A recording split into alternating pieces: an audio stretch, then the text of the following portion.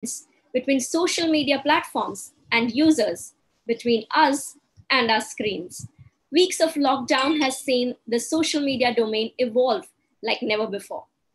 Now, at the fourth season of SMLive, we at Social Samosa attempt to decode these ever-changing axioms one session at a time.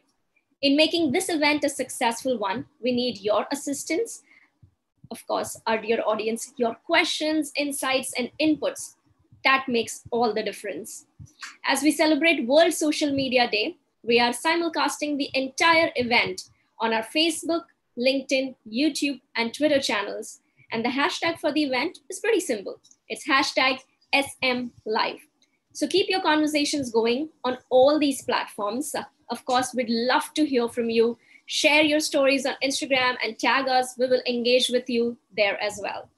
Before we begin for the day, I would like to give a big shout out to our gifting partners, Red Chief and Sublime Life. Namaste, my name is Khyati Kawa and I'm going to be your host for the day. And to begin, a very, very happy Social Media Day to all of you. I would like to begin this day by inviting on stage, or rather the screen, our keynote speaker for the day, Deepali Naair. Deepali is the Chief Marketing Officer for IBM in India and South Asia. Previously, she has led leadership positions with HSBC, L&T Insurance and Mahindra Holidays in India. She has worked in advertising and worked at Marico to manage Saffola and Medical. In her spare time, she teaches at leading B schools and mentors women-led startups at 2 accelerators. She's a great leader and has thousands of followers on social media, in particular LinkedIn and Twitter and even Pinterest. So I'd like to now want all of you to give a big, big welcome to Deepali here, that she's already here. I can see her smiling. Very warm welcome, Deepali. Thank you, Khyati. Thank you very much for inviting me. I'll leave the screen to you. Okay, thank you. I'm going to just check with Hitesh or whoever's onto the Social Samosa side that my slides reached you, and whether you will run the slides or whether I will run the slides. Sorry for doing this admin work. I hope the audience is patient enough for me on this one. So Khyati, will you quickly do a check on that? Sure. Give me a second. I'll just get back. Yeah. So Hitesh just messaged that we will run the slide, so you can go ahead. If I can just have the first slide on, then that'd be really nice, please. Sure. Okay. Good morning to everyone. Thank you so much for joining in and listening. And I always like to start with an anecdote. So my anecdote for the day, when I was thinking of what happened yesterday, was that there are brands, and we are going to discuss brands and communities and social and what's happening around us. There are brands that are surprising me. I wear Dr. Scholl's from Bata, and I ran out of my, chappal slippers for the home, actually, 3 pairs down in 3 months' time. And I needed to order new ones. And because I have a problem, there's only one particular design and model of theirs that I wear. And I was very, very scared, saying that, I know that Bata is not delivering online. What will I do? And the size that I needed was not available on Amazon, Myntra, Flipkart, or any of the e-com sites. And Bata has started this new, WhatsApp thing. I get in touch with the store owner. There is a link. I choose the store which is nearest to my home. And that guy actually called me up, sent me the design, delivered ordered the slipper for me. I got a payment gateway link on my SMS. I was able to make the payment, and in 4 days' time, Bata's going to deliver my Dr. Scholl's chappals, to me. And I was thinking about this whole experience, and I was saying, okay, what just happened from a marketer's point of view?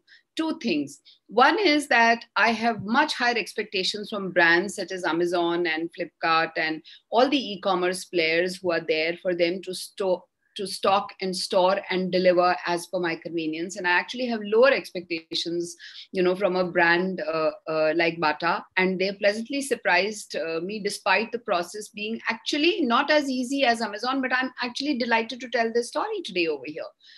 because of the fact that they thought about this whole process, and they said that, we need to be present and be able to, reach the consumer. And I think that's what I'm discovering in the 6 feet economy. Hitesh, if I could have the slides, please. I can't see the slide that is there online just now. And that's not, unless it is there and if somebody can tell me on the chat, I will be watching the chat. I'm told audio is not clear, echo is loud. Is that the case? We can hear you clearly, Deepali ma'am. Okay, and have you got my slides? Hitesh has just messaged that we don't have access to the slide currently. Okay, so let me share the screen then. Not to worry. Okay, let me try that. Okay, so guys, the story continues, and I think that's what's happening. That there is a lot of forgiveness, there is a lot of patience, there is a lot of consciousness that people have developed towards brands, towards each other, towards what's happening, in the economy, and that is the wonder, that is the aspect that brands and communication professionals and marketers need to be very, very focused on, right? So why 6 feet economy? My team devised this phrase because that's a distance that everybody needs to maintain. And that is what is going to be driving, the decisions that organizations are making today and the organizations are going to make in future. And let's not stop this conversation today over here. That's the other thing I want to say. Now I can't see the chat, sorry. So, Khyati, I don't even mind if there are interesting questions and you interrupt me. I will give you the cue and tell you that if there are any questions that you should, tell me, because I can't see the chat. But let's continue the conversation on Twitter too, and on LinkedIn, of course. Just remember that I spell my surname Naair with a double A. Otherwise, I'm Deepali Naair pretty much, everywhere. Okay. Right at the go, I participated in a panel discussion that Social Samosa had a couple of days back, and there were 3 things that I spoke about, as a finishing comment to my discussion, and that was that brands need to display authenticity, agility, and ability. Now, you're going to have a fantastic day today. You're going to have sessions from LinkedIn, from Twitter. You're going to learn how to build communities. You're going to discuss content and context and all that. And I just thought, as a keynote, I wanted to provide an overview and a framework in which you should consume, all the sessions that are happening today. And why am I such a big fan of these 3 A's of 6 feet economy? Because the authenticity, agility, and ability, because I coined them at the beginning of, whatever I have done personally for my team, for the brand IBM, and this is what is something that I recommend to everyone. So let's look at that. What do I mean by authenticity? And why do brands need to be authentic? And why do we as individuals need to be authentic? I think this is the time when brands should not sell. I think this is the time, this is my personal opinion, of course, this is the time when brands should not market. I think brands should need to go back and look at their purpose and values and look at it and say, okay, how can I communicate that? Okay, very important simultaneously that brands prioritize employees and communities, because that is what will remain in people's mind, that, this is what you did for me. That fantastic packaging may not matter. The compromise on packaging will be allowed as long as the product inside is still going to be contact lens and still gives me the assurance of trust that I want, help customer weather the crisis. And my Bata example exactly is that, right? Bata helped me weather the crisis, and I'm actually in love with them and narrating their story today. I'm willing to forgive the fact that they don't have an e-commerce channel. I'm willing to forgive the fact that, the link that came to me came on SMS and I had to look for it, and that I ordered 2 pairs and I had to process the order twice. They couldn't take the order, together. I'm willing to forgive all that, but I am quite in love with them today and will probably remember this. And, the store manager that I spoke to, because next time I go over there, I will actually address him by name. His name is Daulat, right? So that is what is required. And that to me is the 4th point here also, which is support and don't market, at this point of time. Although Daulat did, so because he did not have the shoe in the store, he actually sent me pictures of some 12 other models, but I did not want that. And I told him, I said, this is the only one that fits my foot because I have a problem in the foot.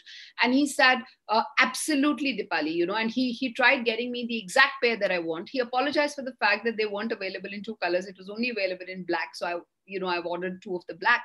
But I think this is an example of what people need to do, whether it is the home chefs around our homes, whether it is the ice cream fellow, Amul is a brand, I feel so reassured that, Amul's production's going on. I listened to Mr. Sodhi on his TEDx talk on Sunday, and, and I asked him on Twitter also, personally, and he responded to me. And I told him, I said, as a mother, I'm so grateful that, your brand is available and is not going to run out of supplies. There are things that we consume in our home where I actually have a question today for a lot of those brands. Is there production going on? Am I going to run out of those brands in 3 months' time? Is the shopkeeper only giving me old stock? I think that is the kind of conversation and reassurance that brands need to provide to the consumers. And I've given you enough example of the FMCG brands. Same goes for the non-FMCG brands. And I'm also talking about the fact that I think banks have done a fabulous job. And we at IBM feel very, very proud of the fact that we actually are working with a lot of banks in ensuring that everything worked during the COVID period. And I know, we take it for granted. We take the telecom companies for granted, but some people make it work over there, and a few of them are IBMers too. So that gives me a lot of pride in the brand that I work for. That we've been part of doing this, service to the nation as a brand. I think that's the focus that brands ought to have during this period. And be very, very authentic and focus on not selling, focus on not marketing, not focusing on insights that we've traditionally hold true, but focusing on how to be supportive of communities, consumer, and employees. The care that you show towards your employees is also going to impress, your the customers that you have. So that's the one part. The second part that I want to talk about is the agility. Okay. And all these brands are not going to be a favorite of the consumers if you're not going to demonstrate agility in terms of changing. The pivots that you need is really, really quick. And that is something that organizations, CEOs, boards, top management, CMOs who are listening in, it is their responsibility to ensure that, brands demonstrate agility. So innovative digital models, even if they are hacks. Okay, so the Bata one is a hack. And I have used that hack, by the way, in my early years when I used to be an e-commerce leader in an insurance company. We used to use the exact same hack when our, 10 years ago, the digital models were, not available. Okay, just give me a 5-second break, Mama, इसी समय आपको सारी आवाज सुनती है 10 से 10:30 के बीच में. मम्मा.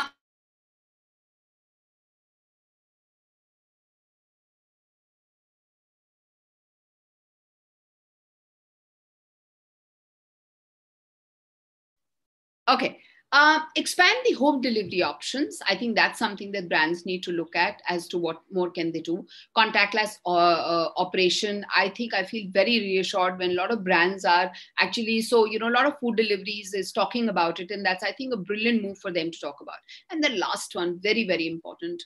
It's going to be a reality that a lot of people will go through job shifts. We're already listening about migrant laborers, but we're also going to have the middle class India, maybe, going through job losses or lesser salaries. And therefore, I think brands need to also quickly look at the fact that they provide enhanced value. This doesn't mean that I will buy cheap. This doesn't mean that the consumers will necessarily buy cheap, but the consumers will look for enhanced value. And if the brands can do that for a period of 12 to 18 months, I think they will endear themselves to the,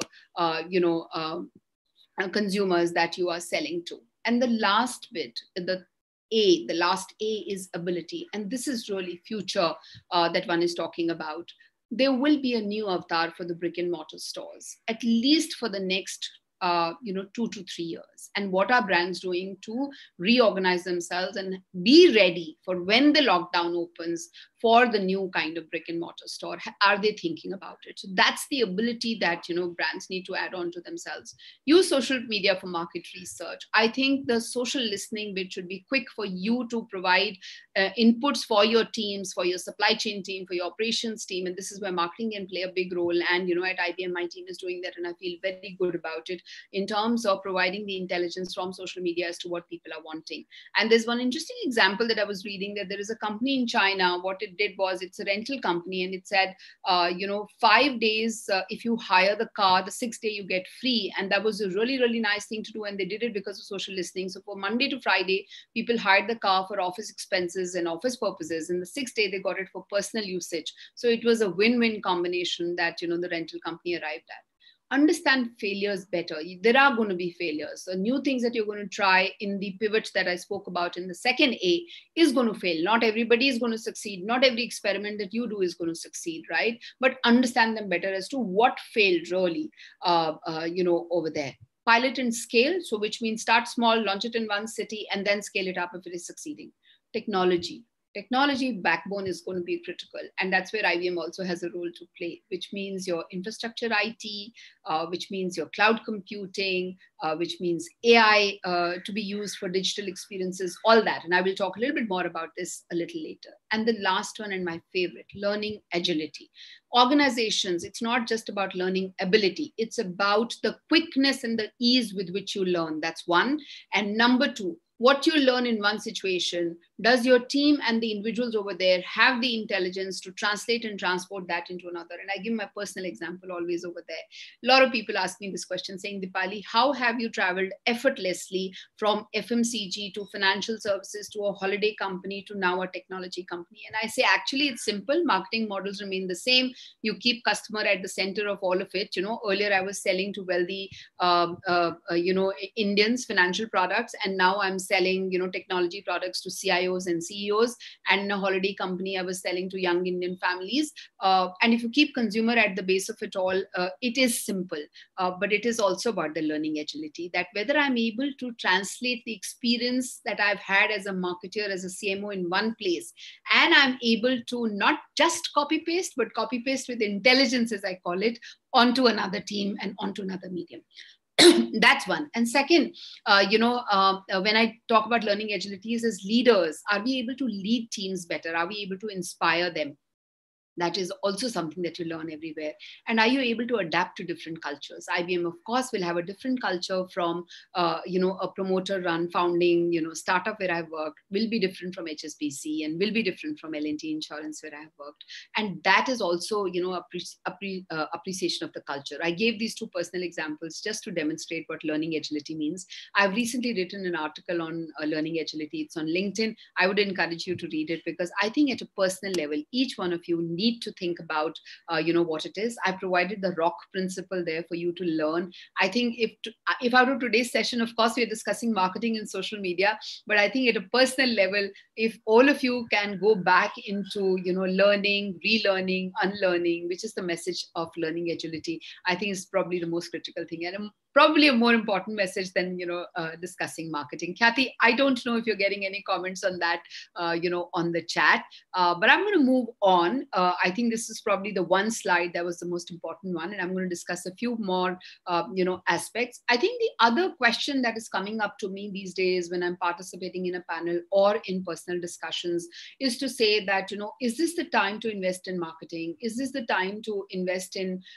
doing new things? Shouldn't we hold on? Shouldn't we, figure out what's happening? I just want to show that last time we had a recession, which was, in 2008, 2009, brands which focused on creating brilliant customer experience returned 3 times, to the shareholders compared to the brands who were laggards in the customer experience space. So building customer experience is one of the most critical things. And if you have to be ready with the new customer experience at the end of this, period, then you need to invest now would be, my message. So I brought in this chart just to demonstrate that.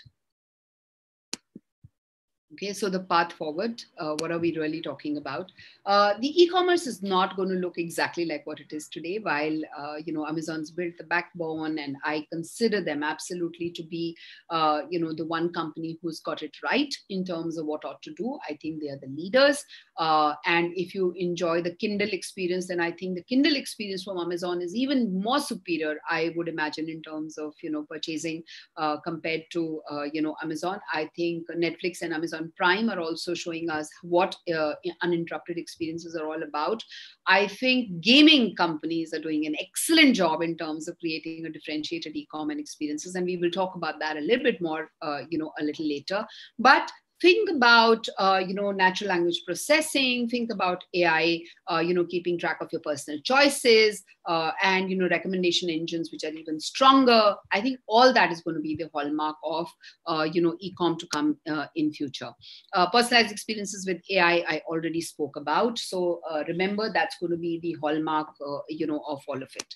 Okay. Traceability is critical, and that's where I think marketers, while you may not be technology people, but you must learn and read about what blockchain is doing. In fact, I will post links on my Twitter, or Khyati, if you remind me, I will send you links of the kind of work that's happening in the blockchain space, where you will be able to make out, the strawberry and cream that you have on your table, which farm exactly the strawberries are coming from, and that's the experience that is being created through blockchain, across the world. You will be able to trace everything.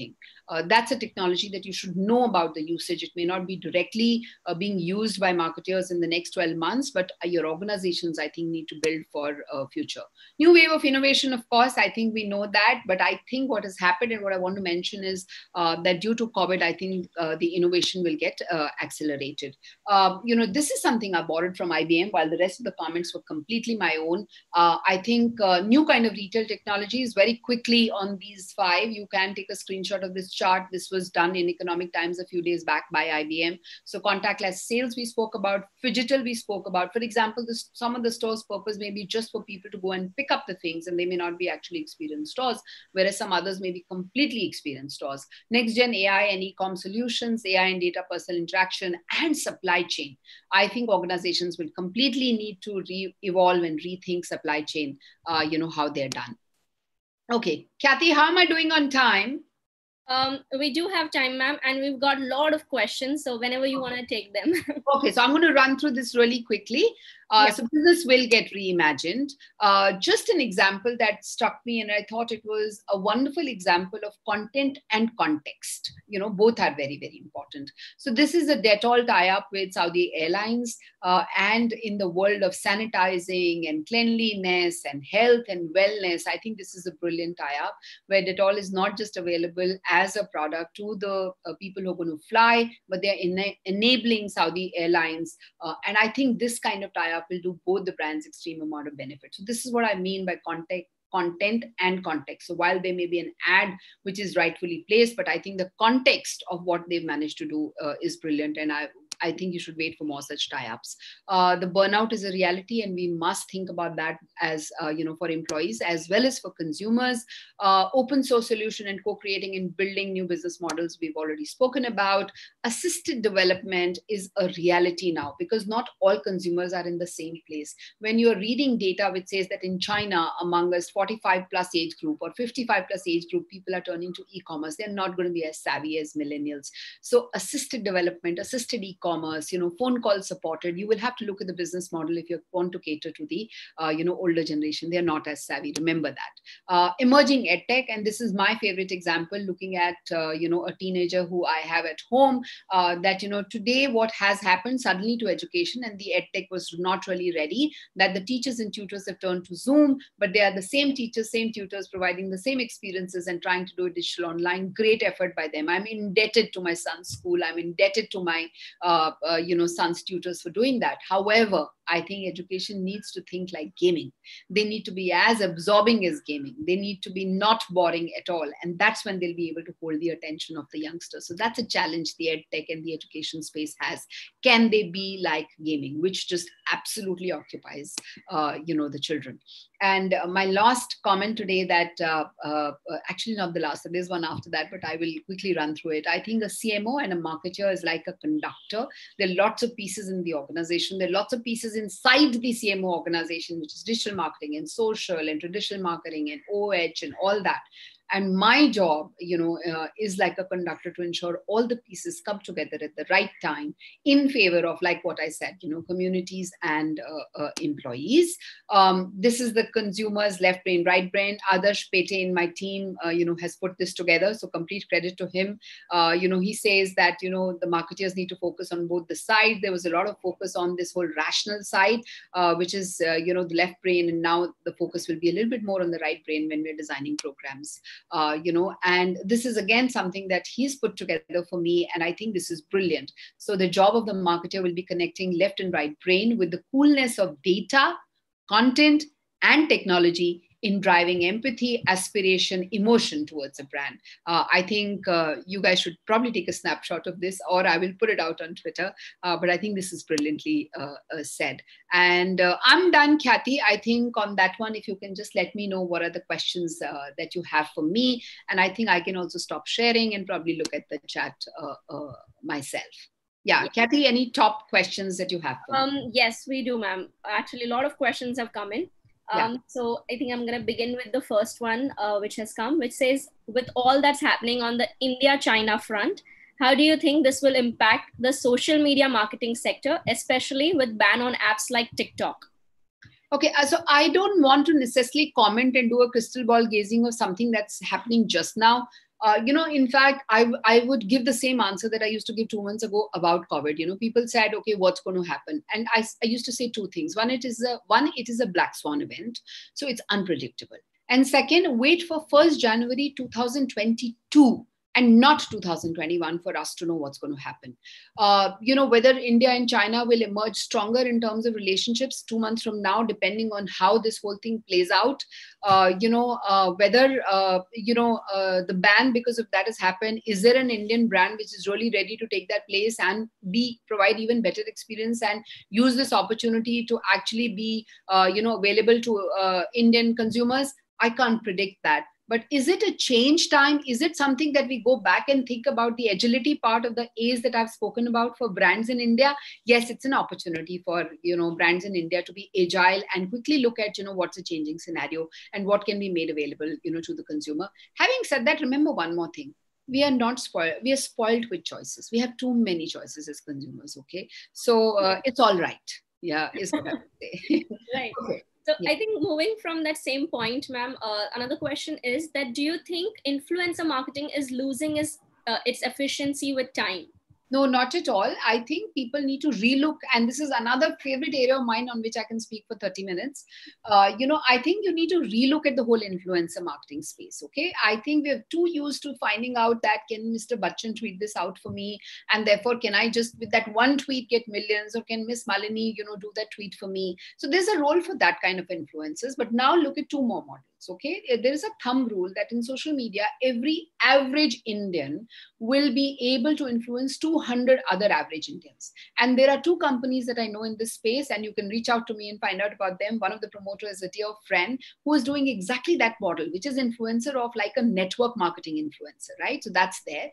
And then the third space is influencers who are people in their own domain experts. So for example, in IBM, we do something called the developer marketing, and there we use influencers who are very popular among us developers. They may be not influencing millions, but they will be influencing a few thousand. And that's the key in getting the right influencer out. So Kathy, I hope I have answered the question. Absolutely. Ma'am, it's also 10:25, just reminding you on the time, if you can take a few questions. Yeah. So another quick question has come in, which I think you've already addressed, but if you'd want to elaborate on that, do you think Indian brands and marketers are ready to evolve at the speed the situation demands currently? Absolutely. And I gave you the Bata example. Absolutely. Yeah. What is your tip to budding marketers? How will they have to be different from their predecessors in the post-COVID world? I think the learning agility aspect that I mentioned and the rock principle of learning, please go and read my LinkedIn article. That is my last article that I've done. I think there is so much value in being learning agile. Right. There is another one which says, while e-commerce is slated to grow, how do you see fashion and apparel segment getting impacted, even beauty and makeup for that matter? So, there is this whole idea of revenge shopping. You never know in the revenge shopping what might really, really be great and grow. So I think brands need to be ready. But having said that, it's not going to go away. 1st Jan 2022 is what, again, I'm telling people to wait for. Till then, you've got to be really agile, pivot, do cost takeouts in your organizations to survive. And yes, it's going to be a tough time for us for a few months. But it's not, I don't think fashion is going to go away. The shape in which you consume fashion might be different, So for example, I believe that I think the lipstick sales and eyeliner sales are up and something else is down, So all that. Yeah. Okay. The last question that I would like you to address is Mohammed Furniturewala has asked on Zoom itself. He's asking, do you think AR will rule social media in the near future? Not necessarily. I think AR alone cannot do the job. You have to combine this with technologies where consumer preferences are taken care of. So your data backbone, your AI backbone, the cloud computing infrastructure inside your organization needs to be really strong. The security aspect of being able to provide, protect consumer data. All these are going to be very important aspects too, and not just AR. And the last thing that I want to mention, Khyati, and I know you and I are conscious, we need to finish this, is that relook at your segmentation variables. Don't segment the market the same way, okay? And I give my own personal example everywhere. This is the 3rd time that I'm doing it on a virtual medium, that today I'm a housewife who did not have help available at home. I have not entered the kitchen for 20 years, but now I've entered the kitchen. I'm ready to buy a new kitchen. Okay. And I probably have the economic wherewithal to be able to do that. I'm looking at buying expensive vacuum cleaners. I have the Robo Roomba at home to do the cleaning, right? So relook at the segmentation. Otherwise, 45 plus women don't figure in the media planners, media plans. So I think that's the tip that I want to give to people. Awesome. Thank you so much, ma'am. This was amazing. Thank you for your time and really, truly interesting takeaways. Everyone has been asking for the presentation. So I'm sure I will try and put the slides on my Twitter, and that will ensure that a lot of you follow me on Twitter, please, today. So at Deepali Naair, I'm hoping that I gain a lot more Twitter followers today. And I'm also hoping that we continue these conversations on Twitter. Yes. I'm very, very active over there. And of course, we are talking about social media and Social Samosa.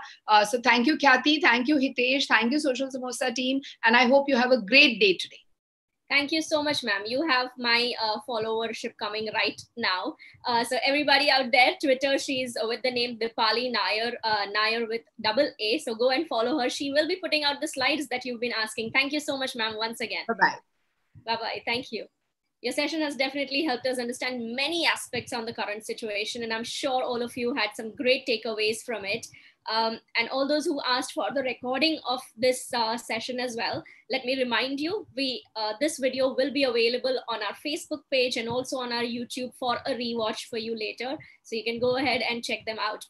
Now, as we move forward, I would like to invite Mr. Hitesh Rajwani, CEO, Social Samosa Network, as he comes and shares a few words with us all. So I hope all of you are ready. I'd like to welcome Hitesh. Hello guys, can you guys see me? Can you guys hear me? Guys, you can ping yes on chat if you can. Yes, you can. So thank you, Deepali. Thanks a lot for the inspiring and insightful keynote. I mean, this is the best we could do for SMLive this year. And thank you, Khyati, for the introduction. So I would like to start the day after the keynote probably with a wish from Team Social Samosa. So happy Social Media Day to everyone who's tuned in live and everyone who will tune in later probably. Now we all know why Social Media Day is celebrated, but there is a specific reason why Social Samosa celebrates this day every year. We celebrate this day because we've seen faith in this medium, and like the last few decades, if we see as marketers and advertisers, disruption and disruptive is a word that has been like a buzzword. It's been a keyword, and for me, social media is one of the greatest examples to understand and explain disruption. So social media has actually changed the way we think, the way we behave, the way we consume content, and that for me is something which drives me to social media platforms all the time. And more importantly, we believe in the power of this medium, the power to connect people, the power to facilitate communities with similar interests and passion points, and the power to inspire new businesses as well as drive existing businesses. And when I say this power actually comes with great responsibility, as the quote goes. And while as marketers and advertisers, we use these mediums to achieve our specific goals and objectives, we should make sure that we use them judiciously with the right set of ethics and guidelines in our head. And I hope all of you in this virtual room at this point abide by that. Lastly, we as Social Samosa owe our existence to this medium. And if it was not for social media, Social Samosa would not have existed. And we really love how this medium has kept us on our toes to learn, unlearn, and relearn, as Deepali said. So before I leave the screen to Kathy, I hope you help us celebrate this with a wider audience and help us share these sessions on your live feeds. Probably you could live tweet with the team. My team is super active on Twitter, and most importantly, engage with the speakers, because we've done a lot of we've taken a lot of efforts to curate sessions from speakers such as Deepali, as well as speakers from leading agencies, brands, and platforms. Over to you, Kathy. I think you can take the session ahead. Thank you so much, Hitesh. I think the excitement and the love for social media can be felt with your few words. And everybody out there, I'm sure all of you are active. So like Hitesh mentioned, don't forget to pass this knowledge out on your social media platforms as well. We are live on Facebook, Twitter, LinkedIn, and YouTube. You can create a watch party for your friends, all those who would be interested in it. You know, first there was the telephone, then came the fax machine, and then social media, a revolutionary way of communicating. Since its creation, people have been able to connect with each other like never before. Friends and family can connect at any time. Marketers have been able to reach consumers in an entirely new fashion. In fact, there's a study that says people use social media for an average of 144 minutes every single day. Now, because of its impact on society over the years, the World Social Media Day was launched by Mashable on June 30th. And we at Social Samosa are celebrating the World Social Media Day with all of you. And now, ladies and gentlemen, for our next session, something which is really interesting and I'm sure will grab your attention as well. So this is on the B2B lead generation with a $0 budget. I would like to invite on stage, or rather the screen again, Mr. Nivas Ravichandran, lead startup program Freshworks. With more than 16 years of experience, Nivas Ravichandran leads the startup partnerships program at Freshworks. He specializes in partnerships, product marketing, social selling, content marketing strategy, and lead generation. A very warm welcome to you, Mr. Ravichandran. Hey, thanks, Kathy. Thank you so much. Can I just go on? Yes. Hey, good morning, folks. Thank you so much, Hitesh, and thank you, Social Samosa, for inviting me over for the SMLive event. I was always a huge fan of social media, and I'm glad to be speaking about this. So I think this topic is more for people who are trying to generate a lot of B2B leads, either for your agency or for your SaaS business or for your any sort of B2B business for that matter. I come from this company called Freshworks. We're a software, cloud software company based in Chennai. And I think just giving a little bit of context, I'm not really here to pitch about Freshworks or any of our products here. but happy to connect on LinkedIn as well, as Deepali was mentioning. Would love to stay connected. Just giving a little bit of context, right? Like, I mean, what we do, right? We provide software for businesses, like a CRM software or a help desk software, and we sell globally, right? We sit out of Chennai.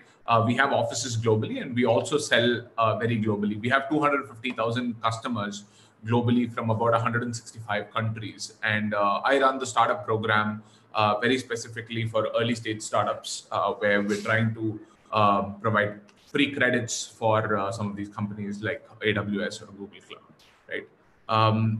Just giving in terms of scale, we started off in 2011. We've become like a $3.5 billion valuation company. Our recent round was at about 150 billion. We're one of the few companies from India building a global product, and we've been giving a run for the money for some of our competitors. So what we will be talking about today, right? Like there are a bunch of techniques by which Freshworks has done lead generation and marketing, but I wanted to very specifically talk about, hey, how can a startup, right, a very early stage startup, look at B2B lead generation / positioning / marketing? This is not really only for a SaaS product, but generally as well. And also about how do you go about building an outbound engine, how do you go about building an inbound engine, and also how do you build your audience versus depending on platforms, right? Yeah. So the first question, I think, just giving a little bit of context for people who are in the current juncture, I don't even want to use the C word today. Let's just say we're in uncertain times, right? Deepali mentioned it pretty well, saying, hey, wait till January 2021. I think I'll slightly disagree there, but I would love to take the conversation offline with her. But in terms of your business, right? Like, let's say you'd be catering to a set of verticals which are looking at your product as a painkiller versus looking at your product as a vitamin, right? So what you need to really look at is a rethink about, let's say, hey, which are the segments that are doing really well? It could be, say, logistics, e-commerce, edtech, health tech. These are a couple of verticals that could be doing really well. So how do you alter your pitch or positioning for them? And in terms of if they are doing that well, right? Like something like a hospitality or a travel or any luxury for that matter, how do you kind of rethink some of the positionings is what I would suggest to start off with. So this is something that I took from this book called Predictable Revenue by Aaron Ross. You can take a look at it as well. Where if whatever your positioning is, right? Think about, hey, what's my use case? What's the popular pain in that particular industry, right? And who's the power person? Who's my decision-making authority? Or who's the person I need to reach out to? And then from there, look at, hey, what's the specific pain that power person goes through? And then what's the solution that you're offering? What are the results that they could expect? What's the proof that's already been there? And what sort of validation is necessary to kind of bring out that proof? So if you can probably, this is easy as founders to kind of come up with this, but for you to kind of communicate this to your team so that everyone thinks alike, this is fairly critical. Even if you're running an agency or if you're running a B2C business, this is fairly important for you to come up with messaging and positioning. I'll talk a little about outbound engine. I'm not a big fan of acquiring leads, just like going to a particular event and just buying leads, or probably so. But I'm a big fan of generating leads, right? Like it's non-scalable, but they're super efficient, right? So I think LinkedIn's a great way. I think these three platforms seem to be working pretty well in terms of identifying B2B leads, but LinkedIn seems to be the best because it's a clear professional network. And the one thing people forget, right, on LinkedIn, I think there's a lot spoken about social selling as well. Hitesh was mentioning. I'm not going to go dive deep into it, but I'll just highlight a little bit of it, where LinkedIn do not have sales conversations, right? Open conversations on social, either on LinkedIn or Twitter or Facebook or anything, where just try picking their interest if you can, and then take it on email or phone, right? A lot of people immediately try selling their products or selling their value proposition immediately on social. But I would say open conversations, build relationships on social, and then take it on email or phone. So I'm just going to show you an example of what I did. This was from a real example. I just wanted to kind of show it for the current situation, right? We had to reach out to someone called Anthony from Seed Legals. They're a UK-based legal firm, right? This was my message. I said, hello, Anthony, I'm Nivas. I lead the startup partnership program at Freshworks, right? I did not talk about, hey, we're a $3.5 billion company or any of that, because I knew, hey, whatever was needed was to get him excited, right? And then I said, Freshworks is a customer engagement platform, SaaS company, and we have a lot of startups and mid-stage companies in our customer base from the UK and globally. So very specifically, I knew that his target audience was UK. So I kind of started off with that. And also being a little considerate of the situation, I said, I know it's not the best of times, right? Because we're at a very critical juncture, but I just thought this would be a good opportunity for both our teams to partner, right? Similarly, you can look at different things in such a way where you're couple of things that you just have to look at, right? Do your research, be considerate of the situation, what is in it for them, and do not be pushy.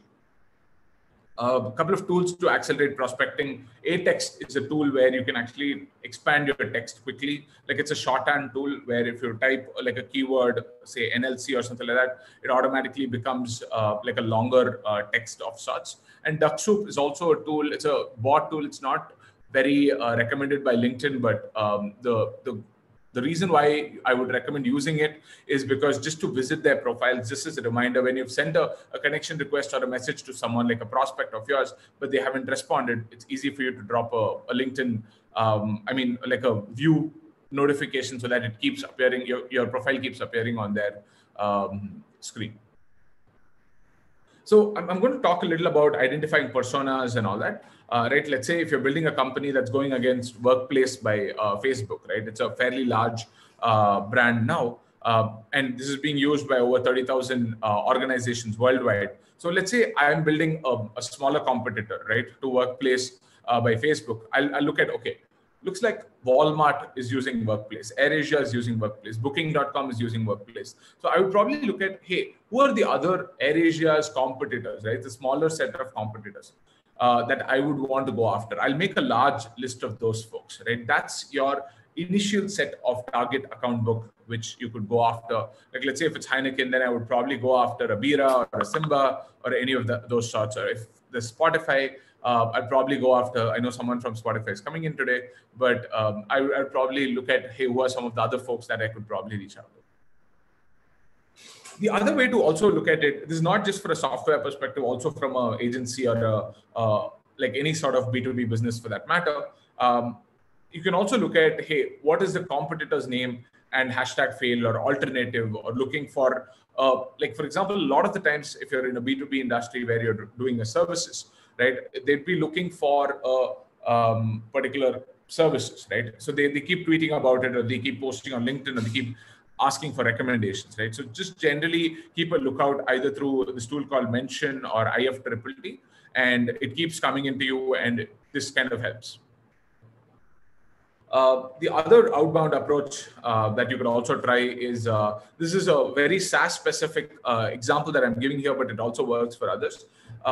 Like, let's say if you have any sort of review platform where you are also being reviewed, your competitors are being reviewed, generally look at if they have a way to kind of segment the 3-star, 2-star, and 1-star reviews, right? This gives you a great example of, hey, who are the unhappy customers of your competitor? Let's say I'm Zoom and I'm going after GoToMeeting.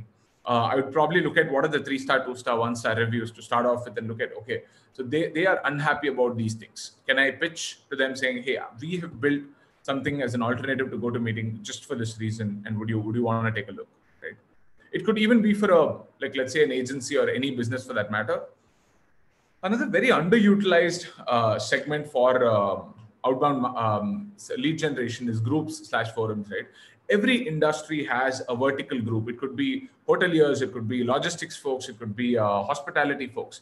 Everyone has a very small WhatsApp group or a Facebook group or whatever channel they're on, and they're spending a significant amount of time over there, right? All you have to do is look at which are these platforms and be an active participant rather than just trying to promote your business. Look at how you can engage with the community, right? Earn the respect of the community, and this helps massively. Right. So we'll dive a little deeper into inbound marketing. Karia, do you want me to take questions now, or do you want me to take questions at the end? I would leave that to your discretion, sir, if you'd want to take it at the end. Sure. I'll probably just finish it off so that we just get enough value out of it, and then I'll probably take, I'll just rush in a little bit as well.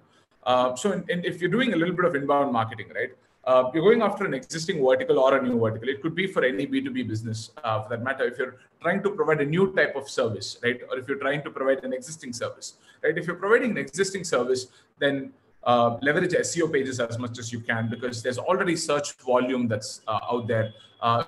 Target for vertical keywords, right? Like, let's say if I'm providing a social media for hospitality or for hotels very specifically, then I would probably go after that vertical keyword, right? I'll say, hey, not just looking at social media management or things like that, but go into those smaller long tail keywords that I would go after. If you have funds, you could go after Google Ads, but this is a concept about $0 marketing, so I'm not going to go deep into that. Do a lot of content marketing around, hey, best practices in social media management and all that. And also leverage partners and integrations, right? Like, let's say if you're selling into a particular group of people, look at who are the other folks who also sell into them. It's a great idea for you to actually just do like warm introductions for your partner as well, and get warm introductions from them as well.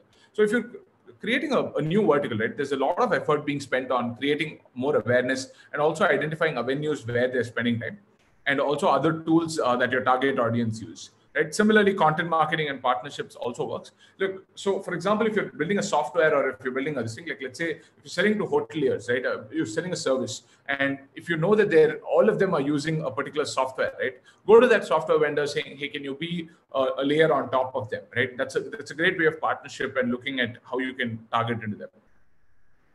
I'll give you a little bit of context, right? How we kind of cracked it in Fresh Sales, the CRM product. I used to lead marketing for it take care of marketing for about 2.5, 3 years now. So it's a fairly crowded market, right? It could be any industry for that matter. You're mostly in a crowded space. You can see the yellow logo on the right side. That's the Fresh Sales logo, which you would notice. And that's so crowded, right? I mean, this is the grid for software reviews and vendors. And if you also search for CRM software, you'd see so many competitor advertisements out there, and it's very difficult to kind of bid against them, right? Your cost of acquisition becomes really high. It could be for any business for that matter, right? Like you could be in a social media business, you could be in a development business, or any of that, right? So I'm just trying to give from whatever we've experienced, right? 3 things that we follow very, very close to our heart, right? If you are playing in an established market, right? First thing you need to remember is getting invited to the party. What we mean by that is, let's say if you're thinking of a mobile phone to buy, you think of, let's say, 3 or 4 brands, right? Like, let's say you could think of Apple, Samsung, OnePlus, or say Vivo or Oppo or something like that, right?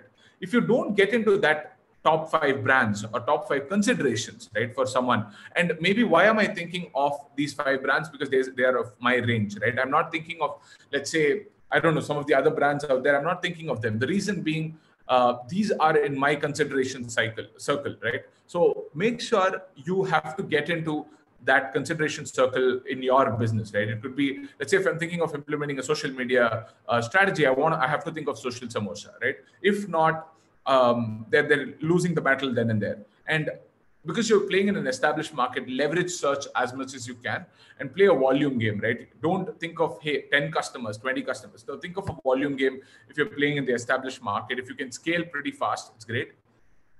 I'll give you an example of how we got invited to the party. This might work in your favor also, just showing it as an example. So we were competitors to this company called Zendesk. They're a global company. And when we had launched in 2011, they were about 3-4 years old, I guess back then. And they had called us a freaking ripoff, right?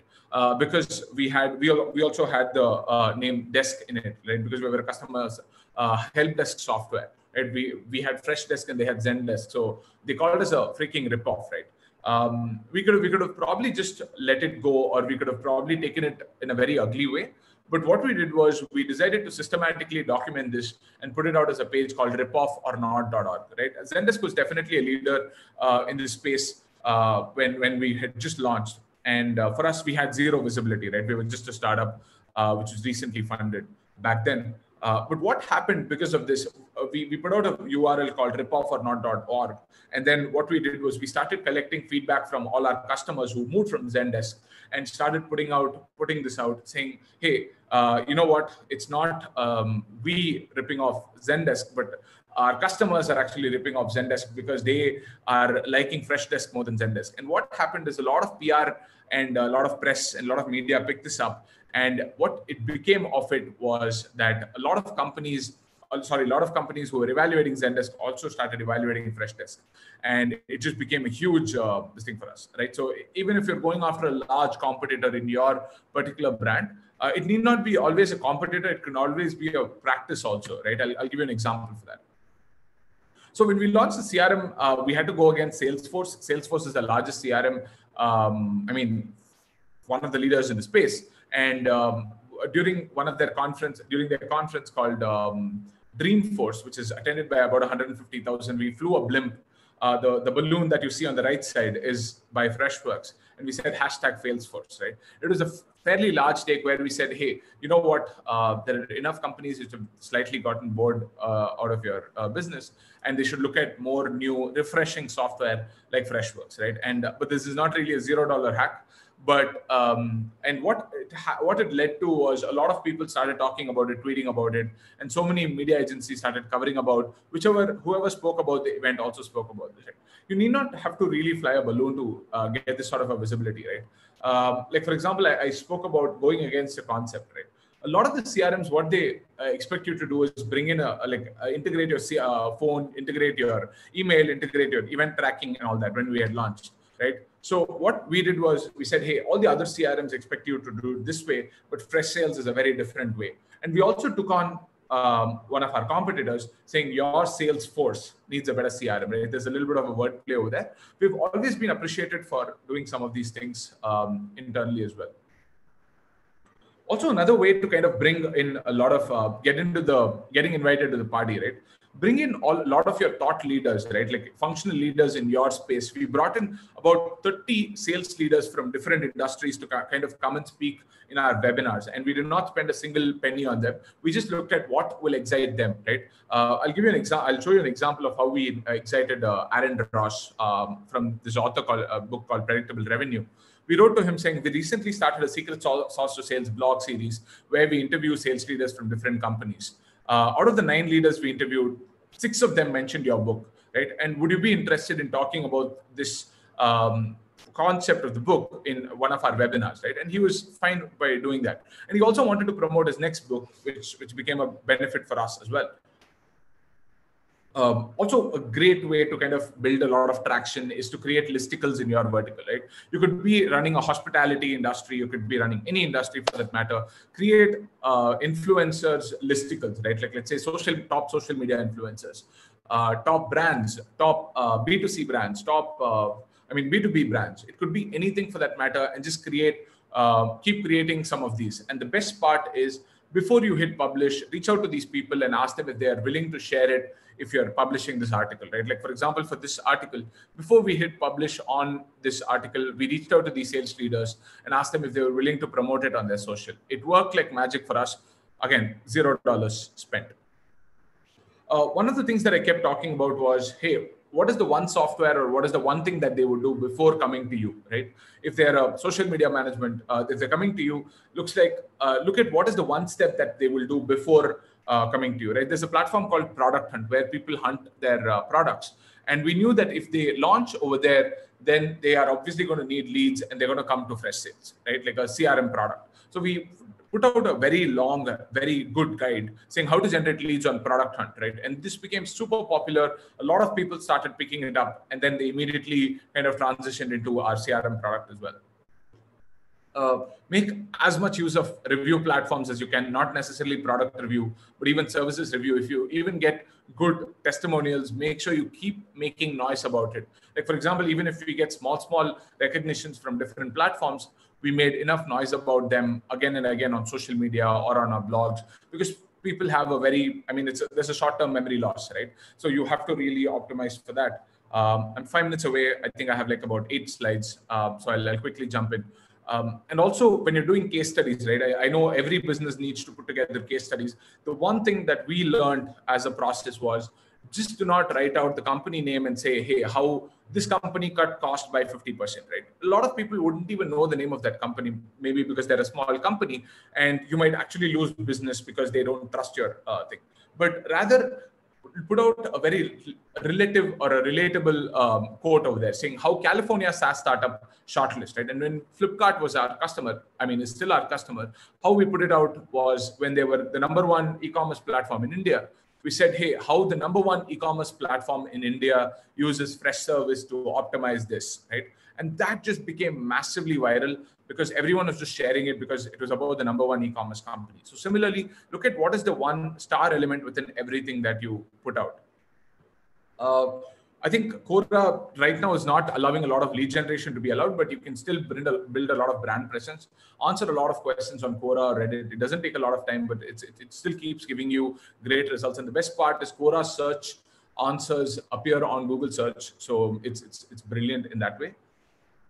And for people who are creating, like if you're running an agency or if you're running anything, right? People spend a lot of time creating the content, but they don't spend enough time distributing the content, right? That's my biggest, advice for folks. It's like building a product, right? Just because you built a product, not everyone's just going to come and buy it. Or if you built a service, not everyone's going to come and buy it. You got to distribute it, right? So come up with enough distribution hacks. And also don't look at it as, hey, we're a B2B brand, so we need to speak very professionally. Or we're a B2C brand, we should speak in a fun way, put Game of Thrones or put any references, right? Think about this. There is only human to human, right? On the other side of the be it a B2C or a B2B brand, there is a human on the other side who's making the call, who's making the decision. She or he is going through enough challenges or enough concerns. So look at what their pain points are and solve for them. You'd be able to win this battle. Obviously, video that was before I used to look a little more stout. So when, videos on social seem to be working really well. They seem to be garnering a lot of interest, make enough use of it. And even, look, I think a lot of this happens a lot to us, especially from people from India. We're very concerned about either our color, our skin tone, or let's say if I have a bald spot or things like that, right? But I think turning on video on Zoom is such an important thing, super critical, just builds so much trust and so much, communication. So next time when you show up on a Zoom call, turn on that video, make that difference. It's okay, right? Even if you have a very shady, background setup. I'm sitting literally in my bedroom because this is the only place where I have AC. So but just go for it, right? Make enough videos on social as well. Leverage keyword search as much as you can. And you can use this tool called Ahrefs. It's a fairly slightly expensive tool, but would recommend using it. Do enough keyword search and go for search optimized pages as well. One mistake, again, people make is once you come up with an idea, they come up with some sort of a content or some sort of a marketing campaign or some sort of anything. And then they look at, hey, how do I go about now promoting it, right? You might not get enough ideas in the promotion part.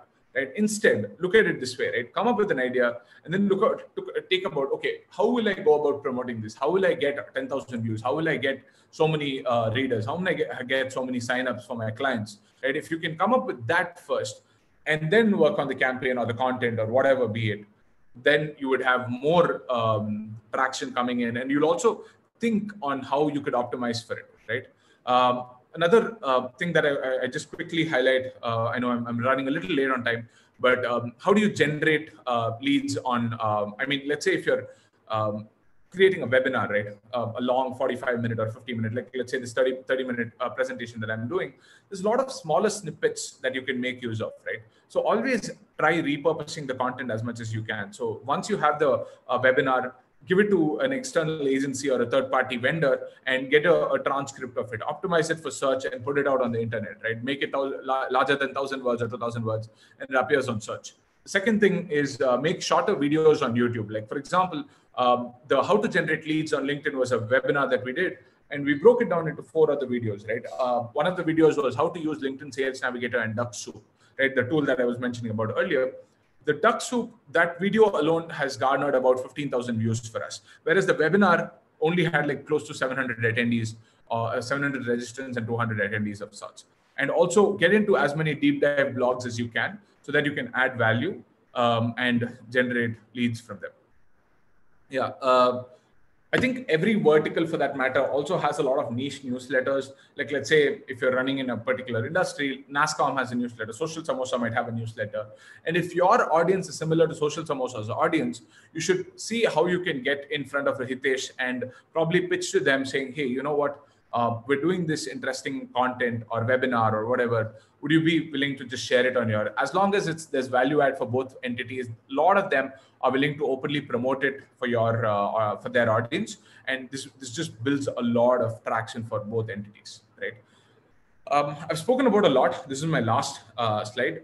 Just that today I did not speak about any of the ads or any of this thing because everyone is doing that, right? Those have become extremely lazy platforms. We also definitely use them.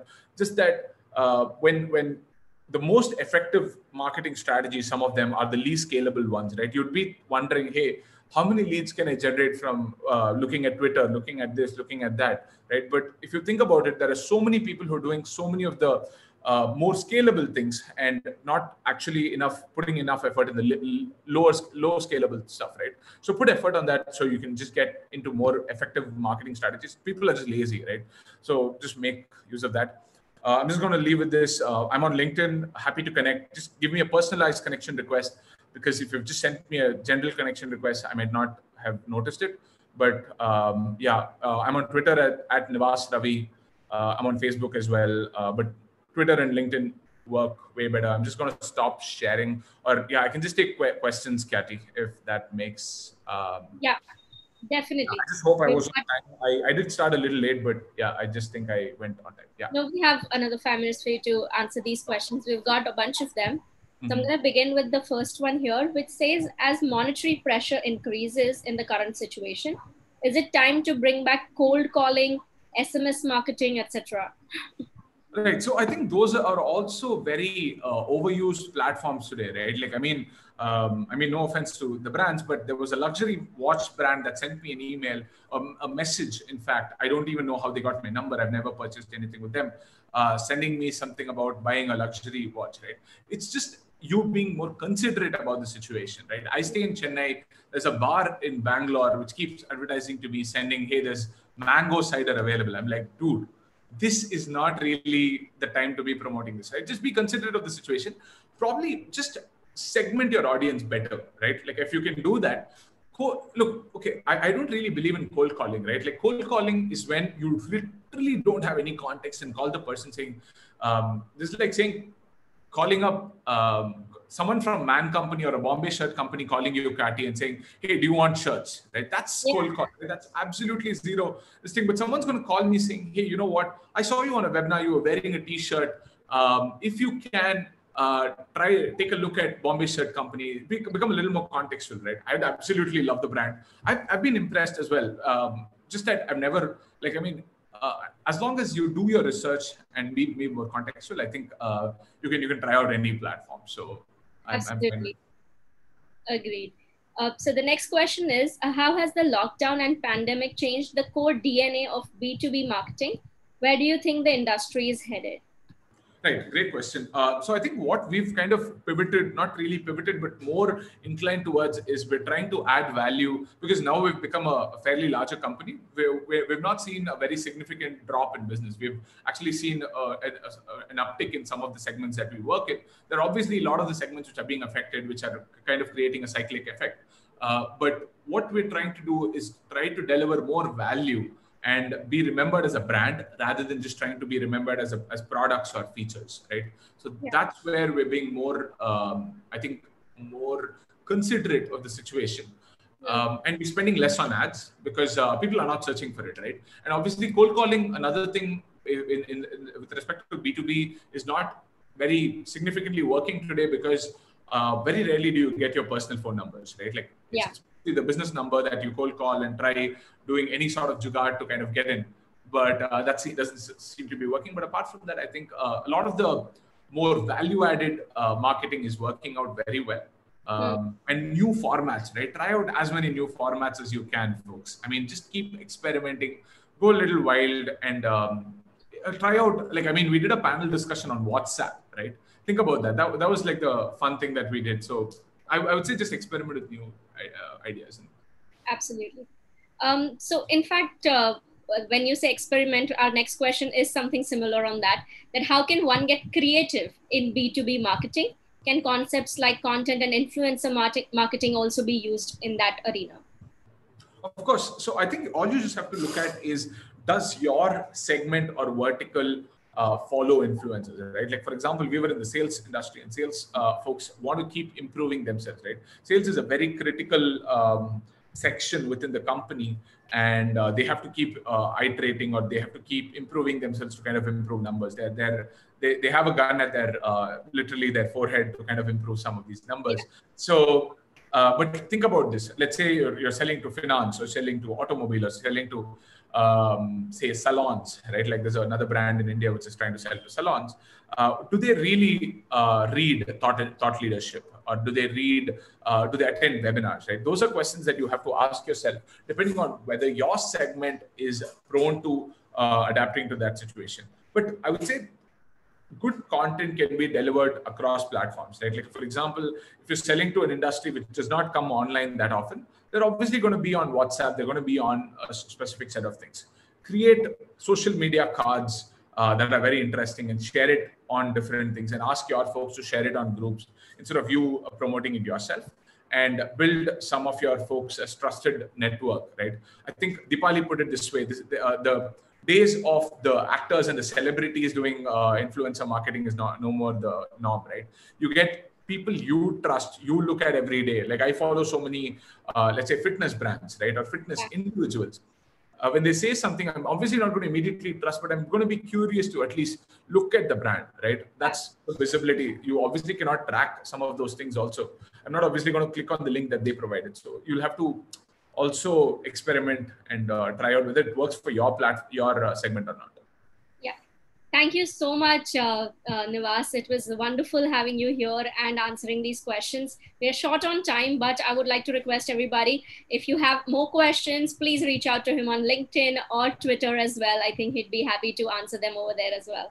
Thank you so much for your time, Nivas. Thank you so much, Kyari, and thank you so much, Hitesh, for inviting me over.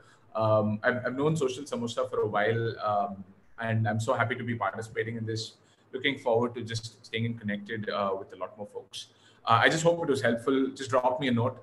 And here's one suggestion, right, to all the folks who are attending and who are going to listen to all the remaining folks for the day. If you're looking to connect with any of the speakers, just send them a connection request with the note of what you liked in their session. Not a lot of people put that effort.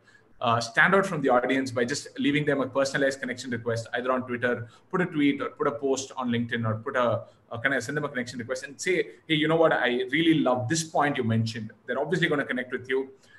You're going to stand out, right? Not everyone puts that effort. So make sure you put that effort. All the best, folks. Thank you so much. Happy Social Media Day. Thank you so much, Nivas. It was indeed a very, very insightful session. And keep that tip in mind. I think personalization, whether it is to connect with somebody, individual, a speaker, or to your audience or your organization, that goes a long way. So very quickly, we're going to move to our next session for the day, which is a fireside chat with Karan Shroff. With over a decade of experience, Karan Shroff is the Vice President Marketing at Unacademy. Apart from leading on brands in the past, Shroff also serves on the jury boards of the prestigious Effies, Wow Awards Asia Committee, and more. In conversation with Karan is Harshil, Karia, CEO India at Proof Analytics and founder at Schbang. Passionate about building brands, creative and technology businesses, Harshil sheds light on how to be an architect for the brands and making it visible in the country. I would invite both of you. Very warm welcome, Mr. Shroff and Mr. Karia. Thanks, Kathy. Thanks a lot. And Pleasure I'd like to be here. Take over the screens now. Yeah. Hey, Harshil.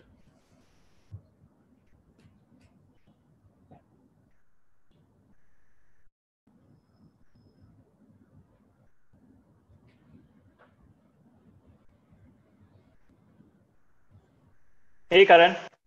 Hey. Hi. How are you? Good. How are you? All well. Good. So I think we've got about 25 minutes, and I've been observing your journey for the last 10 months, and it's been a fantastic journey. So I thought, let me ask you a lot of questions and try and learn myself. And I'm sure that hopefully with me learning, some other people will also learn a lot of other things. So it's been 10 months since you came on board to be the architect of Unacademy's marketing, and I say architect because really you really put a lot of interesting stilts onto the brand, as I observe from the outside. So, what are some of the stilts that you've put, and what have been some of your lessons as you're building this brand into, the leading edtech brand this country and maybe this world has seen? Yeah, I think thanks for those kind words, Harshil. But I think it's all the team's effort. I think all the exercises that we've pulled off so far, we've sort of done a lot of brainstorming together.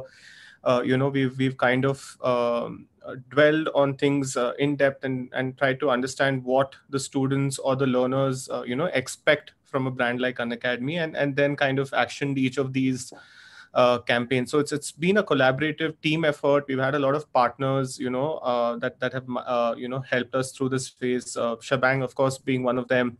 A lot of our media partners carrying all the weight and kind of helping us execute this. I think the strategy when we started off, when the team started working on this, about a year ago or 10 months ago, the vision for Unacademy student with a dream has access to high quality education, irrespective of what background they come from or what city, or any geographical challenges that they face, So we have the best educators on the platform, and we have the best product offering in terms of the syllabus or the courses that we offer, and we wanted to make that available to all students. So we started all our marketing efforts in that direction. We said, okay, if the vision is to democratize education, then let's communicate that straight from the heart to the students. So our entire campaign was built around that philosophy, and all the other campaigns that we've built, including campaigns like Legends on Unacademy or Let's Crack It. The sole core philosophy has been about students and nurturing them, empowering them, giving them access to the best.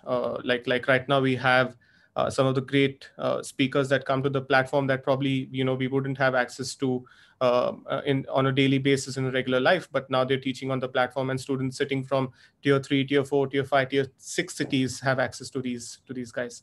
So I think the philosophy that we followed to build our entire marketing campaign, or all the efforts, has been around ensuring that education reaches every part of the country. Got it. And just as you try to break it down over the last few months, I know that the 2-3 points that you're saying of being obsessively close to that customer, being understanding what the student wants. You've also done a lot of heavy media investment over the last few months. I think Unacademy, in terms of its media outlay, has been one of the largest spenders over the last few months. So how as somebody doing a massive media investment, what are the things you got to be careful about, and what are the returns you got to expect? What is the thing that if somebody suddenly got maybe like, I don't know, 45-50 crores to spend, what is it that they got to be careful about when they're putting this outlay? And you obviously got a very cool head on your shoulders doing that consistently day in, day out. So, what are things you protect yourself with, and what are the outcomes, and how do you speak with management saying, look, marketing is delivering return? Yeah. I think we've had a decent media budget and a decent plan, but I don't think it's been excessive. I don't think it's been too large. We've just done what is required for the business. We've been very vigilant in terms of spending money, Harshil. We've been very cautious on where the money is being spent. Again, the entire vision being that, let's say I have 10 options to choose from. What option would actually reach the student in the fastest and most effective way, right? For example, we could have spent a lot of money on traditional advertising, or doing the the traditional influencer marketing that we do on social media, on any of these channels. But we chose to take that traction to our platform, of course, using social media, getting all the dignitaries or these speakers to tweet, to kind of post on Facebook or Instagram. and get them to talk about what they're doing. But we said, okay, they have great life experiences, they have great immense knowledge and wisdom in their domain. So how about we use that, tie it back to education, and get them to nurture our students. So I think the entire vision from every time we had to spend any sort of marketing money or dollar was solely driven that how do I reach the end customer or the student in this case as in an as direct way as possible. So a lot of students aspire to be like all of us, we've aspired to become someone in life eventually. They also have those aspirations, and to learn from the best. I think that's something that Unacademy always offers, and I think that's something that we brought to the forefront with our marketing campaign. I think great things happen when the business vision and the marketing vision, is always aligned. At Unacademy, we always feel that it's all about education, it's all about learning, it's all about providing the best to the students to nurture them and take them to the next level. So we kind of did that same exercise time and again.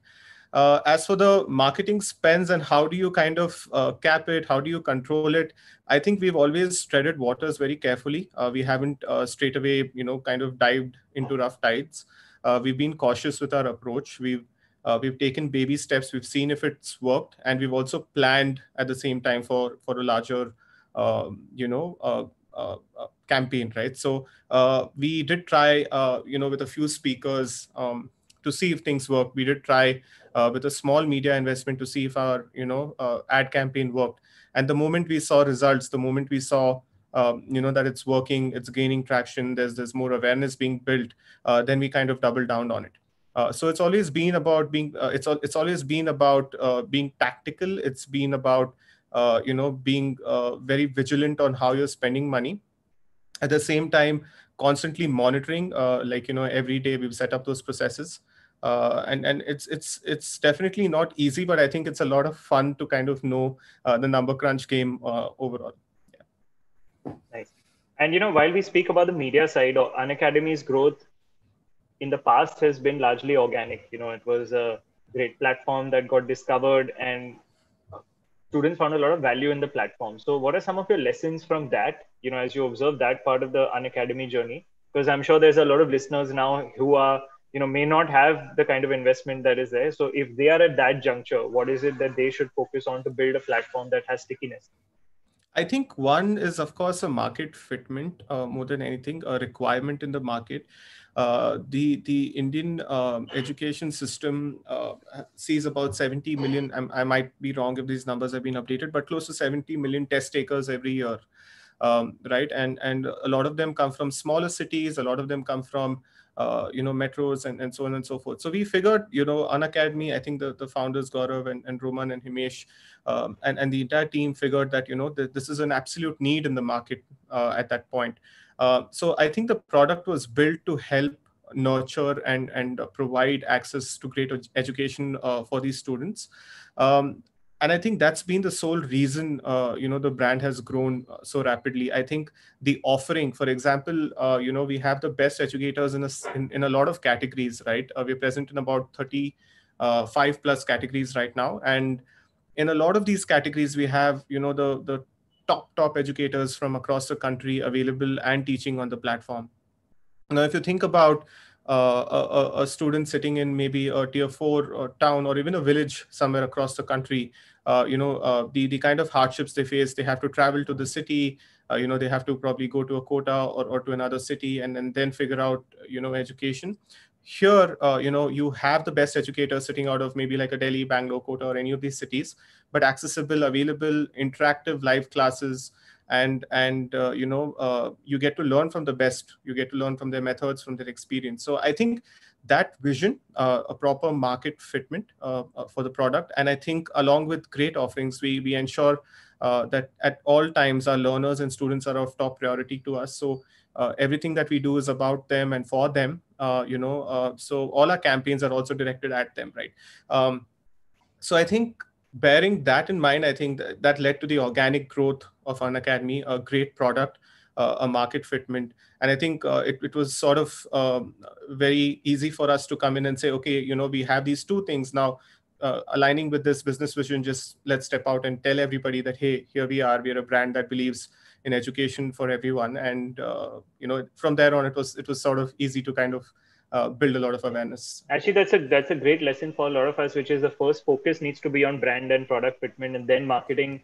The ROI on marketing can really skyrocket. Yeah. Yes. I think it's always about ensuring that, but that's also been your case at Xiaomi, right? Like, I mean, great products, and then. Yeah. It's always, I think companies that are the most successful, and I'm a big fan of Elon Musk. So I've seen, all, and even Steve Jobs for that matter. I think a lot of great people, that have been on this planet have always said that it's always about the consumer. It's about what they need, and you need to listen to them, right? And I think that's what Unacademy does, very carefully, and I think that's been the core mantra that we follow very carefully here. Yeah. Interesting. Now, I have my last two questions. I know we've got about 4 or 5 minutes, but I have my last two questions. One is, as a marketing client you work with, I know we have also seen multiple agencies, who will be listening in here. As a marketing client, you work with multiple agencies and for multiple different needs. And as I observe your journey, you are the kind of person who says, like, these guys are good at this, let me pick and choose and put my pieces together. And that works for you. And that's a great approach that works for you.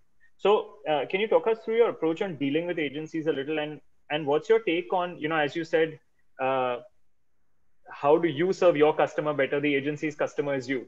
So how can an agency serve? How should agencies look to serve customers like you with high growth needs and aspirations better?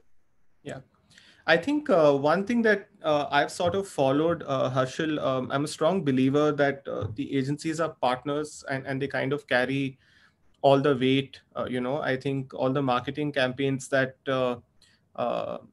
you've seen that we managed to pull off. Of course, we've had great agencies helping us out, on it, and sometimes not enough credit to their name, but I think they carry most of the weight. For example, even when we got Virat, on the platform, there was an agency that helped us do it, of course, right? And structure the entire thing in a very, very smooth way. Or, for example, when we built our Let's Crack It campaign, it was again the agency that carried the entire weight, shooting at -8 degrees in Ladakh to, planning crazy things, a crazy 15-day schedule that we had. I think so I look at it very differently. It's more of a partnership for me. And the kind of people that I've worked with, I've ended up working for a long time. Like most of the agencies that we've sort of, I've built a relationship, or, the team has built a relationship. We've been working with them for years, and it's very rare unless, there's an absolute disaster that we kind of switch. Otherwise, I think these partnerships last for really long. I think what we expect from the agency is to go, to go above and beyond at all times, treat it like their own brand. We rely on you guys quite heavily, and we want the custodians at the agency and to treat it as their own baby and their own brand. Like, I think that goes a long way. It shows when you talk, it shows when we do our meetings, it shows in the ideas, it shows in everything, right? And we work with agencies with a similar mindset. And, if people are not that vested or committed, it's a client and a brand relationship, then I don't think the magic comes out that well.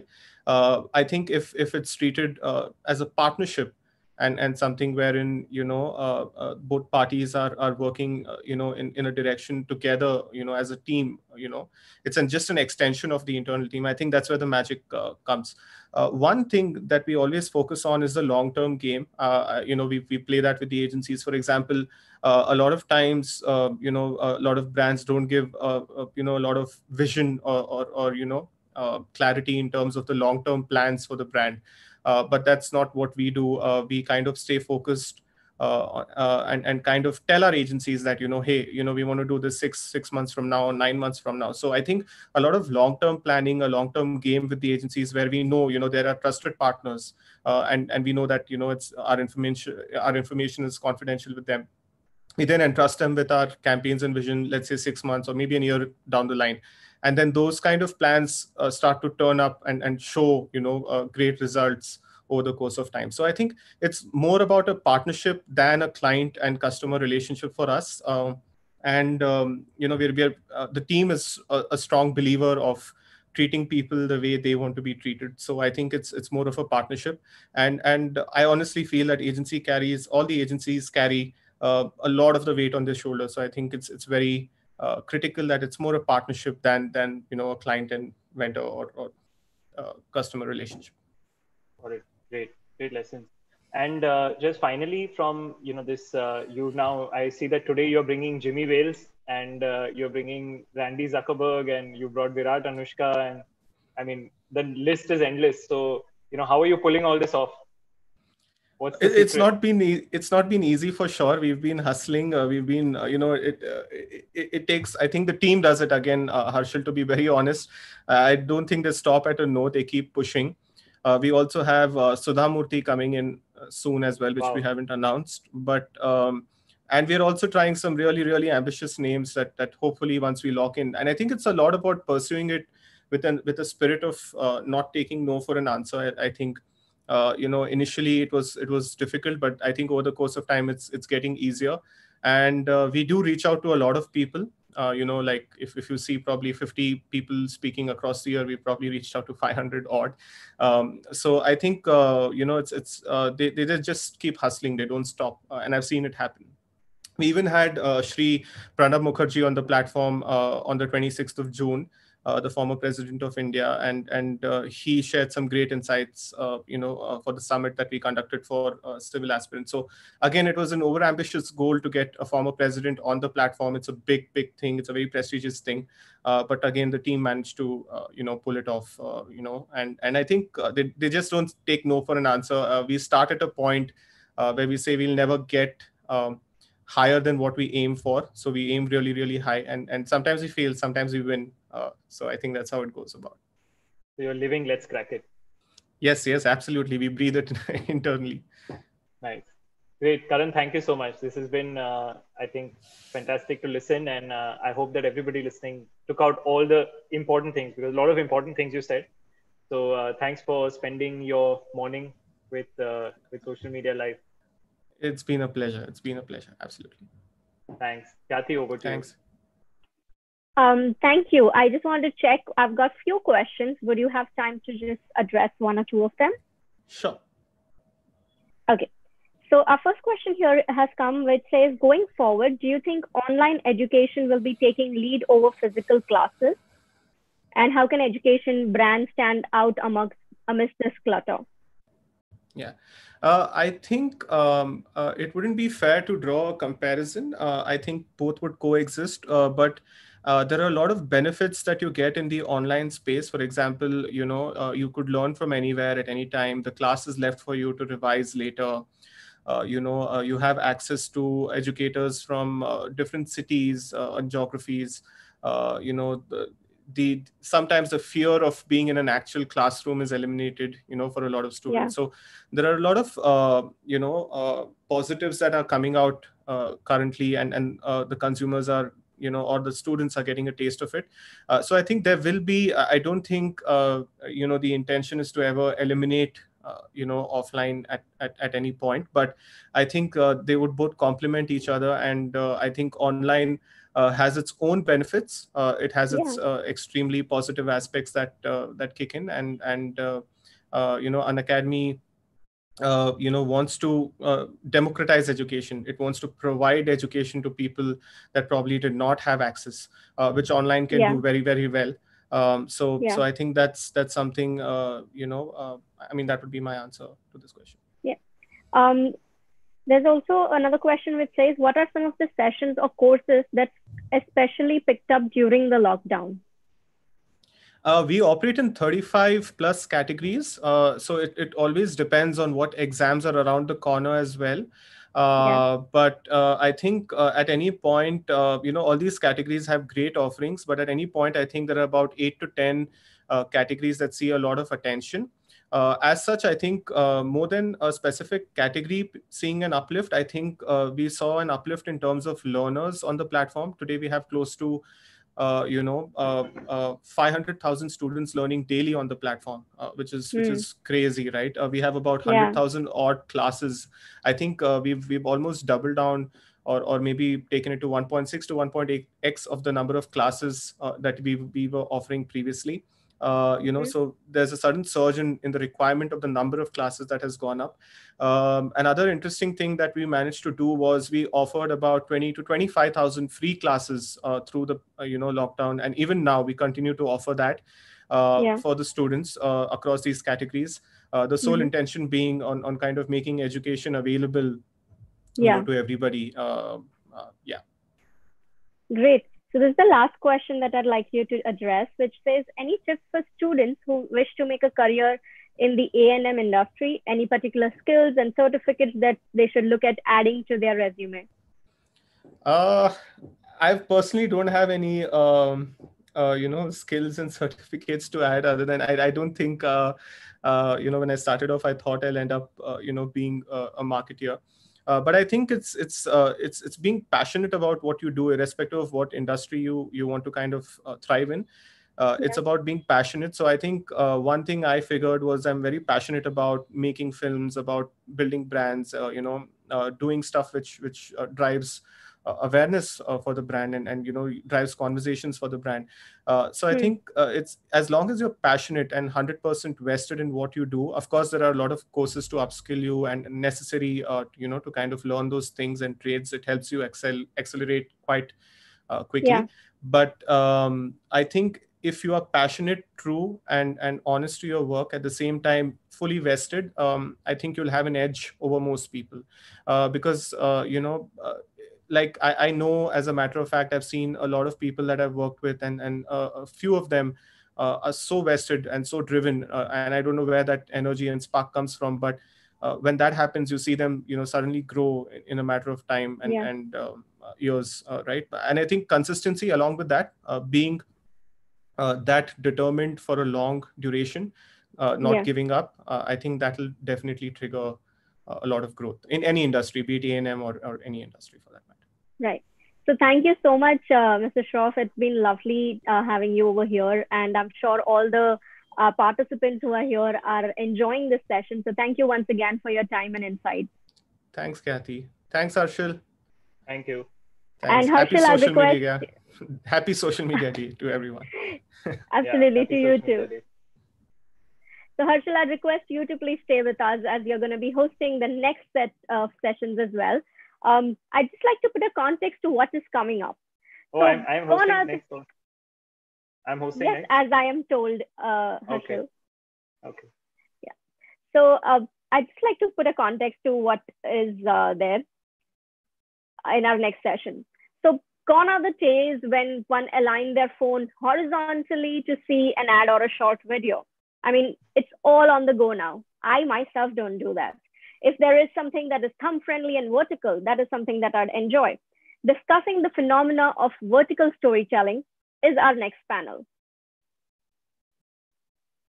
In our next panel, we have Manesh Swami, Vice President, Creative, LogicServe Digital, who has over 2 decades of experience in managing reputed brands across sectors. Swami specializes in creating innovative brand experiences. He will be the moderator of this panel. I'd like to introduce you to our panelists now. We have with us Mr. Raj Deepak Das, CCO and MD, Leo Burnett, South Asia and India. With 17 years of experience in working on brands across categories, Das has won many awards across several categories, including more than 20 Cannes Lions. We have with us our next panelist, Mr. Sukesh Nayak, CCO, Ogilvy, India. Known for crafting compelling stories, Nayak has won over 300 national and international awards, including accolades at Effies, AMEs, Cannes, amongst others. We have with us our last but not the least panelist, Garima Khandelwal, CCO, Mullen Lintas. Khandelwal comes with more than a decade of experience in the A&M industry, commencing her journey as a visualizer at Ogilvy and Mathur, India. I'd like to welcome all of you on the screen. Very warm welcome and a very happy World Social Media Day to all of you. Hi, hello. Wish you the same, and a big hi to Rajdeepak and Garima. Hi. Hi, Sukesh. Hi, Garima. Good Hi, to see you. guys. Hi, Manish. So I'd like Mr. Manish Swami to take the storytelling session forward.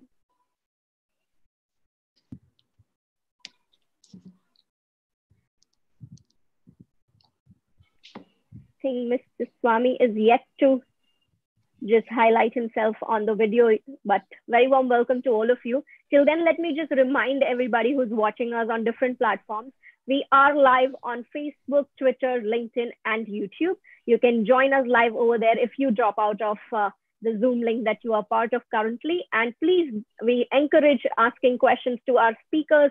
So do send in your questions in the Q&A box or in the comment section on any of the platforms that you are using. Also, let's keep the social media activity live and alive. So do use our hashtag SMLive and tweet it out to us. We'd like to engage with you on Twitter as well. Do we have Mr. Manish Swami here yet? Yes, I can see him. Oh, him. Brilliant. Shati, I just saw him. Yeah. So Mr. Swami, I'd like you to take over the screen and introduce this session.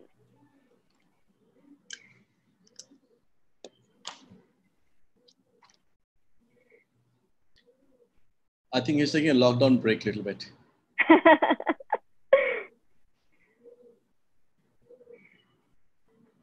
Sukesh, how's things with you? All good, Sukesh? Garima? All good. All good. As good as it gets. We've not met each other for really long. By the way, we are three culprits for long. Lot of things that we've done together with, like what do you call that? All the Facebook, Thumbstoppers and everything. So, yeah. It's lovely to see that you guys already know each other. And I'm just going to request Mr. Swami.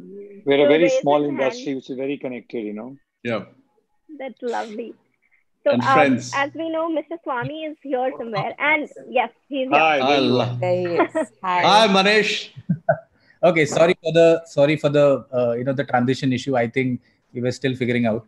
So, okay. So very good morning, guys. Very good morning. It's lovely to see such creative faces on a Monday, not a Monday, but a Tuesday, lockdown Tuesday. Okay, so first of all, little piece of disclaimer. I'm sure. I'm not sure, but basically, there might be like a doorbell ringing, or my son might just Don't worry. My son has made it to every single global, local, national, every single call. So just a little. I have a new. We have my children have joined my company also. I'm gonna issue them new employee cards soon.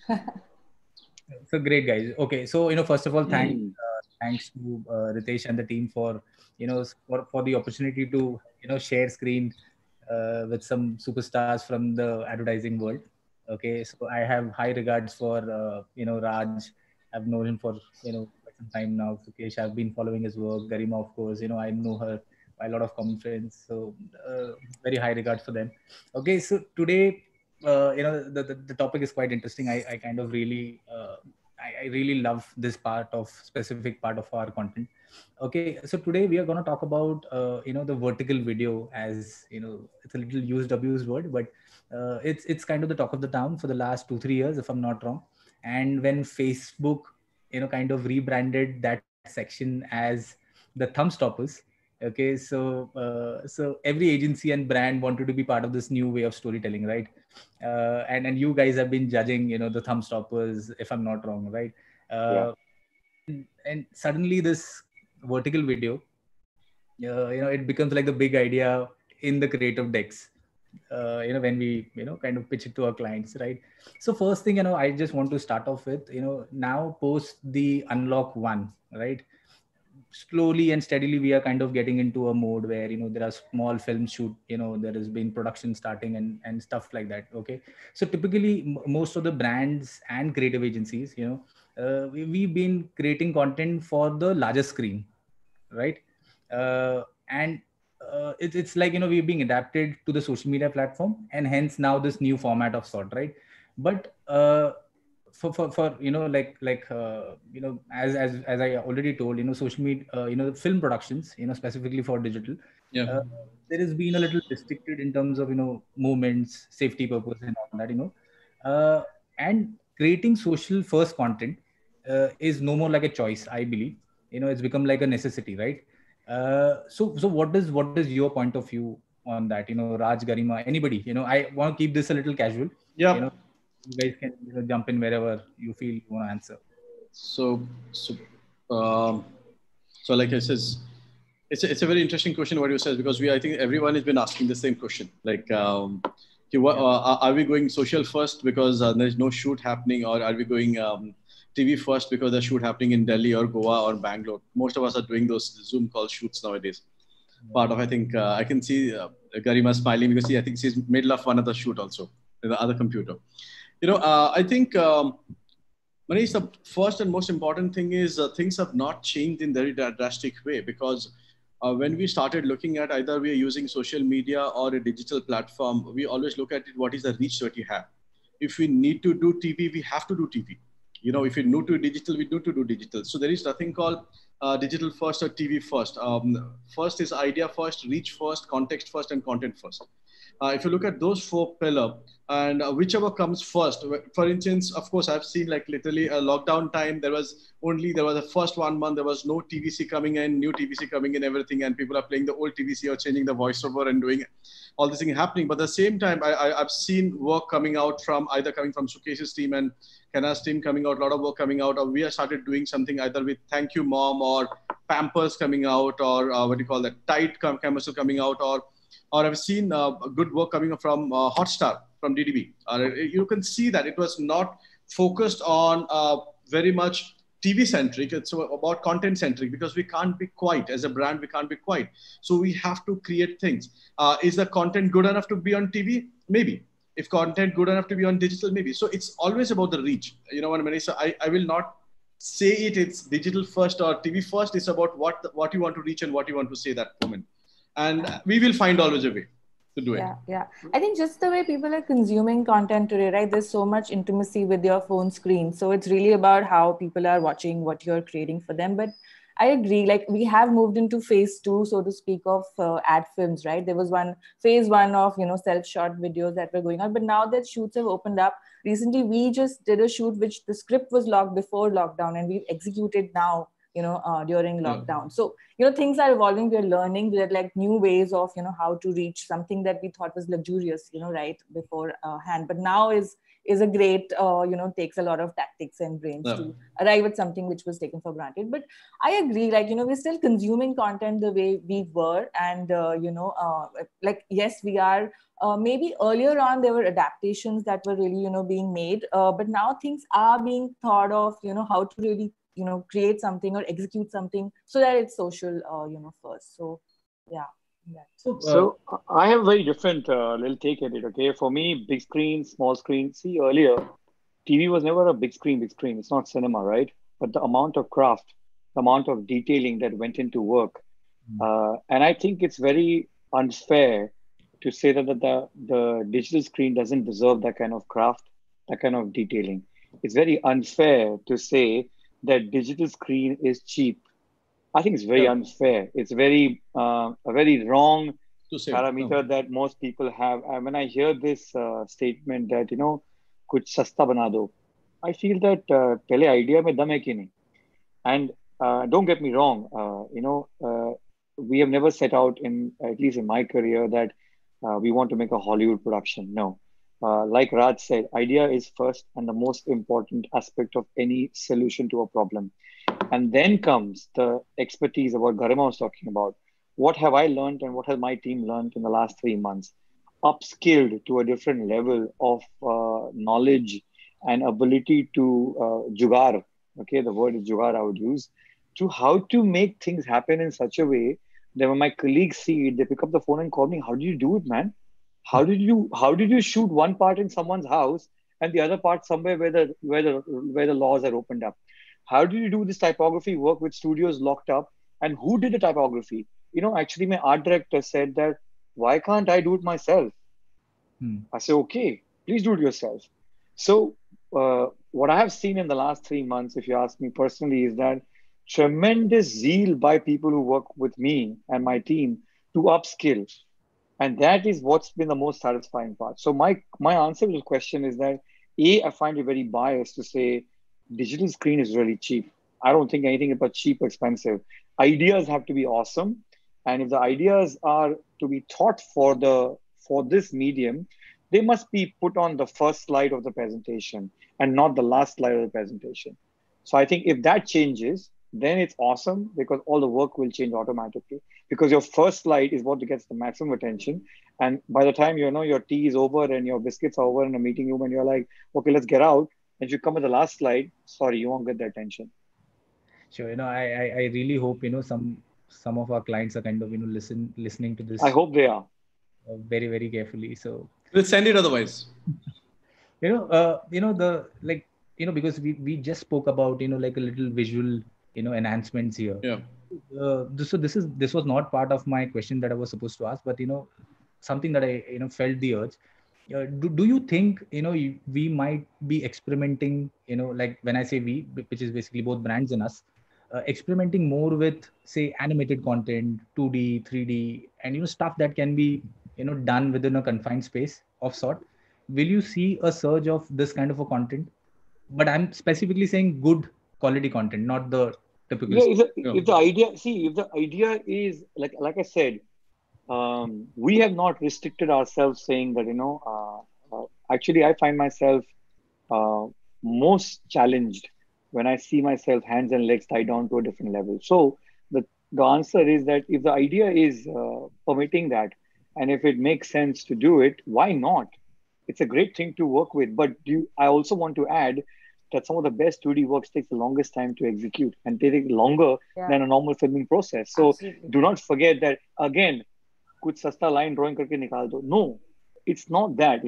Some of the best animation films that you and I probably have loved and gone and paid lots of money to watch in a movie theater have probably taken more time than shooting of a regular film. So I don't think any medium is fast or, a medium is cheap or a medium is suitable for any particular aspect. That's my point of view. If it fits in, great. We should experiment anything. So, Manish, I will just tell you, add into this what you just asked and what is that tone and everything. And there's something I heard long back and I started believing it massively on this thing. The best freedom a creative guy can have is not having a freedom. When you don't have, you invent things, and we are very good in doing those things because when everything cut off and says you can't do this, we can't do this, we will invent things. It says we are the bunch of seeds that you put it in the soil and you come back as a tree. It's like that. As a creatives, they will find it out. And there was a very nice year. I was looking at the master class and I saw Jeff Goodby, early days of Jeff Goodby. He says, when you didn't have money, when you didn't have anything else, or when you didn't have this thing, you have to start rethinking everything yourself as a creative. And we all, either it is Sukesh or it is Garima or anyone in the industry, we have made our hand dirty to be what we are doing now. We still do those things. We still write. We still art direct. Still do those things. So we reinvent a lot of new things. It's not easy. It's not easy fix. Let me tell you, it's not easy fix. But we reinvent to see, can we do this way? Can we try something else? Can we merge to a way of executing something? I'm telling you, when you're doing, I think, most of us were doing a Zoom video call and we never expected to have a TVC shoot on a Zoom video call, right? We're doing it. Yes, we're doing it. We are doing it. It's the new reality. In fact, we're shooting 2 films, 2 laptops there next to each other. So we can be at the 2 places at the same time. it's crazy, but it's happening. It's happening. It's the reality.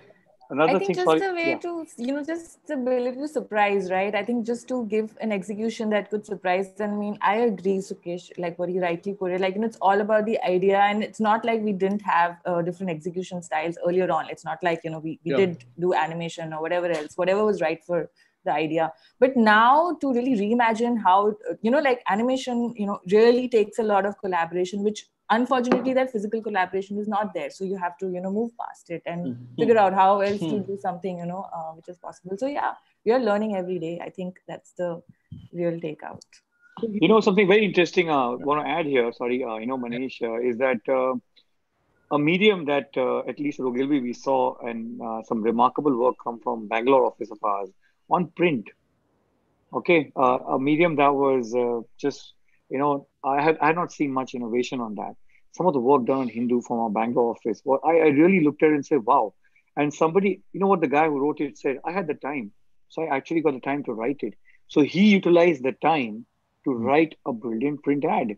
And suddenly, I'm getting tagged on LinkedIn saying, hey, this is amazing. And people from industry, stuff like that. And I'm like, oh, this is wonderful. You see, a print piece of work has gone into a digital forum and being shared around. Now, I'm saying I think as long as we define challenges and we find solution for it, and medium should be absolutely your call. How what you do with what you have. Yep. Yeah. So so there is the next question that I want to ask.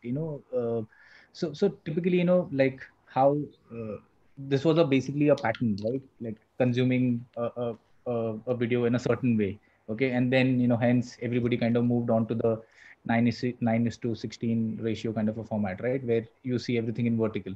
So do you feel, and so there are like 2-3 questions here. One is like do you think can you kind of recreate the similar magic for this particular format? Okay, one. I'm sure we can, but I just want to hear your point of view. Yeah. Also, do you feel there are a lot of challenges when it comes to this kind of a specific format? The reason I'm not taking the platform's name, but there are a lot of platforms who, and some there has been some developing news as we kind of speak, right? I think we're just a day late to discuss that platform. So so I'm not discussing that, but there are these real gems, right, which comes out from those platforms also, apart from the cringy stuff. But so do you feel can you recreate the magic for this particular format, and what are the challenges that you guys face? And and if you can kind of give a specific example from your work, I'm seeing so people can take like really a note and a benefit out of it. So so let me tell you a very interesting piece of work that I saw, and it blew my mind because I was judging the one show. And I was judging the one show on branded film and branded content and everything. And obviously we are seeing a lot of pieces of the work in the world, who is doing what and everything. And there's a piece of work called Eva Stories. If anyone has stories, Eva Stories. Eva Stories is one of the mind-blowing piece of mobile Instagram content ever created, ever. It's better than the best TVCs that I've seen. You know what I mean? And so I was, before this call, I called this friend of mine called Ami. So he has done it. So I called him, Ami, how did you do it? Tell me, because I'm having a talk tomorrow. Please explain me. He says, we didn't shoot it like we shoot a film. We shoot it because Eva story was an Instagram story. If a girl had an Instagram during that time of Holocaust. So what if we shot the entire film like someone will shoot a Instagram story? 10 second, 5 second, 10 second, 5 second, and you merge it to become a 40 minutes film movie of it, right? So the biggest thing is it possible? Yes, it's possible to get the craft that we want. It will possible. It will take time to evolve. Like we have mobile phones, which is up to 4K up to getting the best things possible, right? You can see there's a bell ringing. You're right about it. Yeah. I have to open it sometime maybe. It's possible. I'm telling you, it's brilliantly possible. But what is the challenge is going to be is getting used to it. Like it says, let's talk about TikTok, for instance. You don't want to talk the name. Let me talk about TikTok star. We're seeing a lot of TikTok star. We have saw a lot of Instagram star coming up. But the challenge is the creator, a lot of creator has to get it inside them and start rethinking how people see the film. It's not like how I shoot the film, but how people see the film. I remember when you're doing Thumbstopper, one of the biggest challenge was we always say the film opens like this. We never all said, we joked about it. So case you remember, film doesn't open like this, right? It doesn't open vertical. Rethink and how people absorb it and start creating the content based on that, right? Sorry. Okay, yeah, no, I think the Instagram, some of the stuff that comes out there is mind blowing, and some of the leading craftsmen, I would say, are actually putting out stuff out there which shows you that their craft of excellence that they are. Some of the best cinematographers, some of the best directors are actually telling it, and it's really powerful because you want to see it. And I think Eva Stories is one of the best examples that he's right, because if there was Instagram in the time of Holocaust, what would have happened? I think that's I call social media a double-edged sword. It works both ways. It allows you to say things and also gets a lot of nonsense out there which you don't want to see. So maybe I think the way your stories is brilliant because what you have done. But the interesting part here is that I think as long as you are, for me, what is the challenge here? One of the biggest challenge for me is movies have trailers. What is a typography caption for a film or that you're putting up on a digital medium? So like a trailer, a very good typography caption, how you entice somebody to switch on their audio format. How do I hold? So for me, again, it's a great writing exercise. It's like, you have a great idea. Let's say, can you know the film, one man, this, blah, blah, blah, whatever. How do you sum it up as a, fantastic design typography, not just boring, one subtitle at the bottom, but how do you engage someone who's going at the speed of literally like this? Oh, I want to see this because, Aggie said it in our thumb stop, a very nice thing he said. It's like those, award-winning print ads, you have just one visual and you have one small logo at the bottom and you say, okay, I want to watch it. So that is the one part I think is very interesting, which is essential. How movies get marketed by trailers. I think digital format videos have to have a fantastic, something to hook you in. Challenge. One frame. Challenge. I have a very interesting problem on challenges on this vertical format. There are multiple ratios, man, floating around. You can't have it. It's like, imagine in the good old days, you shot a film and you just worried about, do I have masking or don't have masking? Now that's a call of art. You take, okay, I want a film fully blown, amazing, or I'll mask it. Today, you have different formats asking for different format sizes. You cannot go out there and create, 4 format sizes for 4 different platforms. So standardization is extremely important because you know what happens? Fatigue happens when you shoot something 4 times over. It's pure fatigue. Then what happens? You choose the most leading medium of yours, and then you adapt the rest into the others. So compromise. For me, those are compromises, I didn't compromise for a TV, for example, different channels asking for different system. I made a commercial and depending on, whatever was the, but they were pretty formatted. I think boring, repetitive will become if you keep adapting or compromising. You give one the preference and the other 3 you'd say, okay, you're the step cousin. So you take the, converted version for you. So these are my few points that I thought are very interesting and to be just kept in mind when you're writing this or going forward with this. Yes, I just want to add maybe the fact that the editing, editing has come into the foray. Like, just 4 formats is one thing, but also the fact that you get this feedback that 5 seconds and people drop off. So, you're editing for that as well, right? That one piece of communication that you've created, you're actually making it work for multiple, formats or multiple problems to solve, etc. So you can't shoot for, all of it. You have to make it solve, separately. And I just felt like, once these questions came up, I was just thinking about that one ad, that really worked for me. And that was the Nike commercial, right? Never Far Too Down. And I didn't remember if I saw that content vertically or horizontally. I just know that, that piece was so amazing. Brilliant, and then I saw that it was not a vertical kind of a thing. So yeah, I think we are consuming content, and nostalgia is also playing a big role, right? Like, I've seen a lot of stuff which is actually working on how we consume stuff, or old photographs or, video footage that we've seen earlier, now getting, coming back into some format that makes sense for the communication. So yeah, many things. So my next question was kind of a mix of, and you guys kind of, unknowingly answered that. No, you sent the question. That's why we thought of it. Yeah. Any specific, example that, you felt that you guys have created, okay, and you felt, this is like a real good piece of content, and, there should be like more of these kind of content, and it becomes like a norm.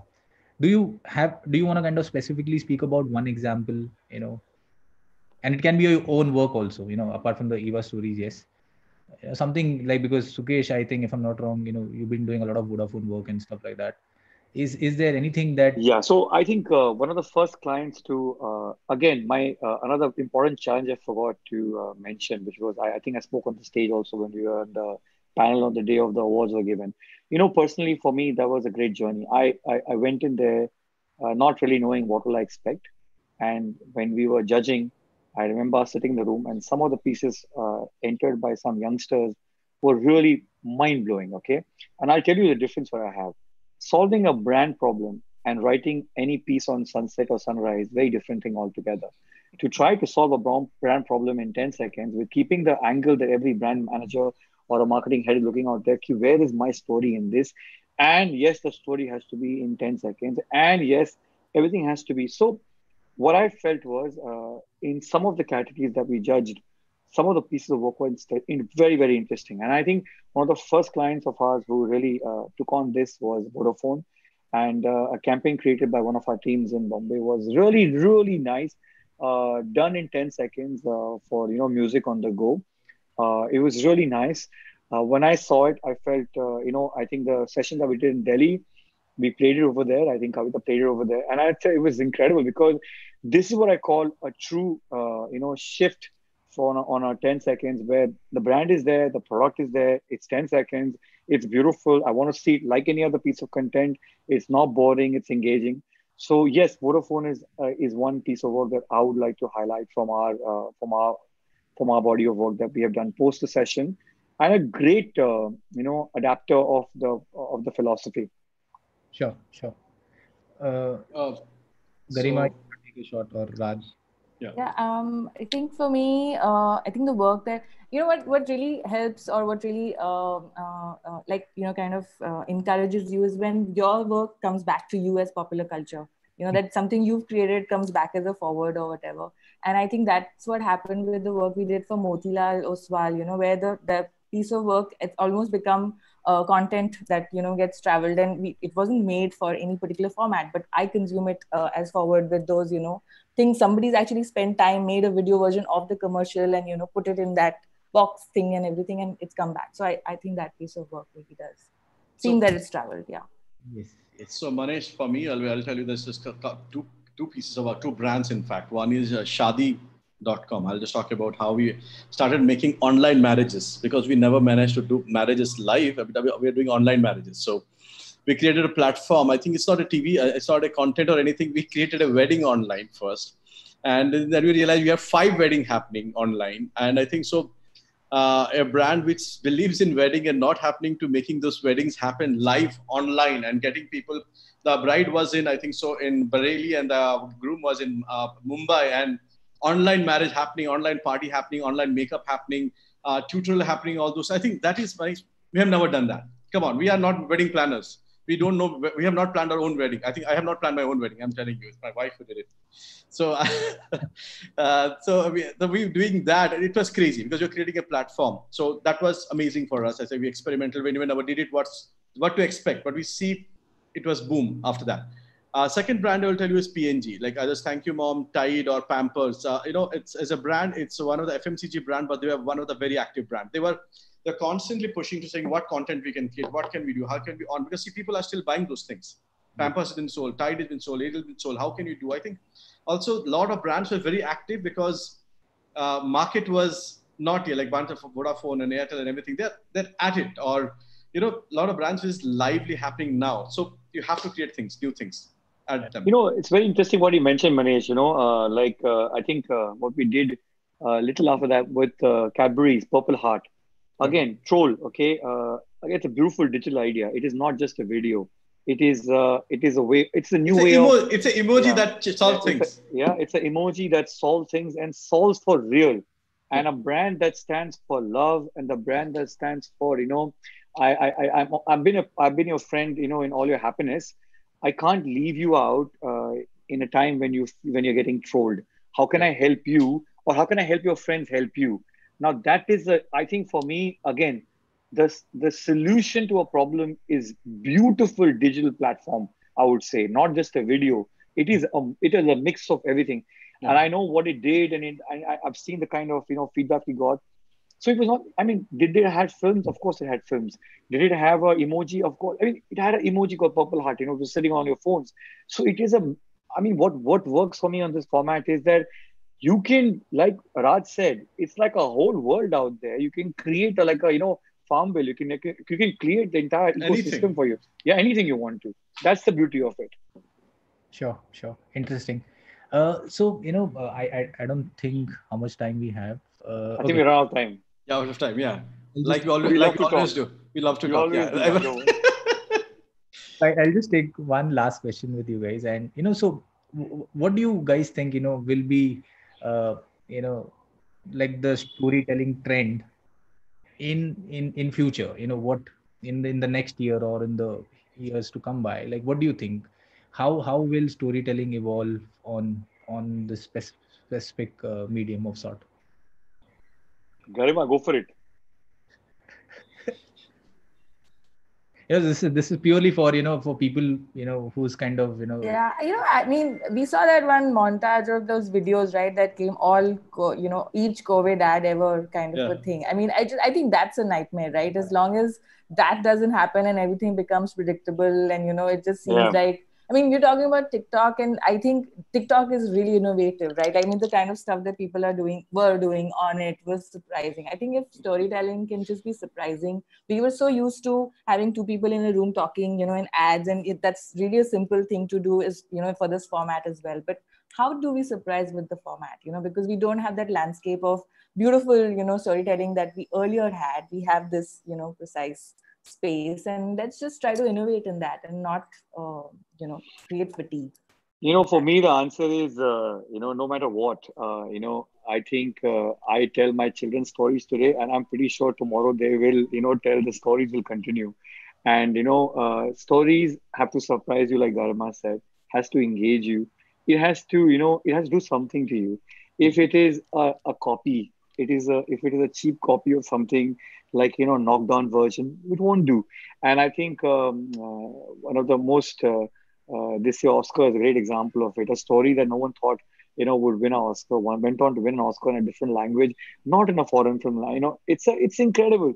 But if you look at it, at the heart of it, I looked at it and said it is a story of have and have not, which has been done many times. But they surprised us.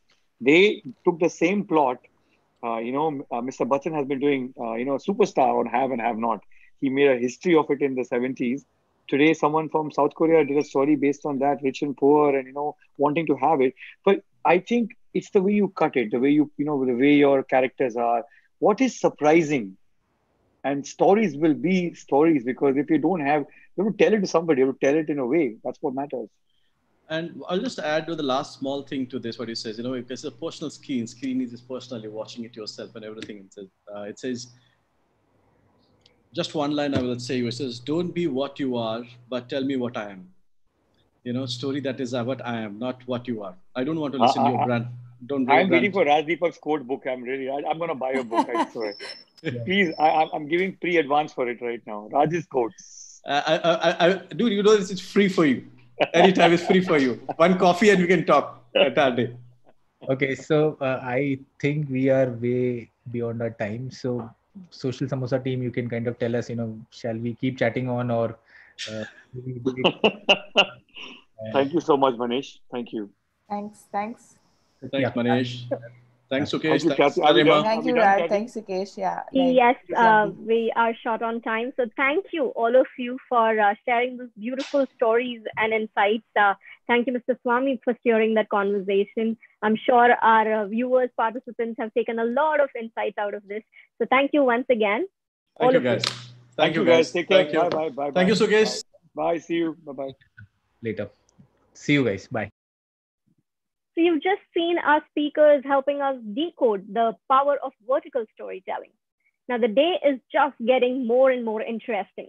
So many insights, so many details. The world of social media is truly changing. And now, ladies and gentlemen, let's move on to our next session. Just a quick message for our viewers. Keep those tweets coming. We are loving all those tweets. Don't forget to use the hashtag SMLive so that we can engage with you.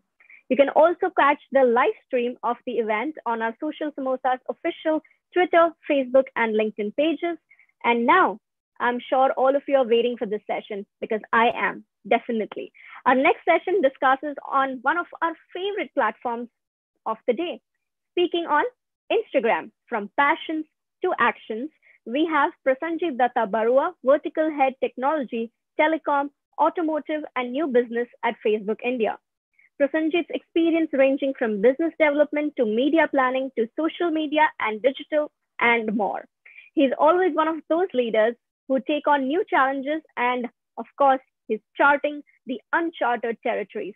So ladies and gentlemen, boys and girls, I hope all of you are ready for this one. Instagram, our most beloved platform currently. So let's quickly have Mr. Prasenjit here. He's already here, so I hope all of you are geared up for this session. I totally am. Very warm welcome to you, sir.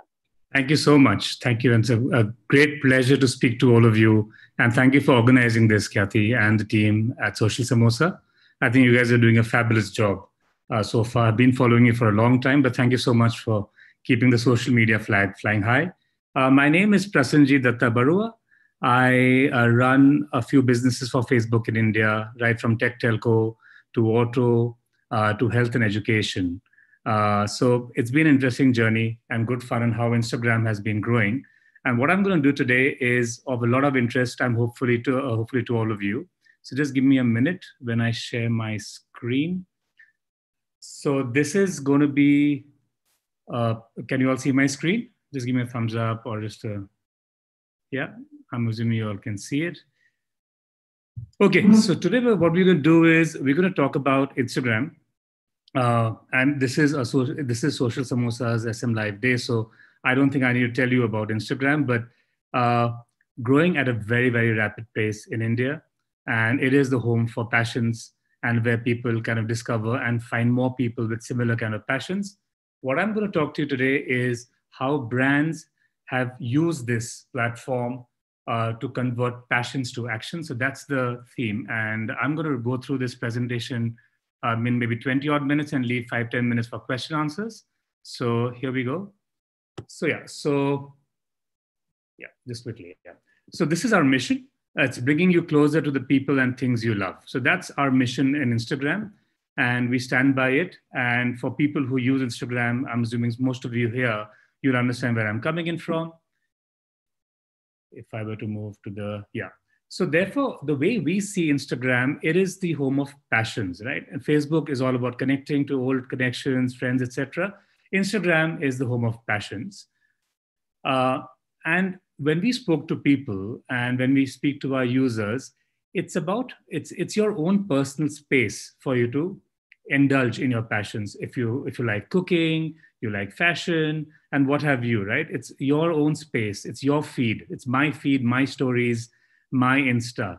So it's the home of expression, which enables people to express themselves freely.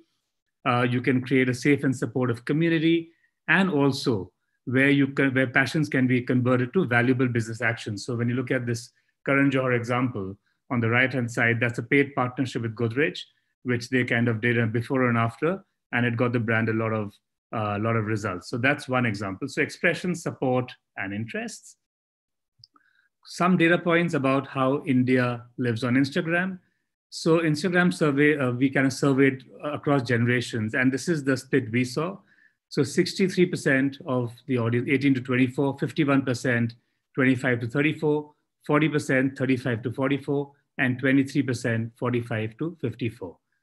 So these are the people who said they use the platform multiple times per day. So just to read the data correctly, 63% of the 18 to 24 cohort said they use the platform multiple times a day, and up to 23% in the 45 plus. So contrary to what a lot of people believe, this is not only for the 18 to 24 base. As you see, it's fairly represented across, and passion being the common ground. So India's love for Instagram continues to grow. Compared to 12 months ago, 62% more of Instagram users are using the app more. 70% of Instagram users think their future use of Instagram will increase. 98% of Instagrammers in India, this is again by, there's an Ipsos study we did, follow their interests on the platform. So that's what I'm talking about, the passions piece. Now again, it could be cooking, could be travel, could be singing. And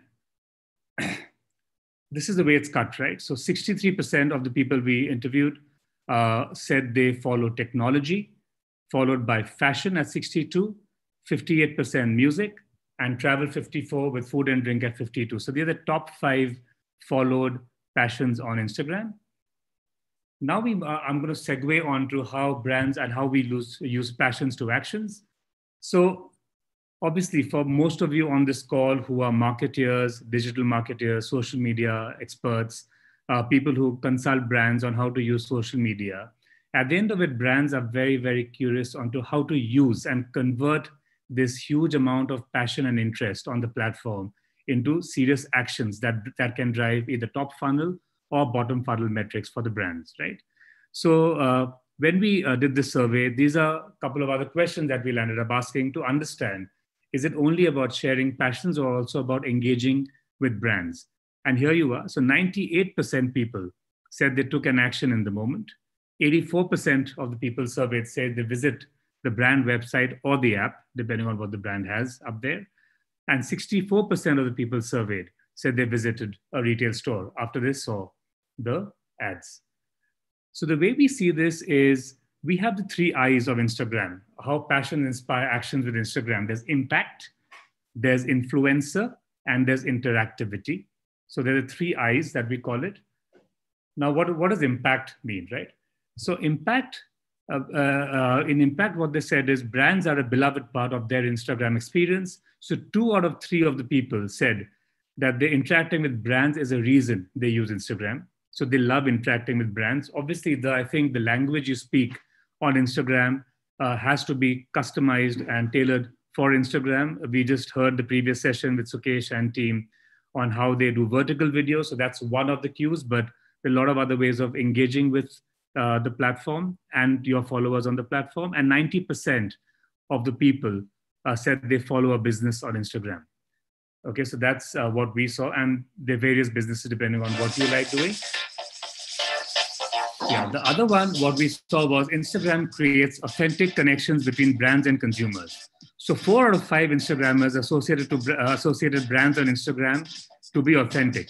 So a very critical part of this entire situation right now is customers being able to actually connect with brands who are open with them, who are authentic, who identify with the passions and the causes that their followers or their audiences kind of believe in. So authenticity is a big, big trend right now, is a big theme right now.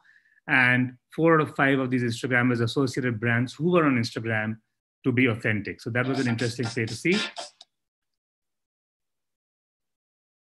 And now this is an interesting slide for all of us to look at, right? So when we spoke to these consumers, they all believe that brands get a multiplier effect on Instagram. So if you're a brand and you're on Instagram engaging actively, this is the level of multiplier effect you get, right? 85% of people surveyed felt these brands are more popular. 83% of them felt they're more entertaining. 84% felt more creative. 83% more informative. And 82% more relevant to the times. So that's the multiplier effect, as we call it, of being present on Instagram, given the platform. And here's the beauty, right? Instagram is for every consumer moment. So across the funnel, yeah. So 94% people said they search for more information. So whenever we consult with brands on how to be on Instagram, we always make it a point to ensure that your bio is always updated correctly in the way that is how your image you want to portray to the consumers and to the followers. So a lot of brands tend to ignore the bio piece. It's important to get those 2-3 lines in very accurately right there. It's your signature to the Instagram world. So 94% search for more information. 84% visited a brand website or app. So that's driving your consideration. So taking action on just the awareness piece. 71% of people said they made a purchase, which was transaction. And 45% actually moved on to follow a brand account. So there's retention and advocacy. And these are true numbers, and we've seen this happen with all the brands we work with. And therefore, what are the opportunities for impact on Instagram? So whenever I'm talking to brands and any people who reach out to me for advice on Instagram, I always say come in a very consolidated manner, right? So Instagram has 3 main skins, or maybe platforms that you call it, right? Where you can actually go and showcase your brand. So there's feed, yeah. And that's an example of Royal Enfield on what they did on the feed, yeah. So there's feed. Then there is the stories part. Then there's stories where you can engage with, again, and there's something GoIBbo did with us, where they launched couple-friendly rooms. So there's some beautiful creative made by the Creative Shop team. And that was the ads and stories. And finally, you have ads and explore, right? So this is the tab you go when you're searching for things that you follow, any new posts, etc. So you can actually have an ad and explore. So a combination of all these three, whether it's feed, stories, and explore, is what we'd always recommend. Don't go with only one, but have all three of them. And you can always customize the creatives for each one of them, because what stories will give you the opportunity to engage and be interactive. Feed is more of the awareness piece. Explore, you can actually have the video and all happening there. So you can play with different formats for these different skins, right? So then you move on to the next one, which is something very close to most of us, the influencer angle, right? So Instagram, natural home of the influencers, yeah. And 69% of the people followed said we are on Instagram because it allows us interaction with celebrities. 64% people surveyed said it allows interaction with influencers, right? Because here's the part, right? It's very easy for you to connect with the influencers and celebrities you want to. All you need to do is post a comment, they reply, they connect with you. So it's a very nice and easy way for you to connect with people you love, brands you follow. So that's where we kind of saw the natural home influencers coming out very well. And then I'll tell you how, and influencers obviously power brands, right? So 40% of the people surveyed said they learned about brands through influencers. So this is an example of Vivo and Bhuvaneswar, who's one of our top influencers on Instagram. And 39% influencers said actually content that when you connect with an influencer, it increases trust for the brand. So influencers are very selective about how they go about picking up brands to promote on Instagram, because authenticity is very key. So you'll see this actually adding to the brand score when influencers participate. Now, you'd wonder, right, if it's only linked to influencers, and I keep getting this question saying, you know, I've signed up 10 influencers, cumulatively they have 10 million reach, so that will be my reach. I would encourage you not to look at it that way. The way you should see this is, you have the creator or the influencer who has his or her followers. And in this example, this lady has 21 to 50 is the age band. The location could be across the country, and male and female. However, say you're doing, it's a beauty product and your target audience is 23 to 35, and you want to do a Maharashtra specific campaign and targeting only females, correct? So what you could do is, there's a product we have called branded content ads, which sits on top of the influencer campaign, and you'll get this little tag that say paid partnership with the brand name. And then you can actually take out that influencer content to the cohort that you want to target. What this does is it amplifies your reach manifold, makes it more relevant, because relying only on the creator's reach alone may not be the right answer for your brand. So it actually gives you more controlled reach to your cohort, gives you amplification, and therefore higher consideration metrics moving. Yeah, so that's one thing you should certainly look at when you're using Instagram for marketing. So branded content ads. So that was the example I gave you. These are some recent examples of branded content. There's something we did with Hyundai Aura when they launched earlier this year, before COVID happened. So this is where they got a huge amount of influencers, and influencers actually promoted the new car launch, which is Aura, through branded content. Again, the brand chose to reach out to their target audience using the influencer posts by branded content. Then there's an example of Oppo Reno 3, how they used Dabbu Ratnani in this case for the perfect shot, which is more about the camera. And they went on the stories there. And then there's Sensodyne, which went native and used stickers.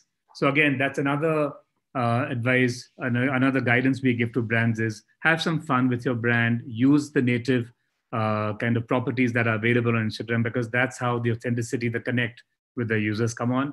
So using stickers is something we always do recommend if you're comfortable, but that's something you should certainly look at, using that Sensodyne, using stickers for an ad on Instagram.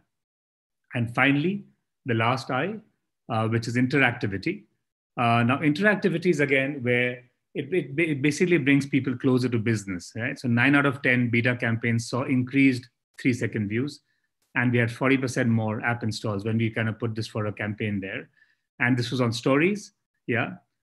So this is a huge and a great way for you to take the passion to action to interactivity, right? To engage with your audience. So this is a great opportunity. You can run kind of polls like this. Yeah.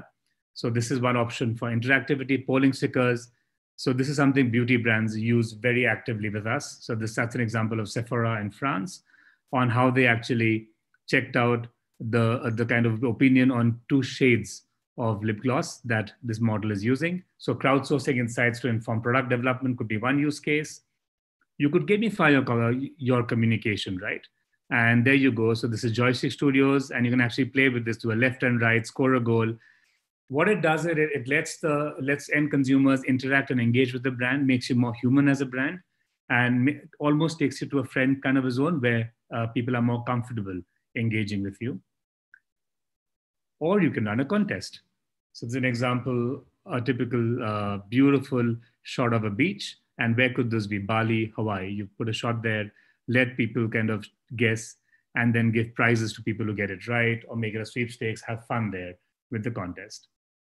So finally, what are the takeaways, right? The takeaways that we have, therefore, is successful marketeers.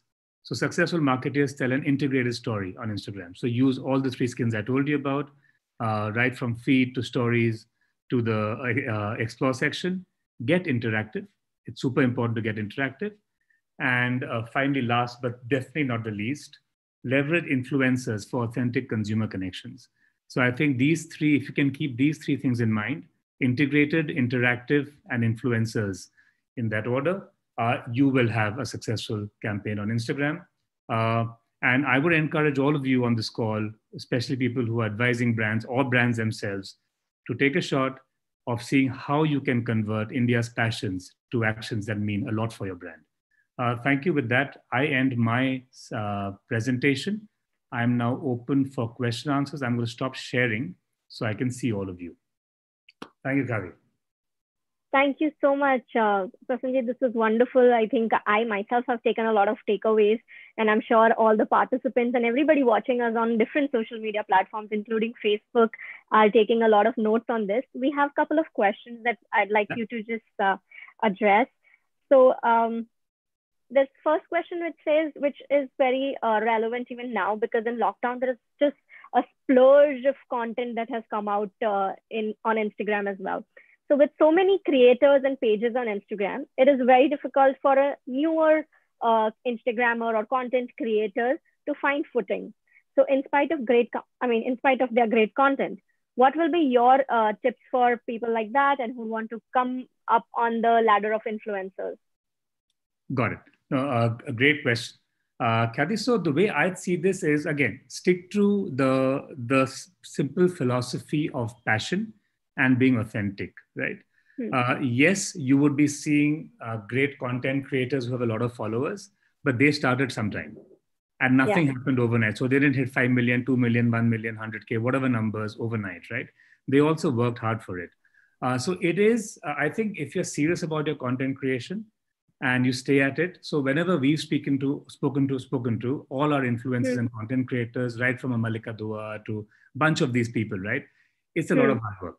It is a lot of hard work, right? Because you're serious, because people are following you genuinely. So if you're a beauty influencer, giving beauty tips, you're a fitness influencer, you're a food influencer, people are serious about following you. So you have a responsibility to them. Yeah. And because of that, I think it's serious business, and followers will always add up. So just be smart about how you go about posting your content, identify your key times when your followers are online, be authentic, engage, and always engage with your followers. If you have any comments, reply to them, connect with them. You'll have DMs, respond to them, because they are reaching out to you. So keep it like any human interaction that you'd have in normal life. So that's my advice. So don't be disheartened. Like I said, Rome wasn't built in a day. So you'll get there, but just stay at it. Right. It's interesting. There are so many different kind of questions, Prasanjit, that has come up. So I'm just going to quickly skim through and ask you some of them. So one is quick one, which Simran is asking, that which books do you recommend for self-development or being a better marketing person? Okay. Tough question, because I'll give you a couple of things. So I read a lot of blogs. So there are a lot of blogs I follow, right from a Seth Godin, who I'm a big fan of, to there's a guy called Vala Afshar on Twitter who does a lot of really good posts. So there's a bunch of blogs I follow. And books, again, I read more of nonfiction. So not really self-help and how to do better kind of books. So no particular book comes to mind on the immediate thing, but if you want to really learn about, again, you should go into the various online courses that we have, right from a blueprint, and there's enough of content available out there. So I would say go explore, pick up as much learning. If there's something specific you have in mind, I'm happy to guide you. So that is the way I would see this, but there are a lot of good content out there on various platforms. It's not only Instagram. Right. Another quick question is, if B2B brands want to target the audience in the 35 to 45 age range, which is like 40% of the Instagram audience, what would be an ideal strategy, especially when people use Instagram to explore fun content? How can brands influence serious decision-making process on this platform? Right. So, at the end of it, I think, Kathy, and who's asked the question, it's a great question, I think it's about connecting with people. Whether they are running a business or they are in it for fun, as long as your message is suited, to that audience and customized for the platform. So let me give you an example, right? Say, for example, you are pitching enterprise connections as a telco, and you're reaching out to a certain cohort of technology officers or people at that zone.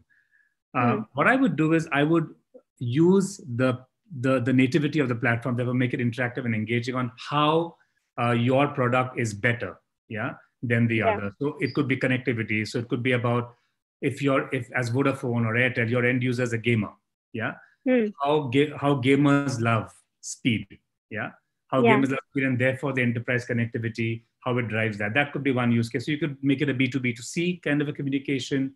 You could make it B2B. But the idea is how to customize it to the platform and totally usable. Again, you're targeting human beings who are on the platform, and no one shuts down, or no one kind of changes so dramatically saying, no, I'm now consuming fun content and serious content. There's always a thin line. So I think as long as you reach out to them with a relevant message, it'll work. Yeah, very, very true. Now, this is a question for the current situation, that how has the lockdown changed consumer consumption on this platform? Yeah, so the lockdown has been kind. So people have obviously started spending more time on our platforms. That's one. Two is, I think what we're seeing is we are seeing a lot of home creators happening, right? And I'll give you my personal story. I'd never cooked in my life, ever. I never went beyond Maggie and omelets, right? And now I'm literally picking up videos and trying the most difficult recipes and posting them on Instagram and sharing with people. So again, I think people have some time to themselves and therefore are exploring passions and interests. So we are seeing a heightened, and fitness, for example, food, fashion, everything is seeing a huge upsurge. So we are seeing a lot of heightened activity. So it's really working well for the platform. And I think it's also giving people a chance to express newfound interest that they have. Yeah. Absolutely. I would definitely agree. I mean, I was never an Instagram live person, but I did like many lives during this lockdown. That's another interesting pickup. So live has actually gone up tremendously across all our platforms. We actually have some 800 million lives a day or something. A huge amount of numbers have gone up there. And so that's a big rise in the entire live product. And IG Live, you've seen interviews happening where there's cricketers doing it and some really good content coming out there. Absolutely. So our next question is that what are your plans for India market in the coming months, and anything tailored for us that is coming our way? So we continue to be invested in the India market. And this is one of our faster growing markets for sure. And you will see, and there are some new developments that are happening as we speak that I can't share right now, but we will have some new announcements happening very soon where you'll have some new product builds on Instagram that will make it a little more fun and engaging. That's one. Two is, I think we continue to optimize and create for the India market. So the surveys I shared with you in the presentation was an example of that, on how we can get deeper on understanding how the India cohort works. So there'll be a lot more action and a lot more involvement happening with the India market. So just stay tuned. Absolutely. We all are waiting with bated eyes right now.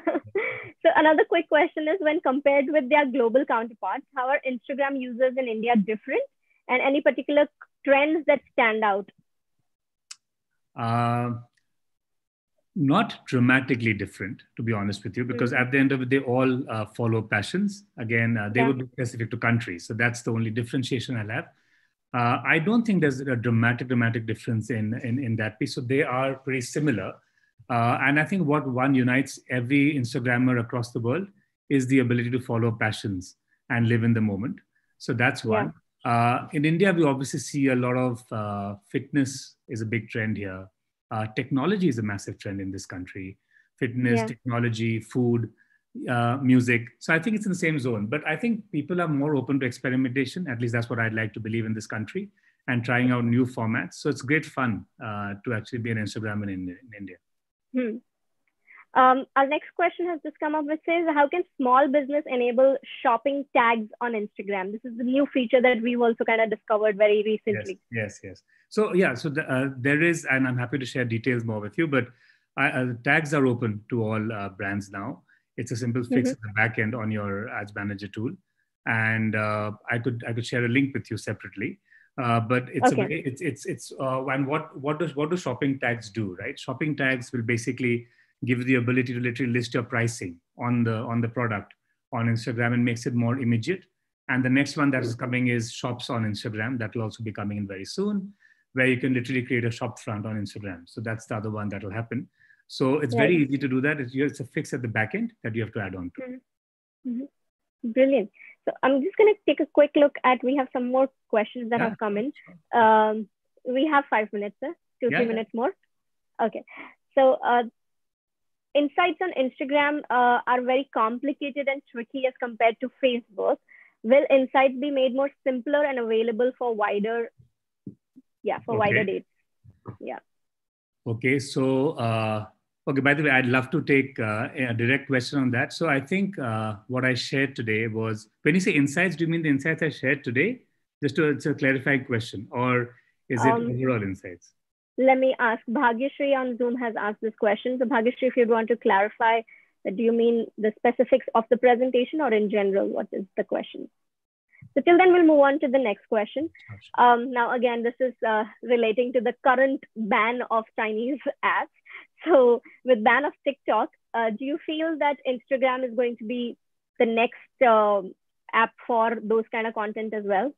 So, no, and it is contextual. So I was expecting this to come in, but so I don't think I'm going to comment on the banning of an app, because that's not in my space to do that. But I think with Instagram, we have over 1 billion users across the world. And we will continue to bring people closer to their passions and enable them to engage and interact. So that's what we'll continue to work on, and making that bigger. So that's where we are very, very focused on. And so that's about it. So we'll stay focused on what we have to do. I think Bhagyashree has given you a clarification. Yes. This is Insight Analytics on Instagram itself. Your presentation is perfect for insights. Got it. Lovely. So so Bhagyashree, a recommendation is go to a link called Instagram for Business, if you've not already done that. It has all the details, and it also has help tasks where you can reach out to our experts and ask if you have any confusion. Because at Facebook and Instagram, we pride ourselves in making the platform very easy for the end user to use. And we don't overcomplicate our ad solution. So please go there and take a look at that for sure. That'll help. Right. There's a quick question on which says, can you please give us any updates on Instagram Reel? Yeah. On Instagram Reels, you're saying? So Instagram Reels is the new product that we are testing. So we just finished the testing in Brazil. We are now expanding the product to France and Germany.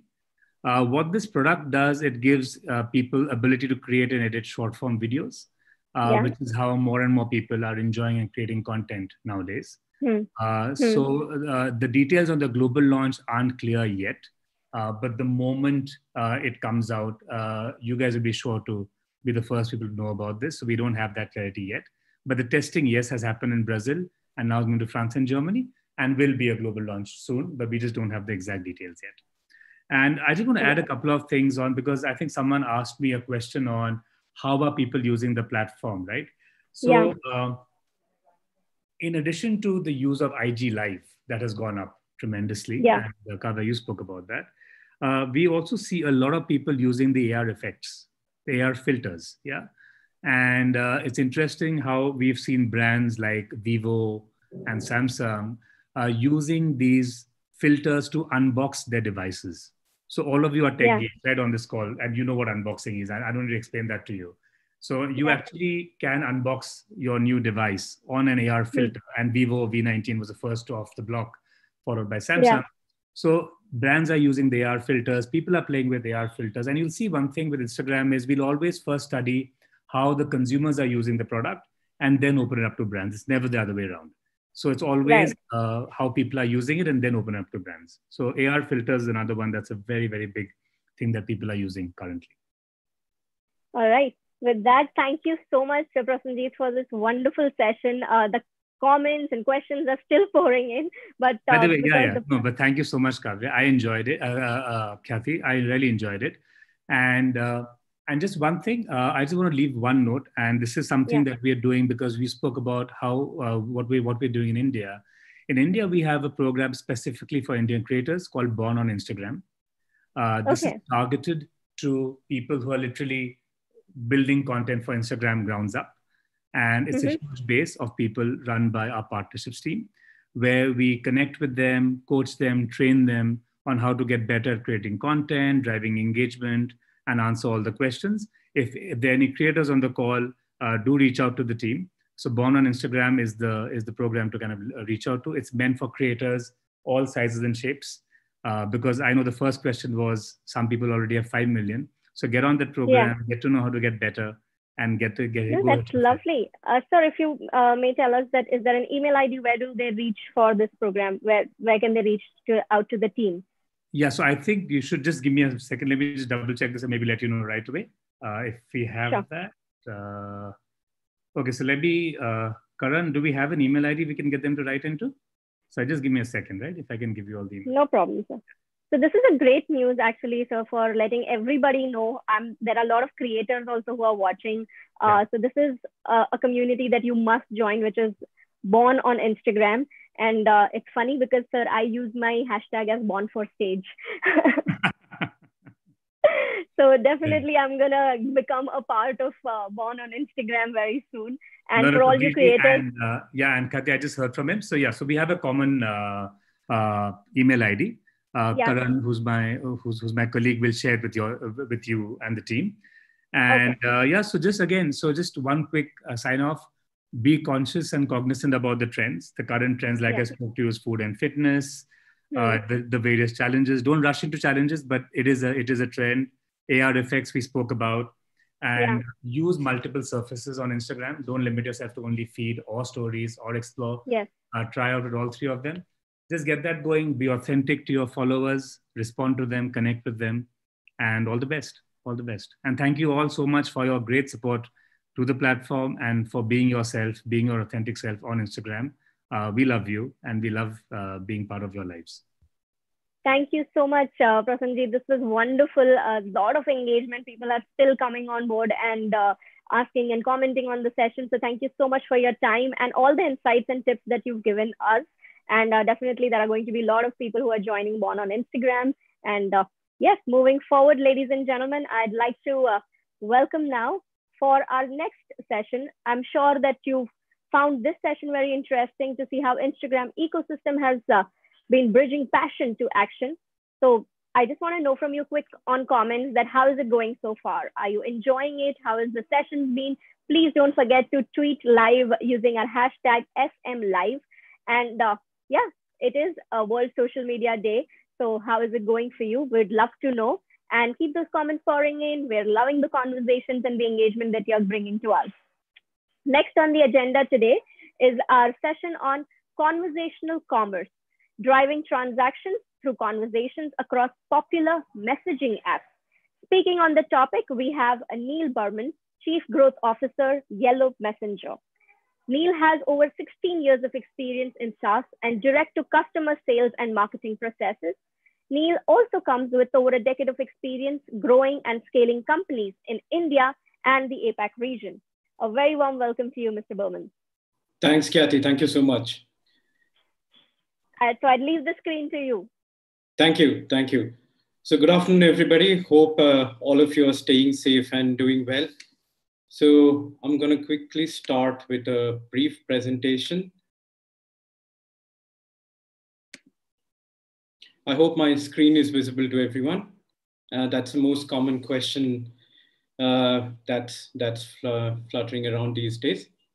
So yeah, so the topic that I wanted to discuss today was on conversational commerce, and in terms of how brands today are driving conversations and engagements across multiple messaging apps, and that's giving the much needed tailwind to conversational commerce. So 20 years ago, Steve Jobs said that you got to start with the customer experience and work backwards. And today, customer experience is driving dramatic changes in how brands portray themselves in front of customers. Now, when somebody tells me that customer behavior is changing, I stop them there and I tell them that it has already changed. So let's dig in and find out what's changed. So as always, the customer wants to be in control and expects the retailer to take care of every need or every demand that the customer has. So 4 broad demands which I have been able to shortlist here, and this kind of cuts across the brands from different domains. They are primarily hassle-free shopping. All of us want that. We don't want any kind of glitches to come in when we are shopping or looking for the product that we need. The next one would be whatever we demand, it should be available. Whenever we demand, it should be available. And there shouldn't be any complications. So this becomes a challenge for brands and retailers today to cater to the 24/7 need of the customers. And to serve those customers today, we have the conversational AI-enabled platforms which are getting adopted by the brands. So why are the brands adopting to such conversational channels? Approximately 2.95 billion users are on this messaging app worldwide. So it could be WhatsApp, it could be WeChat, Zalo, Apple Business Chat, any such messaging apps, Facebook Messenger. We have users present on these applications much more than they are today available on phones and emails. 50% of daily users of these messaging apps use their messaging apps at an average of every 7 minutes.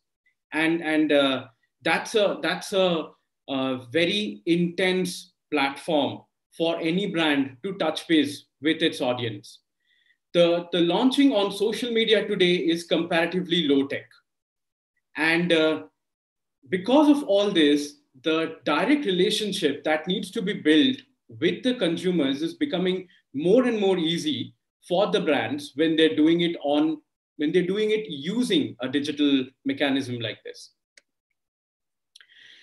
So we are all being affected by the COVID-19 pandemic. So let's find out how it impacted the retail world or the world through which the brands interacts with the consumers. So because of COVID and the lockdown, the supply chain got choked. So the accessibility of consumers to products took a hit. And today's consumers who are ever demanding, they're looking for products at any given point in time. Some of us even look for same-day delivery. So for consumers who have such high demand and high need, COVID kind of changed the way they are used to interacting. So customers looking to buy online were forced to look at direct brand touchpoints. And here I would share one interaction I had with one of the brands where they mentioned that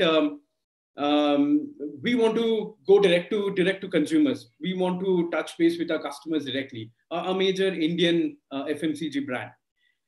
when asked, what do you want to build?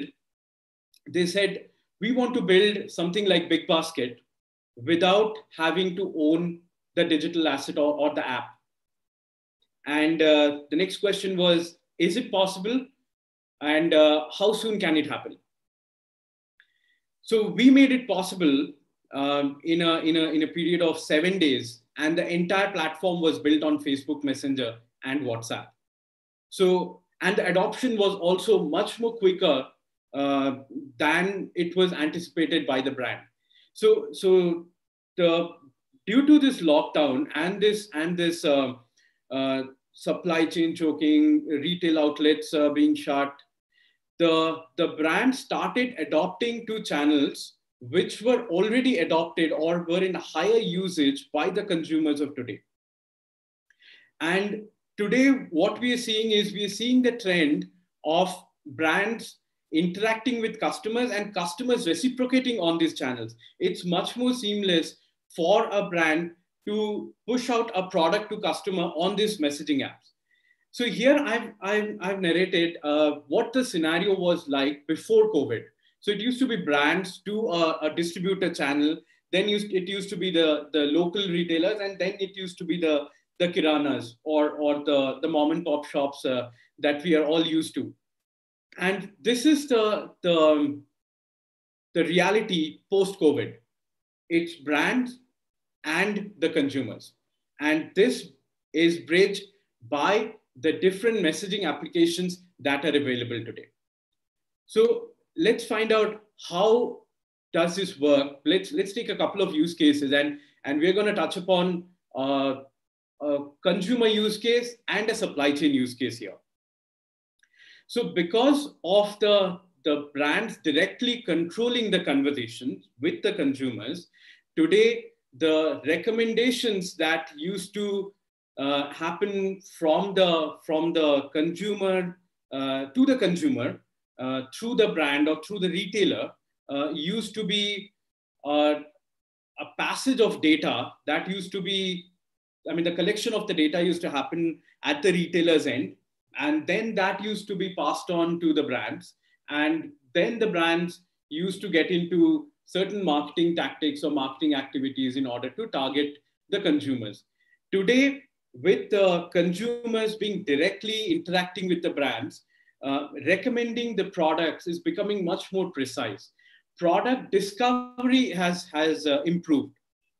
So a quick example here, one of the major apparel and lifestyle retailer based out of India and Southeast Asia have started using WhatsApp as a channel to cater to an endless aisle.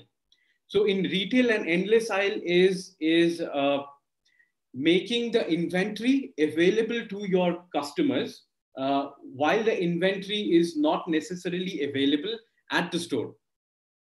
Now, take an example of you walking into a shoe store, liking a shoe, and then the next thing that we are all used to doing is asking the store assistant or the shopping assistant, do you have my size?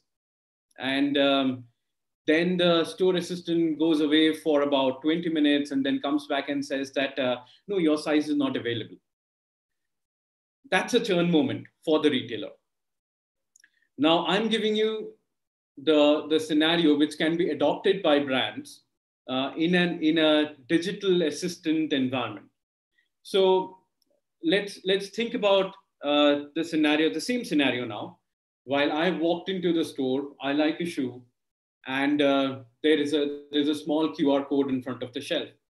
I scan that QR code using WhatsApp, and I get the inventory list.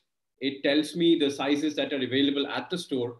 I get and if I select the size that's my size and that's not available in the store, it actually tells me the nearest location or the nearest outlet where it's available. And it prompts and asks me whether I would like direction to that store. And if I say that, no, I don't want to go to that store right now and pick it up, It gives me the option of buying it online and it will be delivered to me. So this D2C or the direct to consumer approach is the next limelight in the brand to consumer interaction. So anything starting from product queries to comparing products, placing an order, tracking an order, everything is seamlessly possible today using multiple messaging channels. Now let's take a supply chain use case as well, because this is another channel or another quadrant which got deeply affected due to COVID. Now, in a supply chain environment, think about it. If the distributors and the dealers, instead of sending long emails, doing product queries, sharing the market trends or the market requirement with the brand over emails, phone calls, can seamlessly do it over messaging applications. Can do a quick query in terms of what's there in the inventory, how long is the order going to take, track the order, place new shipment orders, all over a simple messaging application. It's gonna make the entire system much more agile, and that is already happening. It's been enabled for major retailers, major distributors across India, across the globe. We are seeing this adoption happening. Now I'm gonna go into how the journey starts. I'm gonna share a few examples here. So the interaction that starts with the consumer can happen on any channel. It can happen in an online medium, or it can happen from an offline medium to an online medium, like using a QR code or maybe giving a missed call to a number. And that's when the link is received on WhatsApp or on other messaging channels. It can be even a progressive web app where the customers can start engaging or interacting directly with the brands today. So the first use case, of course, is the primary one, that is purchasing products and inventories seamlessly across the messaging platforms. It's been enabled across most platforms. I mean, of course, Facebook, WhatsApp, Google Business Chat, Apple Business Chat. It's enabled even on progressive web apps, which are the brand's own properties, where customers can engage today and do a direct purchase. They can do product inquiry. They can actually share their preference with the brands. And that's also enabling the brands to kind of collect that data much more seamlessly, directly onboard the data onto them, ingest the data and share recommendations with the customers. The second, of course, would be order tracking. We are all used to, calling a number or putting a number on a web page and track our orders today. This is also enabled and can be much more seamlessly done, and instantaneous responses can be received if this is done on a messaging app.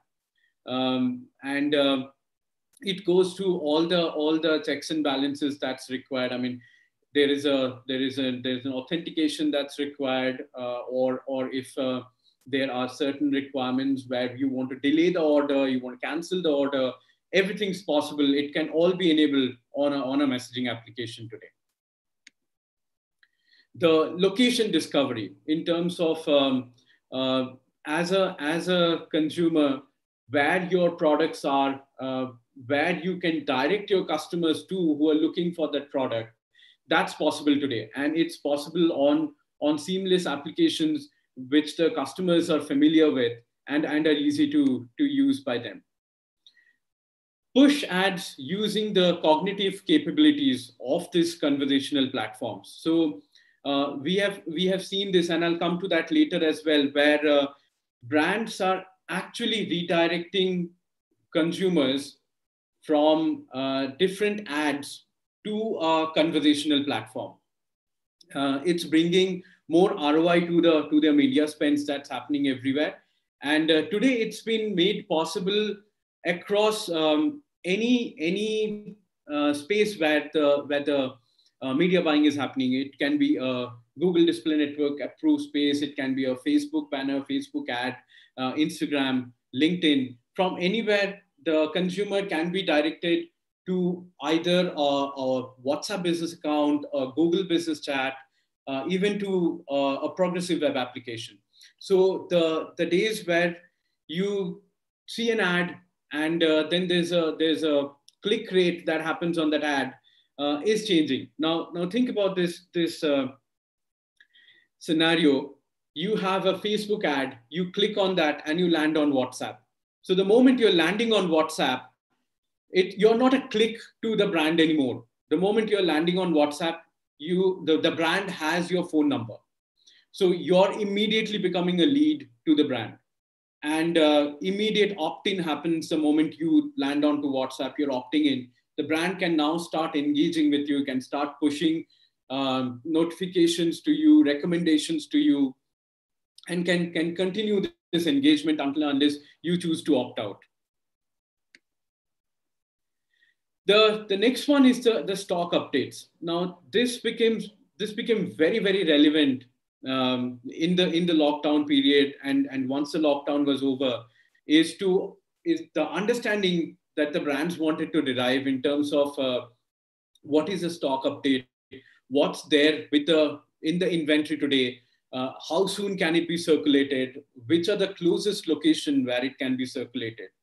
And it was important for the multi-chain, multi-retail brands to actually send this information seamlessly to all the outlets, to their e-commerce arms, to the other third-party e-commerce brands, informing them in terms of how this can be done. It was there was quite a heavy lifting required here if there were no uniformity or if the information was not so seamlessly derivable by the dealers and the distributors. But today it's much more easily done. I mean, I can talk about a major Indian paint company where the dealers are using WhatsApp, using voice commands to make queries. And they're able to instantaneously get the response and proceed with their business seamlessly. So there is no lag in the distribution channel today because of the support that the conversational platforms are providing. The next and the very basic one, which we are all used to talking to a chatbot, is of course the query handling or the FAQ handling. Okay, this is a product. I want to know more about the product. Where can I buy it? How much does it cost? What's the warranty in them? So these are kind of the basic use cases that we are all used to handling. But today, the evolution of the conversation that we've seen today is that rather than just a command, the platforms today are able to do a dialogue, which is more human in nature. I mean, of course, they act as the shopping assistant or the buyer assistant today. So the conversation have to be much more human. If it remains in the robotic tone that it always used to, of course, it's not going to break the ice that the brands want to in terms of serving its most valued customers. So the conversations are much more human today. It of course it cannot portray emotions, but of course it can do small talks. It can do more human-like interaction. It's no more commands and specific commands that we see today. That's the evolution of the machine learning and the NLP, which is powering these conversational applications, have been able to evolve to. Stock inquiry, we discussed about this. I'm a distributor. I want to know if product X can reach me tomorrow, and in what quantity can it reach me. I can do a stock inquiry on WhatsApp, and I will come to know what's the timeline that's needed and what's a quantity that I'll be able to receive in the shortest possible time. And I can take the next step in my business using that. product recommendation, another beautiful function that's enabled on these channels. And this is possible today is because the data crunching today is directly being done by the brands, and that is enabled by the interface of the conversational platforms that the consumers are directly using. Rewards and loyalty. We can add our reward programs, inquire about our reward programs. I know about one Indian lifestyle brand who has approximately 550,000 loyalty customers. And the only interaction that the brand surely does with its customers is sending a push on WhatsApp saying that this is your loyalty point. However, we are now manufacturing masks. So you can use this code and purchase masks. Complaint and issue handling. Now, let's look at an environment where this was done completely manually. So the cost of a human interaction or a human engagement is becoming costlier by the day. Today, the global average of issue handling or a ticket resolution is somewhere between $70 to $20. That's a global average. And due to COVID, this became even more difficult. There was crunch and shortage of live agents catering to issues. Issues and queries started piling up. So brands seamlessly moved from a live, manually driven contact center model to a completely automated digital contact center model. And I've worked with many such brands during this period through this transition. And a lot of them are even contemplating what's going to be the support it's going to provide manually to the customers today. One classic example that I can think of is one global pizza brand that I worked with in the last 3-4 months saw an adoption of 63% of its total queries online getting absorbed by the automation layer. So that means until and unless I'm calling to say, I want to order a pizza, and we all know that there are these food aggregators, so the Zomatos and the Swiggies of the world adopt most of those queries.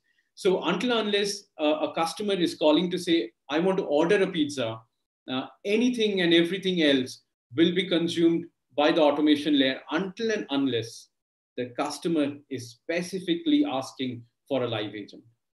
So what's my refund status? The pizza didn't come on time. The pizza was cold. I want to know what are your store timings. Are you delivering in my area? Everything is consumed by the automation channel today. Re-engagement. Re-engagement is becoming possible because today the data is not with the retailers exclusively. The consumer data is flowing directly to the brands without any other steps or any other layer there where it is getting consumed or the intelligence is not getting shared with the brands. So today, if I'm engaging, say, with a brand like Puma, Puma exactly knows what my preference is, how frequently I shop, and when does it need to engage with me, and where can it find me. So an email or a call or a promotion may not work anymore. But if I have engaged with the brand on WhatsApp or on Facebook Messenger or on any other messaging application, probably engaging with me there will result in a conversion for Puma, which may not happen on other channels. So this is a sample user flow that I've put here for WhatsApp. So on the left-hand side, what you see is a Facebook banner. This is a Facebook banner. And anybody clicks on the Facebook banner, And then you land onto WhatsApp, and then the conversation starts on WhatsApp. So the conversation continues to, and this is a real use case. So we saw Xiaomi doing this, Xiaomi putting up a Facebook banner on a new launch during the Black Friday campaign, connected and used the cognitive capabilities of WhatsApp, connected their Facebook banners to WhatsApp, and they were able to sell 31,000 phones in a period of 7 days. And from then on, you want to engage with the customer further. You want to support the customer. You want to re-engage with the customer with newer products. All that is being made possible. So this was a fantastic adoption of the user engagement module on WhatsApp adopted by Xiaomi.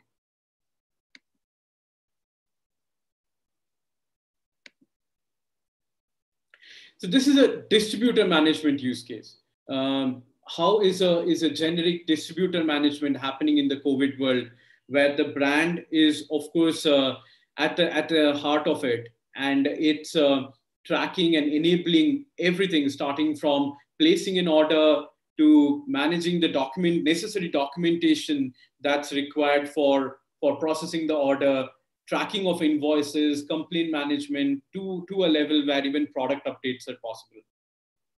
This entire activity can actually be done on messaging platforms, where these platforms act as the interface. Behind these platforms, you have an orchestrator bot, which connects with each and every segment, like your order tracking, your invoice generation, complaint management. So there are multiple bots in the background, which is sitting as the cognitive layer on top of the recording, the applications for handling records.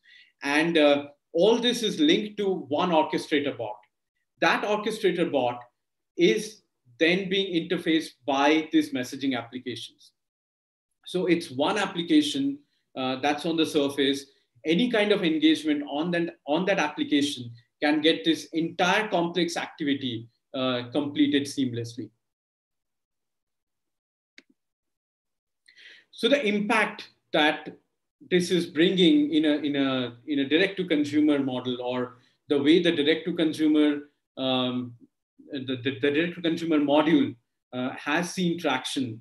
What's the impact of it in a short-term, medium-term, and in a long-term time frame? So the crisis was prioritized. The consumer demand supply was ensured. The business continuity happened. The revenue wasn't hit. And in a near term, we would see the connect with consumers is only going to aggregate on this channel. The brand engagement or the direct engagement that the brands can do from here is going to only go up. And this in the long term is also going to do a lot of cost reduction in terms of direct reach to consumers, engaging with consumers. So there is going to be a significant cost reduction that's going to happen. And in a long-term environment, it's going to build enhanced loyalty that the brands will have with the consumers will have with the brands.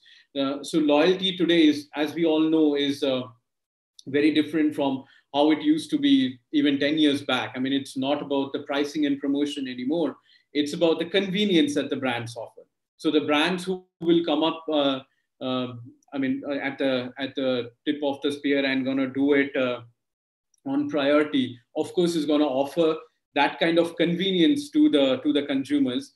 And we will see an enhanced loyalty towards those brands coming from the consumers.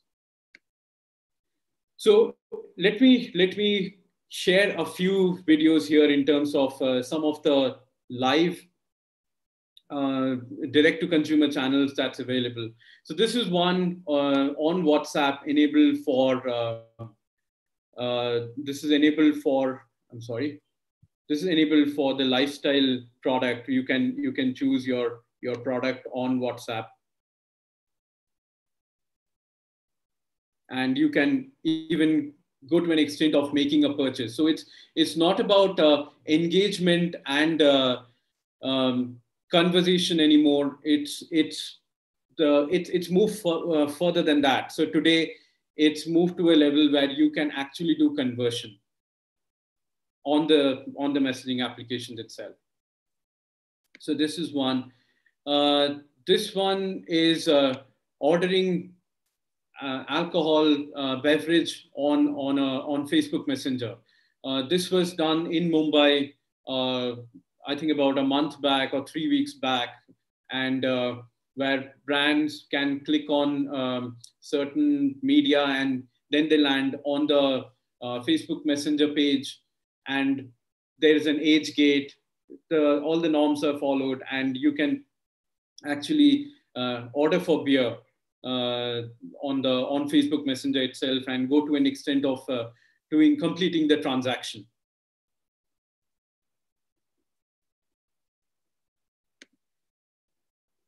This is, of course, ordering your daily grocery on WhatsApp. I know Spencer's is doing this. This is done by Spencer's across India. They're doing it, and they're seeing something like 270,000 orders that's happening for them on the platform on a daily basis. So this is linked to their payment gateway. This is linked to the nearest store, and same-day delivery. Everything has been made possible on WhatsApp itself.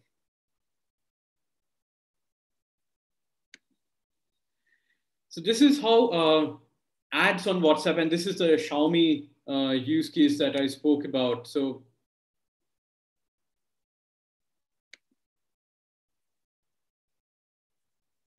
this is how Xiaomi is using the media spend that it's doing and directing. I mean, this was a campaign that they did where they directed traffic from the Facebook banner to Facebook banner and Google Ads to WhatsApp, and enabled conversion, which was about approximately 31,000 handsets, which is sold over a period of 7 days. So as we all know today, WhatsApp's enabled to play rich media. It can be connected to a payment gateway. So the collection of leads, collection of preferences, answering queries, and kind of doing this is being made possible on Xiaomi, by Xiaomi on WhatsApp. The last piece here is, of course, enabling it on Google Business Chat. This becomes even more easier than doing it on WhatsApp, and the simple reason being, here you don't need opt-ins, and we all are today somehow enabled or used to using Google Pay. So while somebody is searching for you or you're appearing on maps, a conversation with the consumer can be started then and there. And this can go in the same flow as it's happening on WhatsApp. And then again, a conversion can happen, and the conversation can be closed. So right from targeting to engagement to conversion is happening in a single flow. And it can be done every time a customer search for a brand. So with this, I would end the presentation. And what I wanted to share, what I wanted to emphasize on was that today it's no longer about, customers remain the king, but it's no longer about the commands that they do. They are no longer happy with doing a command. Today, they want a dialogue to happen. And the more we can leverage those dialogues and gather those intelligences, we would be able to actually cater to those consumers and have the stickiness to the brands. We will see enhanced loyalty, and the consumers are ready to spend. The only point is we have to be present where they want to spend and when they want to spend and on what they want to spend. Thank you. Thank you so much, Mr. Barman. If you have a few minutes, we have a couple of questions that have come in. Sure. So I'd like to just ask you those. How can brands use messaging app for effective CRM is our first question. Okay. So we have seen messaging apps connected to multiple CRMs in the backend. So what we have seen is we have seen by major automobile companies, we have seen major paint companies where they had the CRM is connected to the applications, and whatever lead capture is happening across different channels flows directly into the CRM. We had enabled it for one of India's major banks, where their home screen used to have a banner, and the banner was conversational in nature. So the banner used to continue the conversation in terms of, if I say that I'm looking for a personal loan, it used to go on. I mean, the granularity there was, why are you looking for personal loans? How much of, what's the approximate amount that you're looking for? It was free text and multiple choices. Then what used to happen is it used to trigger even a voice blast to authenticate the information and the details that we would have shared. And once that was validated, it was the lead was then pushed onto their CRM, and then it was picked up by their contact centers if a need was there, or it was passed on directly to that product team, whether it's a personal loan or a credit card, mutual fund, whatever the customer was looking for. So yes, effectively all social messaging channels can be connected to CRMs. Right. Now, this is, they want some tips on this. Any 3 tips for marketing on a messaging app without violating consumer privacy? Oh, of course. WhatsApp doesn't let you violate consumer privacy at all. They are very, very strict on opt-ins and opt-ins to happen. But we have seen brands tweaking that in a lot of ways, like the example I spoke about, where sending consumer the loyalty points is something which the consumers would have agreed to. I mean, they would want to know what are the loyalty point balances that they have. Now, sending consumers a loyalty balance and telling them that you can also use this link to buy face mask, which is our newest product. Or we have seen brands sending invoices on WhatsApp. Saying that, this is your invoice. However, next time when you're ordering, this is a link for you to kind of get a 5%, 10% discount. So yeah, the privacy is of course upheld. I mean, it's of course maintained, and still interactions can be done and targeting can be done. Right. Next question is, messaging app often leads to the creation of dark media. How can one measure the performance of a campaign in this case? Okay, so it's no longer a dark media. It's trackable today. Chat analytics is becoming essential, and that is why we are seeing chatbots often coming as at the heart of the enterprise strategies that are there. So today it's not only being used for effective market-facing conversations. We are also seeing chatbots being enabled to do a connected enterprise. I mean, I know about brands which has spread across 80 countries using chatbots to keep a seamless connectivity across enterprises. Now, the chat complexity, of course, has gone up. Today, chats are enabled across local channels, across local languages. It's speaking multiple languages. It's able to derive that sentiment, that emotion, and do the conversation. However, the number of times if you're doing a push notification on WhatsApp, the number of notifications that were catered to, the number of times people interacted with you, everything is trackable, and it can be done on a dashboard visualization where it's completely possible. I mean, I don't have the time. Otherwise, I would have showed a few of the dashboard iterations that we have done, where we go to an extent of telling them the demographics, the region, the messages which actually cater to them. So and the conversion that happened out of them. So the number of conversions that happen, the average basket size, average basket value, everything's possible on a conversation platform. Brilliant. So next question is there scope for B2B marketing on messaging or peer-to-peer apps? If yes, how? Okay. So we are seeing a lot of B2B marketing happening where I spoke about the supply chain or the dealer network. That's a pure B2B environment where we are seeing the large brands engaging with the distribution channel or the distribution network using this platform.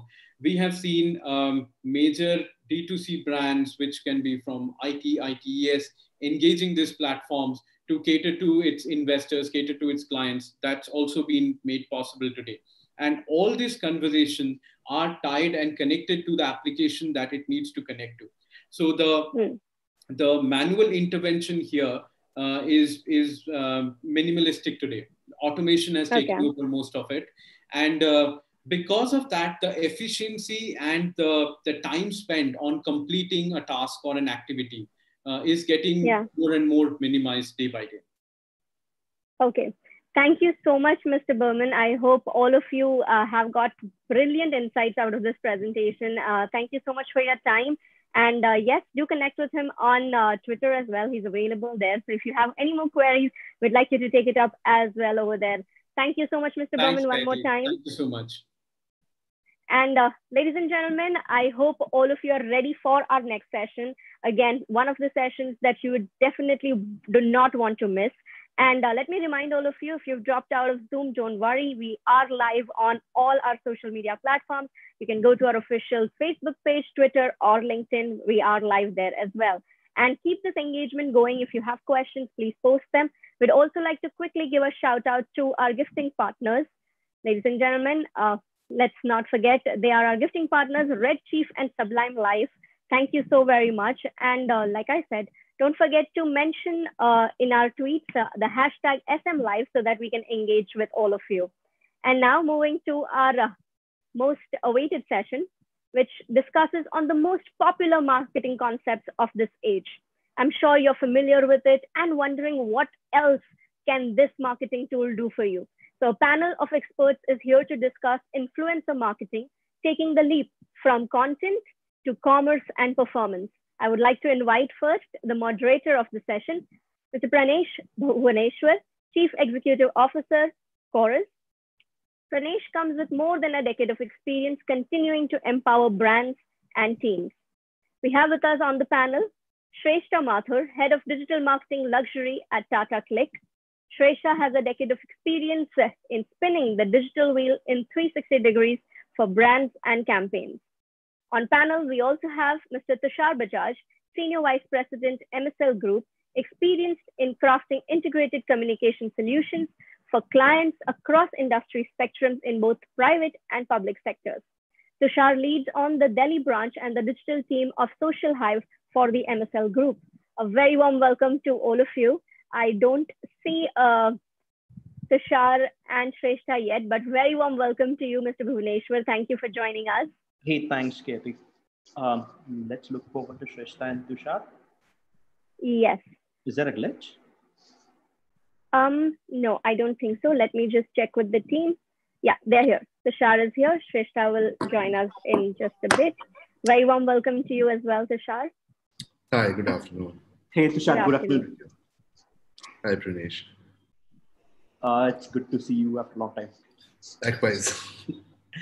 So let's just wait a minute for Schreshtha to join. Yeah, sure. Yeah, Schreshtha is already here. Can I request Schreshtha to just switch on her video so that we can see her? Yeah, just give me 1 second. There is some privacy setting I need to change. No problem. Till then, let me remind all of you, if you have any questions for this session, during the session, if you want to ask anything, please don't forget to use the Q&A box. And for all those watching us on different social media platforms, use the comment section to send in your questions and comments for this session. A very interesting one coming up for all of you.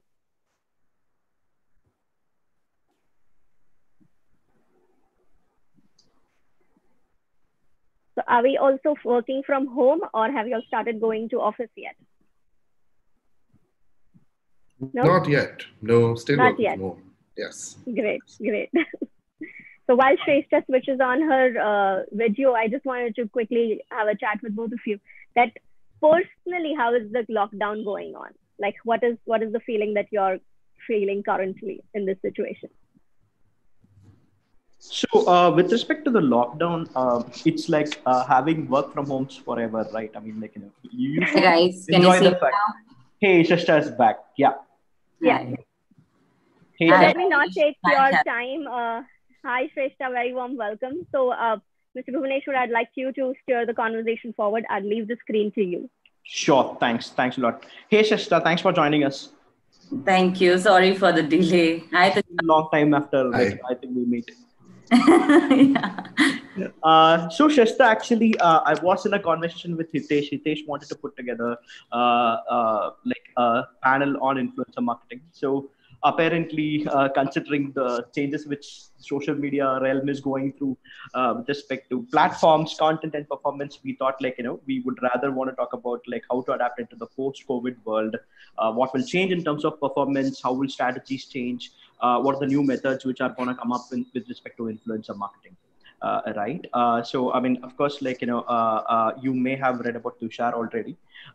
So I actually want to actually start off with like, the premium trends, which are like, the key trends, which almost every other publisher or A&M media is carrying, right?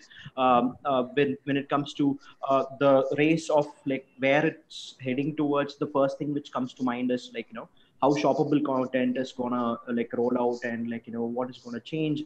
Of course, TikTok was leading the race. TikTok all almost integrated, and with last night's sudden news, I don't know how it's gonna head, right? And I actually wanted to start on that topic. Like how do you think the advent of shoppable content is gonna come up, and you especially being in from the e-commerce background, how do you think it's gonna affect you for like the influencer space? So, all know content is the king, right? So till the time we do not create good content and enough content, you are not doing justice to your brand and to your product. And I think influencers who are creating content have changed the entire wave of how a content should be created for the customers. And that has brought to us to a point where as a brand, we have to create content which speaks to the customer, which speaks to the person, gives relevant information about the product, review, key features and stuff. And thus in all this process, the automatic shift of just publishers content to an interactive content to a shoppable content, it just becomes the entire funnel very clearly. So right now, wherein in India, a lot of people and a lot of brands have started adopting content creation as a marketing strategy, but converting them to a shoppable content, I think we are still yet to learn a lot and evolve a lot. But with we also have started creating content which is shoppable content, which gives more information to the customer, enough like they can make an informed decision. They do not need to go and Google 10 places and understand. You are getting information there. You know what you want. Customers are very smart. So a brand giving enough content, relevant content, and the product feature, shoppable content comes in easily. And yes, we are evolving, we are learning, we are making mistakes, and we are creating a place where shoppable content becomes the next go-to e-commerce journey as well. So, Tushar, that actually makes me think, right? So if shoppable content, as Shreshtha says, is the next natural journey, right? How do you think the influencer payouts and influencer budgeting will happen? Like, how do you see that that's going to be the shift? I think that's a tough question. And especially being from an agency side, right? You are now answerable to sales as well. No, the one thing that will definitely happen is that you will see far greater loyalty that influencers will have to brands. There has been a trend of influencers jumping from one category to another, or even within the same category, different brands. That's definitely going to go down as a result of more shoppable content coming up. So that's on the plus side. I think the other piece which is happening is, of course, a lot of brands are questioning the ROI and the pricing methodology, right? Both of those things, they're not really in sync. It's a sort of dark universe of metrics when it comes to influencers.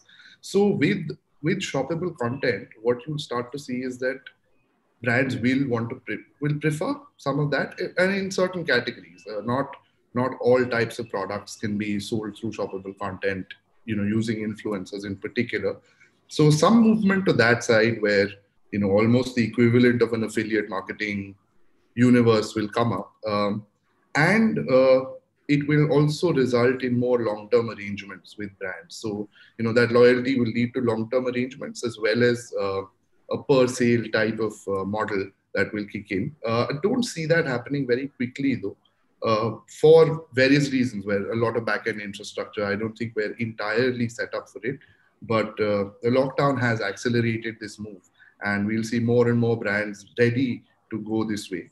As the platforms also make it possible. Not all of them are entirely set up for it yet. So, I mean, when you are saying that, what I would also want to understand from you is, how do you think the strategy will change? Then suddenly comes the marketing conversion funnel, right? There is top of mind recall, and then awareness, consideration, and all that, right? How do you see influencers behaving in that? And I would actually want Shrestha's input also in this, right? I mean, Tushar, how do you think, Tushar, your strategies will change when the rage starts coming in?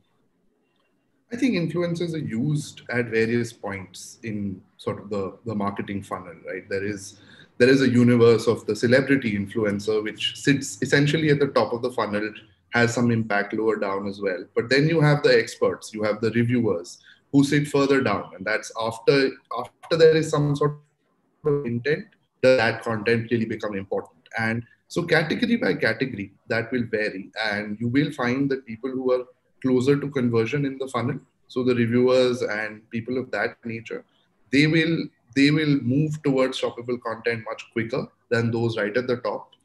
That said, you will find certain products, and fashion being one, where the top of the funnel people will opt for this, and you will start to see the advent of impulse buying on social media as well. And that's not something that's really happened till now, but that is the thing that will start to happen with the top of the funnel people.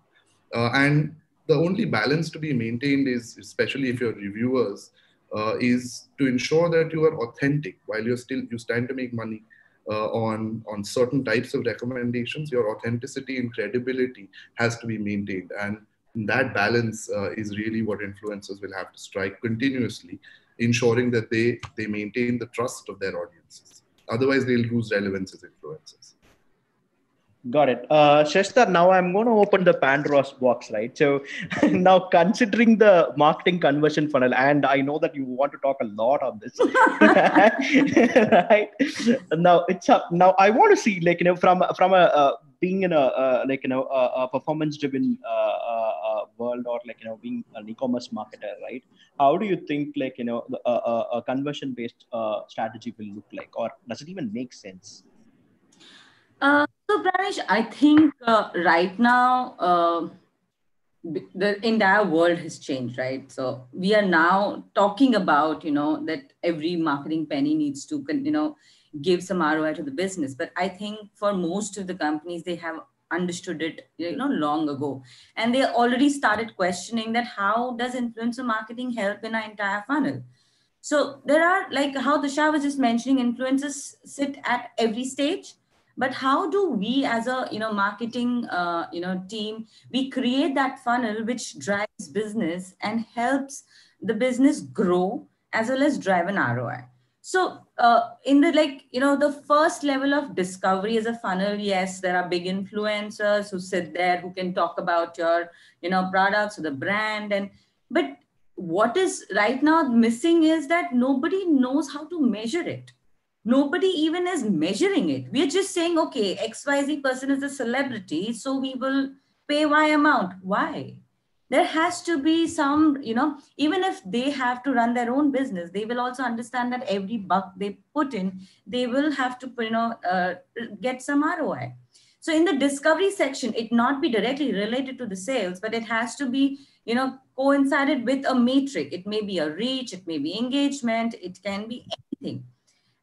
Then second comes the consideration set, where you drive visits, or you probably drive about the products, and give more detailed information and have an interaction where, the more niche and more, relative, influencers sit. That is where I think most of us, like me, I personally, talk to the influencers who I know who understand my products, my brands, who have the correct target audiences, will give the correct messaging out there, and maybe drive awareness and visits as well. What is currently specifically missing is that, there has to be a proper journey and a proper budgeting and a proper costing, mechanism, which I think is missing from the influencer marketing strategy in the world altogether. If we are talking about discovery, yes, there is a simple matrix. If we are talking about consideration, there is a simple matrix. But when it comes about conversion, now I have seen personally that there is a, still evolvedness which is needed from both the brands and the influencers. They create brilliant content. They create amazing content, and how they need to also understand that there is, you can't be talking about all the brands altogether, right? You have to be a loyalist. You have to be the spokesperson, because your target audience will also get confused. Otherwise, there will be like, today you will do X brand and Y brand together, their competition. So they will also come, they are evolving. And my personal experience is that they are evolving, they're understanding, they've become a little more choosy. They understand how and where I will fit on the website or on social media. How can I help you drive business better? And all of that is still in process, I would say. We, especially you, because you run like an influencer marketing agency, I keep questioning you all the time. Tell me, why do I need to put in so much of budget? How will it will help my business grow? How will it help conversion? So I think it is on to us people, and they are doing the job. They're creating amazing content. They're talking to people. They are personalizing, the communication, which a brand cannot do directly. But how do we, try and bring it back to our business? And how do we try and bring it back to the conversion? It may be shoppable content is the answer, or something else. I don't know. Like, we still have to understand. But the funnel of purchase needs to be completed. Because like every piece of marketing strategy which we touch right now, we have a direct matrix. But for this, it's still, a question mark. So I think there's a lot of scope. People and influencers and agency and brands like all of us are growing there. In fact, Tushar just touched upon that, yes, brands are asking for ROI. So I think everybody who's working in this industry is talking about how do we define an ROI. It may not be directly related to sales, but it has to somewhere come to a, understanding. And it will also flow in. I think then is when the brands will start investing more than right now. They will start putting in more efforts. The strategy will be, an influencer outreach, not just, one piece here and there. So we are growing, we'll grow. Got it. Tushar, I mean, I would like to ask this question. So, I'm sure that the same questions or the same doubts, which almost every other marketer has, you as MSL Group, one of the largest PR agencies, will be facing pretty common, right? So when it comes to the marketing metrics, right, since there are no universal metrics, how are you actually understanding it for different types of clients? Maybe somebody's an e-commerce client, somebody's I know that you work in a lot of PSUs as well, right? So how do you actually define these matrices, especially in a very dynamic world? Thanks, Praanesh. I think it's challenging. It's, one is how do we define the metrics? Second is how do we get access to those metrics? Because that's also not as straightforward. One more question is were you able to form something as a universal metrics, right? Was I think the gold standard of metrics. Yeah. The closest that we've been able to come is to actually put the influencer in the journey, and then we know what is that one metric that we're looking for. So if it's just pure reach, that's up there. If it's let's say we want to look at how people are engaging with it, and then we want to see what the commentary is, whether the product's been received well or not. Then we look at the actual content that people are putting out in response to something that the influencer's done. So how it has engaged the community. And in certain cases where what we're trying to achieve is actually just build empathy. And this happens more in, when we work with the development sector, where where we want the influencer to start identifying with a certain issue that the nation has. They may not face it personally, but then be able to relate that. And where our metric is actually to measure, let's say, uninitiated conversation around that topic over a sustained period of time, right? All that we're seeking is for them to know and care and then talk about it continuously. So it is case by case. The larger trouble is actually getting hold of the actual metrics on delivery, because the platforms, the way that they are evolving also are making it harder for people to get the actual data. And in the absence of that, we have to work with a number of assumptions. And I do feel that that is one space that a big change is going to come, where we know that there are platforms that will enable better measurement. And as soon as we have those data points coming in, we'll be able to define better metrics that are more comprehensive, other than, number of people potentially reached. And there's a lot of sort of potentially this would happen, that happens in the influencer world as of now. The actual numbers are something that will help define this much, much quicker, much, much better as we move forward. Got it. Tushar, like that asked me, I have another question which I keep getting asked, right? How do you define success then? These are just numbers, right? Is this number a successful number, whether it's reach or engagement or B-link clicks? How are you managing that question, especially when it comes to when you're working with non-e-commerce or non-performance led campaigns? I think given that we're coming in from a public relations world, we look at it in two ways, right? There are engagement opportunities that we create which do not involve any sort of commercial back and forth. And I think there is an element of success we find where it's purely conversion, whether we've got someone to be interested in a particular topic or a product and actually go out and talk about it. So that's one level. And I think the second layer, where we are actually engaging with people, it starts from defining the objective right before. But as we move through the process or through the campaign, it's always better to see other sort of indicators, whether we are driving website hits. As Schreshtha mentioned, website traffic is increased. Is there a spike in search? Is there a backlink that is happening on other social platforms? That's a softer measure, but as long as people are sharing and talking about it, it still achieves a certain amount of success for that influencer related campaign. So those are all indicators that go into defining what success will be. How do you, what do you have to say about that, Schreshtha? Don't tell sales. Right. I'm not getting into that conversation, but yeah, other than that, considering that, there is a little bit of effort which goes into content creation as well. Do you benchmark it directly against media buys, or how does your team look at it, or how do you personally think about this? So content creation, we can't benchmark with the performance, campaigns and stuff, definitely. Content creation, at what expense and what to drive what sort of matrix in the marketing funnel? I'm not saying the sales is the only thing. Like I mentioned, discovery is there, consideration is there. We need to be very clear. So firstly, we need to understand that how and picking and choosing influencers. If they are the right people to talk to, do they have the right kind of followers? Will they create the right kind of content for you? Will the content be, informative, or, the objective is going to come out enough? So there are multiple key points which you first figure out as to, why do you want to work with that influencer?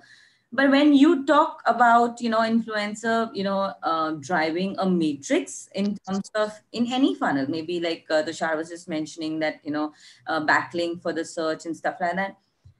It just, on right now, the world is so dynamic, it just gets dissolved very quickly. So if you're investing like X percentage, which is like on any content creation, it's an expensive affair, which is fine. But how do we drive more relevance to the marketing funnel? That's the only question I have. It's not about driving sales. It's about, okay, if you sit on the top of the funnel in your discovery phase, 1, 2, 3, you need to be held responsible for like 1, 2, 3 points. Right now, there is an inhibition, but the influencers who have evolved and who've been in the market, who've been talking to the brand one-on-one, they have started understanding, okay, fine, if this is what you want to do, I will give you XYZ content, which will drive this kind of matrix. We'll measure it. Everything is measurable now in digital world, which we'll measure it. We will maybe take a course action of, changing the content strategy a little bit. We will help you create more backlinks. We'll help you create more, maybe inquiry and give, special coupons or special preview to the content and stuff like that. So that conversation has started, but there is no responsibility, if I may say. There's no direct correlation right now, which we are working towards. And in my experience, I think, every piece evolves. Here, there are so many stakeholders. There's an agency, there's an influencer, there's a brand, and then there is, the marketing budget, which needs to make sense. So it will take a lot of time to, bring a little method to the madness. But we're reaching there. Everybody, I think even the influencers, and Tushar, you can correct me if I'm wrong, I think influencers also become very cognizant of whom they are working with, what kind of brand they're talking to, what is that they are speaking, because they understand if they're saying something, people are listening, people are reacting, and they've also become very particular, which is a great thing. It's a very refreshing and amazing thing, and I really love. There are a couple of influencers I personally follow for most of my information, and I think the content they create is brilliant. They can add more value to the brands. So it's not just sales. It's about touching and just making sure that you're part of the marketing funnel. Don't be like outsider and say that I'll create content and you do whatever you want. Part of the marketing is what you should be. I completely agree with Schreshtha there. I just add one more sort of perspective here, which is that influencers don't understand the marketing world, right? It's become their source of income through how the world has evolved, but they're not the ones who will think of these things that they're able to offer. So it is the responsibility of the people like us to actually work with them to build some of these pieces, helping improve their understanding, and then be able to bring it back into our marketing plan. So Praanesh, that's for you. I'm staying silent. Yeah, Tushar. No, sorry, that was my point. It's just, when you look at ads, they are built for certain purpose. With influencers, you have to work with them on a continuous basis on what is it that they can solve for you, what are the little things that they can do. And, and they are evolving, but that's not their primary specialization, right? They are content creators, and for them, that's what they think about first. So how do you move the needle for them? How do you move them to start thinking marketing? It'll take time, and it'll be a lot of effort from a lot of people in the ecosystem working with each of them individually to get there. Yeah. I agree. Got it. Especially, I read a very interesting piece yesterday. An influencer had written that she's not very cool about calling herself as an influencer. She would rather want to call herself as a creator, right? And with the advent of the newer social media platforms which are coming in, there's Nugent, which is coming in. Of course, there's Fireworks as well, which is trying to get in creators as well, right? The focus is shifting more towards actually creating quality content rather than just trying to get more likes or just more engagements, right? When we are discussing this, that puts back another question, right? If loyalty is what you say that is a larger game, Schreshtha, right? How can you get loyalty out of a creator if he's a good creator, right? From my perspective, he's just there to entertain people. No. Great creator, right? If you observe almost all of the top-notch influencers, they put more focus about their audience. I specifically asked this question because I see one of the questions here in the chat interface as well, right? How much do you have a say when you are actually working with a creator when it comes to how the brand message is being said? And as Tushar also mentioned, you are to direct that person as well, right? So what is the creative liberty which you have, which you give an influencer, which you actually work with? Okay, so first of all, I don't know who wrote that blog, but I totally agree with that person. And I so they are, it's right for us to say that they're influencers, they are content creators. They have, like, even the first earlier point, which Tushar was just mentioning, they just know how to create content. And I think they have understood what kind of content they want to create for their audiences. How do they want to recognized as? And I think they're brilliant. There are a couple of influencers who does a kick-ass job in, creating fashion content, creating entertainment, creating maybe style-based content, whatever. They have understood their strength. They are creating that kind of content. So they are content creators. In the process of creating content, it's exactly how, how you make a, film. You make a film. And in that process, when people see that film, they get influenced. That's like an outcome, not an input. So these content creators, they know what they want to do. For us as a brand, we should understand that what is our objective. If our objective, we have to be very clear. Till the time our briefing of objective is not clear, you will not be able to get the right kind of content out. So once your objective is very clear, you've given them the brief that this is exactly what I want, then I don't think so they need hand-holding on how to create content, because they have understood, they know, and they know whom they are talking to. Why are they talking? I, as a person who will work with them, I will be just very crystal clear. These are this is the marketing campaign, this is the objective which I want, and then they know it the best. Then after that, how do we as a brand utilize that content and create that kind of an awareness and thus influence people or give relative information or review of the product or features and whatnot? I mean, depending on the marketing strategy. Then it is on us how to create that kind of awareness. How do we create that kind of consideration? So I like that, we call them creators. I totally agree with that person. And the second point to that is, I don't like to handhold people who know their job. We are not micromanagers. I can't tell you how to do your job, right? You know it the best. You created a company, and I know Tushar has done his own. But that's where we need to draw lines. We need to be clear of a requirement. That's all. Tushar, that I mean, I have a very the same question about the same topic, right? Now you are an agency who's representing a brand, right? How do you create loyalty among influencers when you are not the brand yourself, especially when you're a agency who's actually working for the brand, when you're liaising between the brand and the influencer or the creator? I mean, one of the things that we do, and this is true for everyone in the agency world, is that you have to own the brand, right? So you are representing someone to an external audience. You can't be a third party that is disengaged. You have to own the brand. So, that's a given. But one of the things that because I specifically wanted to ask this because almost always influencers are thought as an alternative to a media buy, right? I mean, like when it's an alternative to a media buy, or it's a 5% to 8% standard formula. Okay, you know what? 100% is my media buy, spends 5 to 8 goes to influencer marketing, right? If that is the assumption, how are you able to create, or how do you see the scope for creating loyalty when it's considered as a media buy in general?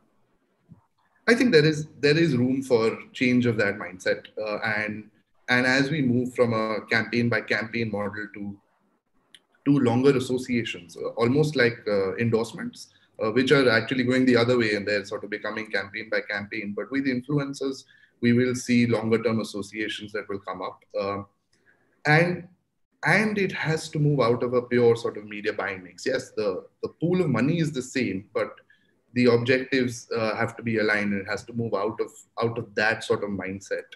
How we sort of create loyalty, the biggest thing that makes a difference is to give certain exclusivity. And we do it for a couple of our clients, more in the tech space, but we have a selected pool of influencers who we engage with regularly. And these are content creators. They're not specialists in that category, but we create multiple touch points, which are not always result oriented. It's only about giving them a feeling of exclusiveness as well as creating experiences.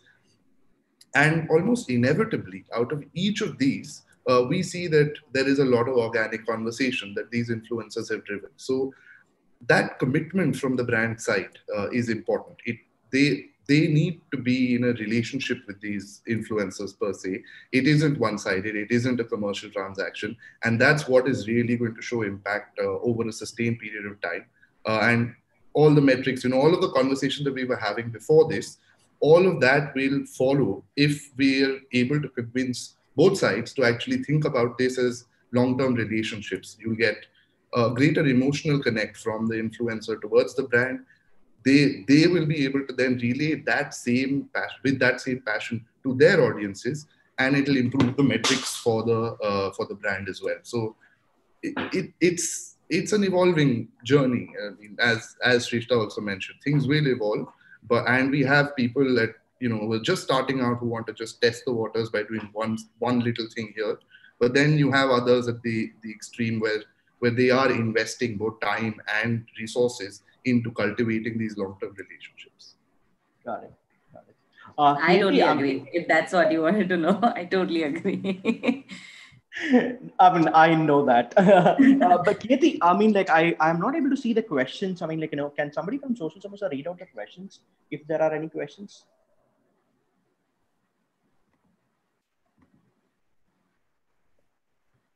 Social Samosa team, are you there?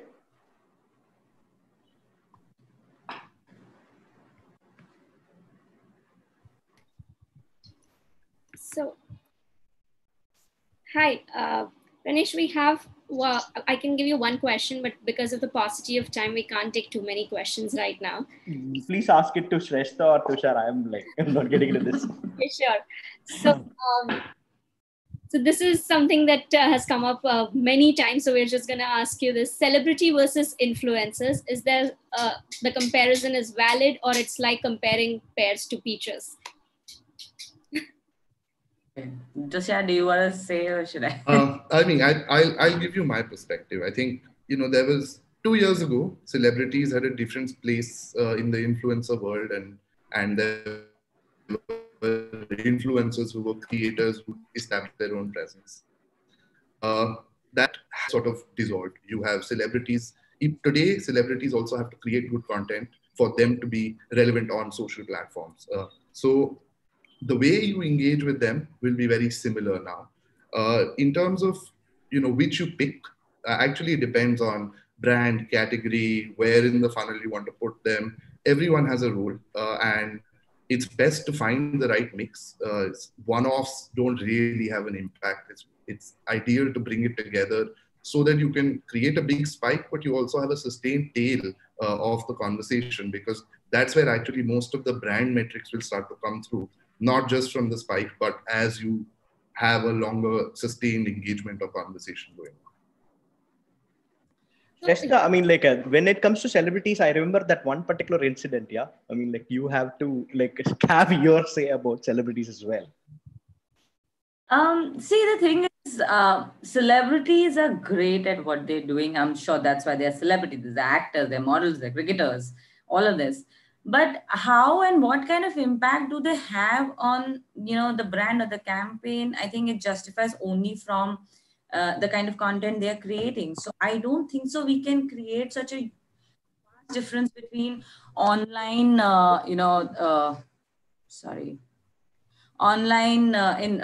content creators and celebrities, because you're in the same space and you're talking to the same audiences. And honestly, I think working with influencers become much more niche and much more relevant when your key objective is very clear.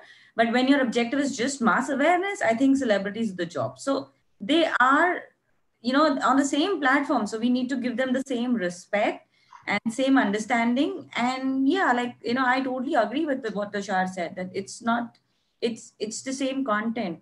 It's just the kind of reach maybe, and that may be not relevant. For example, if I start talking to Brad Pitt, that is not relevant to Indian customers. And why should I pay him that kind of amount? So you have to be very cognizant of the fact where are you utilizing those celebrities. The platform is the same, the content, the brand is the same. So right. Got it. So, Kirti, are there any questions? There's one more question, a little elaborate one, so I'm just going to be quick with this. Influencers witnessed a surge in their demand during the lockdown from both consumer and brand ends. So will this surge continue post COVID, going back to normal? Or when it comes to regional influencers, what are the things to keep in mind before associating with the right names? I don't know that I don't think so. There's a surge. It's just, I think there is very clear communication which has come out. There has always been, content being created with influencers, but maybe because of lockdown where brands can't go and shoot their own content. So it's like the closest best thing which comes out. So so if they start giving the content which, brands become very happy, it will only go upscale. There is no going back from this. So I think it's the opportunity for influencers to come to the entire, marketing funnel and come to that entire this thing that, yes, we are adding more value to your brand and your marketing campaigns. Yeah. And any note on regional influencers? Oh, they are very good. They are very impactful. I think they are very relevant. And it really helps in that market. Every market is different. I will probably sitting out of Bombay may not understand what is going on in Calcutta. They will help me bring that relativeness. The idea of influencers is becoming more personalized and talking to the customers and the people in the way they want to, or they know it's convenient. So I think they do a great job. They're very relevant. Yeah, no, completely agree with that. Relatability and trust, that's what regional influencers bring. Geographically, their impact will be limited, but the depth of the connect with their audiences is far greater than what would be a national influencer or a big celebrity. Yeah. So with that, thank you, all of you. Thank you so much for your time and your inputs on this session. Really, really appreciate it. So thank you once again. Thank you, guys. Thanks, guys. Thanks. Bye. Right. So with every passing session, the insights get deeper and knowledge comes in abundance. So once again, thank you to all the speakers who've been part of SMLive till now. Before we move on to our next session, I would once again like to thank our gifting partners, Red Chief and Sublime Life. You can also catch us live on our different social media platforms, our official Twitter, Facebook, and LinkedIn pages. If you are tweeting or putting out your stories, don't forget to hashtag SMLive. We would love to engage you. It is the World Social Media Day. So let's communicate and engage on social media platforms. Now, before we move forward, here is a huge round of applause for all of you, our audiences. You've been amazing throughout since morning. So thank you once again. Keep those comments and conversations going because we are loving this engagement. Now, a very, very amazing session coming forward. I'm extremely excited for this one. I hope you are too. As we move forward, we have with us somebody who's been part of some really good initiatives and communications that have come across. I have with us Ms. Sanchika Pandey, founder, Hat Media, content and creative consultant for Maharashtra Police, Mumbai Police, CP Mumbai Police, Pune Police, IPS, and BMC. As she speaks on social media for social change and governance, lessons from Mumbai Police and BMC.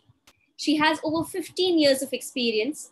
Sanchika Pandey has been at the epicenter of content, creatives, and social media throughout her career. And talking to her will be Mr. Hitesh, who will join us in just a few seconds. I would request Hitesh, CEO of Social Samosa, to join us. He's right here. So they will have this wonderful conversation. And for all of you, don't forget to keep those questions coming in the question box. A very warm welcome, Hitesh, once again, and warm welcome to you too, Sanchika. Thank you so much. Thank you, Kathy. Hi, Sanchika. How are you doing? Hi, thank you so much for joining. Yeah. So I hope it's not a busy day with the kind of work that you're doing with all the police and administration accounts. Thank you for sparing our time for this session. And I know I've been trying to do this for a couple of years now, and this is happening now.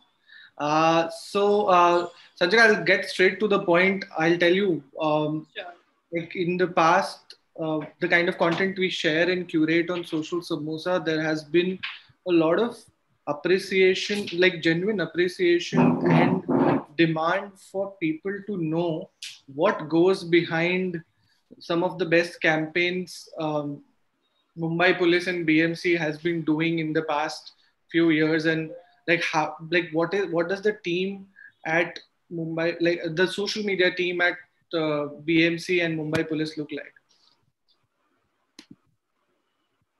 The team is just another group of ordinary people and a group of regular IAS officers, IPS officers, other staff members who are working in this field. And the only, I think what brings or what has brought all of us together to do something which was earlier considered to be quite unusual. Like 5 years earlier, if I was talking about the same subject, my perspective would have been really different. Because 5 years back, 3-4 years back, when we started Mumbai Police, it was something that nobody was imagining could happen. Or even, I don't know if deep down, we knew that this is something beautiful, this is going to be something terrific, the kind of connect that the people were going to get from the police department would be extraordinary. But then still there was a lot of doubt. We were not sure if the risk that we are taking is going to turn out the way we are looking at it. But now all that is history. We know that there are some wonders that the police department has done on social, and now police departments across the country are on social media. And the kind of work each police department does with or without us. We are just medium for a few of them. But the work being done beyond us also is extraordinary. And the impact that it has brought is what we were dreaming of, what the intent was, both for the police department as well as some of us who intended to join them in creating a more realistic picture of police department, because a lot of people always ask this question that it must be so difficult to work with the police department. It used to be one of the most hated offices, if I may still say so, but people did have doubts about it. But we did a lot of research, and since I was a crime journalist earlier, there was a direct interface with them. There was a lot of interaction with them, and there was a lot of clarity that there are some really good people trying to serve the city, their society selflessly, and they deserve to be heard. Their stories deserve to be told to people. And we realized that the only gap in this kind of understanding between the police and public is this communication barrier which existed earlier, because the only place they went and met the police was at the police station when some incident happened, or if there was some ruckus that got created during a traffic hassle, something like that. So there was a more realistic and human picture which we thought that the police department deserved to be viewed as. And all we have done in all these years have, it's just very kind of the police men and the police departments to have allowed us to get into their worlds, to extract some stories which they are very hesitant to tell the world, which they never thought that they could tell the world. They always thought, they were doing their duty, serving people. But I think there was a gap where the people did not know that what the police does is so much a part of our day-to-day lives, right? Anything happens, any crisis happens, the first thing that comes to our mind is the police. No matter which department, what crisis, the first thought that comes to our mind is to go reach out to the police. And the police did not know that there was a way more than the police station or beyond the police station to reach out to people, to make their conversations more interactive, to constantly engage with them, to keep in touch with them in an all new medium. So when we started this, the police, especially Mumbai Police, I would specifically talk about them. Mumbai Police was also just about being at the right place at the right time. When the Mumbai Police was also considering coming on social media, because it was an evolving medium at that time. And they anyways always try to reach out to people in whatever ways they can. When there was radio, they did radio. When television came up, they started reaching out on television. There have been newspapers, there have been pamphlets, there have been specific police station and zone-wise communications.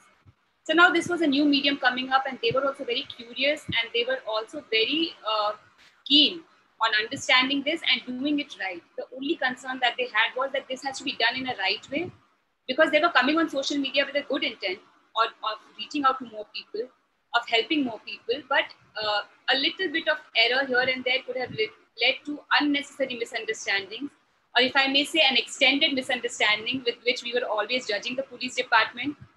So that had to be avoided.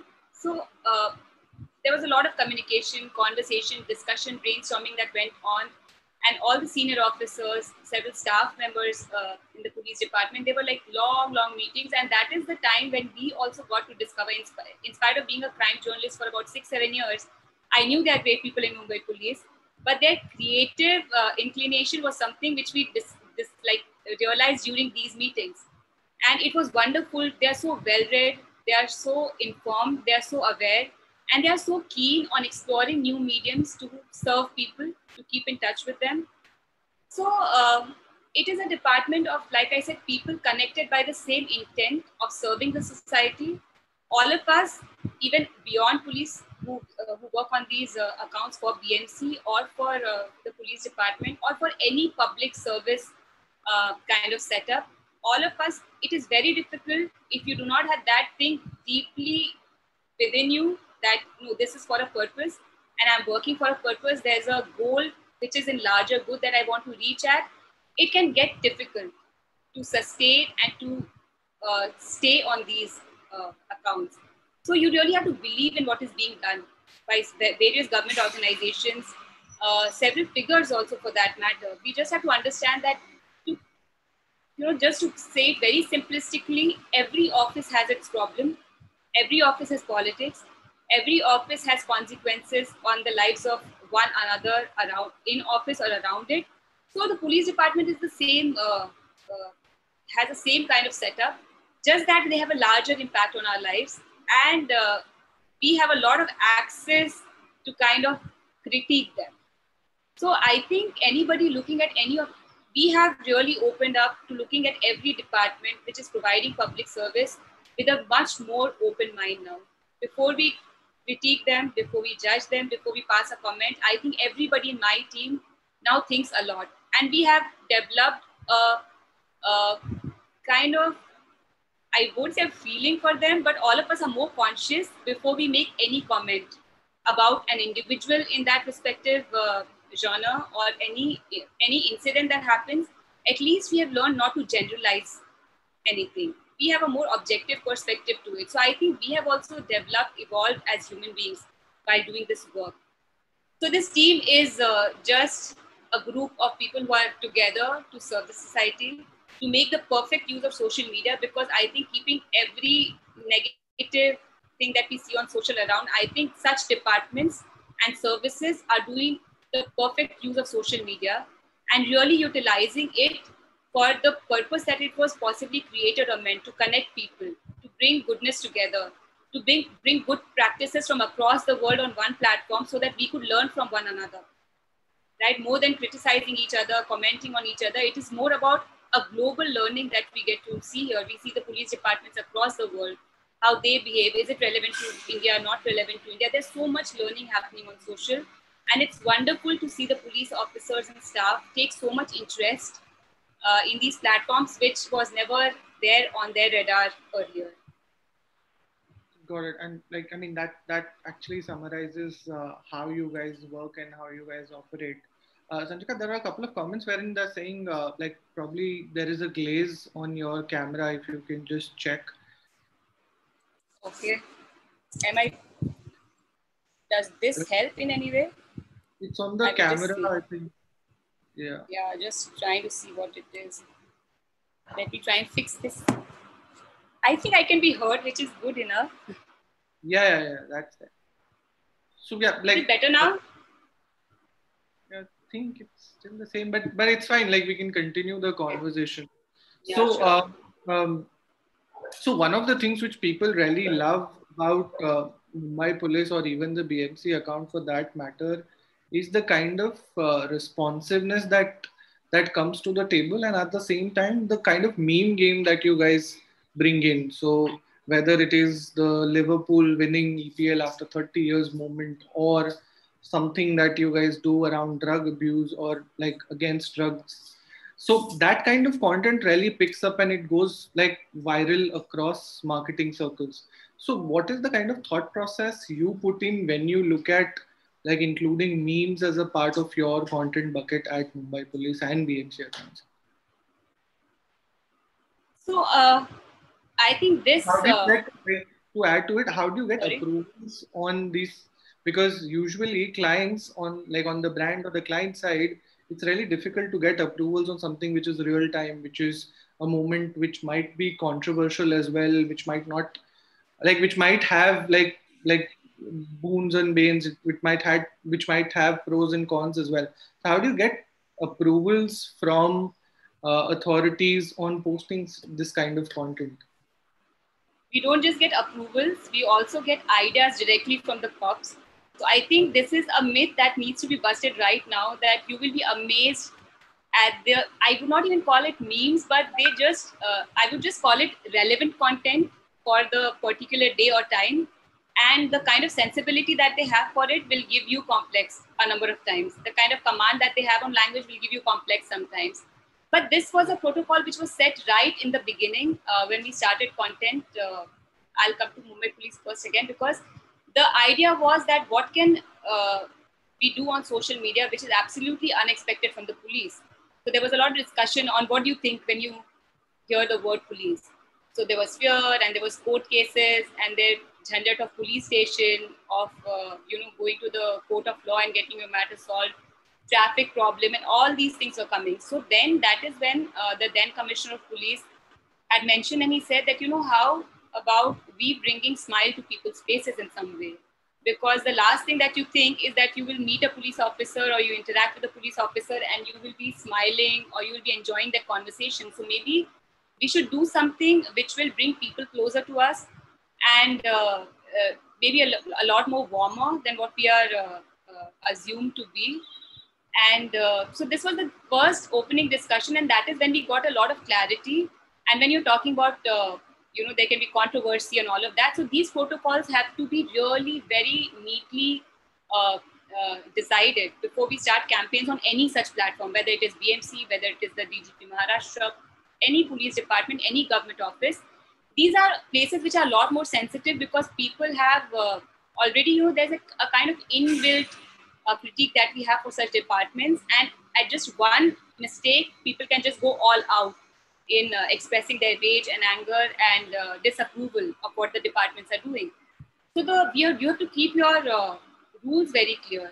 We can't compromise on, we can't trivialize any issue. Just imagine if you're working for a police department, what do we create content on? We are creating content on murders, we are creating content on sexual outrage, we are creating content on child sexual abuse, we are creating content on cyber crime where people are losing their hard-earned money. We are creating content on everything so negative. And just imagine how to humor people for subjects like this, or even in the municipal corporations, if you are creating content, it's about potholes. I mean, there was such great pothole content coming up during rains, but we are not the people who can make it. We can't go and create a joke out of pothole because we know it's a real problem. And, we can't trivialize these issues. So we have to be very sensitive to what kind of content we are putting. Even if it's a meme, if it's a satire, it is okay. It can't be a slapstick comedy kind of thing. And we cannot be taking a dig at a person unnecessarily, or we can't say anything which is disrespectful. We can't say anything which is showing the city down or the people of the city down, because that is not the intent. Every day, every hour, all the policemen, all the municipal corporation officials are aware of the fact that the city is facing too much. Because we also live in the city. When I say we, I'm just saying that the police department and the municipal officials, everybody's living in the same city. Everybody gets stuck in the traffic. Everybody's suffering due to the bad roads. Everything is common amongst us. So relating to the problem of people in the same city is not as difficult for the office bearers because they're living in the same city, they're surviving the same challenges, and they have a good understanding of what is going on. So these rules are very clear that we cannot trivialize any matter, but we also sometimes, it's very important that, we have to understand as citizens of Mumbai. And I'm not saying this because I work with these departments. I really believe in this. And this is the faith with which I've been so comfortably, and my team has been so comfortably working with these departments, because we understand that, for example, just for the municipal corporation, just look at the population of Mumbai, right? It goes in crores. And, if so many people creating garbage every day with maybe a handful of BMC cleaners, right? Maybe in lakhs, maybe not in thousands, maybe in lakhs. But is it humanly possible to every day kind of clear so much mess of the entire city? But they're doing it. They're trying their best. So till the time we take the responsibility, till the time we know that, okay, we have to segregate the garbage, we have to hand it over responsibly. All these things are very, very, very small things. But before we complain to any authorities, we should think about it. We should definitely question them when we see that there's a clear negligence happening in some way. But then we should also sit back and think that, am I contributing enough to keep my city and my premises clean? Or am I contributing in any way to lesser the woes of the city? So these are the questions that we need to keep asking ourselves. And this is the only thing we try and represent on these social media platforms also, that sometimes we nudge the citizens and we kind of question them also that, are you doing this, not doing? We can't directly ask them. They'll say, "Arey, ye to tumhara kaam hai." To the police department, we'll see, "Hum kyun kare, tumhara kaam hai." It's easier to say tumhara kaam hai, but over the last 4-5 years, this understanding has come amongst people, and it's very heartening to see that sometimes in the comments, sometimes if somebody is criticizing a police department or they're criticizing the municipal corporations for something, there are also a couple of people who come down and remind that individual that what are you doing to help the city or help the municipal corporation or help the police. So this is the beautiful kind of relationship that has developed over the years between the government officials and the departments and people, where people are questioning the authorities, but they're also kind of accepting their responsibility and realizing it and trying to contribute in a more positive way. So these protocols are very clear. We don't disrespect anyone, but when we need to tell people that this is something which cannot happen without you, we never tell them you do it. We tell them then we will do it together. And again, I'll repeat that by we, I mean these different departments that are on social. So they always emphasize that this has to be done together because the city is everyone's. And a handful of people, no matter how much they try their best. But till the entire city comes together to bring about a change, it becomes really difficult. And like speaking of this, like the team that is driven by purpose, or even the authorities you spoke of, that like they also have the intent of serving the society with probably extended social media presence. What are some of the success stories you've seen, like which you can attribute to, like when I say success stories, it is social change success stories, which you think can be attributed to the presence of this police and administration accounts on social media? Like I know one thing that I spotted last year sometime when there were potholes, and then like someone had tweeted to BMC that there are potholes here, and in the next 2-3 hours you guys got back and said that this is being fixed, and this was escalated to the right people. So like what are some of the, like probably one of success stories for Mumbai police as well as BMC, wherein you think that social media, like I can attribute this particular thing to our social media presence which we've built over the years? There are so many. I would not be exaggerating if I tell you that these are daily success stories, because just imagine the kind of work that these departments have, and the city is not always at peace. There's something or the other happening around us which relates to the police or the municipal corporations. But if I have to quote some examples, I think one story which I never forget, it's old. After that also many cases came, but I must tell you that there were these college girls in Bandra who were traveling in a rickshaw, and there were 3 girls in the rickshaw, and there was a man on a bike at Bandra, right in the heart of the city, and he kind of teased these girls, and he flashed his private part to these girls in the rickshaw. And one of the girls' friends, she took picture immediately, and she was the friend of the girl who he was kind of teasing. And that girl DM'd Mumbai police, and she said, "I want to speak to you something in private." And she was followed, and she DM'd. And then she said that my friend is very scared, but I think this must be spoken about. And since you are here, I hope you'll maintain my anonymity. And she sent us the picture. She sent it to the picture, and the constable then forwarded also. And this girl told the story of what happened in Bandra. And she said, my friend is really scared to talk. She's not willing to talk because she's quite intimidated, because she's such young girls. Just imagine the kind of trauma that they go through. I think when men tease women, they don't realize what kind of impact it leaves on the psyche of a girl. So she was very scared at that time, and the cops comforted her, and they said, that's not a problem, we'll look at it. And immediately the concerned police station was sent the picture, the CCTV footage was extracted from there. The bike number was extracted from the CCTV footage. And then a cop at Bandra put a suo motu complaint. He registered a complaint on behalf of the girl. And then the man was caught within 24 hours. And then the friend of this girl was told that the man has been caught and he will definitely be punished. The case is going to go to the court. But if your friend comes and gives a statement in this, if she adds to this because it's her personal experience, And if she adds a statement to it, it will do wonders for the case, and he will get the punishment that he's due to get, and it will give a lot of power to her case. And that way, then they got comfortable, and and they were provided the facility of a female cop visiting their house, taking complaint. And this is a facility which is provided to a lot of women who complain on Twitter, which I don't know if it doesn't come out much, but the policemen are very sensitive to it, and they immediately kind of provide them the service. If somebody needs to visit their houses, they go and visit their houses and they take the complaint. So that it was a big relief, and that is something I never forget, because in a city like Bombay, you never expect things like this to happen, and if it happens, to be tolerated. So it was very heartening for me to see that experience, and it kind of reassured me that my decision to come and stay in Mumbai for a lifetime was absolutely justified, because it makes the women here feel wonderful. And it's like this freedom, this liberty to move around wherever you want at whatever hour is really great. And for municipal corporation also, see, initially there was a discussion of just doing a disaster management handle, and it started just on the day of first heavy rainfall of last year, right? And we had just discussed in the morning that, okay, let's start work, let's get a team put together and all of that. And I still remember that the day I finished the meeting and came back home, the same evening, the first heavy rainfall of Mumbai started in the night. And I just messaged the director of disaster management, and I said, sir, I think it's the time to begin now.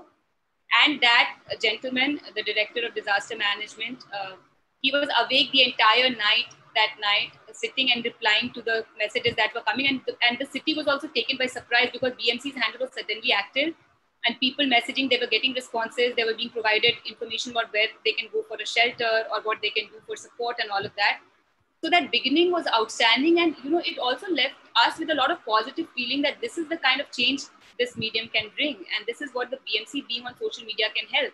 And then the municipal commissioner at that time, he said it'll be easier if every ward has its handles, because the complaints are multiple, they are endless. People have endless grievances, so all the wards then came on social media, all the boards of BMC, all the departments, in spite of so much work and how they are occupied all the time, they have taken this step forward to make it convenient for citizens. So I think there are definitely problems. It is not easy to kind of manage this city, but this initiative, I think, is very, should be appreciated. And I think it is doing wonders, because people are getting help on a day-to-day basis. So what happens is, when you say what kind of change, every day then they started, if somebody put a complaint, then we put the wards were putting a before complaint kind of image of the place, and they were putting an after the complaint was attended kind of image. And during COVID right now, there's so much work happening. There's so much information being given to people. There's so much information in hospital, on shelters, on what is right, what is not right, what precautions are to be taken. All of this, all being brought to one platform, I think means a lot of convenience to people. And that is what social media is for. And we have a couple of questions collated from other social feeds as well, and we could ask tough questions. Yeah. So there is one question which says, people respond to different platforms differently. Do you feel that content needs to be platform agnostic or platform centric? That is one question, and probably you could answer it from the lens of both managing these accounts, as well as, like, I know you've been working in the brand communication space as well. So you could answer that from that lens as well. Yeah, 100%, because even we recently launched or brought Mumbai Police on Instagram. BMC has also been on Instagram. We have both the accounts have Instagram accounts now. And we have had to experiment with the kind of content which is media platform specific. Right? We have done that, and we have seen the results for it, because see, every platform has its own personality, its own advantages. And I think to communicate better, if there are certain features which are specific to another platform, we must utilize it in a way.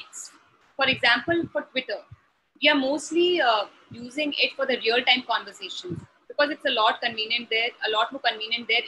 Real-time interactions are very useful there, and it's much easier. And people have also kind of got used to that format, and they are on it. But for example, Instagram, we are using mostly for municipal corporation as well as the police department to do the campaign awareness. Basically, these are campaigns, creatives that we post there through which we are trying to create awareness amongst people. But we have clearly told the users there that we are not there for interactions. We are not kind of giving answer to questions on that platform, because it can get a little more, it can get a lot more chaotic on Instagram if we start getting the interactions there. So they are always guided back to Twitter. And on Instagram, we inform them that any such queries, you are requested to please go on Twitter, because they are there 24 hours monitoring and responding. So we basically keep it clear on our platforms. Like if it's on Facebook or Insta, we always clarify to people that that is not a platform which is being monitored 24/7. That is only for campaigns and for awareness campaigns on keeping people informed with the different content experiments that we keep doing. But Twitter is the platform, that is the kind of online control room. We call the Twitter platform of all these departments the online control room for them, where the real-time conversations are happening. The real-time complaints are being taken, they are being sent to the respective departments, and the people are also being updated about what has been done about their complaint. So for real-time conversations, we keep it very clear, it is Twitter. And for the campaigns, awareness creatives, and all the image kind of awareness that we are creating, that is done on the other platforms. So we just keep these parameters very clear.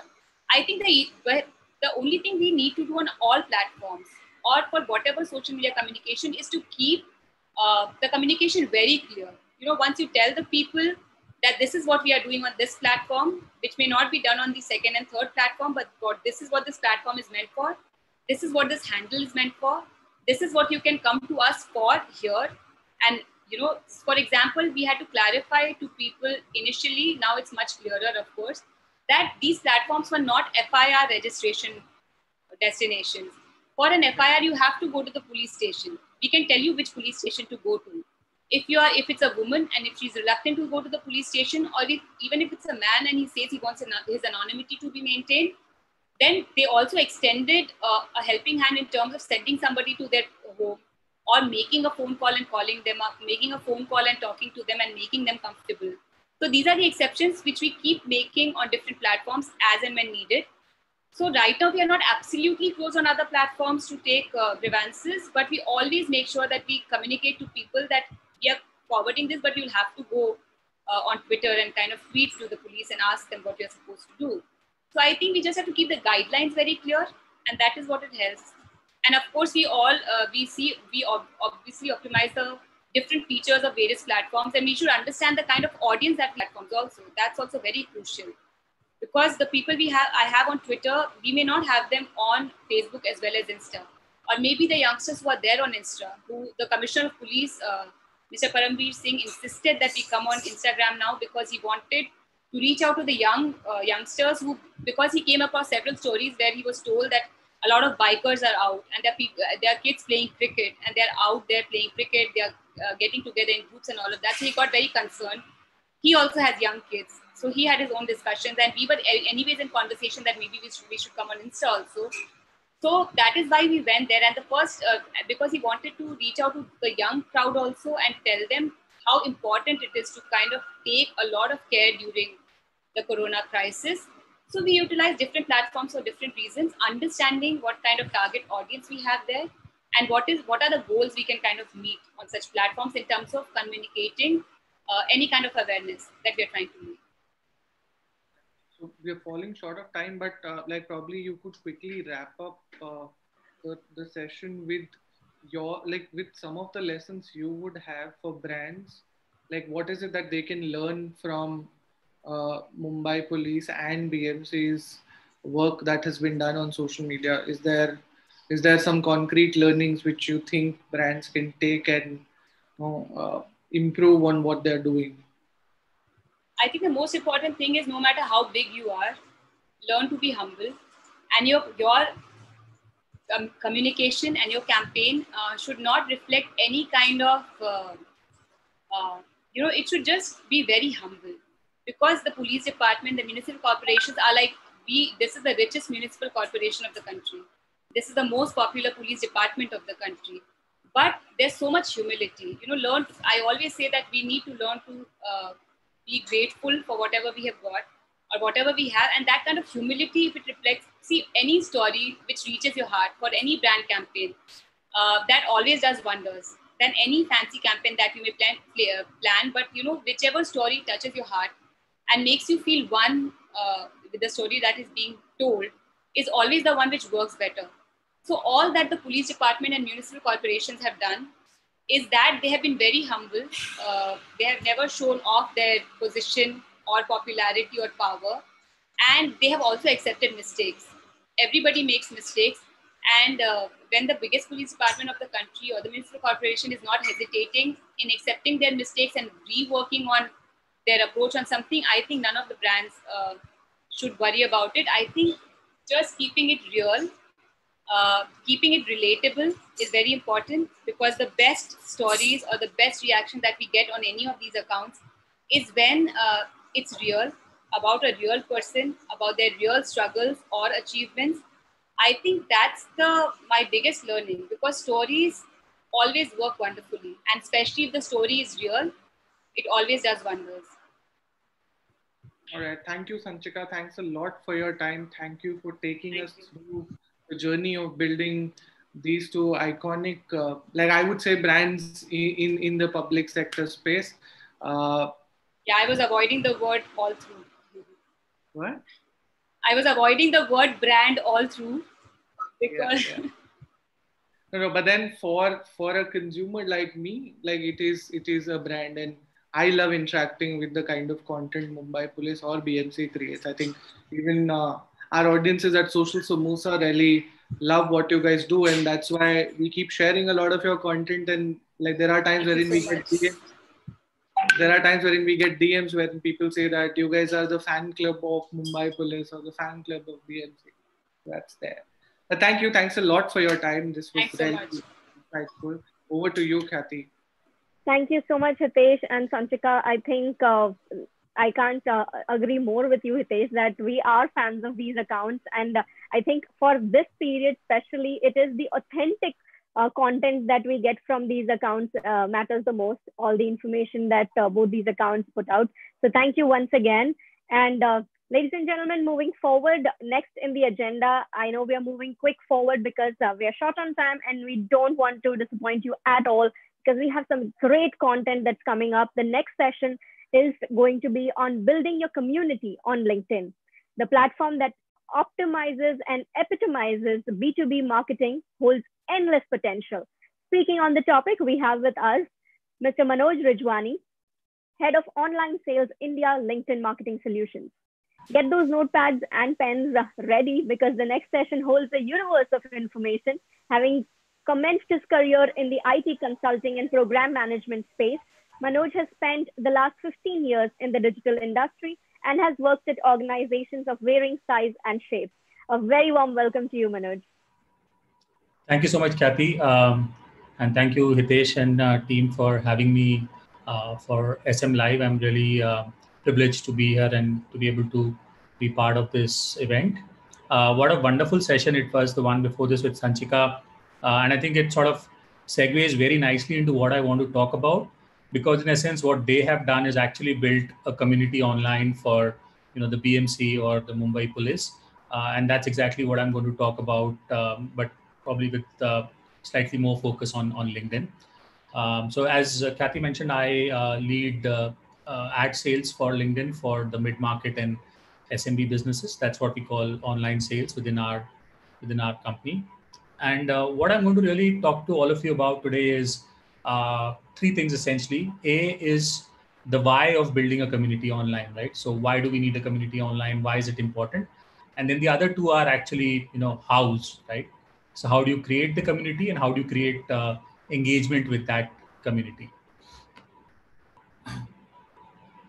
So why do we really need, as an organization or as a brand, as Hitesh was mentioning, or as just as any entity that's out there, either doing business or doing philanthropic work or just engaging with people? Why do we need a community, right? A community is something that is linked together, or a set of people that are linked together by shared attitudes or interests or goals or objectives, right? And when we talk about your brand or your organization and its community, the shared goal there is what your brand represents, either in terms of what you offer, your values, your culture, and also the areas of interest that you as a brand and your community, which is your employees, your consumers, your prospects, potential customers, all of these share.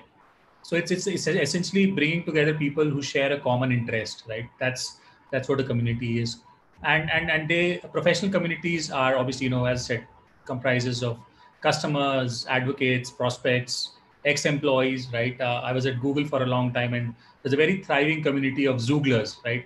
Those are people who are ex-Googlers, right? That they have their own community. They share a lot of common interests. They help each other in whatever subsequent professional journeys that they've been on. And what do brands and organizations largely want to do, right? They want to get these professional communities with all these stakeholders together so that they can then propagate that shared vision that they have and share ideas. And eventually the goal is obviously to get your employees to buy into your value proposition, your customers and prospects to buy into your value proposition.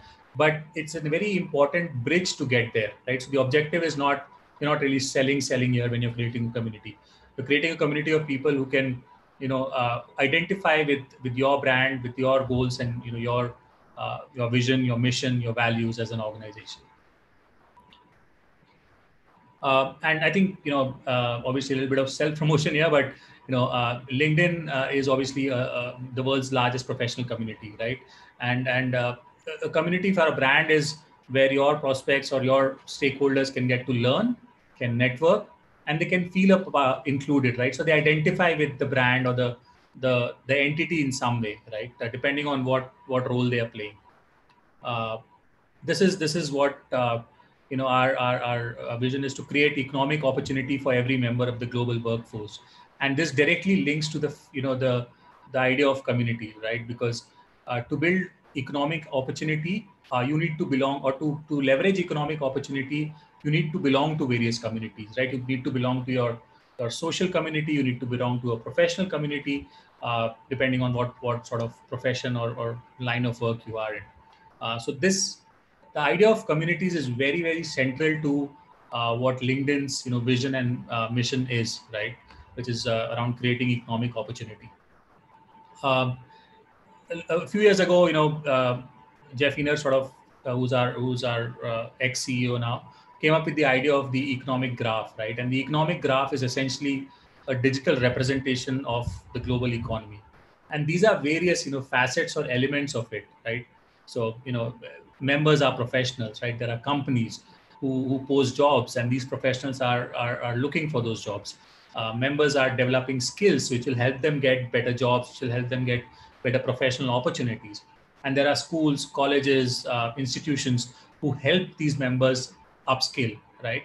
And then there is knowledge, which is just pieces of information, thought leadership, content about anything under the sun that people share amongst each other.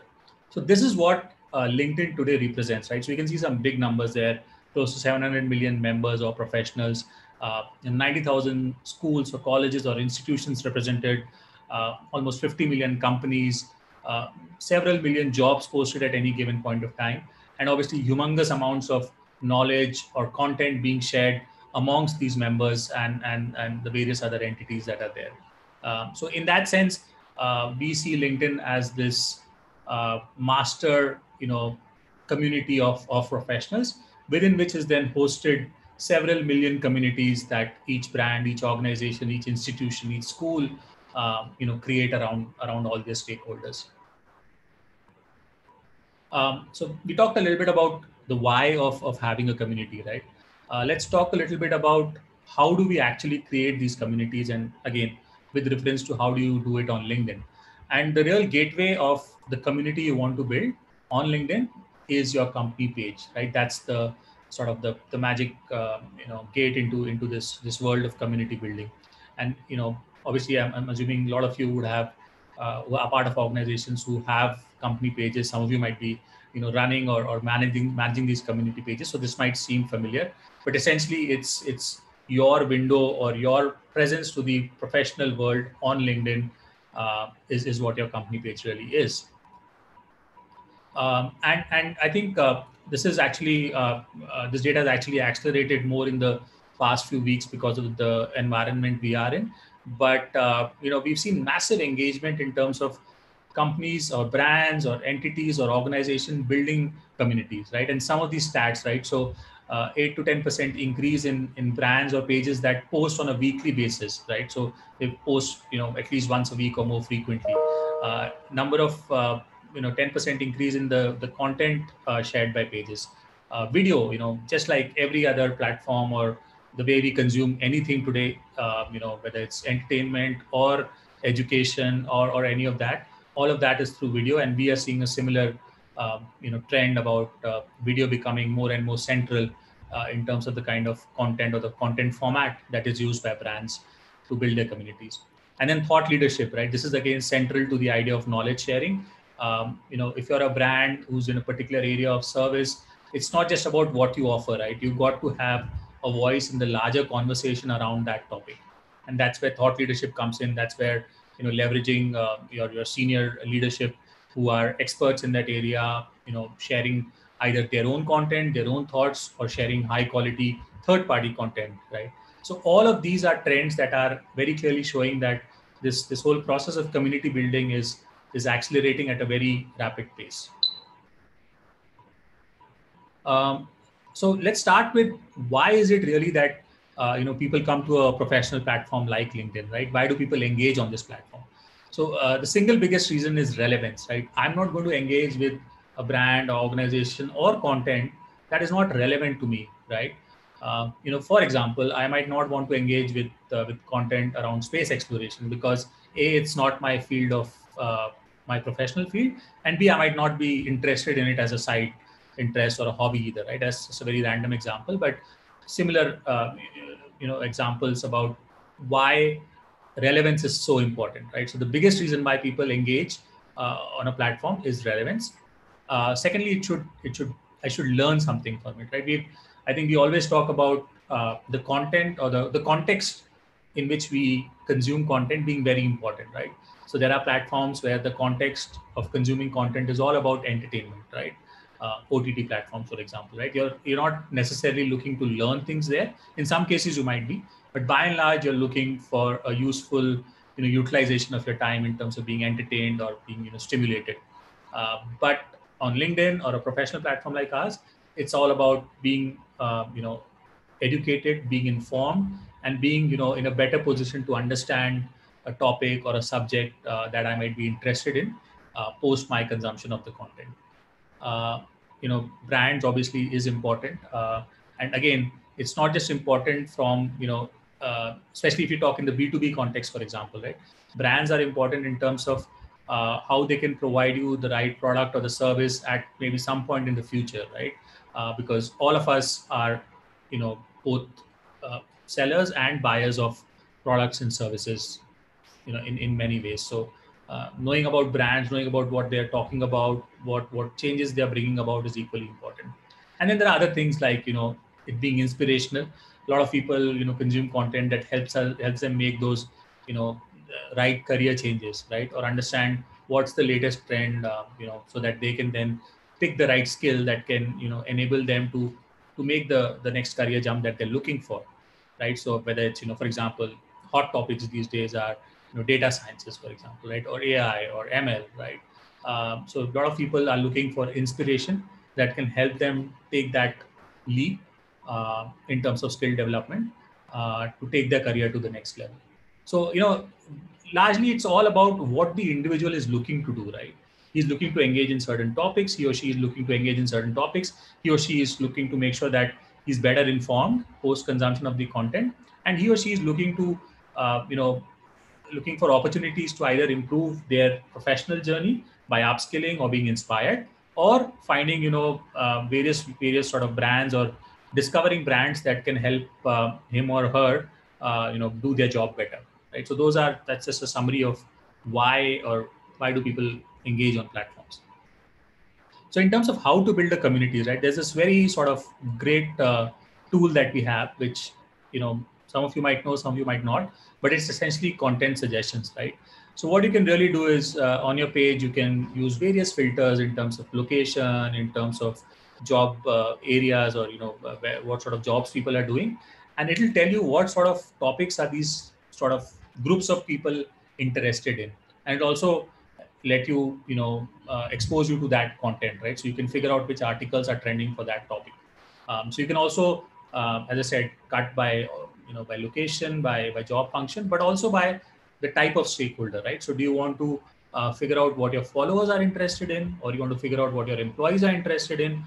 Those sort of things is something you can do as well, right? You can filter for that. So this is a great way to a starting point to try and understand,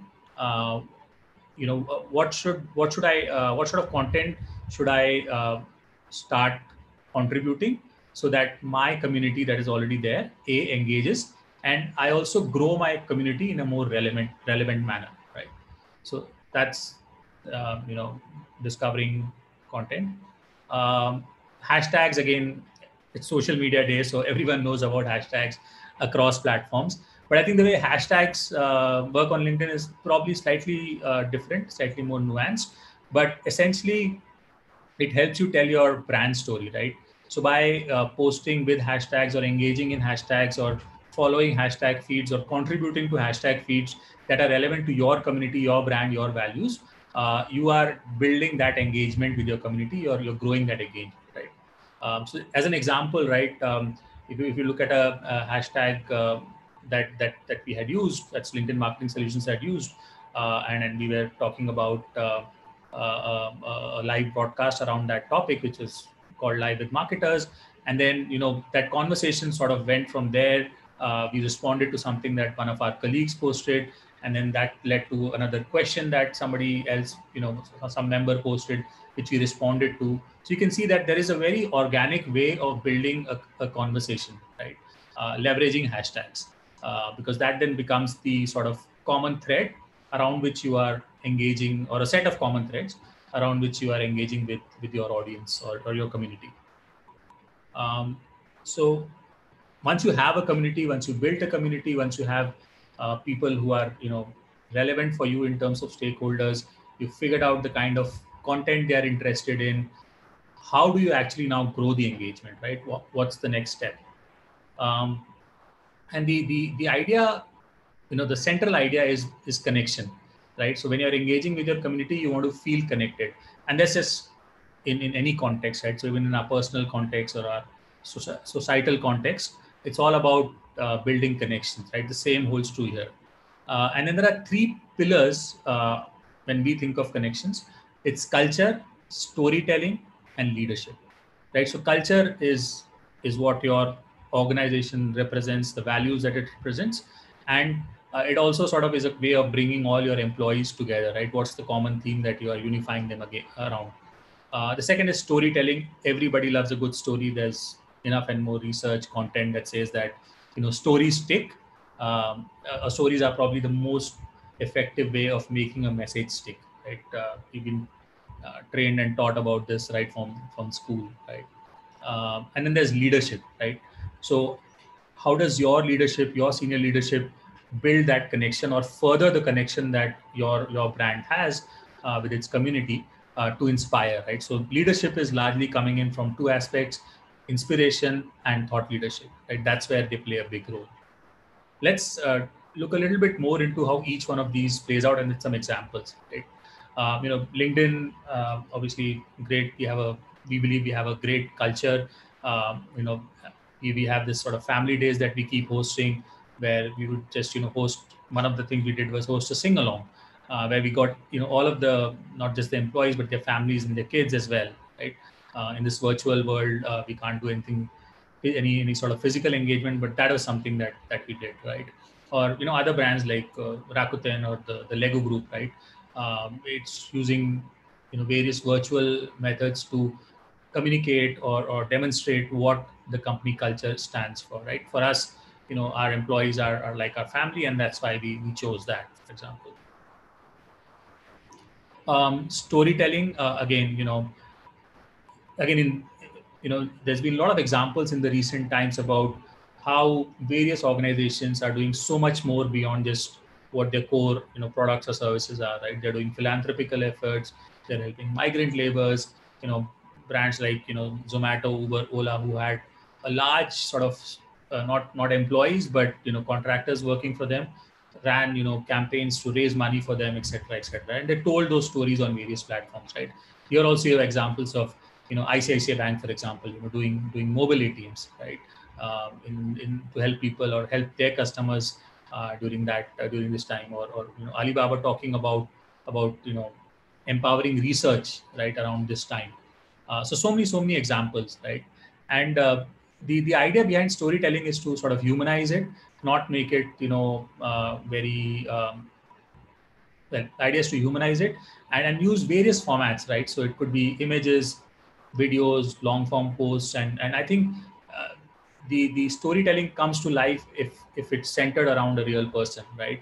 So whether it's an employee of yours or a customer of yours or another stakeholder of yours, right? When the story is told with their names, with their actions or what it resulted in, it sort of resonates a lot more with your community.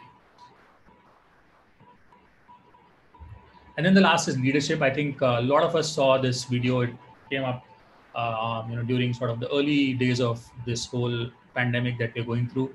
It came from Marriott CEO Arne Sorensen. Really, in a very humble but very real way, talked about the challenges that their industry, which is the travel hospitality industry, which is being the worst hit, is going to face. And he talked about, he was very, very authentic in how Marriott is going to be dealing with it. He was not shying away from the challenges they're facing or the actions they might have to take to address those challenges, right?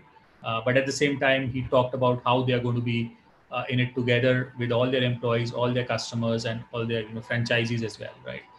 So great examples, and there are other examples like from the chief medical officer of Walgreens as well, right? I mean, I think LinkedIn is full of such examples. Again, our ex-CEO, Jeff Wiener, is probably one of the best in terms of posting really inspirational, motivating stuff. And he's obviously followed a lot as a result. But I think this is where you can leverage people who have a public persona for your organization, who are the face of your organization, to share something which is very authentic, very real, and very meaningful to the rest of the professional community. And obviously, when we talk about content, there are various formats, right? There are document uploads which talk about for example, there's this LinkedIn Marketing Solutions posting how to host a virtual event, right? As we went into this pandemic, this was something that a lot of people wanted to do, but they didn't have all the tools and all the understanding to how to do it. And that's something we could contribute to. So we posted a sort of a checklist or a document onto how to go about hosting virtual events, right? Videos we've talked about, right? I mean, I can't emphasize more about how important video has become in every single method or mode of communication or engagement, right? And I think video is just wonderful because it can tell so much more than what a plain Jane document can say, right? So video is really, really powerful. Obviously, slightly more effort to put together. So I think you've got to always weigh, the message that you are giving. Is it good enough to just post a document and that's good enough, or because the message is nuanced or it needs multiple voices, do you need something like a video to go along with it, right? Questions, right? I think we showed an example earlier about how our LinkedIn Marketing Solutions page had engaged with our employees and also other members by asking questions, right? So if you're launching a new feature and someone comments on it, asking the question, hey, how do you think you're going to be using it, right? Or just putting the question out there, which is very relevant to the current times, right? Marketing potential, how do you maximize it in the current time? So various, it'll totally depend on what your brand stands for, your organization stands for, but it's a great way of engaging because people love the idea of being able to contribute to a discussion, right? So when you ask a question and I'm able to give an answer, I feel like I'm taking the discussion forward, plus I'm able to present my point of view. So I think just a very, very powerful tool, which is not used as much by by organizations. And I really feel that more people should be using this. And sort of linked to that, prompting people to a certain set of answers is polls, right? Again, very powerful, right? So polls are not just important to get feedback, but also can help you drive your content strategy forward, right? So based on the feedback you get about the kind of the topics you might share or the questions you might share, you can sort of, it can help you guide, okay, what's the next area or the next sort of piece of content that I should put out that might be really interesting for people in these times, right? For example, LinkedIn is all about economic activity. So when we ask people about what's the next step you want to take in growing your career, and we hear half the people say expanding your skill set, it tells us that, hey, the fact that we have LinkedIn Learning, which is a platform to enable people to build their skills, is the right thing to do, because majority of the people are actually looking to build a new skill set as a way of advancing their career, right? And then there's obviously finding a mentor, growing a network. All of these are, again, things that can be fulfilled on the platform, but it helps you sort of prioritize what is more important in the minds of your audience, your community. So polls is just amazing, I think, as a tool. A picture can speak so much more than 1,000 words. Very, very cliched phrase to use, but images are amazing. When you want to communicate simple messages that stay, you should be using images, I would say. And then sort of to close the loop, right? And something which we are doing right now is this event also is being hosted live on LinkedIn and being broadcast through LinkedIn Live. So LinkedIn events basically helps you schedule an event, invite people to it, engage with the people who accepted your invites before the event, after the event, and then also by using our LinkedIn Live platform, you can broadcast the event as well, right? So it's a complete sort of end-to-end solution to hosting virtual events, right?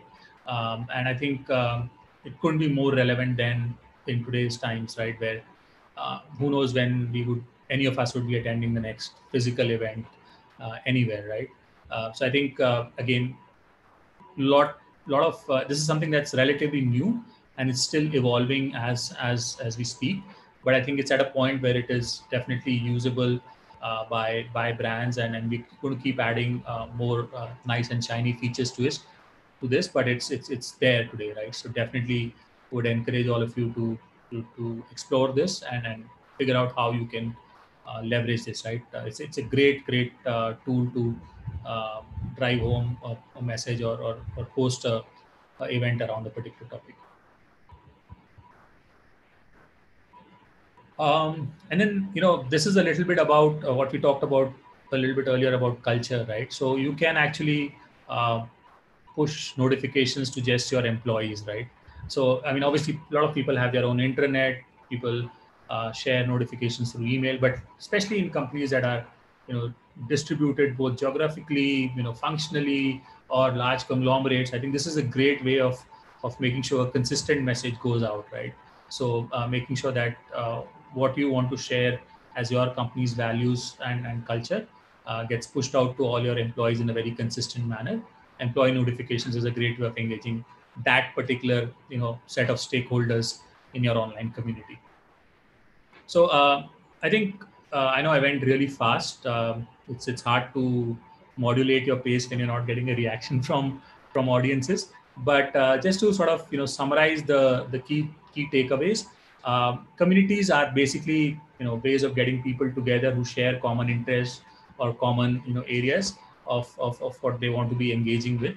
And for a brand, it could include employees, prospects, customers, or people who are advocates of your brand, who love your brand, right? And LinkedIn Pages is sort of the gateway to building that community online and a virtual community. And then there are various tools like community hashtags or content suggestions that help you both understand what sort of content your community is interested in, and also participating in the conversation or furthering a conversation by going into hashtag feeds, right, that are relevant for you. And then in terms of formats, we talked about document, video, image, questions, polls, various degrees of engagement, right, or various formats to communicate different kinds of messages depending on how complex or how simple or how short or long the message that you want to communicate is.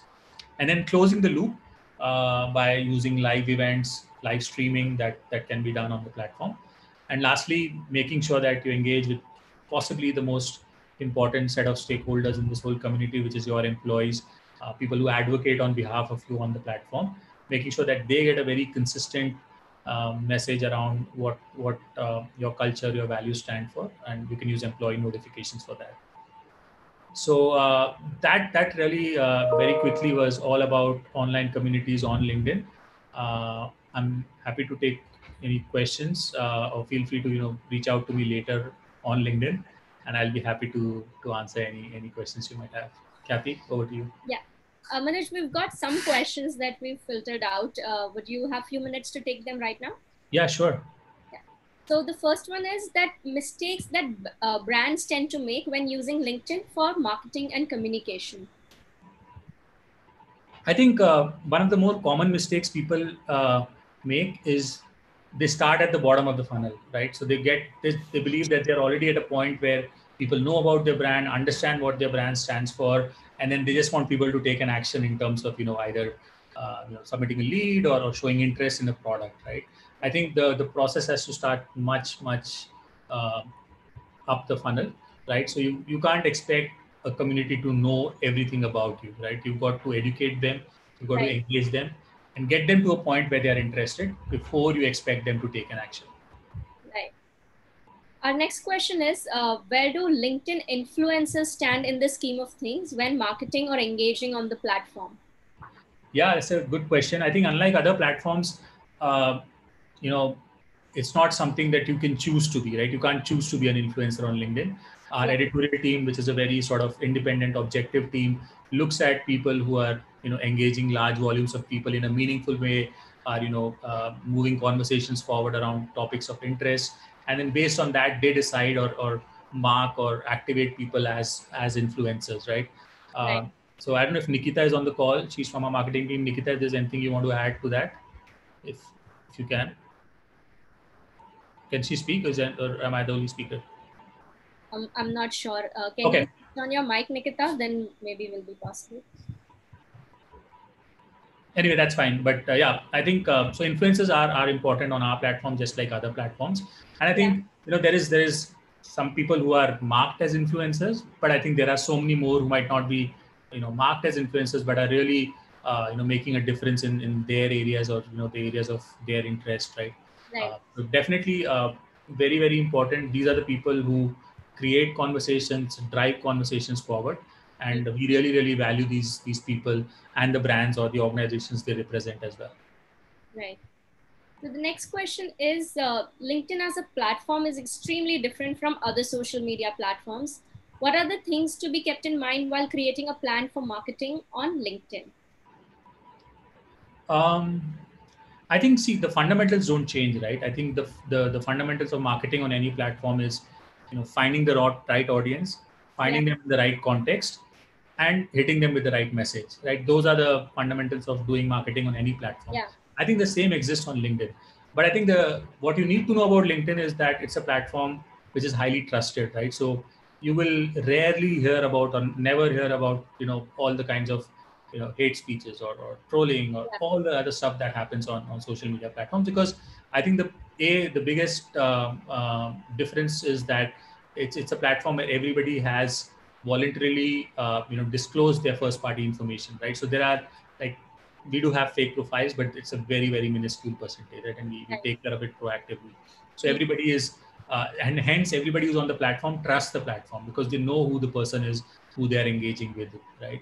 So I think that makes a big difference in terms of the platform. And I think second, I talked about earlier, is the context, right? So when you or me are on LinkedIn, we're not there to sort of get entertained, right? We're either networking or we are stalking other people in terms of their professional development as a joke. But largely we are networking and we're looking to, build our knowledge, build our skills, right? So or as I said, engaging with brands, because I need to. So the context is important and the trust factor is a big differentiator.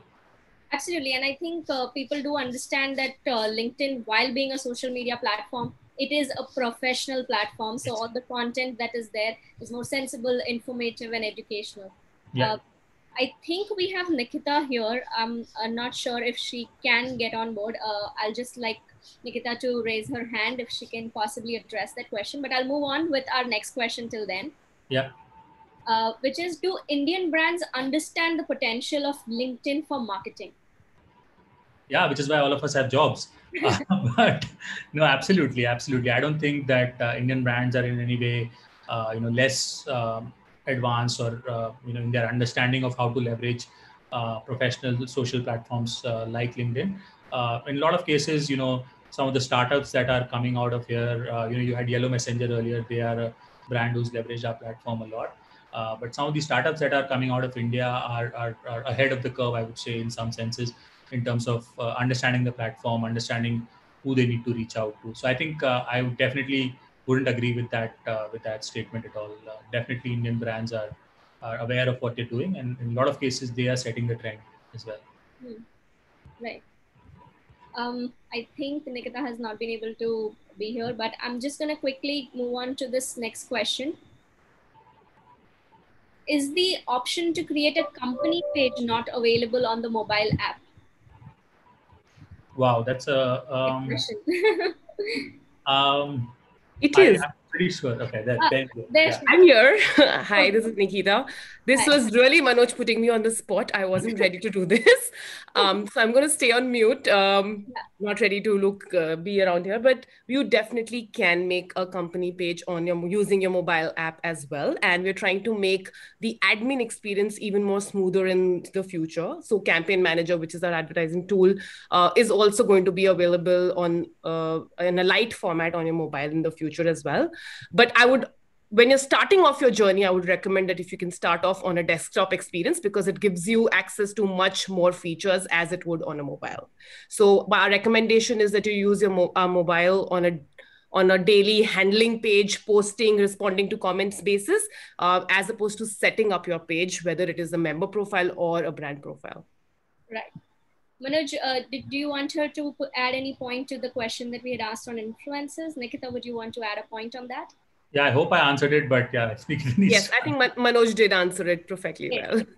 I think I would just like to say that everybody can become an influencer on LinkedIn within their own community, whatever that would be. Absolutely. So thank you so much, Nikita, for joining in. And Manoj, thank you so much for being here, taking that time out and really sharing all these insights with our participants. They have taken a lot of takeaways. Comments are still pouring in. So thank you once again. Thank you so much, Kathy. Thanks for having us, and all the best for the rest of the session. I attended a couple of sessions earlier. They were wonderful. So it's a wonderful platform that all of you have created. So thank you so much. Thank you. Thank you very much, sir.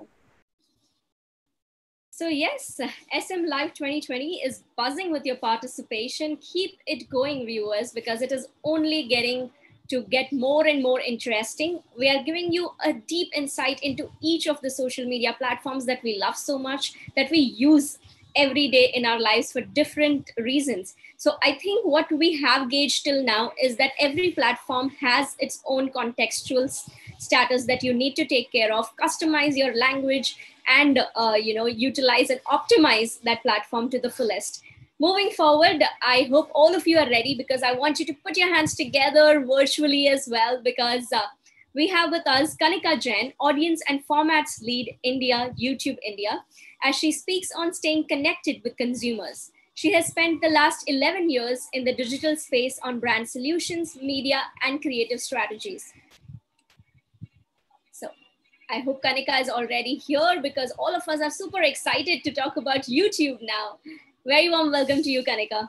Thank you so much. Thank you so much for having me here. And I'm really, really excited to be on the platform and yes, joining in from home. And from everyone who has joined me today on this really great initiative on SMLive, hello and warm welcome from Google India. I'm Kanika Jain. I actually lead YouTube formats and audiences in the country. And today it's a privilege for me to really talk to you about, in this entire social media landscape, how can you stay connected with your respective customers.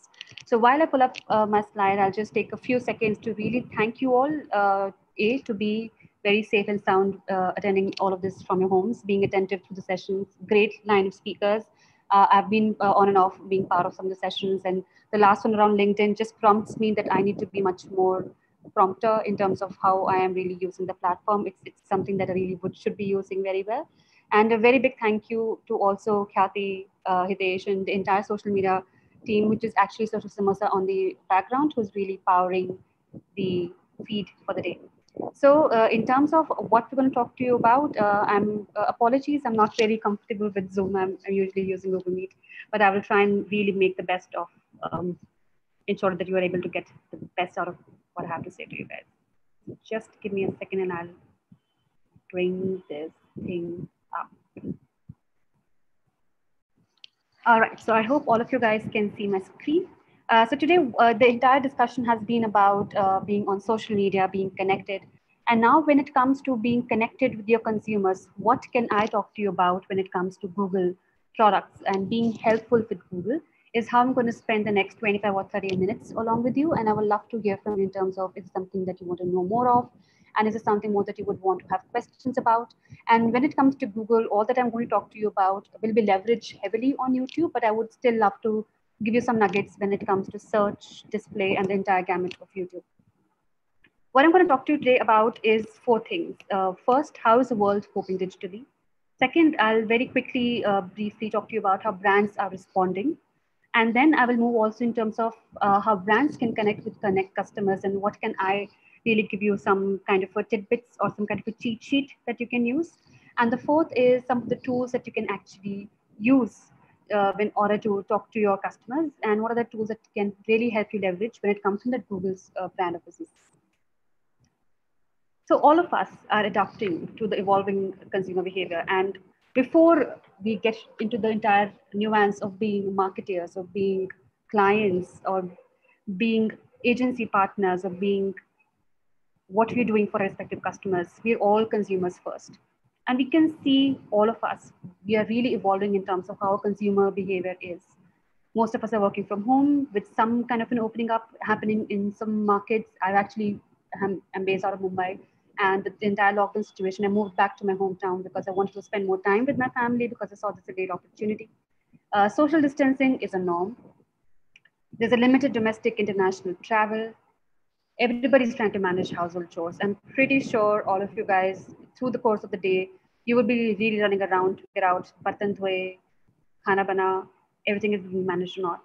There is actually no physical contact with colleagues, and all of us are craving to go back to our workspaces and talk and have the conversations.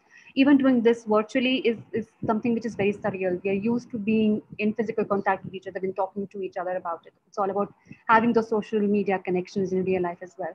And then it becomes about closures of large gatherings, events are not happening, schools are getting closed.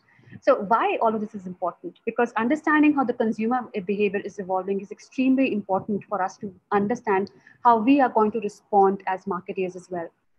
So these consumers with the entire change in the digital, in the physicalities are also now trying to cope digitally. So now let me share with you some of the information in terms of how we are seeing from our own platforms or from using some tools like Google Trends or also using things like ComScore of how these users are actually, coping digitally. Ever since February, we've actually seen a very massive spike in searches for family-friendly movies. In fact, terms like Netflix parties became like a norm. We also saw, and this is the ComScore data, a 24% increase on visits on online gaming apps and sites. So people are trying to get entertained and feel entertained in some way or the other. On YouTube specifically, when it actually happened in the month of April, the last 30 days of April, we actually saw a massive spike in easy recipes. And I mean, everybody's becoming a master chef these days. Your Instagram feeds have actually filled up with people really cooking up and dishing out one dish after the other. But it's all about quick recipes, easy recipes, what can I really make? Not just recipes, people are trying to be fitter as well. We actually saw in the month of April, the at-home workout queries were on a massive, massive rise. And these two trends actually continue to spike up even now. Fulfillment of online grocery is actually becoming the norm, and people are not really able to go out and, go out in the marketplaces and spend time out there. And we're also seeing, without any guesses, that the general news behavior, people are really, really lapping on to news from websites, apps, and the others. So what does it really mean? Like, what do I do in all of this situation? There's a Stoic philosophy. You don't control what happens, you control how you respond. A lot of the brands these days are hence rising up to this occasion and trying to see how they can actually respond to the consumers and how they can deliver the right message at the right contextual moment and ensure they're able to stay connected with their respective consumers and not get lost. What are we really observing brands to do? So now I spoke about, what the consumers are doing, and it's important for you to understand what consumers are doing before you take a step in terms of how you're responding to them. So what are really observing brands to do? We're really seeing that brands are now being very mindful. They're being empathetic. They're also being a lot helpful. And what I'm going to talk to you right now about is some of the observations that I and my team has had when we have seen brands globally to talk about their respective brands or their respective products in a very different environment these days. While on YouTube, when I come to it, a lot of brands have come back in terms of the way that they were communicating. Most of them had actually not really changed the way that they were communicating with the respective consumers. But some of the tonalities that we have seen, being compassionate is important. This is not about moment marketing. It's about how you can really be helpful to your respective consumers. Be crisp. How can you really ensure that, like right now, this person, you saw the consumer behavior, I'm really inundated with multiple tasks. I am not also in a best mental situation to really absorb so much information. So how can you as a brand be extremely crisp with your CTAs or with your communication that you're really harping onto me? The next is how can you be creative? I mean, all of us, when it comes to video creation, we do not have access to the same amount of tools, or we don't have access to the same amount of services that we had initially. So can I reuse? Can I innovate? What are the various other tools that I can use to really showcase my work to my customers? And how can I be careful? I mean, there's a very thin line in terms of talking about being helpful and also figuring out sending out freebies. Just assess the risk in terms of how you're communicating using videos.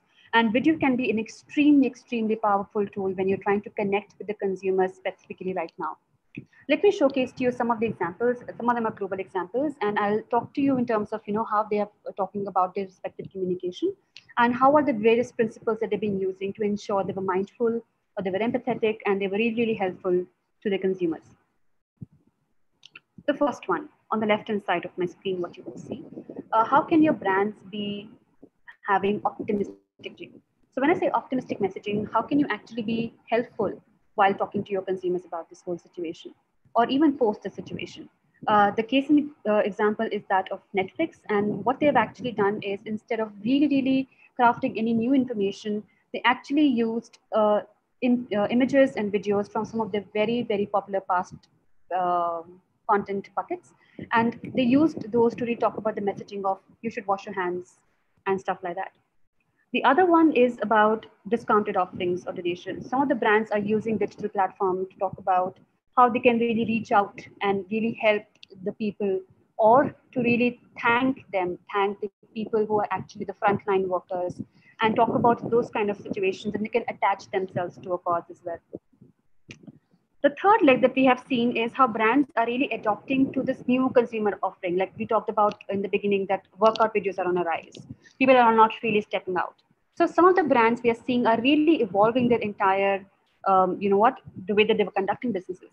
Now, a case and example on the left-hand side, you would see this is Pop Sugar Fitness. It's an offline fitness studio, but now they have really come up and integrated the entire experience online because A, it's a demand. People are looking for this information, and B, they have this information possible, and C, if you're able to provide it to them in an environment which is comfortable for them, they're just able to really connect with you better as a brand.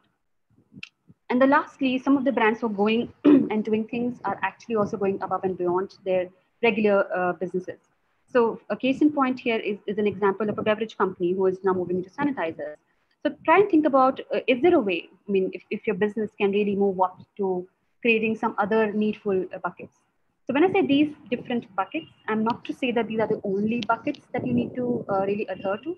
What I'm trying to say is if you're looking for some ways in which, how can I really connect with my consumers? Do I have enough information? Can I actually have this connection between what my consumer wants, what I stand for, and look at the intersection in some way or the other? Then these 4 ways are great ways through which you can create content or recreate and reuse your content to create those connections. Moving on, I spoke about how the consumers are behaving. Then I spoke about how we're seeing brands responding. Now let me talk about how can you actually combine these things together and how can you now leverage Google solutions on top of it. So think about when I say Google solutions, it's all about creating brand salience or creating connections. And when I say Google solutions, it is a combination of YouTube, display, and search as different products. So you're thinking about the consumer moment right now. You're thinking about what this consumer is actually doing right now. You're thinking about what you stand as a brand and what you have to surface and to give them information about. So how I would bucket how you can then put in your best foot forward to talk to your customers are 3 buckets. The first bucket is how can I inform them? So there will be all these how, what, when, where moments of this consumer, like how do I increase my immunity? How can I have from where can I have the best broadband solution and stuff like that. Try and think, are there some informed buckets wherein you can actually provide some information to your customers? And second, there are all these inspired moments. So this consumer who's sitting at the home, I'm bored. I wish I could do things. I can't really get out. So are there any areas in that bucket which you can then respond to? Like, for example, do you have some cricket highlights that you can talk about? Are there some popular games that you would want to promote? Or are there some new shows that you would want this consumer to watch? So these are some inspiration moments that you can really leverage yourselves in. And the last one is all about enhancement, which is all about what else? What more can I really do? How can I really utilize this time to become like better at what I am right now? So things about being fit, things about online education courses, all of them could then help you address this consumer need of enhancement. So that's what the consumer need is. So now what we will do is we will actually layer your business objectives on this consumer need. So while you're planning for your business objective, which could be, I just want to create a lot of massive reach, or it could be, I want to launch a new phone, or it could be that I still am not there in production, but I don't want my consumers to really forget about me. So now let's think about how can you now overlay your business objectives and try and figure out what would the right format or what would be the right audience that you can actually leverage. And I'll just try and share with you a cheat sheet of sorts. At Google, I personally love cheat sheets because it just helps us uncomplicate a lot of things which might be seemingly looking complicated. So like, for example, my objective is I need to deliver a message at a very fast scale. I have a sale coming up, or I have a new offer coming up. It's very short time that I really need to leverage on. I need to be connected with the consumer at this point of time. So the best YouTube formats that you can leverage, and YouTube display and search can really help you to get to that massive surge that you're really looking at. So when it comes to the formats, let's try and get to as much of reach as possible. So hence recommended formats are TrueView for Reach, Bumpers, CPM mastheads. Some of you may have already heard about these products. Some of you may not have heard about these products.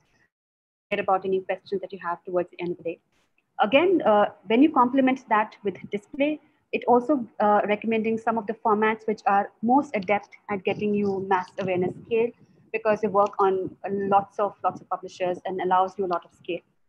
And when it comes to search, try and also marry that with a lot of non-navigational queries using generics. When it comes to audiences, because you will always ask, okay, I can use a format like say a bumper, which is a short 6-second ad. What is the right audience that I could layer all of these with?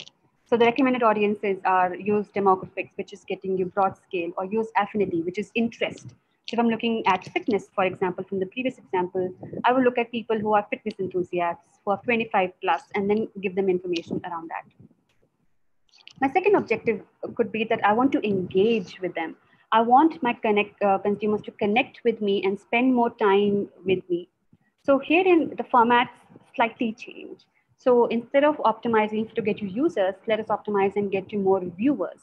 So you have things like in-stream, you have also different surfaces, and I will touch deeply on those in the coming slides.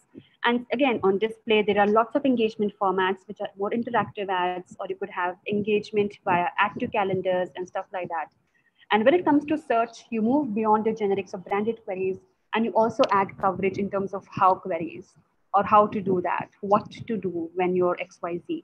So those kind of things can really enable you to capture our audiences at that point of time. And the third one is, you know what, the consumer is likely to take an action right now. I really need to be present at this point of time and ensure that my consumer is able to really, really explore my solution at this point of time. So that is when in the video, on the video piece, we evolve it and add in another layer that you could use some action-based formats. Similarly, for display, you could use action-based formats. And when it comes to search, a very, very high share of voice on your branded queries could really help a user who's interested in your brand to take an action. Audiences also, as you would see on the lowermost graph, they actually keep on going narrower and narrower. So when you're able to really get this format and audience combined together is how you will be able to really help to really prioritize on your business objectives. Now, let me really, there's a lot of stuff going on this slide. So hence, let me just decode this a little bit for all of you guys. What do I really mean by contextualizing? So we talked about consumer movements. We spoke about what they're talking about right now. And we spoke about, how they're looking at some kind of information. How can I really, really help to inform them? How could I really ensure that I can enhance their lives? So a very simple, cheap trick is either you contextualize or you can enable discovery when it comes to the platforms on YouTube, on display, or in search. So how can I really contextualize my brand?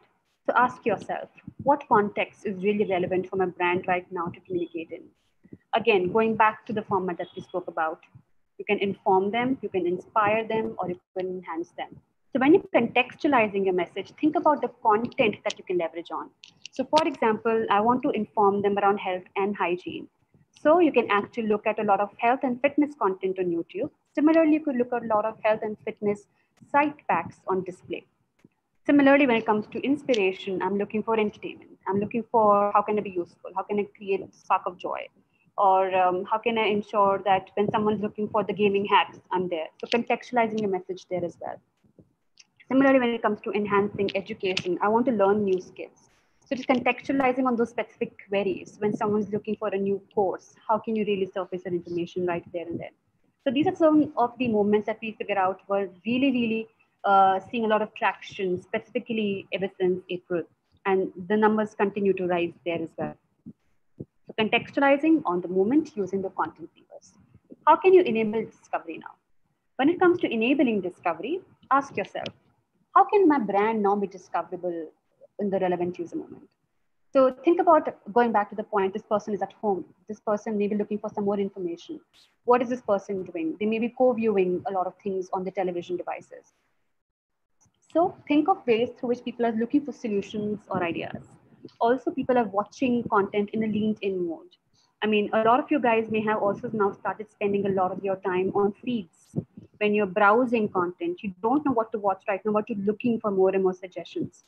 Or people who are looking and consuming content on websites and looking for more information there.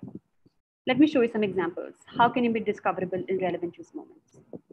For example, keyword searches. So there could be those queries around faster broadbands, or how can I defer my EMI, or what is an easy recipe on YouTube or on Google, and then you can really leverage that. Or you could be using products like custom intent that we have. So when someone is searching for that on google.com, I can reach out to that user on YouTube and give them a relevant information ad. The other way to do it is using YouTube searches and also content being watched. So you can use those kind of signals to now give my brand becoming much more discoverable. So for example, people who are looking for a lot of makeup tutorials, or people who are looking for more of video recommendations in terms of what to watch next. That is where you can make your brand discoverable. And the third moment when we talk about enhancing is talking about I'm reading information or I'm browsing apps and websites using display. How can I really make my brands be relevant there? The other two new consumer kind of connects that I want to share with you is the home feed and the connected TV devices.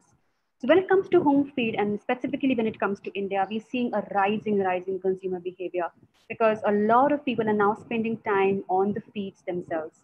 There was a time when we used to have only one ad unit on the top, which was the masthead, which got you 100% share of voice, everybody was seeing.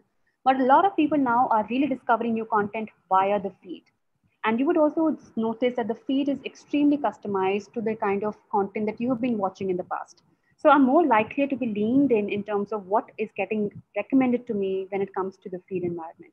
So now when you layer audience, going back to the audience piece, someone who's interested in auto, and hence on this particular feed, I'll be seeing a lot of these branded and non-branded content around auto. And then I see a Volkswagen ad which talks about the latest features in the new Volkswagen. I'm more likely to be leaned in and click and take an action.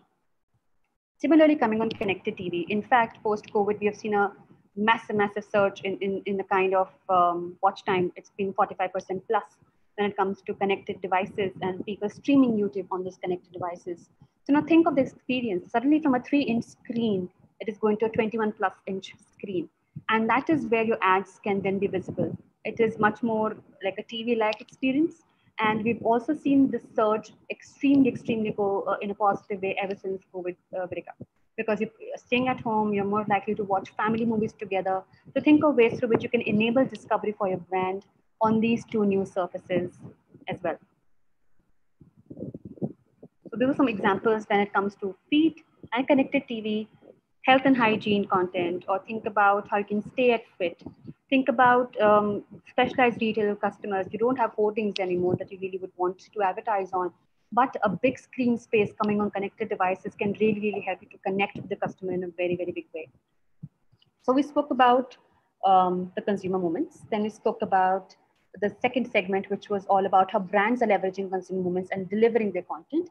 Then we spoke about how you can use amalgamation of different products from display to search to audiences and combine that with the YouTube platform and get you a very bang on experience for your customer and deliver on your marketing objectives as well. The last few minutes, I really want to talk to you about the Google tools which are available for you to advertise, not advertise, to leverage on, which compasses between insights, planning, creatives, and learning as well. So let me just break them up for you, and they're all for you to just go through them whenever you have time. So let's look at the trends and insight. The two key things that I want to talk to you about is Google Trends.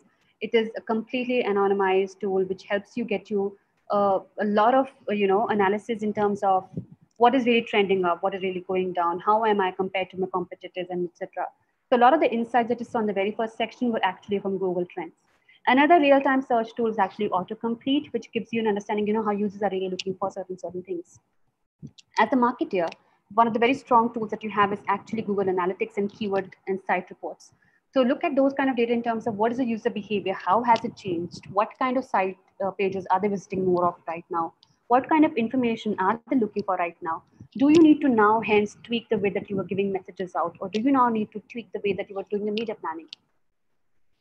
When it comes to media planning, we have this tool called Reach Planner, and some of you as agency planners or even as marketeers would have access to this tool, but it really helps you to understand how you can plan your YouTube campaigns.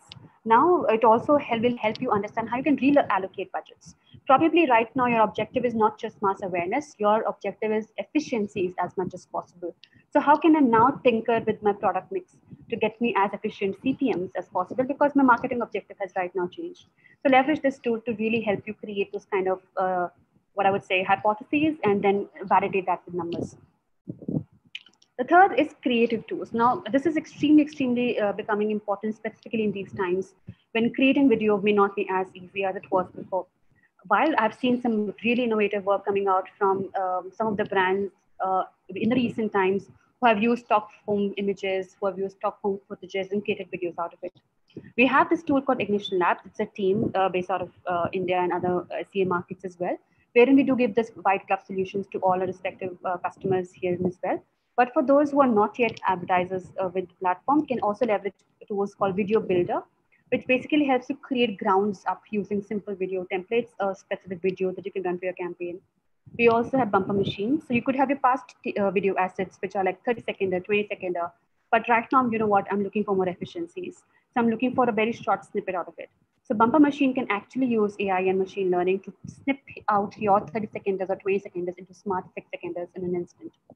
And the last one is about live streams. If you are a broadcaster or if you have a YouTube channel, you can actually leverage live streams to talk to your customers about live events. But this is all information. How can you actually bring this to practice? And is there any industry reference that you can actually use? So I would really urge for you to go to thinkwithgoogle.com.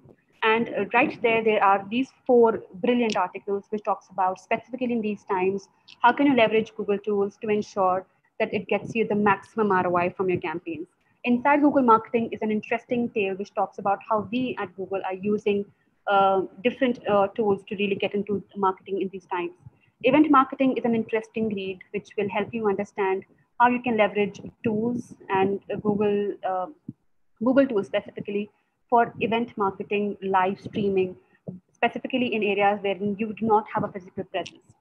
We also have a Google search helping brands leveraging, wherein we have tried to marry how insights developed using Google search can really help few brands to advertise specifically in these times.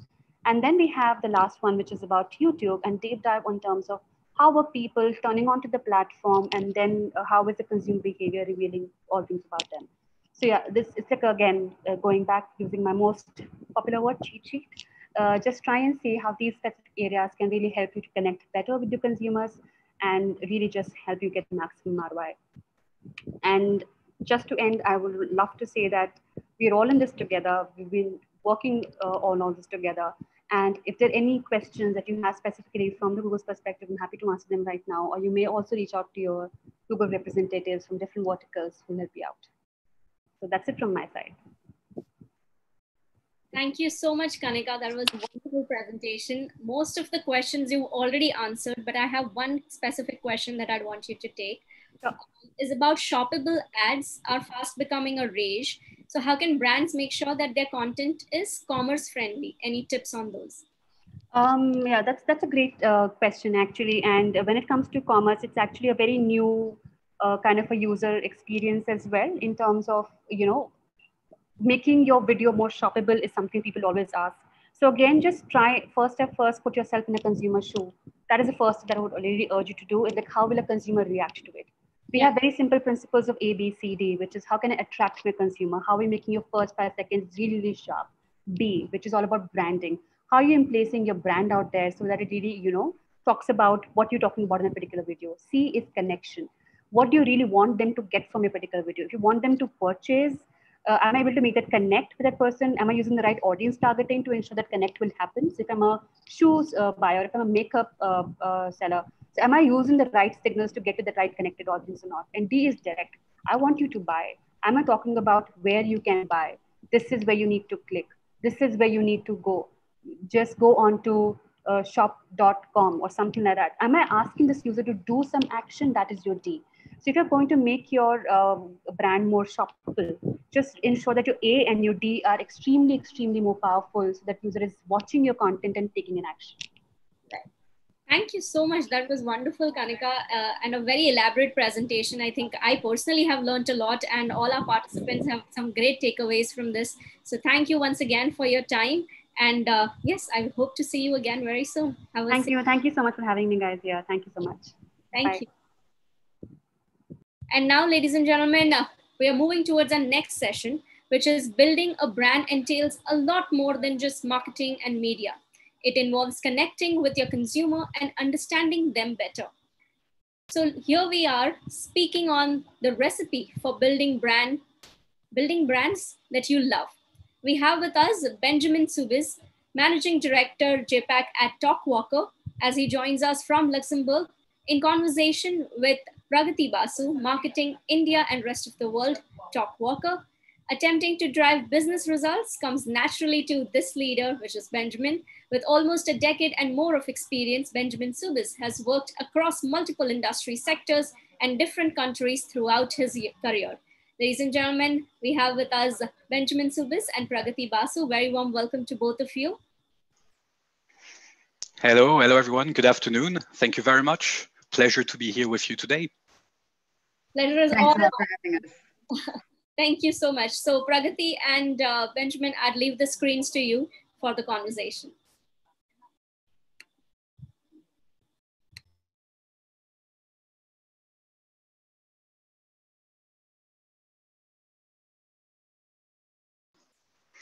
All right. Well, hello everyone and good afternoon again. So my name is Ben and I'm leading TalkWalker Asia Pacific and Japan region. I'm very excited to be here with you today. So I'd like to speak to you about creating brand love and how that translates into higher retention, customer lifetime value, and advocacy. So first, I'll tell you more about who Tokoker is. I'll give you a very quick definition of brand love. Then my colleague Pragati will be taking you over the key ingredients that were put into the mix to create that recipe. And we'll then go over some of the great examples we've seen happening in India over the last couple of months, before ending with some key takeaways.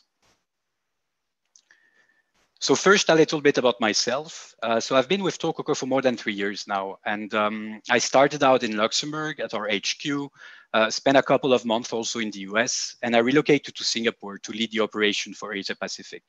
And this is actually where I'm talking to you from today. So as everybody else, I think so far this year has been quite different to what I was expecting.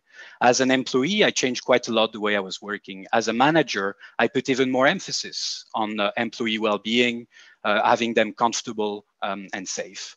But as a customer also, I think I was potentially taking a closer look to what brands were saying, how they were behaving during this crisis. And some of them potentially I will be moving away from, but others actually want my love. And this is what we'll be talking about today. So first of all, for all of you who haven't heard about Tokoker before, we're a listening and analytics company that empowers leading brands and agencies to optimize the impact of their marketing, communication, and consumer insight strategy.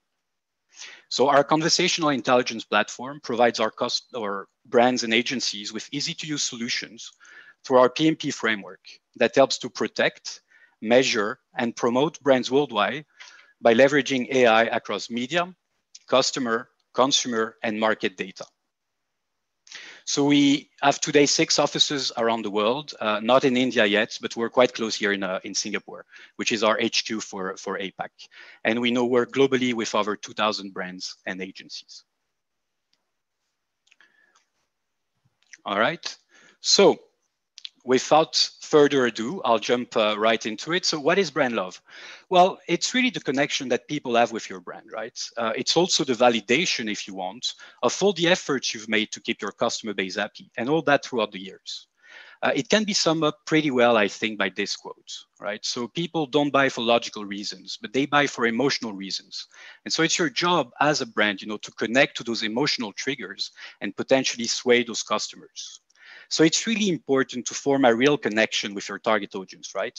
And so with that in mind, I'd like to invite Pragati. So Pragati looks after all marketing activities for India. And she's here, to talk a bit more about the importance of brand love. Thanks for that introduction, Ben. Good afternoon, everybody. Very happy to be here today. And I'd like to talk a little bit more about brand love, just like Ben said. So first, I'd like to cover why, why should we invest so much into creating brand love? What is it that you'll have to gain from it? Well, there is the obviously, which is your share of voice will increase, and ultimately, in the long run, your market share. But I'd also like to highlight some of the shorter term benefits that you have to having a loved brand, basically a brand that your audience and your target audience connects with more. So the first thing is you are able to charge your products at a premium price. So why is that? Because you have such a strong connection with your audience, such a strong connection with your consumers, that they're happy to pay, a bit more for your product or a bit more for your service than they are for your competitors. And that's obviously very good news for any business right now. And not just right now, but at usual times. And they would do it without question because of the strong bond. Then we'll move to brand loyalty. So in the simplest of terms, it means that people will come back. If they're loyal to your brand, they will come back for repeat purchases. And that's always good news. But what does that actually mean for numbers, right? So we looked at some numbers and we came across this survey by Yotpo, where it says that about 36% of your customers, they do not consider themselves loyal to your brand or any brand if they haven't made at least 5 purchases from you. So that makes it pretty tough. You have to win them over 5 times already before they're loyal to you. And then after that, there's also another statistic that's quite interesting. 61% of people are loyal to no more than 5 brands. So obviously the advantage over here is if you have loyal customers, if you create brand loyalty, you're a part of somebody's top 5. And that's really, really good news for you as a business.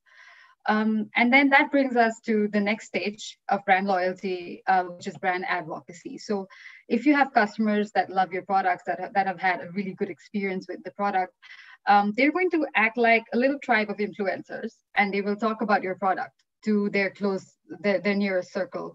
And that would really be beneficial for you as a brand. And just to let you know, as per McKinsey, up to 50% of purchase decisions today are based on recommendations. So those are just some of the reasons that you should create a love brand. And that brings you actually a bit closer to this scenario. So looking at this graph, it's the ideal scenario, basically, that 80% of your consumers will be those that are responsible for the profit that you make. Of course, this is not a short-term game. As you can see, it's for customer lifetime value. So it's for the entire duration of their relationship with you. But it is definitely well worth it to play this game because of the payoffs. And with that, I'll quickly move on to what actually goes into making a love brand loved. Before I get started on the ingredients, so to speak, I'd like to give you some context. So our team here at Talkwalker analyzed over 250,000 conversations from 28 different industries and 750 plus brands. So we did some research before we came up with these 11 factors, and today I'd like to share them with you. So the first one is CSR. So the idea here is to support the same issues as your target audience, to be vocal about it and to even donate or take action. And that's always good because it strengthens the bond. And in the same vein, we have the second one, which is sponsorship. So if you know that a segment of your audience or even a large majority is a fan of some sort of sporting event, it's always good to if you're able to, with obviously your budget issues and everything, if you're able to sponsor that is always good. It creates a very emotional bond because, as we know, emotions run high during sports and events, and this is obviously something that has a good brand recall later on. And then there's moving on to nostalgia. So this one is a bit harder than the others, right? Because this means you have to tap into your past, your consumers' past experiences or even their childhood. So that's a bit more complicated, but it is indeed easier for legacy brands or older brands to do this than relatively newer brands. But if you are able to do nostalgia, if you're able to tap into that, it's really, really beneficial in the long run and creates a very, very strong bond. And then there's employee advocacy, right? So this is like having a tribe of little influencers within the company. And if you have all your employees, if they're talking about how great it is to work for you, what a nice brand you are, and what you do for your customers, it's always good. It really helps your brand equity. And then we have a perfect example in Google, right? So you can see that this is something that they really leverage on. Moving on, we have customer experience. So this is, in my opinion, one of the most important ones. So no matter how much of marketing budget you spend on your communication or any kind of campaigns, your customer's opinion of your brand will ultimately be based off of their own experience, right? It'll be colored by however they experienced your brand or what happened when they made their last purchases and so on and so forth. So it is really, really important to create a smooth, seamless experience that your customers are happy with so that they are able to in turn spread the word about it. A company that has come a long way by doing this is Amazon, for instance. And then there's your social media strategy, right? So social media should not just be about putting information out there. Basically, it should be about having a two-way dialogue, a conversation, if you will, with your customers. It shouldn't just be about ROI or reach or engagement and things like that. It should be about creating a community of engaged people, which again brings us back to brand advocacy. Then moving on, we have trend engagement. So trend jacking is really a thing. So if you're talking about issues that are close to your consumers' hearts, that are current, it's really, really good. Not only will it bring you visibility, it will also help you gain newer market share or get the attention of more people that are similar to your audience. And then there is, of course, positive PR. So this is basically a result of making sure that all of the activities that you're investing so much time in, like your CSR or your sponsorship, you maximize the impact of that, and you're able to grab as many eyeballs as you can. for that. So I know there is a school of thought which says that there's no kind of publicity that is bad, but for the purpose of creating brand love, positive PR is really the way to go. And then this brings us to the last three, which is influencer marketing. So I'm pretty sure you all know how popular influencer marketing is. People just love influencers. Some of the reasons are because they relate to influencers and they aspire to be like them. So in order to create a loved brand, it is important to have influencer marketing campaigns, but not only that. You need to really invest time in choosing the right influencer for your brand. Somebody that reflects your audience's values, and also curate the right message, and so on. And then there's engaging fandom. So if you know, this is an interesting one. So if you have a section of your audience that is a huge fan of a celebrity or a cricketer, it's always great to encourage that. It's always great to put out content which is relevant to them, because there you really build a strong little band of followers. And again, that is like a small tribe of influencers for your brand. And then there's lastly, which is making your product or a brand a part of an aspirational lifestyle, something that your audience wants to do. You have to position it such that people want your product or your service. That's basically it for me. Those are the 11 factors that are basically going into what makes a loved brand based on our research. Thanks a lot. And with that, I will hand it back to Ben. So thank you so much. Thank you, Pragati, for this, explaining why it's important to have a brand that is loved, but also what are the different ingredients, that came into play into that recipe. So of course, today, all of those factors, of course, that were just described by Pragati are important. But what overrides all of this is how your brand is contributing to the fight against coronavirus, right? So what are you doing to support the cause at the moment? People will definitely remember the brands which made a mark during this time, and that will in later days enhance brand recall and of course loyalty. So here pictures is Indian Railways. So not only have they turned their coaches into quarantine centers, but they also actively manufactured sanitizers and masks. So they actually went above and beyond their role, and this will greatly help them, with brand love and winning brand love in the long run. It also helped them overall their image, because I'm to understand that the service is not everyone's favorite yet. But I think that they scored extremely big with those initiatives.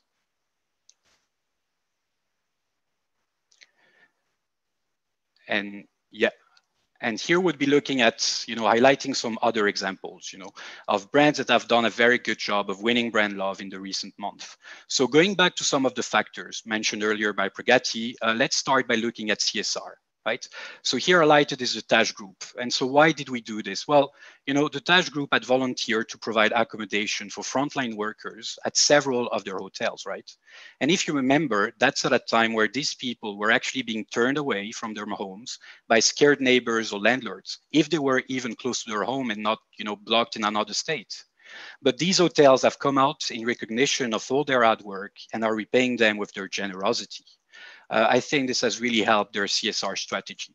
And let's not forget that the Taj Group has also been providing food for doctors and medics as they work tirelessly to fight against COVID-19, keeping all of us safe and healthy. And now another example here, talking about the one that plays around nostalgia. And if you remember what Pragati said, it's really playing on those old potential emotions. So here we'll be highlighting Axis Bank. And so what did they do? Well, they released an ad, recently, where they pictured neighborhood stores all over India. And they highlighted, the many times these store owners have made exceptions for everyone and their customers, giving something for free, allowing someone to pay later, whatever it was. And so the whole message and purpose of this ad is to really urge people to support them now in their time of need and return the many favors that they've been providing in the past. So I think the message here is extremely strong. It can talk to a lot of people, very relatable. And I think this is why it made the cut. And now another example, something also very close to all of us, employee engagement, right? And here it's Cognizant we'll be highlighting and talking about a bit more. And so while Cognizant with their actions just before the lockdown actually has really made waves when it comes to employee engagement. So at the time, we were all reading more and more companies laying off staff, putting people on part-time, asking people to take salary cuts, right?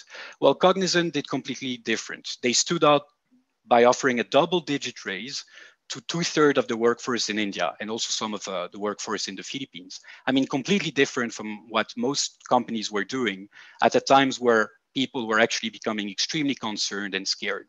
So Cognizant didn't have to do it, right? And I think it states very clearly that they stand in solidarity with their employees. Right?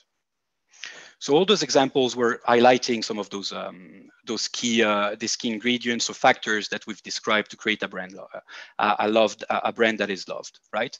But I'd like to conclude this presentation by talking a bit more about how businesses can recover from COVID, but actually how they can continue to build brand love after. And so a lot of the things that potentially we've done or you've done in the past, need to be thought again, potentially needs to be discarded, right? But brand love is still an achievable goal. And actually you don't need to have deep pockets necessarily to achieve that, right? It will be mainly centered around three key areas. So trust, you need to focus on trust in all your communication after COVID. Right? And why? It's because people need to know that you have their best interest in mind. And that is actually what will make them choose your brand above all others. Afterwards, you have the convenience. So we're all looking for convenience now. For instance, contactless payments, delivery are here to stay. Picking products, online before going to the store to actually pick them up will be something that is quite present and here to stay. So COVID merely expedited all this, but you absolutely need to shift your product, your service strategies around this. And then another one, employee advocacy. Well, remote work has come to occupy center stage during COVID, right? I think at some point we all were working from home and potentially still are. Well, the fact is it's actually here to stay, and it will make your employees feel a lot safer and happier if you make this a real possibility, even after COVID. So what do we take out of this? Well, brands that have stood out during this period and those which continue to stand out will definitely benefit from greater brand recall and win big in the long run. So this brings me to the end of the presentation. And so if there's really three things that you could take away from the last 15 minutes we just spent together, it's that first, brand love is like having a two-way conversation with your customers, right? You're talking, but you're also listening to them. Second, brand love is important because it has a big impact on metrics. Examples such as customer retention, customer lifetime value, and brand loyalty. And finally, brands which have a higher brand love are those that have taken out time to actually understand, listen to their customers, and that maybe have done something differently. So if you want to learn more about this, you can definitely do so. And learning more about brand love and go through many other examples that the team has put together by downloading the full report the TalkWorkers team has prepared. It's actually going to be available later this week, I believe, on Social Samosa. So that's it from me. Thanks a lot for listening in today, and we'll be happy to take some questions. Thank you so much, Pragati and Ben. It was a lovely presentation. And now that we know something to look forward to for that report on Social Samosa. So Ben, we have a few questions that I'd want you to address. First is, what is the difference between brand love and brand loyalty? And do you think brands understand this? Well, I think that's a good question. I think most brands consider that it's the same. And once you have one, you have the other. Customers are loyal to a brand because they love me, or they love me, so they will be loyal. Well, I think we all have examples of some brands, over the last 3-4 months, at least since the beginning of the year, that we're extremely loyal to, but we don't really love them anymore. And that could be just for our communication, just something that happened, that we saw the news online. And we might not go back to those brands or their products. So to me, there's a clear difference between the two. And you need both of them to make sure you can get loyal customers that actually love your brand. Absolutely. Our next question is, what kind of a role can influencers play in helping brands create a strong and emotions-based rapport with their consumers? Yeah.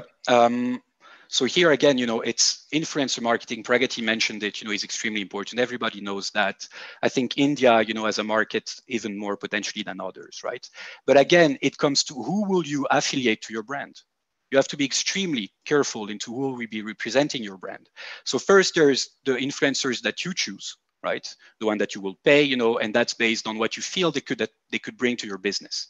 But then there's all those influencers, potentially more micro, so meaning that like 1,000 to 10,000 followers that actually talk about your brand, that are defending it, but are not being paid by the brand.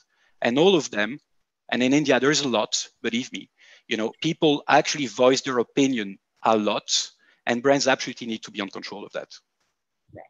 So with that, thank you so much, Benjamin, for your time, and Pragati for being here. Thank you so very much. It was a wonderful presentation, and I'm sure our participants have taken many, many takeaways from this. Thank you very much for having us. It was a pleasure. Thanks a lot. Yeah, it was indeed a pleasure. Thank you once again. Now, before we begin our next session, viewers, I have something special to announce for all of you. You can catch us live. Let me not remind again, you already know about it, but do not forget you are watching us live. So please do tweet to us using the hashtag SMLive. We love to engage with you and reading all your comments and participation. So thank you so much for keeping it live and alive here. Moving forward, ladies and gentlemen, put your thinking caps on, because now is the time. We have something really interesting coming up. And as I see, it is almost 4 o'clock, and please pour in some coffee or a beverage of your choice, because you will need to be here for this session.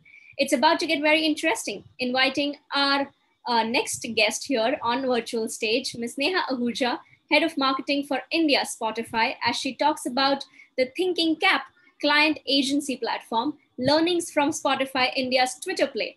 Neha has almost 2 decades of experience in the A&M industry and has worked across multiple categories such as oral care, grooming, and healthcare. So I'd like to invite Neha here. And while she comes in, I would definitely like to thank all of you for being here with us throughout the day. And it's been interesting that we've got all the major popular platform representatives, the leaders in the industry, to come and talk about their media platform, social media platform. And we've heard such amazing insights and information from each of them to understand how to, utilize the platform better, optimize our content over there, and how to customize it as well, according to the platform that you are putting your content on. So this time we are going to learn about Spotify. And we'll have with us Ms. Neha Ahuja. She's already here. So very warm welcome, Neha. Hi, guys. Thank you for joining the session. I am Neha and I lead the marketing for Spotify India. Just give me a minute while I share the screen and put up the deck. One moment, please.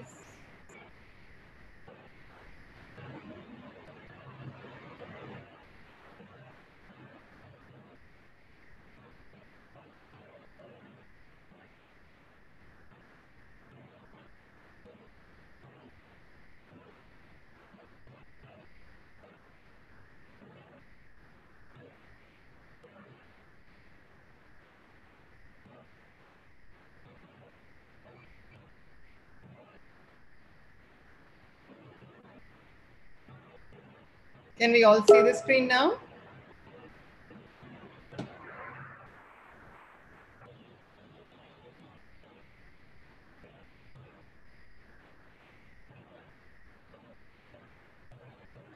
Okay, cool.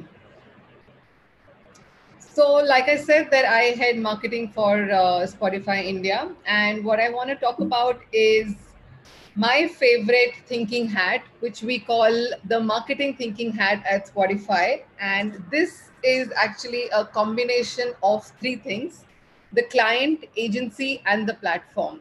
And somewhere we believe that, when we actually leverage the muscle of the client thinking, the clarity of thinking on that side, the creativity of the agency, and actually leverage the strength of the platform, magic happens.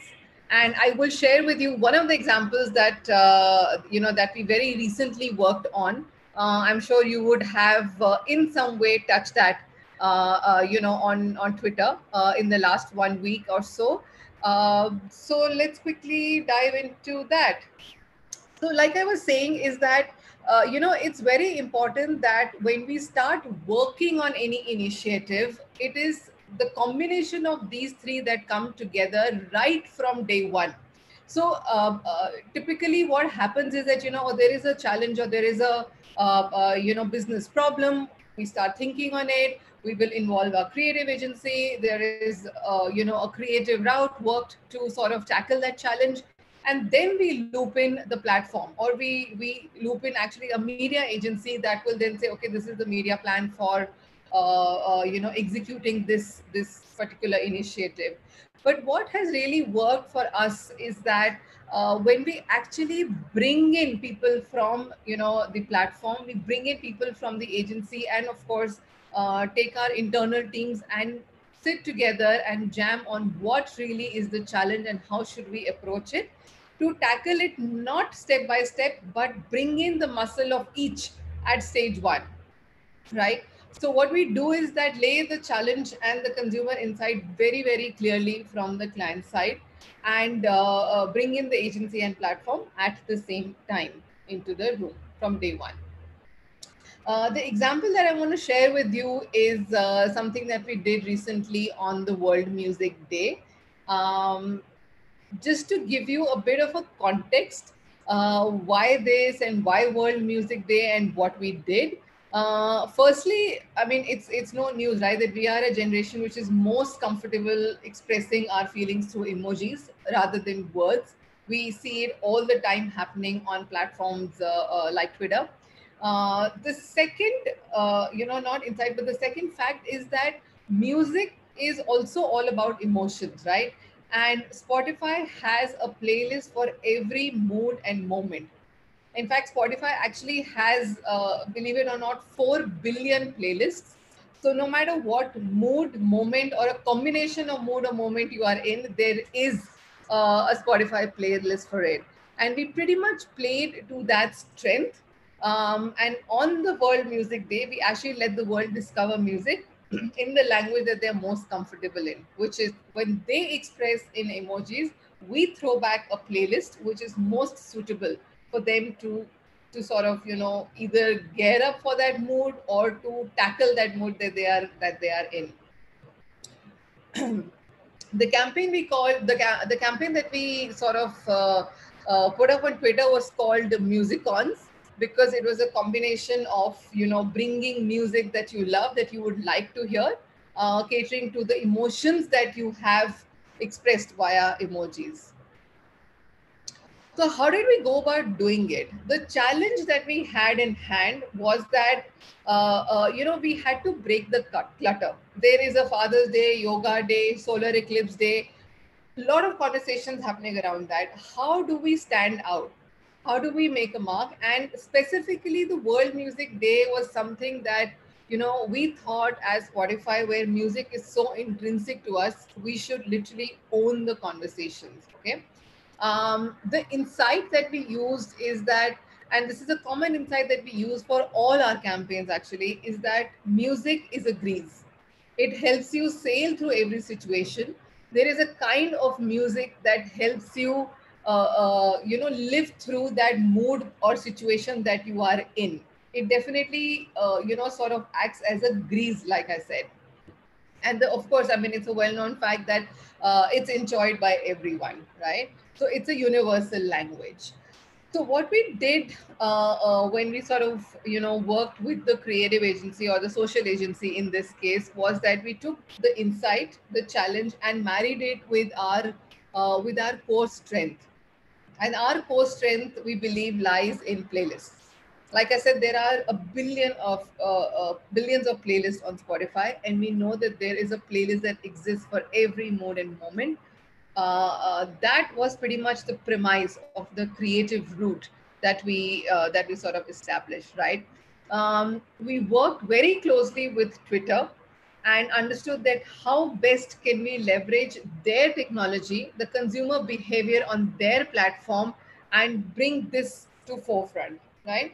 So what we really did was that we understood from Twitter is that there are about 3,400 emojis, right?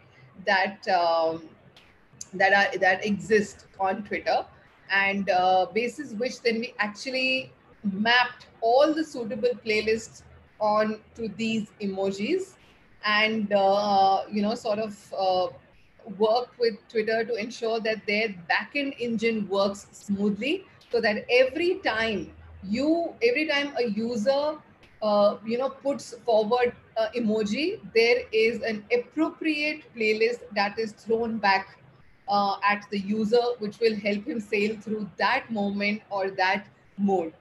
So it was also, like I said, that it was solving a problem for the user. Oh, I am going cycling. Is there a playlist for this? I am heartbroken. Is there a playlist for this? There were extremely very strange ones also, but the popular ones, of course, is that I've gone through a heartbreak, or I'm missing sunshine today, or I'm missing my parents, or I want to go back to work. So there were a lot of those expressed through their copy and emoji, and we threw back a relevant playlist that will help them sail through that situation. Yeah. And what really happened after that is that though we were pretty prepped for it, but in about 4 hours of time, we crashed Twitter servers. We had estimated that there will be about 30 to 50,000 people who would, take this up and interact with us during the day, but there were about 5,000 that came in the first 10-15 minutes. And it sort of didn't die down at all from there. So we actually had to work very closely with the Twitter tech team, not only in India, but based outside, and sort of boost up their backend as well. On an average, a user at least used the hashtag play this 5 to 6 times as he went through different moods and moments through the day. So, I mean, it could be in the morning when, you're feeling lazy. It could be in the evening when you're feeling like a workout, or you're in the evening when you want to stay up. So as your moods and emotions change, you ask for a playlist to go along with that, and sail through that moment, right? What happened was that in the first 24 hours, there were about 250,000 plus interactions on this hashtag. I'll play a very, very quick video just for you to see what kind of sort of emojis came up and what did we throw back. Oops, sorry.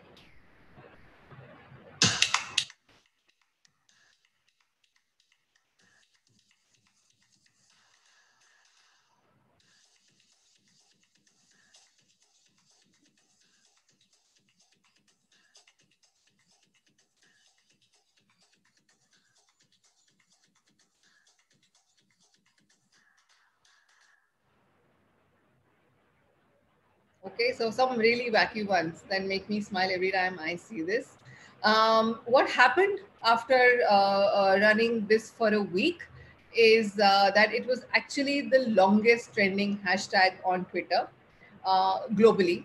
And though we had this campaign in India, but we saw the impact of this globally. So it was actually, the hashtag was trending in Spain, Peru, Turkey, Chile, Mexico, Brazil for quite some time, which also came to us as a surprise. So people beyond the planned territories did explore, and it did take off literally on its own.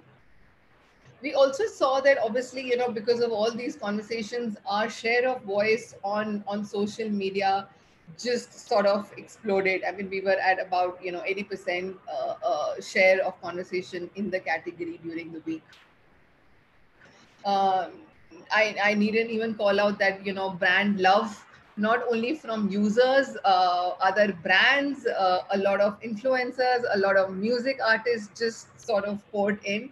And what sort of and every I mean myself, I went through all these so many times, because they were just so thought through and creative that each one of them actually brought a smile to your face. I mean, these are a few, and I'll read out just one or two, which is The first one reads that Spotify is giving faster replies than my boyfriend. Want to go on a date with me in 2020? Dear Spotify. So, I mean, they were not only appreciating the the kind of response that we were giving, which of course was, a customized playlist, but also because we had an automated engine worked with Twitter, the response time was actually great. And that in itself was, bringing in a lot of aha moments for the user, right? I think maybe some brands have tried to do this in the past in a more manual way, and hence there is a bit of lag in response. But I think the real beauty or the magic of this happened because there was it was instant and there was accuracy in customization as well. I will just read maybe another one, which is poetic. It says it's actually asking, is this a bot? Because this was super quick. So we actually responded with a bit of a poetry saying that, roses are red while it's a blue. Mr. Curious is curious if this is a bot, but it's not true. So the responder actually has replied back in a very poetic form itself, right? So if I read roses are red while it's a blue, whoever is replying, you're awesome at what you do, right? So somebody has thought through and they are engaging with you and throwing back creativity at you. So which is as a marketer, I think it gives you immense joy when you see comments like this coming in from users. So really good fun. So what happened next after this? And I also forgot to mention that this was not a day. This happened for a week. So the World Music Day was one day, but we let this sort of magic happen for the full week, so that in case you want to interact and you want to see what other playlists can be sort of used, we did have this for a week. And what happened next was this. I'm sure some of you have seen this on Twitter. So let me just be absolutely, honest and point back this activity. And I'm telling you because many people have asked me. No, this was not a planned activity. This was not a staged activity, right? We have truly leveraged a moment that happened on Twitter. And we're glad that we did. I'm glad that we were agile enough and bold enough to do it. But it was, it was truly magical, but it was not planned. I think the thing that worked for us is that because we had, fueled in this whole engine and lubricated it for about a week, it was almost like a ball of fire.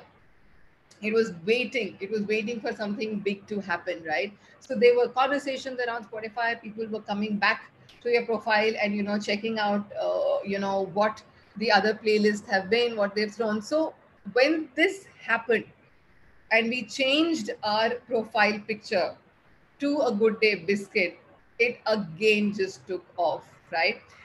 For the benefit of people who kind of missed this moment on Twitter, let me just reiterate what happened. There was a user who simply put up a post saying that he offered a Good Day biscuit to his colleague, and there was a conversation around how this Good Day biscuit looks like the Spotify logo. And now every time he sees a Good Day biscuit, he can't unsee it. He sees a Spotify logo on this. And this tweet actually just took off. There were about 17,000 conversations around it. People shared their own photographs. And because we were listening to what the conversations were, we simply latched onto this moment and we said, okay, now even we can't unsee it. And literally for a day, we changed our profile picture to a Good Day biscuit. And you can imagine that how the Twitterati again sort of exploded after that, and there were like over 25,000 conversations just in a few hours from when this happened. And the impact not only on via the users on Twitter, but we also saw that a lot of media, a lot of marketing sort of publications picked it up and spoke about it. So my three takeaways actually, from whatever has happened in the past 10 days, and this is literally that has happened in the past 10 days. And I'm glad that, I could share it with you in such a topical environment that it's, so relevant still. And my three takeaways from here is that one, it is really the muscle of your clear thinking at the organization, bringing in the creativity from the agency and bringing in the muscle of the platform itself and the best practices from the platform. Most importantly, from day one. So it's not about going sequential. It is literally bringing them together and solving for it from the very beginning. The second big learning, of course, is listen to the consumer. And the third one being, which really worked for us, is be bold and be agile. And that's when magic happens. So that's all from my end. Thank you. Happy to have some questions, if any. Thank you, Neha. That was wonderful. I think such great takeaways and learnings from your presentation itself. We do have a couple of questions that I'd want you to address. First is with social media marketing on the rise, there is a content campaign on Twitter every day.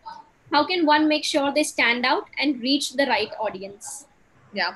So I think, like I said, that it's on Twitter specifically, it's not about how much you are putting, right? It's really about, are you playing to your strengths? Do you have a right to win, or do you have a right to say what you're saying? Number one.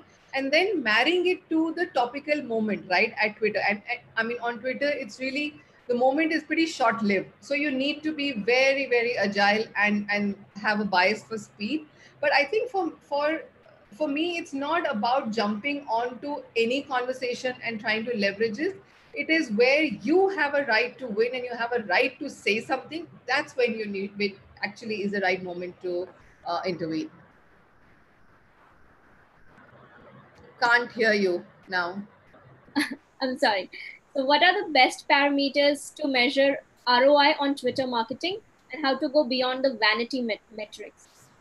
See, I don't know what you mean by vanity metrics, but of course, it gives us joy to see, oh my God, there's so many conversations, and so much of engagement happening.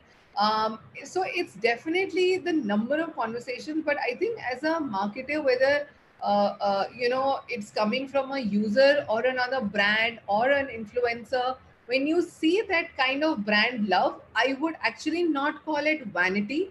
It is something that will translate into business or translate into your users, into your advocates very soon. So it might not, directly fuel your business matrix now, but it will definitely build consideration because it's building advocates for you. The guys who have, and just to give you an example, the guys who have interacted with us, the 25,000-30,000 people who interacted with us on the day when we launched the World Music Day, Music On campaign, and they actually got a playlist back. These guys were the advocates to, then talk to the next 30,000 and the next 30,000 people that, see, I tried this and this is the playlist that I've got. And because playlist is so intrinsic to us, it's a differentiator. It is something that we own, right? As a consumption behavior, we own playlist. It drove consumption for us on that day. It drove the daily active users for us on that day. So it did convert to a business matrix, but it wasn't designed to do that. It will do that. It was always designed to have, to build conversations and brand love. Yeah, absolutely. And Neha, to just give you a personal context to it, I think I already use Spotify, but that, just seeing Good Day and that relatability to it is something that, made us all talk about it so much more. So yeah, that's so true. And our next question is something that I'm not sure you'd want to take it right now, but if there is paucity of time, I'd like you to take this. Yeah. What's the secret sauce behind Spotify's Twitter marketing overall? Not just this one. I just gave it away. This is the secret sauce, that we don't involve Twitter at stage 3. We actually bring them to the room and say that this is the challenge. This is the business challenge, right? And tell us how we can tackle it together. So it's literally that.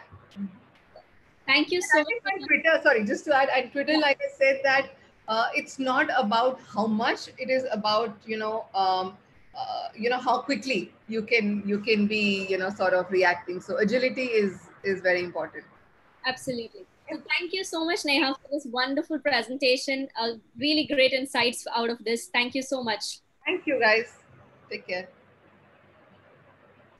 And now, ladies and gentlemen, the thinking gap was truly exceptional. I'm sure you've taken some great takeaways from this. I'd love to know in the comments box and the chat box here on Zoom, how do you like it so far? How are you enjoying the World Social Media Day on SMLive by Social Samosa? We'd love to hear from you. Please put in your comments, give us your thumbs ups, let us know what you think. And don't forget, we have been talking about Twitter so much, so we are live tweeting on Twitter as well. So please make sure that if you are tweeting, use the hashtag SMLive. And now, before we proceed, let's take a moment to think about how augmented reality, or AR as it is called, found a stronger footing in the last few weeks. Yes, this concept holds promise and power. Discussing this, unlocking the new world of experiential marketing for your brand with web AR, social AR, and AR gaming, we have with us Adhvith Dhuddu, founder and CEO Alive Now. Adhvith has worked for more than 3 decades across industries and is a thought leader in concepts such as tech and AR. And we already have him here with us, so very warm welcome to you. Hey, good evening, Kyati. How are you doing? Very well. We're really excited to talk about AR today, so please go ahead, sir. Sure. Let me start with sharing my screen first, yeah?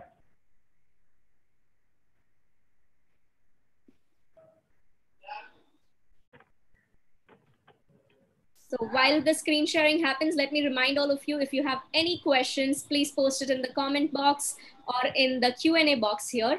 And Adhvith, over to you. Thank you so much. Just want to confirm, can you and all the participants see the screen? Yes, we can. Okay, fantastic. Thank you so much for this opportunity, and happy Social Media Day to all of you. So going to talk about a very interesting topic on augmented reality on social, on web AR, and in AR gaming. So let's get right to it, right? So augmented reality as a tool or as an offering has been there for a long time, for almost about 8 or 9 or 10 years, right? But in the last 2 years, it's become very, very accessible and very exciting for us marketers. And there's a lot of reasons for that. And I thought I can start by saying why AR is important and why AR is such a big deal right now. Here are 6 important key factors, I think, that contribute to why AR is becoming mainstream. The first thing is you don't need to download an app anymore to consume an AR experience.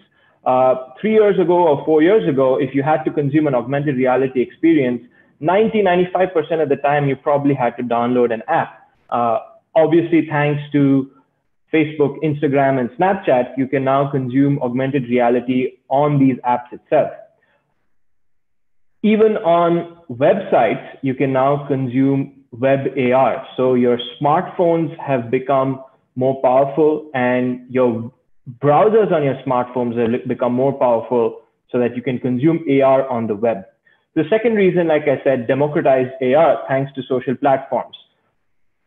In the last 3 to 4 years, I think another thing that we can agree with is phones in general and processors on each of your phones has become much more powerful. So that basically enables users to consume augmented reality experiences. I already spoke about the emergence of web AR and improved smartphone browsers. Another very exciting reason why AR is really relevant for marketers is it's probably the only way you can unlock gesture-based messaging and gesture-based advertising, right? I will obviously talk about what are some of these interesting gestures that you can do on AR, whether it's web AR or social AR. And finally, I think we all can agree that with immersive and 3D, you can do much more versus 2D and a flat UI. Now, where does augmented reality come in the marketing funnel? So if you look at the classic marketing funnel, obviously it starts with awareness on the top with the final intent or the final objective of converting that awareness to a purchase. Now, there's all kinds of augmented reality experiences that you can build. And each of these AR experiences fall under different portions or different levels in the marketing funnel, right? So for awareness and interest, you can do really fun stuff like augmented reality games, augmented reality quizzes. One of the best examples is the gibberish style filter that went very viral. Another one that is going viral nowadays is where you have an augmented reality quiz where you just have to tilt your head left and right. So that's really good for awareness and interest. Now, when you come lower down the funnel where you're thinking about consideration, intent, and evaluation, this is where I think augmented reality plays a huge role, and probably no other solution or product can enable this as good as augmented reality, where you can have product try-ons, you can have product education, you can have product exploration. So whether it's try on lipsticks or try on jewelry, try on glasses, try on hats. And in Snapchat, recently we built something where you can try on shoes. So product try-ons, I think, is a huge thing that you can do in augmented reality, especially in the converting from consideration to intent and to evaluation. Product exploration is something very interesting where you can actually place a 3D product on a flat surface. Now, finally, in the evaluation and the purchase phase, if you think about Facebook and Instagram and Snapchat have specific advertising products where their objective is to convert people from the consideration, intent, and the evaluation to the purchase phase. So they have augmented reality ad products that you can marry with their AR filters that you can eventually convert to purchase. So this is where augmented reality comes in the marketing funnel. Now, what experiential marketing can you unlock? Like, what are some of the exciting things that you can do with augmented reality that you probably cannot do with any other platform, right? So this is a very quick kind of overview. You can have face and head tracking. You can have feet tracking, something very new in Snapchat. You can have hand tracking. You can have hand gesture tracking. So in Snapchat, where you can actually show signs like this or one finger or two finger and it triggers something. You can have all kinds of facial expressions that will trigger something. You can have blink, smile, nod, open your mouth. So you can integrate this into games, into try-ons, and all kinds of things. With AR filters, you can also scan a product to unlock something. With the back camera, you can place a product in 3D and explore that product. Instagram and Facebook recently had a very interesting release where they now enable voice-enabled games, and I'll show you some examples of that. You can create portals, so you can actually create a store that you can place in 3D, and you can actually physically walk into and explore some products. Another exciting thing that you can do, and especially on Snapchat, is you can bring in your own machine learning models into Snapchat. So for example, let's say you are working on a machine learning model where you're feeding in thousands of images of the wrist to come up with your own ML model to identify a watch, right? So where you can place a watch. So you can actually bring in that machine learning model into Snapchat and you can create an AR experience. And you can have things like voice changers, tracking your floor. So these are just a kind of a wide variety of AR experiences you can have in social and web AR. Now, so let's start with some examples with web AR, right? So here's a very quick demo, and you can actually scan this QR code and you can actually open this URL on your own website, on your own smartphone, and try this out. So here's something we did where you can look at the furniture in 3D, and you can actually place this furniture and this piece of table in your environment, zoom in, zoom out, walk around it. And as the video plays, you will see that we have a few more elements and a few more objects like a microwave oven and a coffee maker that you can actually place in your 3D, in your environment to the actual size. Now, what are some of the advantages of this, right? So one, as you can see, we've shared some numbers. We've seen anywhere between 80 to 200% increase in time spent on the page when you have a 3D product and you can try. For e-commerce, we've seen anywhere between 2 to 3x increase in conversion rate. There's a 25 to 30% decrease in cart abandonments. Another interesting thing that we've seen is basically because of the real size of AR, you're seeing less and less number of returns.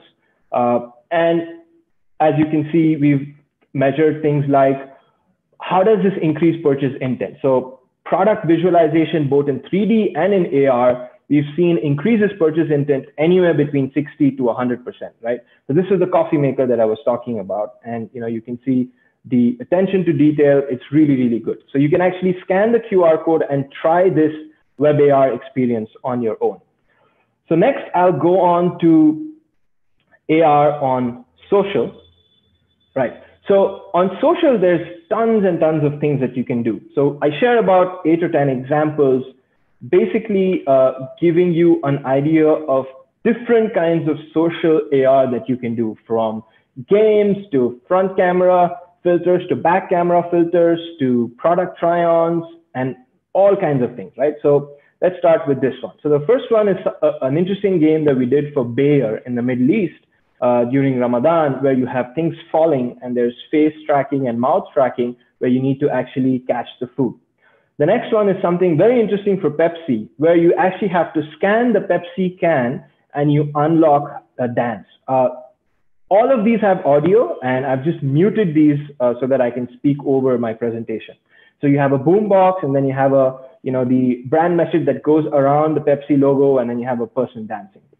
The next one is something very exciting we did for Gulabo Sitabo for Amazon Prime, where we actually recreated Mirza's look, or Amitabh Bachchan's look, on Instagram. So we had some tremendous success with this. Millions and millions of people used it, lots of impressions. The one on the extreme right is something very interesting, where I talked about augmented reality quizzes. So this is a use case where you have questions that appear on top of your head, and you actually answer these questions by tilting your head left and right. And based on the answers you give, you get a result of what would be the right type of smartphone to buy. Now, this one was something we did for Inside Edge on the extreme left, where you have a helmet. So this has face tracking, where you actually have a cricket helmet that comes on and you can choose what team that you support. For Infinity QX60, an automobile brand in the Middle East, we did something interesting where just a blink of your color changes the color of a car. So this is a very clever and a nice way to communicate to users the different colors that your color variants that your car or automobile has. And of course, this can be applied across products. For Dove, this is something we did where we married the prediction style filter and we gave users a new hairstyle, right? So you don't get to choose what hairstyle you want. You are randomly given a new hairstyle, and a lot of people had fun with that. On the extreme right was something very interesting we did for Wagoner, where you actually place the 3D of the car on a flat surface and you can explore.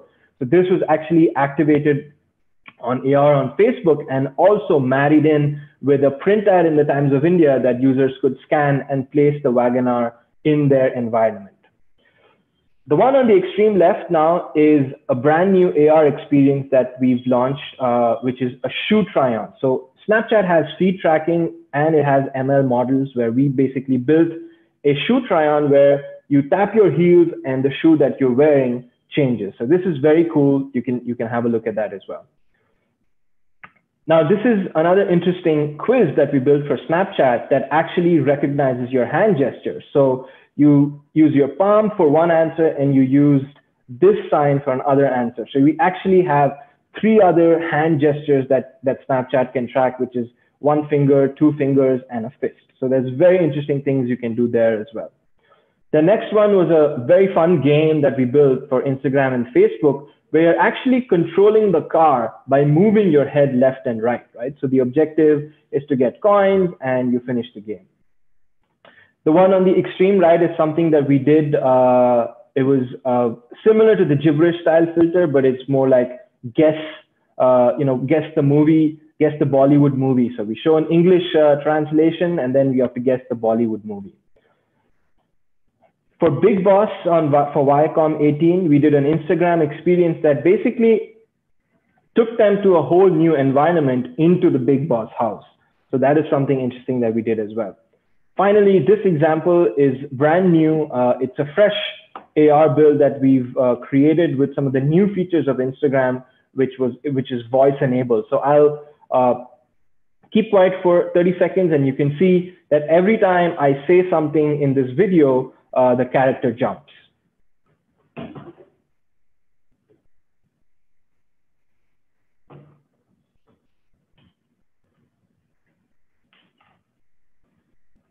So as you can see, basically it's a voice-enabled game where every time I say something, the character jumps. Now, these are a bunch of examples. There's a lot more that you can do with augmented reality. So how does a brand, there's two, I think, important points that I should address. How does a brand publish or promote an augmented reality experience? And what are some of the metrics that you can measure to see if an augmented reality experience has been successful or not? Now, in terms of how can you post or publish, there's a variety of ways you can do that. You can have stories with swipe up links. You can have a link in the bio. One of the best ways that we've seen work for us and for our clients is when influencers use AR filters.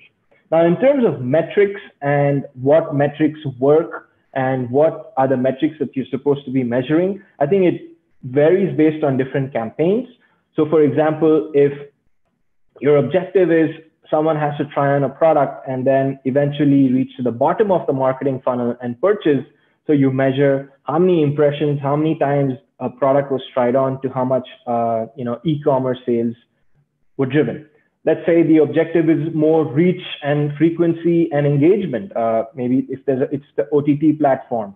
There, you should be measuring impressions. You should be measuring how many times the filter was used. You should be measuring how many times the creation that you made with the filter was shared. So that's a quick summary of augmented reality on social AR, web AR, and AR gaming. I'm happy to take any questions if you want now.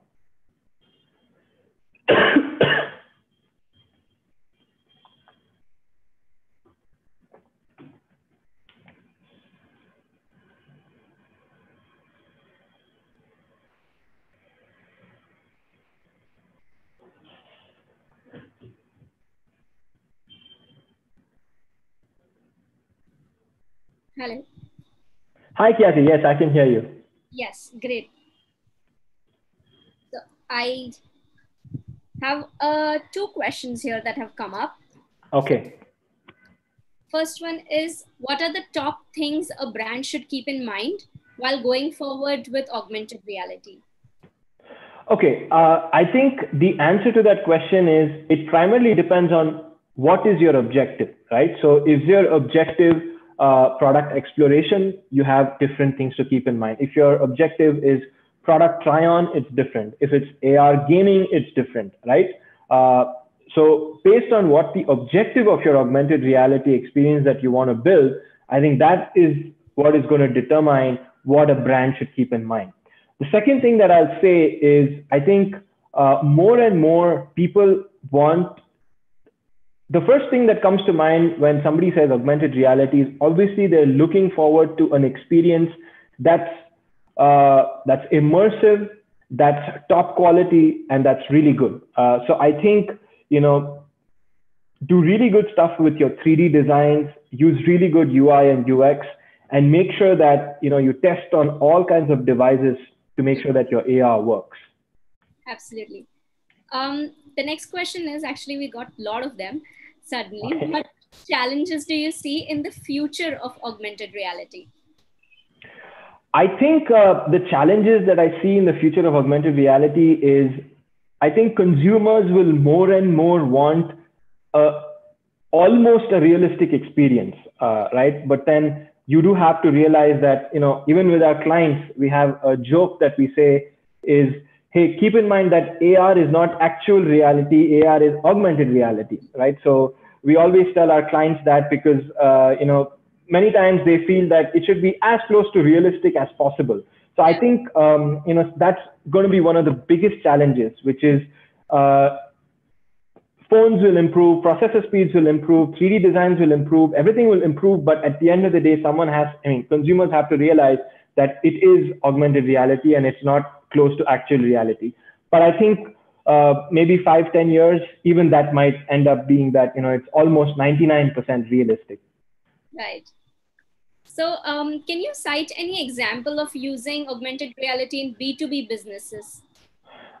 So B2B businesses, what I have seen, there have been some good examples in training and education, right? So when it comes to product training, you have very interesting AR experiences where you scan something, and once you scan, you can actually look at the product itself, and with the hotspots, you learn about the product. Yeah. So in training and education is, I think, where B2B businesses can do AR very, very well. In HR also, I have seen some fun AR experiences where, if you have a brochure given to new employees that join, you scan the brochure and there's an interesting welcome message from the CEO or the head of HR. So in HR, I think there's some good B2B case studies for augmented reality as well. All right. Our next question is, what is the conversion rate of awareness to purchase of using augmented reality? Okay, that's a very interesting question. One thing I can tell you is from the work that we've done, the conversion rate is definitely higher than some of the other, avenues of marketing or advertising. So that much I can say, right? So that's why in one of the slides I mentioned how, the cart abandonments is lower. The brand recall is higher. So all of this leads to a higher conversion rate. And, we've done A/B studies where we run ads where there's one set of ad with no AR and one set of ad with an AR, and the AR ad, the conversion rate from the top funnel to the bottom funnel on the AR ad is always been higher than versus a normal ad. So that's one thing that we've seen. Right. Can also augmented reality help bridge the gap consumers feel as they aren't able to visit showrooms? And how? That's a great question, and I'm sure the audience won't be surprised to know that the last 2-3 months actually, we've got a lot of inquiries, because of COVID. When it comes to product exploration, product education, recreating a showroom. So whether it's an automobile showroom, whether it's a mobile phone showroom, so there are possibilities and there are ways in which we can do things. So for example, I'll tell you, there's a very, very famous art gallery in the Middle East for which we're actually recreating the whole art gallery itself.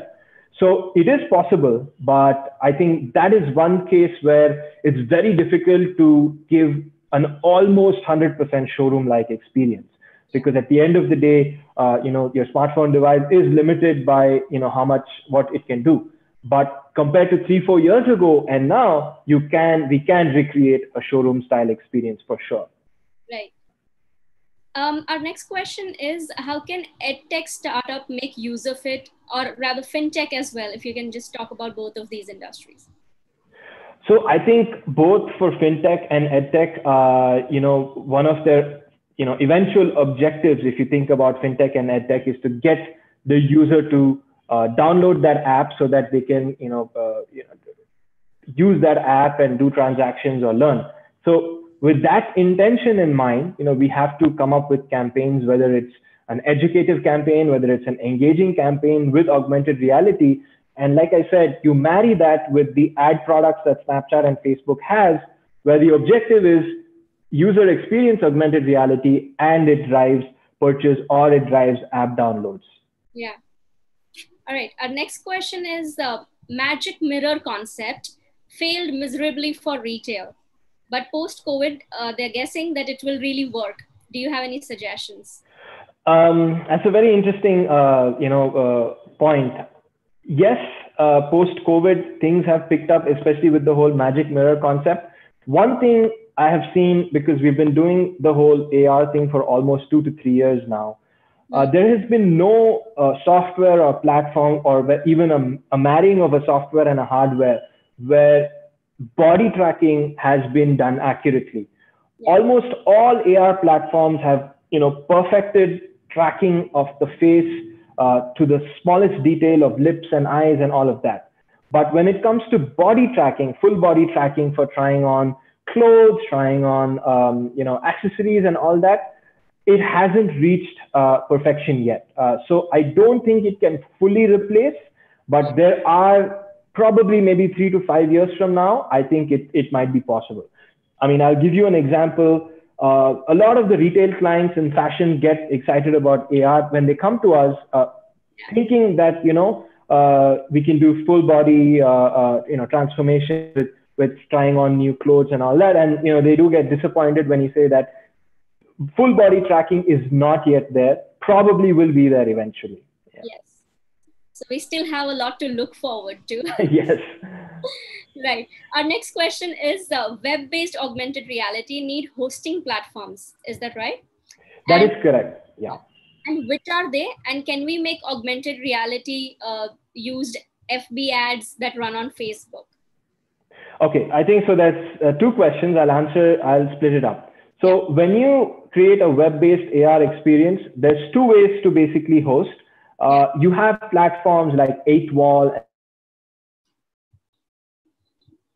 where you can create your web AR experiences and use their tools to launch the web AR experience. Adhvith, would you just repeat that? The screen got frozen. So. Okay, I'm sorry. So what I was trying to say was, with web AR experiences, there's 2 ways you can go about doing this. So the first way is use platforms like 8wall and Zapper, where you use their tools and you use their solution to build web AR and launch it, right? So that's basically an web AR engine. What you can also do for some of the furniture experiences that we've shown is if you have your own server setup and you have your own backend tech setup, you can enable certain web AR experiences to work outside of these platforms as well. So there's 2 ways you can go about it. Now, the second part of the question, which was integrating a Facebook experience with AR ads. As I mentioned, Facebook has a specific ad product called AR ads. I would encourage users to just Google search Facebook AR ads, and you can learn all about that. So that's an ad product specifically for AR, where, say, for example, a lipstick company can, launch an AR ad with try-on lipsticks with a link to a Shop Now button, which takes them to the e-commerce platform or their website. Right. Amazing. I think this was a really interesting session. Thank you so much, Adhvith, for that wonderful information as well. I think everybody's taken a lot of takeaways from this, and we're still getting comments on this. So thank you so much. I think there's so much to look forward to apart from just what is happening currently. So thank you so much, Adhvith. Absolutely. Thank you so much, Khyati. And I hope the users found this useful. Thank you so much for the session, and happy World Social Media Day to everyone. Take care. Thank you to you too. So yes, that was such an interesting conversation, and I'm sure you've taken a lot of information back home, where I'm excited to see what augmented reality can do in the future from what it does currently. Moving forward, it won't be an exaggeration to say that social media changes every passing moment. Keeping up with these moments has evolved into a true art. We have with us Bodh Deb, Vice President Branch Head at AutumnGrey Mumbai, who is here to speak about moment marketing, how it helps brands stay top of mind throughout the year. Bodh comes with more than a decade of experience in the A&M industry. As one of the leaders at Autumn Worldwide, Deb continues to help teams craft memorable campaigns to stay in the top of the mind of the consumers. Ladies and gentlemen, I hope all of you are ready, because we have with us Bodh Deb. But can I request you to switch on your video? Can you see me now? Yes, we can. A very warm welcome to you. Thank you so much. How have you been doing? Very well. We've had a really interesting day so far, and we're really looking forward to this session. Yes, thank you so much for inviting me, and thanks to Hitesh and the entire team for a fabulous fabulous day, really. I mean, I have been kind of closely watching all the sessions, and it's been an absolute pleasure. And happy to, kind of give my 2 bits on moment marketing. In Autumn, I'm just sharing my screen while I talk. In Autumn, Autumn was founded in 2005, and we actually started off as a mainline advertising agency and transitioned into a digital agency. And since 2009-10, we have been, kind of at it, trying to, kind of master this ecosystem. And we've done a lot of work in the listening space. But moment marketing for us, am I audible? Is everybody able to hear me? Kathy, if you can. Yes. Yes. So, moment marketing for us, really, it all started in the year 2018. I hope you remember the Kerala floods. When the Kerala floods happened, I think, we came up with a campaign for Samsonite, and that's where we really, kind of witnessed the power of social media. So, what I've put together really is are few examples that have been, that have worked really well for us. And I hope that, with these examples, I'll be able to share a couple of tips and tricks, really. I mean, I'd leave it to the audience to judge whether it helps them or not. But whatever we felt really worked for us, I would love to share it, and hopefully the audience will find it useful in some form or the other, right? So I'll just share my PPT. Are you able to see my presentation? Is it? Yes. Yes. Okay. So just to start, what are these moments? I thought we'll give a basic gist of what these moments are all about. In AutumnGrey, we call it, we keep things very simple, right? It's either fixed moments or fluid moments, which doesn't really have, occur on a daily basis. So what are these fixed moments?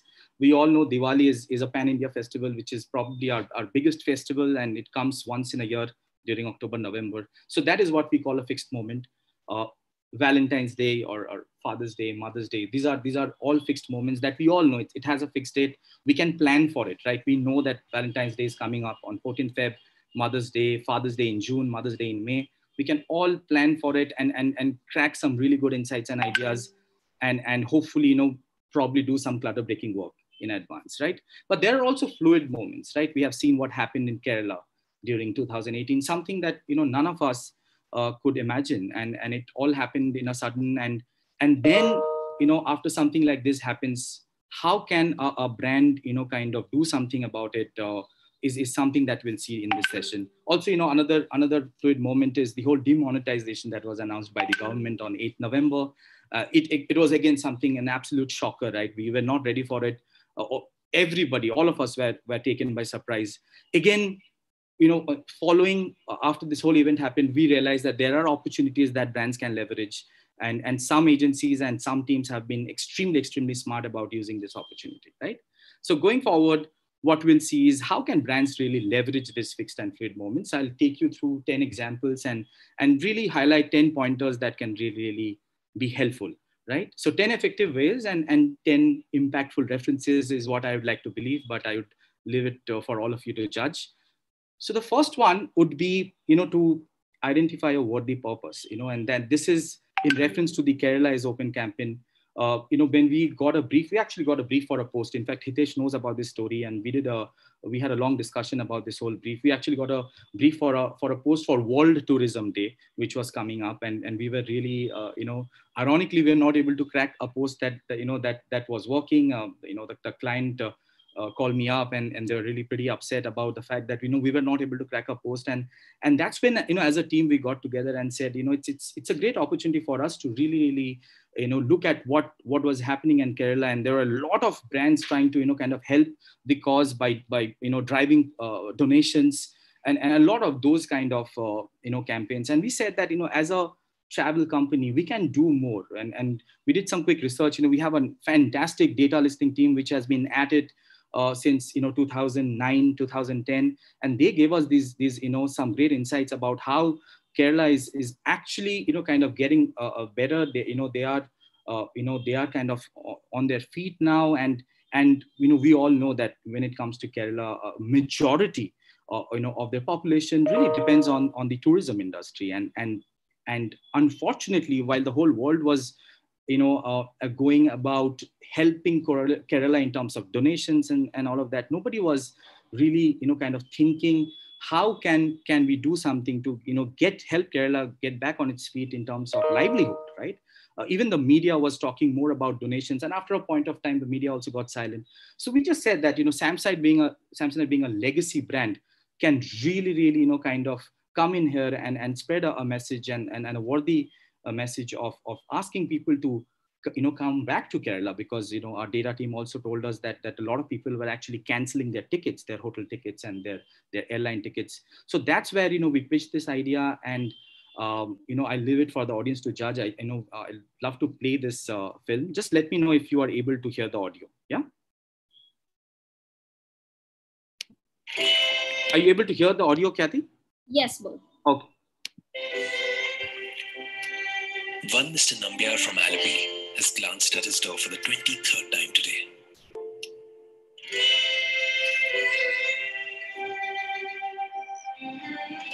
Jansi has repeated her week-long routine of waiting at the airport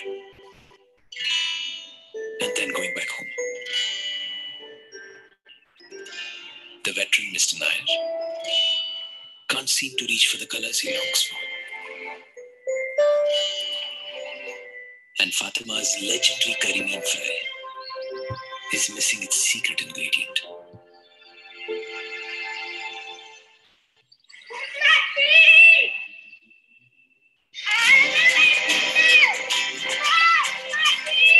Because every great dish needs a foodie.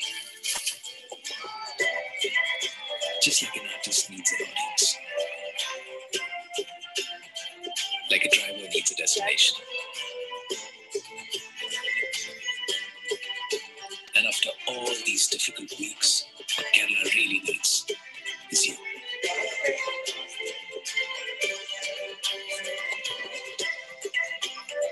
Come, let's revive Kerala tourism.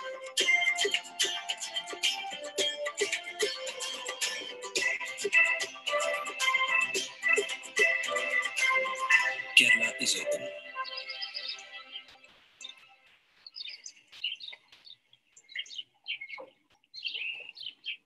Yeah. So, before this film, at least personally, I had no idea about what moment marketing is all about.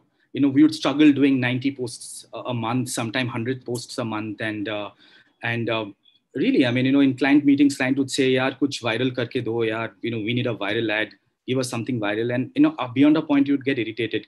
This is such an abused word, this whole viral karke do and viral ad do. And when we did this campaign, really, when we were shooting for it, I remember we were just having a lot of fun. We just didn't know, what, that it would become so big. In fact, I remember that one of the guests actually at the last moment didn't turn up. So the director said, you will only have to act. And it was all fun and play. And we absolutely had no idea of where this is going, till it released. And the day it released, I remember that, I have never got so many calls and so many messages from, in my life, even on my birthdays or special days, I got calls. And I have to tell that, the industry really, I mean, I got calls from all competition agencies, their CEOs, CCOs, they all called us and congratulated us. And that's when I really, kind of realized that this industry is a very close-knit industry, and people do, appreciate great work. And what really followed over the next 3 weeks, 4 weeks, 5 weeks was something that we never imagined, and that's when we realized that, okay, that social media is really powerful. I would just like to play this one case study just for everybody to see what a moment marketing campaign, if done well and if done at the right time, what kind of impact it can really have for brands. So just one case study that I'd like to play for the audience. Yeah, Khyati, is that okay? Yes, absolutely. Our top story, the flooding in the southern Indian state of Kerala. Hit by the worst flooding it's seen in a century. It's causing devastation in the Kerala region. One Mr. Nambiar from Alibi has glanced at his door for the 23rd time today. Jansi has repeated her week-long routine of waiting at the airport. And Fatima's legendary curry mean fry is missing its secret ingredient.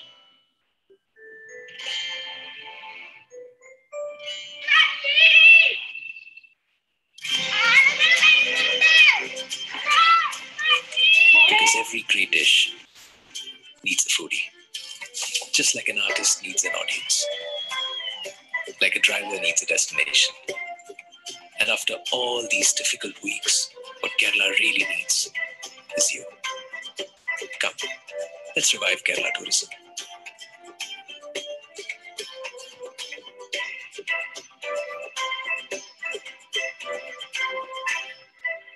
Kerala is open.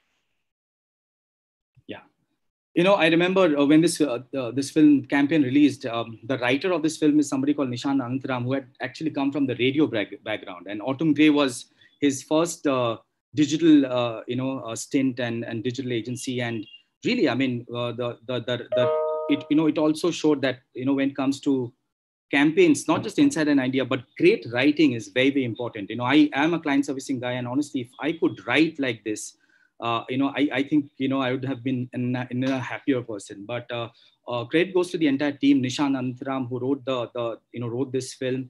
And really, those 3-4 weeks, I think everybody in our agency, Nishant and me, myself, Anusha, our CEO, we all felt like Shah Rukh Khan, because we're getting so many calls and so many congratulatory messages, right? And with the kind of comments that we got, the kind of every single comment, is like a piece of diamond. In fact, I have taken screenshots of every comment that we got in this campaign, and in a way, kind of framed it on my laptop, because it's something that we don't see on a regular basis.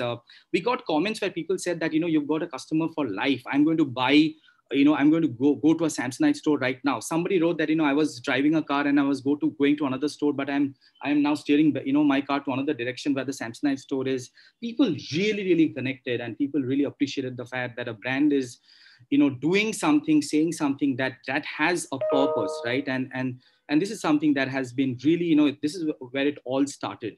And I remember that month was September 2018, and we were all really,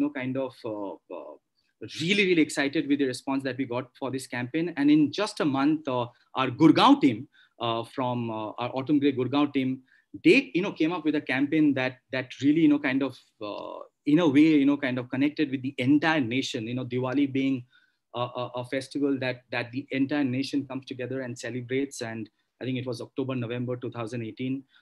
It was our branch head in Gurgaon, Sahil, and Salil, and who is our strategy lead in Gurgaon, and Yatharth, who is our creative director in Gurgaon. I mean, they came up with this campaign, something that, we were not ready for, because we were still kind of in that hangover of Kerala is open success. And this campaign, really, really, I'd like to talk a little bit about the campaign and how it really worked for us. But before that, I'd just like to play the film for our audience. Yeah.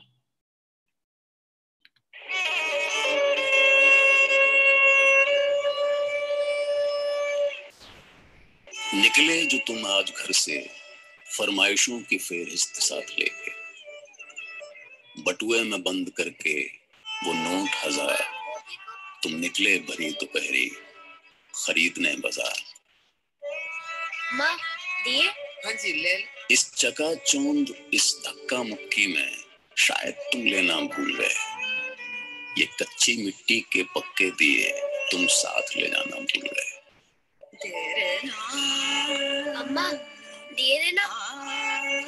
भूल गए बचपन में कैसे इनसे घर रोशन करते थे, तुम जिद करके बार बार 2 दिए ज्यादा लिया करते थे।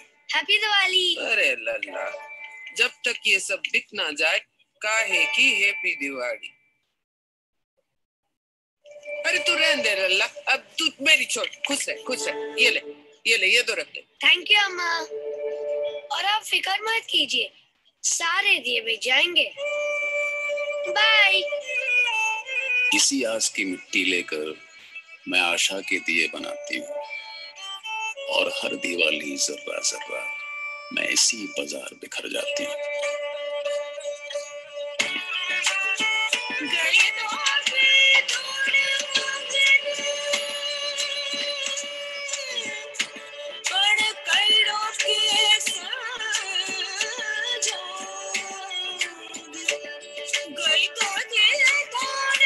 अरसे बाद वो आज फिर यहाँ आया। सालों बाद उसने इन दियों को गले लगाया। बुझ गई थी उम्मीद की जो आखिरी मशाल। इस दिवाली किसी ने उस अंधेरे में एक हल्का सा दिया जलाया।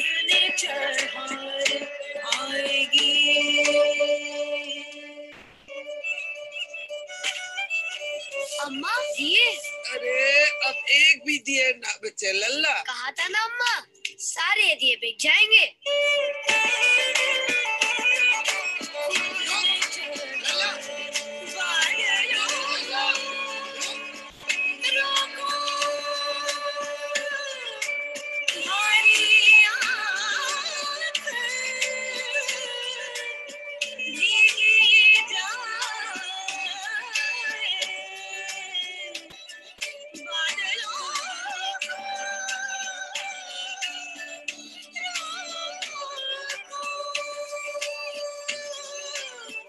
इस दिवाली आप भी उम्मीद का एक दिया जलाएं, किसी और की दिवाली को भी रोशन बनाएं। Happy Diwali.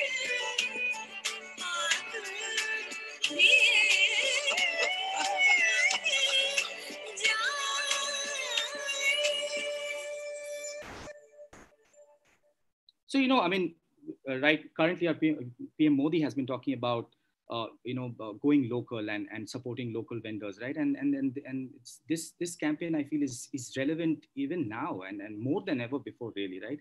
And, I've been going through a lot of our older comments and posts, and I see people are actually still remaking it, the whole fact that HP took a stand and became the voice for an ignored micro community, right? And these kind of communities have been ignored for a while now. And if brands like HP take a stand, I think people really respect that, and people then own the campaign, right? And become the voice of the campaign themselves. And that's what we really saw. People, individuals, whether it was news channels, publication houses, they actually downloaded the film from our from the brand's Facebook channel and uploaded it on their own handles. And that's something that we haven't really witnessed, to such an extent. In fact, even our neighbors in Pakistan, people from America, they downloaded the film and reviewed it and spread the message. So really, in a way, not just a national insight, but an universal insight that people all over the world really connected with and spread the message further. So that was our second biggest hit, if I can put it that way.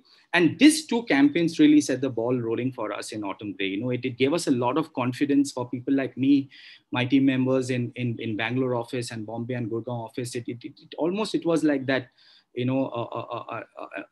shot in the arm that we really required, because we were really working hard. We all know in social media digital agencies, we pretty much end up working 7 days a week. We end up working 14-15 hours a day, doing a hell lot of work. The ecosystem is so large and so exhaustive.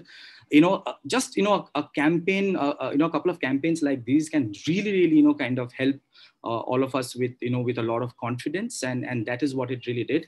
And we took it forward.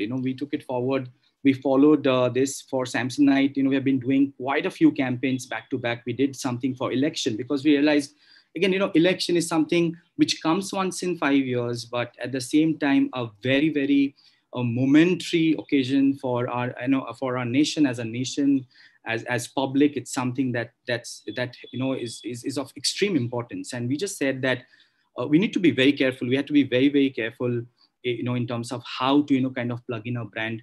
But we just felt that, if there is a brand connect, and again, when it came to Samsonite, we just thought that there is a brand connect here. It's a national cause. It's an important message.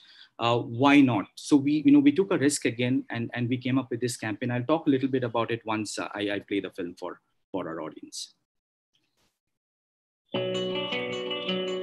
बड़े दिनों बाद घर आ रहा है, जाने किस बहाने, इतना लंबा सफर तय करके एक दिन की छुट्टी मनाने।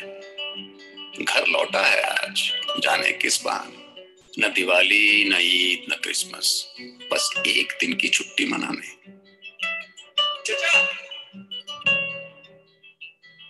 फुर्सत कहाँ है खाने को, खुशबू से ही पेट भर लिया, यारों से अपने गले मिलके ही मन भर लिया, घर आते ही जाने की हड़बड़ी,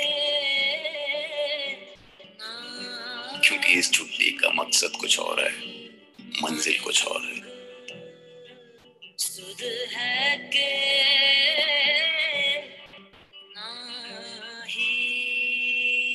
अरे तुम कब आए? आज सुबह ही आए सर मैं। जाने से पहले घर जरूर आना। सो सॉरी सर, एक्चुअली आज शाम की फ्लाइट है मेरी। शाम की फ्लाइट? जी सर। कोई बात नहीं, नेक्स्ट टाइम। दूसरे शहर से सिलवाश के लिए आए हो? जी सर। शाबाश। किस बात की सर? आप रोज अपनी ड्यूटी करते हो, आज मैं अपनी ड्यूटी करने आया हूँ। आखिर घर आया है एक ही बहाने, एक दिन की छुट्टी लेकर अपना फर्ज निभाने। भयो तू आयो रे, अब तू भी सा। Many of us are registered to vote in a different city. This time, let's take एक दिन की छुट्टी and travel to vote.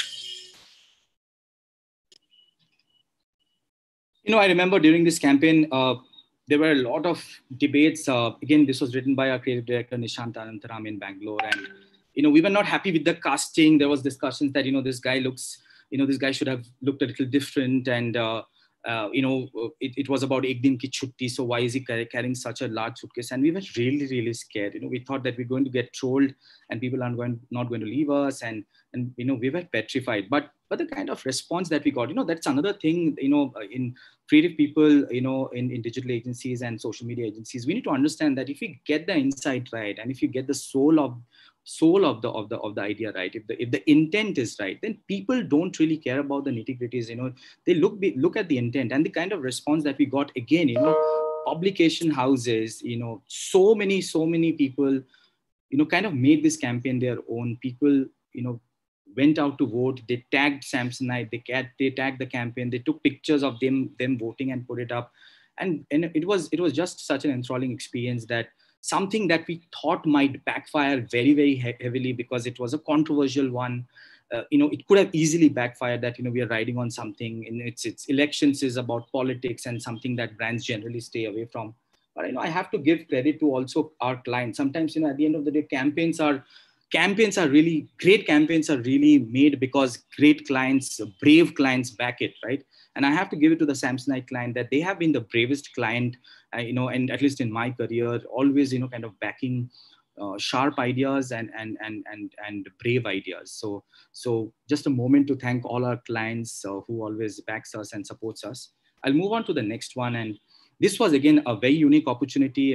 Max Bupa Health Insurance it was actually not a retainer client. And that's the great thing about digital and social. Why I love this industry is because, you can pitch to, clients who are not in your roster. You can have a great idea, but, in fact, all the campaigns that I'm showing, 90% of them are actually proactive ideas that AutumnGrey has come up with. And in this case, it was not even our client. We just came up with this idea, and we just thought that for Max Bupa Health Insurance, it would be, it's something that would probably create a new category code. The occasion was Raksha Bandhan, and we all have seen so many Raksha Bandhan ads, and we just thought that we had, we got this idea, and we thought that there is a way to disrupt the whole category code over here, and I'll speak a little bit more once we see this film.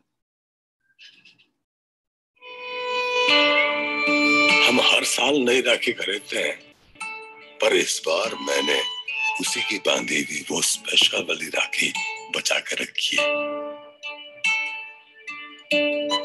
और आज के दिन तो हम उसके पास पहुंच ही जाते हैं, वो चाहे जहां कहीं भी हो। तो आज मैं भी राखी मनाने आया हूं।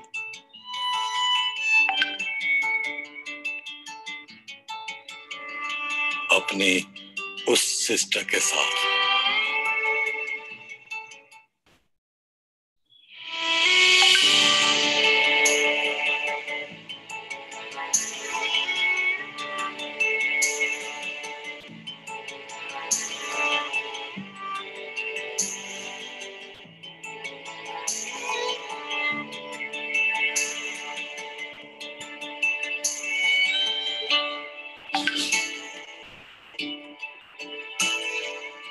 सिस्टर, ये बिल्डिंग का आप चिंता मत कीजिए, ये हो गया। ये देखिए।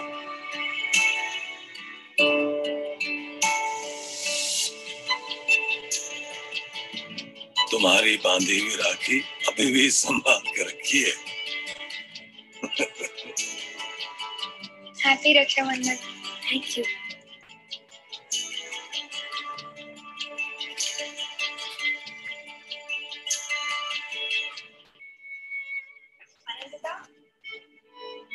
जाओ, तुम सिर्फ मेरे सिस्टर थोड़ी हो। जाओ। पिछले 10 सालों में हमने ऐसे अनगिनत रिश्तों को बनते देखा है। आइए इस रक्षाबंधन उस सिस्टर को थैंक यू करें जो हम सबकी सिस्टर है।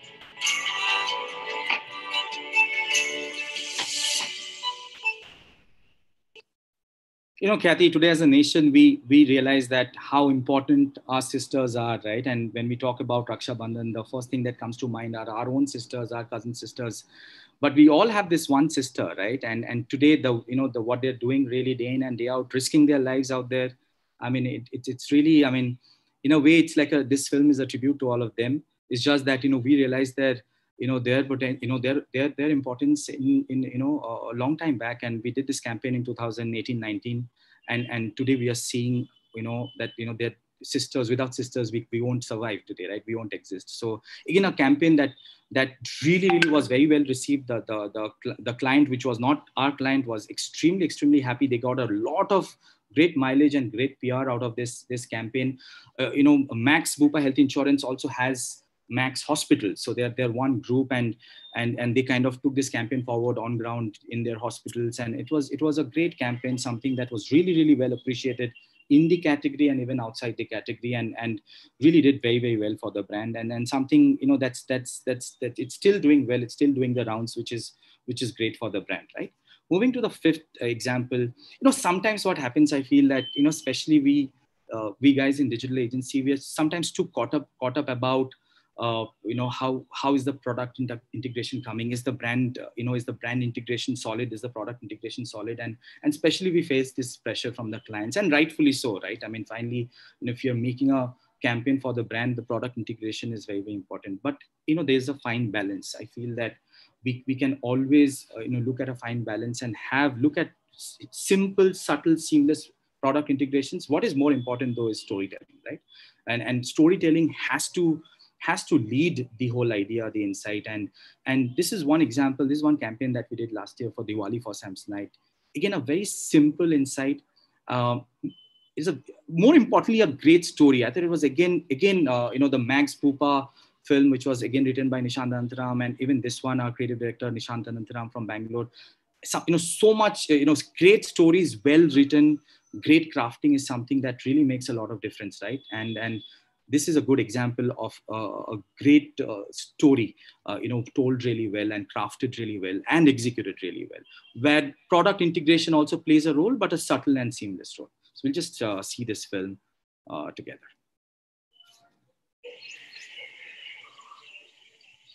बलबीर,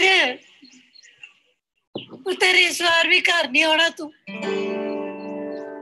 ऐतकी भी दिवाली ते मुंह नहीं मिठा करना, हैं? कोई गली में मैं झटका रहा हूँ, कामों मिठा कर लाऊंगा।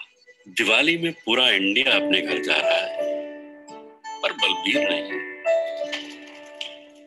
गुड्डू और पीहू को पटाखे तो मिल गए, पर हाथ पकड़ने के लिए इस बार पापा नहीं होंगे।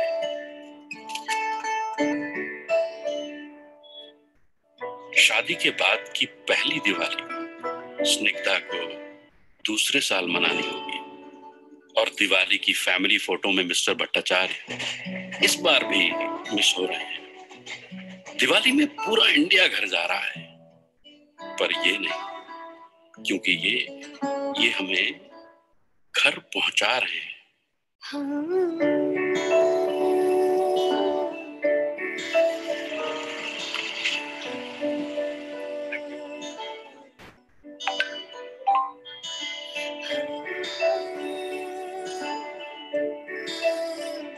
Ladies and gentlemen, this is your lead cabin crew, Sneha Sharma.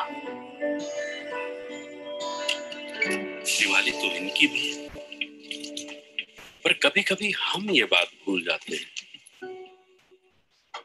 Happy Diwali uncle.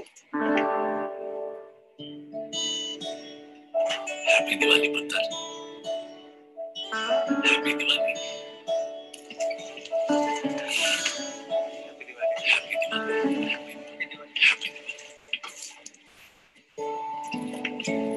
चलो इस बार उनको थैंक यू कहें जो अपनी दिवाली मिस कर देते हैं, ताकि हम दिवाली अपनों के साथ मना सकें। मुस्कुराहट का दिया यूं जला मुझको लगा, तेरे घर की रोशनी है मेरे घर की रोशनी, जगमगाती एक नदी आँख में बहने लगी, होठ ने मेरे चखी यादों वाली चाशनी।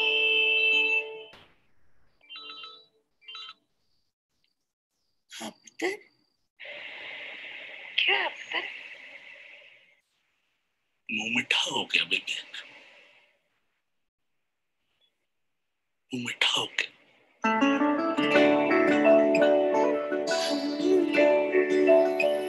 आइए इनका शुक्रिया अदा करते हैं दिवाली के सफर के लिए।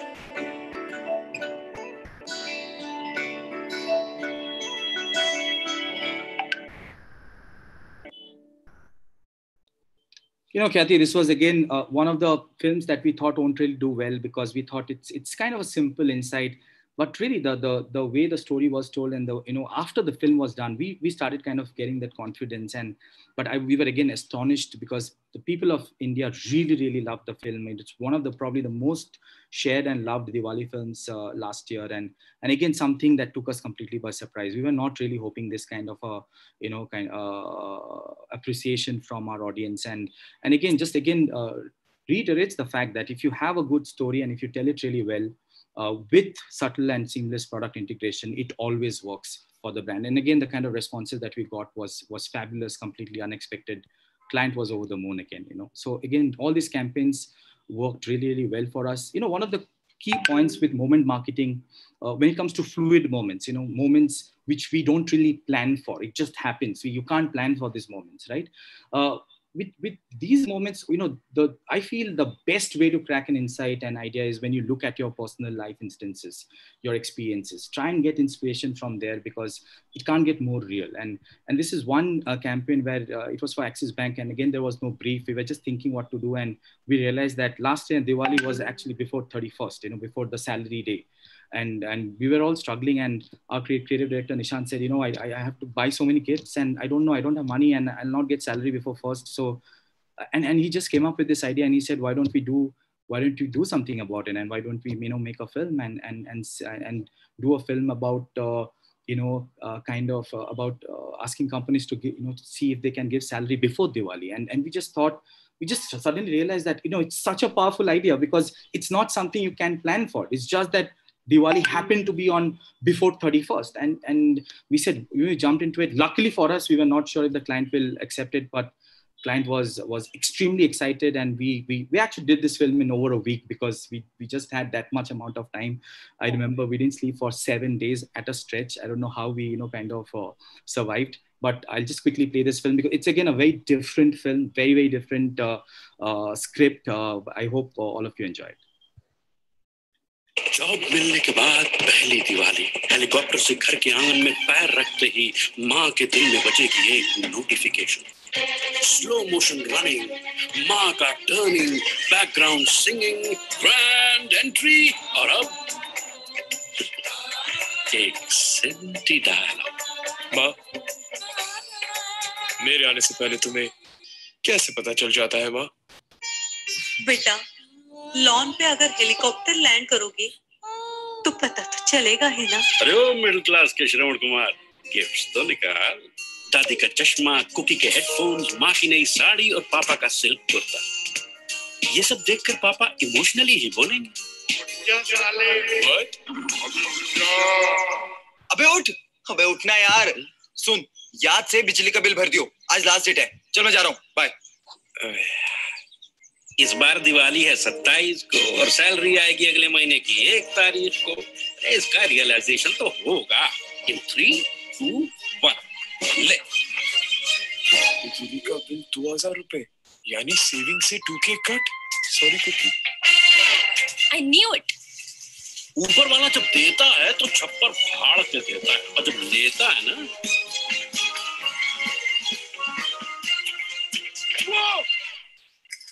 सॉरी दादी। Not cool, bro. सॉरी पापा। तुम्हारा ही बेटा है। अबे ढक्कन, इससे पहले कोई और खर्चा आ जाए, मम्मी की साड़ी तो खरीद ले। हाँ? हाँ? हाँ? मम्मी, माँ,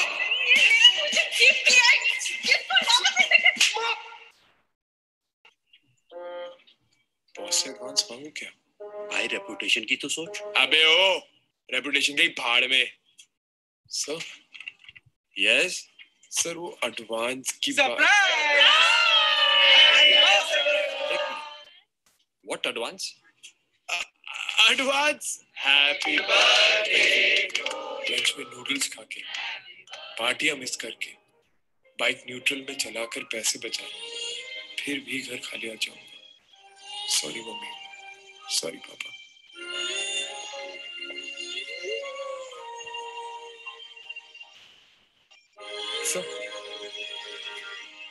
माँ और बाबा को हैप्पी दिवाली विश करना, सारे गिफ्ट्स के साथ। Thank you so much sir. Happy Diwali. Job मिलने के बाद पहली दिवाली सपने जैसी तो नहीं थी। नो हेलीकॉप्टर, माँ दौड़ कर नहीं आई, नो बैकग्राउंड सिंगिंग, फिर भी सपने से बढ़कर ही थी। Salary a few days earlier this month can make someone's Diwali a lot brighter. दीदी मैं निकलूं? दीदी एक मिनट, आपने इन्हें सैलरी दी? नहीं बेटा। दीदी, हैप्पी दिवाली। थैंक यू भैया। Axis Bank celebrates the spirit of Diwali by giving all our employees salary before Diwali. Happy Diwali. You know, Kathy, Hitesh has been messaging me both. I hope you realize you have 5 minutes more. So, yes, Hitesh, I realize I have 5 minutes more. So what I'll do is I'll kind of rush now. There are 3 more examples which I wanted to share with our audience, but maybe at another time. But again, you know, just a quick point that you know, one other campaign that we did very recently due to COVID was you know, the first announcement that really happened during the lockdown, right? And I was shocked. I was scared. I didn't know what to do. I don't know what was happening. Never experienced something like this. But soon realized that, you know, we are actually lucky people. We still have a job. We still have a life. We have savings. What about people who you know, who are dependent on daily wages? You know, and that's when we, you know, did a campaign for Axis Bank called First Transfer, and we said that don't forget to pay your maid and cook, you know, your help, your driver's salaries this month, because they depend on it. You know, people like you and me, there are so many of us who can survive for maybe a few months, but there are people who can't survive beyond a few days if they don't get there. So we did this campaign again. I know we are running out of time, so I'd rush, but again, something that was well received. Again, compassion and inclusivity, you know, it's always a worthy endeavor, and we should all try and see if, you know, the moment we get a brand connect, we should always try and pursue that. You know, one more point about one campaign we did recently for Birla White called Salute to Painters. You know, I feel that there are so many stories in tier 2 and tier 3, you know, the rural India. There are lots of very unique, very real stories. You know, we guys, so much kind of limited and restricted to what's happening in the metros. But there are such inspirational stories out there. Our nation is so huge and of such abundance, talent and vigor and inspiration. So we did this wonderful campaign for Birla White, the story actually, which was found by our co-founder Abhay Rajankar sir, and Sanchit is the creative director who wrote this beautiful script. Unfortunately, we don't have the time, so I won't be able to play it. But again, a great campaign that we did for Birla White, Walker Putti, and we strongly believe in Autumn Grey that follow regional news to tap into unique stories. If you want unique stories and get inspired by them, look at regional news, right? The last 2 points being a fresh insight, is and a unique idea and a fresh insight is always more important than production budget. Sometimes we get very caught up about what's the production budget. We need more production budget. But I think if you have a great insight and you have a great idea, you can always manage. You can always manage. And this is one campaign that we did for Axis Bank, which is called New Password for Mom, about moms getting emotional, keeping their sons and daughters' name as passwords. And we thought that, it's something that we need to do something about. Moms are always, biased and overtly, loving, but not the great thing to do when it comes to security and security about your banking details. And the last point being, is that, we do so many campaigns, but we struggle all the time to really convert our ad into an act. I feel there is no greater happiness and pleasure when you can convert your ad into an act and you actually do something about it. And this is a campaign that our Gillette team did in Grey and Autumn Grey together. And it's called Groom Their Future for the barbers who are struggling out there. And Gillette actually, did quite a few things. They're offering insurance for barbers who need it, COVID insurance for up to $1 lakh. They're doing videos to help them with safety and hygiene. And they're giving kits, they're actually sending out kits to these barbers, safety kits, which I think is such a beautiful thing, right? Not, you don't just limit yourselves to doing an ad and a film, or a campaign, but you actually go out on ground and make a difference to these people's lives. Again, something that, we are very, very proud of. We feel that this is one of the best campaigns during this lockdown season. And quickly, just in 10 seconds, if I have to, my version of 3 golden rules to remember is brand connect and relevance is very, very important, right? If the brand connect is not there, don't do it. It's fine. You don't have to do every single, you don't have to tap every single moment. It's okay if you don't do it. But ensure if you're doing it that the brand connect and relevance is there. Believe in the magic of teamwork. I give a lot of importance to this. Generally I give all these interviews and I give all these quotes and all that, but there are some tremendous talent out there who are writing the scripts. People like Nishan Nandram, people like Sanchit, very, very talented people like that in our team, which are working day in and day out. Salil and Sahil are Gurgaon branch head. But we work as a team. In Autumn Grey, we'll believe in teamwork because we believe that if we work together and don't run after individual credit, I think as an agency we'll do well. We are doing fascinatingly well, touch wood, and we'd like to continue to do so. So work as a team, you can, create magic, and the agency will benefit, and because of that, all of us will benefit, right? And third is just be socially aware, just be active, just be brave and nimble. It's all about being, being proactive, right? And timing, right? Moment marketing, timing is everything, and you have to just get the timing bang on.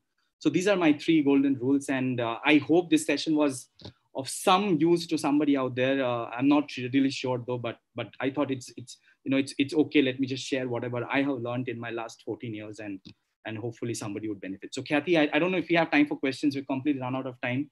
Really run out of time, both, but it was so heartwarming, the entire presentation. I've been in tears. I can read comments on Zoom. Everybody is so touched by these campaigns. So a lot of people have asked if they can view these series somewhere on your page, or do you have a YouTube channel where they can view all of them? Yeah, I have already shared this presentation with you and Hitesh and the entire Social Samosa team. So you can put it up on your handles and people can view it there. Sure. So all the viewers who want to watch these campaigns, we will be putting out really soon. Humble request, both, if you can just, go through the comments on Zoom chat. People have written some really nice words for you that, they're saying, man, you're making my evening heavy. We need nation movers like you on leadership. Lots to learn from ads. Our nation needs you post-COVID, brother. So there are a lot of good comments that we'd like you to just actually... I just want to say it's a teamwork.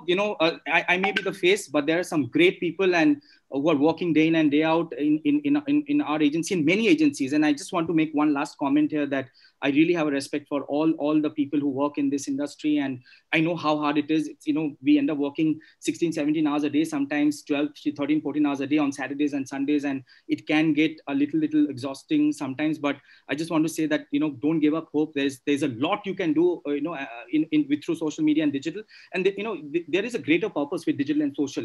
When you're working in digital and social, I feel that you can do content to really make a difference out there. And that's really a greater motivation, and then all the physical tiredness really goes away when you have a greater motivation. So I want to thank all the digital agencies and social media agencies, all the agencies and all the people working out there who work really hard day in and day out. Keep at it. And my one last quick pointer is, I get a lot of CVs these days and a lot of messages on LinkedIn about job openings. And I'm just taking an opportunity here to just tell those people that, I'm really sorry, I may not be able to reply to all of you, but just want to say that, we all are there together. Keep messaging, and, I'd love to help in any way possible. The only request is nobody should give up. Everybody just keep fighting hard. And I'm sure that together, we will see through this tough time for sure. Thank you both. Thank you so much. I mean, it shows that you and the entire team feel for the greater good, and that's why the campaigns have so much heart in it. So thank you. And one last thing, I want to really thank you and Hitesh, especially, people like you. I have a lot of respect because you truly, is one platform where I feel that you guys are really unbiased and you give an equal platform, to everybody, which is so great. And I don't know, I mean, for personally me and AutumnGrey and everybody at AutumnGrey, we are really thankful to you guys for doing a fabulous job and giving every agency an equal platform, and please continue to do so. Please give, today we are a multinational network, but there are many digital agencies out there which is still independent and boutique. And I'm pretty sure that Social Samosa will continue to give these great platforms and opportunities for those, independent and boutique agencies as well, like the way you guys have been doing. And today I feel that, I think Social Samosa has had a role to play in always supporting us. And I hope that you guys continue to do so and keep supporting other, agencies and other independent and smaller agencies as well. Thank you both. Thank you for those kind words. Social Samosa is grateful for your presence and for your insights and those words as well. And for all our participants, don't forget to follow him on LinkedIn and Twitter. If you have more questions, you can join him there. Thank you so much both for your time. Because of paucity of time, we couldn't see all of them, but we will try and put out all these campaigns on Social Samosa Network. Thank you so much. Thanks, Khyati. Thanks, Hitesh. Thank you. Wow. This session, I'm sure, has helped many ignite moments that help create love for brands. Now, what a day it has been, isn't it? The virtual knowledge sharing has been prominent throughout the day. We've had industry dwellers, prominent industry leaders, has helped discovery of many new realities and give a better understanding of social media. I have learned tons. I hope you have too. If you have more questions, comments, please keep it going. You can catch us live on different social media platforms of Social Samosa's official Twitter, LinkedIn, Facebook pages. Also, don't forget to keep live tweeting using our hashtag SMLive. Moving on to our next session for the evening, we have industry experts here to talk about attention economy. What can brands learn from leading content creators? I think this is going to be a really interesting conversation. I'd like to invite on stage first the moderator of this session, Mr. Hitesh Rajwani, CEO Social Samosa. I'd also like to invite our panelist for the discussion, Mr. Ankush Bahuguna, content creator at Times Internet. You have seen him in quirky videos in this session. Ankush brings forth his learnings and experience in content creation over the years. We also have with us Radhika Bangia, content creator with over 1.2 million followers on Instagram. Radhika is another leading content creator in the industry.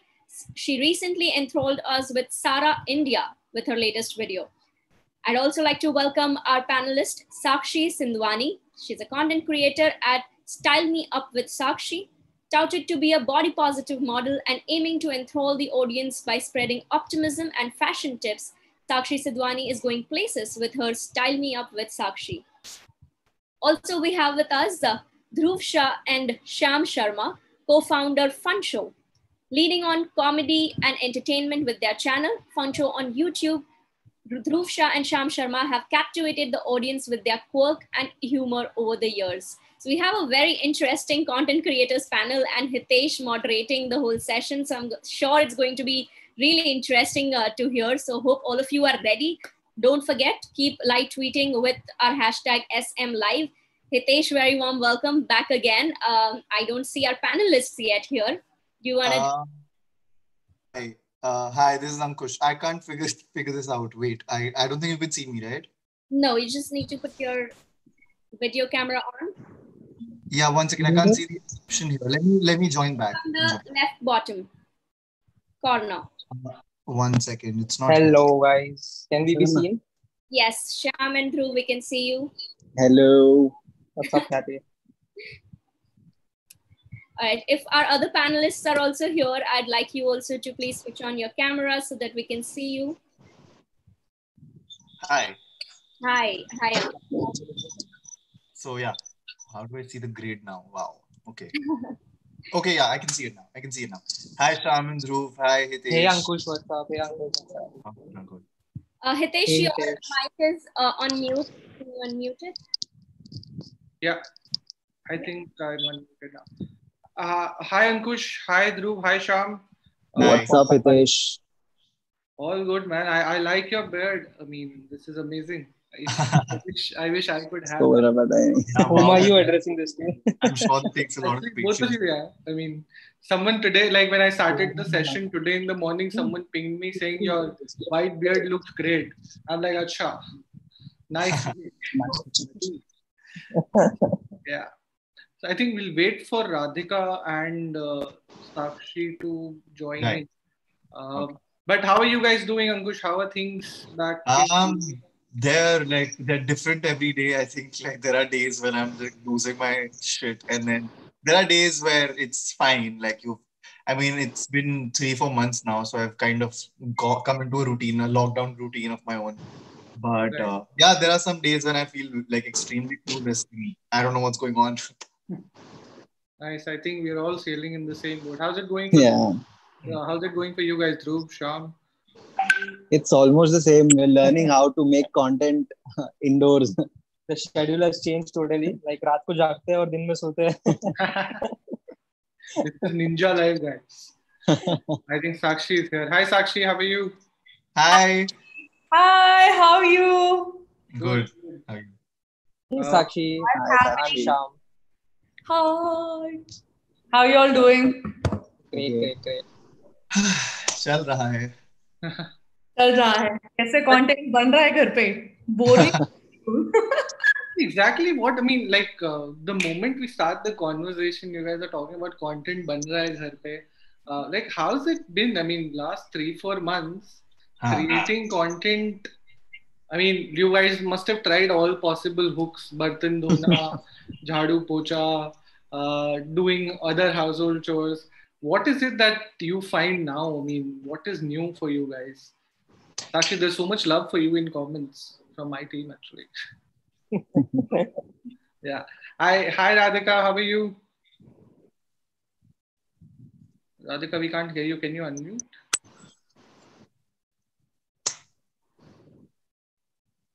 How many people are there on the live right now?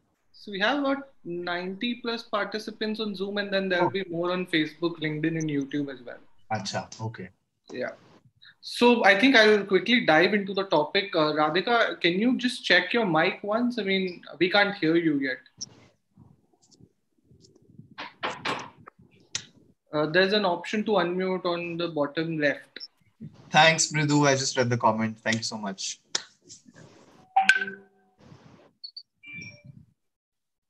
Okay. Are you guys using are you guys used to using Zoom or you use any other platforms per se? यार मुझे ना technology समझ नहीं आती है तो मैं Zoom use करता हूँ बट मुझे हर बार फिगर आउट करने में 10 मिनट लगता है कि चलता है. Google Meet is easier, I feel. Probably that is a content idea for you guys. We legit had to call. किसको कॉल किया अपन ने? The person you were talking to. हाँ मतलब 4 बार कॉल किया कि कैसे करना है क्या करना है बताओ जरा अच्छे से. I think we'll chop off content from this feed and probably create a Zoom call. Exactly. Types of people at a Zoom in a Zoom call. Right. You might not know. We might like screen record as well right now. And we put collab with 4 influencers. Best strategy. Mega collab.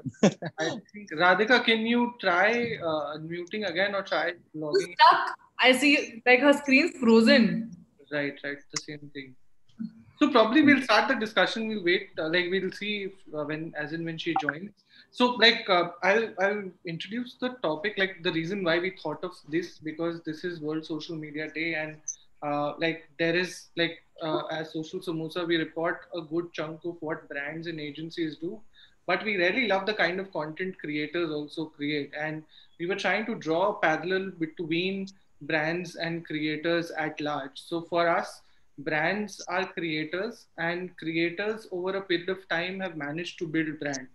And we want to understand from you guys and try to derive learnings for other brands and creators.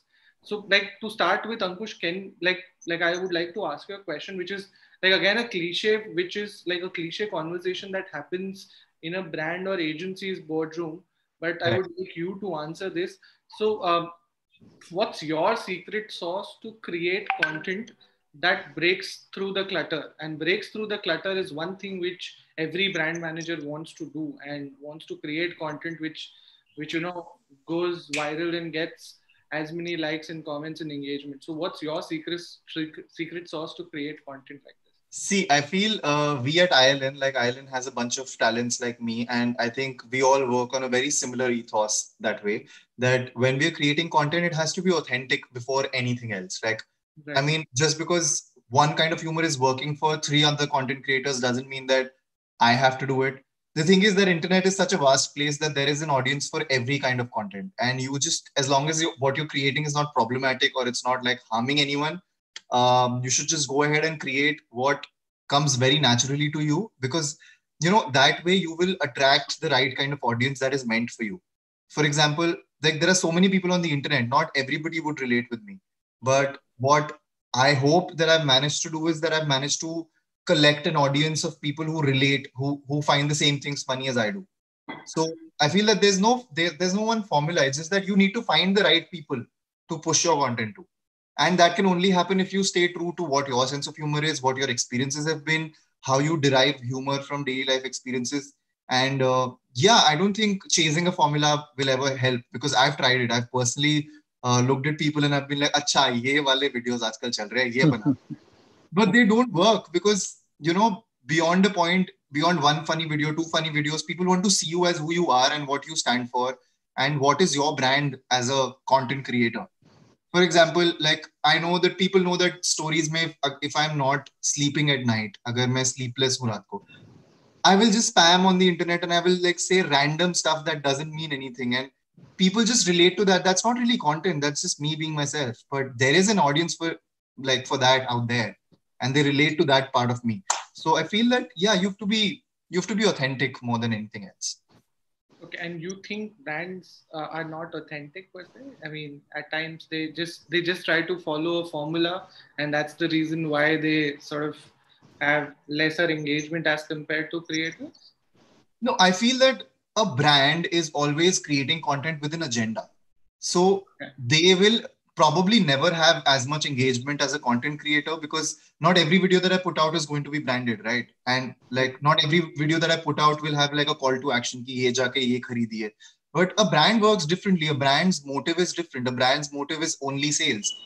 Our motive is not just sales. Our motive is also to entertain people genuinely. So I feel that that's where brands and content creators are different. And and I think it's fair for brands to have that call to action with every video, because that's their agenda, right? That's their job.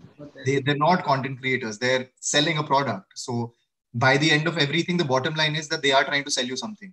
When I'm making content, I'm not selling you anything. I'm just entertaining. I'm just showing you the things that I find funny. That's all.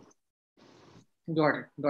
Sakshi, we'll quickly move to the next thought which we captured. So lockdown has sort of restricted capabilities for brands and creators alike. And we were discussing a pre-chat before everyone joined in. like I think all creators have tried all possible hooks that can happen within the home or while you're staying at home. Yeah. So like, how do you, like, what are some of the challenges you faced while creating content all this while, like you can tell us from March till today, and what are some of the opportunities which you saw? One, I think there's a lot of content which you can create while you are in house, because I mean, you know that the frame has to be this only, and you don't have enough and more elements to reach out to, like to add to. So Yeah. what are some of the challenges and some of the opportunities you've seen? For me personally, I make styling videos. So I always built that brand on, at least on Instagram, that I made videos on a certain backdrop. And it worked well for me. I actually my audience grew 3 times during the lockdown because the engagement was so high. Everybody was on social media. And I think it's that for most creators who are creating content regularly. I just personally, I went on the journey like I'm going to post every single day. It takes discipline, it takes massive passion, but when you go on that journey, then the magic really happens. But when it comes to making content with just minimal resources, I feel like more relatable content came out of it. Before this, I never made videos with my parents, and because of the lockdown, like I started making videos with my dog, my parents, just on weird locations in the house, and people loved that. They wanted to see homely content, just relatable content. People didn't want to see professional short videos in the garden when everybody's on a lockdown. So it went really hand in hand. And when it comes to brands, of course, during the lockdown, not a lot of brands were putting in marketing money, because at the end of the day, for fashion, at the end of the day, every motive is sales. तो उस time पे तो इतना नहीं हो रहा था, but it gave us massive opportunity to make organic, authentic content, and that's what has always driven me. I love creating organic content as opposed to branded content, because I feel like with a lot of brands, there are very strict briefs. I feel like with Indian market, brands are still getting used to what influencer marketing really is, and how brands should really consider integrated marketing, as opposed to, especially with fashion creators, as opposed to selling the product right in your face. Right. Yeah, Radhika, would you have something to add to this? I mean, I see that you've also been creating a lot of content while staying at home. Can you hear me, by the way? Yeah, we can hear you now. I think your voice is she lagging or are we lagging? I think she's lagging. Yeah. I'm just wondering the same thing. Radhika, we can't hear you. Vodafone. What? Vodafone. Would you like to add to this conversation? I mean, you were talking about creating content in the night and then like sleeping through the day. So. Can you hear me now? Yeah, we can hear you now. Okay, I thought someone said he can't hear you. Okay. So yeah. I was saying, I think this was actually a great opportunity to work on your creativity, because I mean, you can only shoot so much in your house, right? So you were technically forced to come up with ideas that you can do around the house. So I think being a content creator, it is really important to be creative to sustain in the long run. Right. Like, yeah, trends and everything is okay, but if you're not putting your own twist to it, there's only so much you can grow. So for me personally, I think this was like a learning process for me. I thought I was creative, but then when I started, I was so stuck so many times. Like, what do I make in the house? What can I do? So it really made me use my brain more than usual. And I think I feel like I'm more creative now. Like, that's very rightly said. I think adversity brings the best out of us, and now that you've had so much time at hand to think through a lot of things, probably great content would have come out. Shyam, Dhruv, like speaking of trends and speaking of how platforms are upgrading, a certain platform is being blocked as we speak. So how do you guys manage to adapt to new platforms, new formats? Like, how much time do you guys take to, see if you can do something around a particular trend or a particular format? What's the process that goes behind your content creation? So I think if I have a content, I could shape it into anything, any format that has been needed. So suppose we're doing comedy, we obviously come up with ideas. We are YouTubers. We make videos which are about of length 7 to 8 minutes. But we come around concepts which are actually 20 to 30 seconds comedy. But then they are not possible to be done on YouTube, and that's where the other platforms help us. We can do that on TikTok, we can do that on Instagram, and similarly. So the thing that has been helped us since a long time is consistency. So right now, as Sakshi said, that we also on a spree of posting daily on Instagram, and we have been focusing. We have been doing that, like posting every video on YouTube every Saturday since 3 years. So consistency matters first of all. And if you're talking about trends, so obviously बहुत सारे trends चलते हैं, बाहर निकल के आते हैं. So we also try to do it, but in our way. So वही बात है कि when you post something, then only you will understand कि अच्छे तुम इसमें कर पाओगे कि नहीं कर पाओगे. So you cannot judge anything. You have to post something, and then only you will understand कि YouTube में भी ऐसा होता है, Insta पे भी ऐसा होता है, TikTok पे भी ऐसा ही होता है. Like audience is the judge. They'll tell you कि अच्छा this type of content you can continue or you cannot continue. Got it. Ankush, like you'd spoken about how like brand content and creator content is quite different, and like creators have the flexibility to try different formats. Brands also try entertaining and engaging with audience rather than just selling. But and Sakshi was talking about how you guys love creating like original content as opposed to branded content. What's your take on what percent of content should be branded in a piece of branded content? Like what percent should be brand and what percent should be content, like a mix? And that is something I think all of you can answer. Like it can be 80-20, it can be 60-40, it can be 50-50. I know brand would want 20-80, but yeah.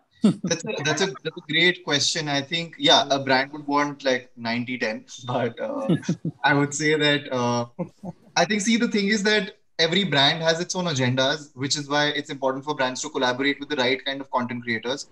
Now, some brands just want, like, their idea of advertising is very in your face. Yeah. So they definitely want a product shot. They definitely want you to say it in so many words ki ye wali cheez kharido. So they want to do that. That is their brand of communication. That is their target audience who only understands when you say it a certain way. Some brands are okay without really plugging in their product, but just their ethos. Like sometimes I've done brand deals where I didn't actually have to show the product at all. I just had to say their tagline, which basically means something, which is something that they stand for. So I'm saying that it also depends on the brand's tonality totally. If it's in your face sort of a thing, then I feel that, yeah, see, I feel that we're not making ads here. We're making content. So no matter what I do, it is still content. It is not an ad. People are consuming it like content and not like an ad. Correct. And that is how you have recall value. That is how people swipe up on your stories. That is how people click on the tags. If you tell them ki ye kharido, then they'll be like, I mean, kyun? Then backfires on us, right? Most of the time, like branded content, and viewers for some reason hate it. They hate it. They want to see organic content all the time.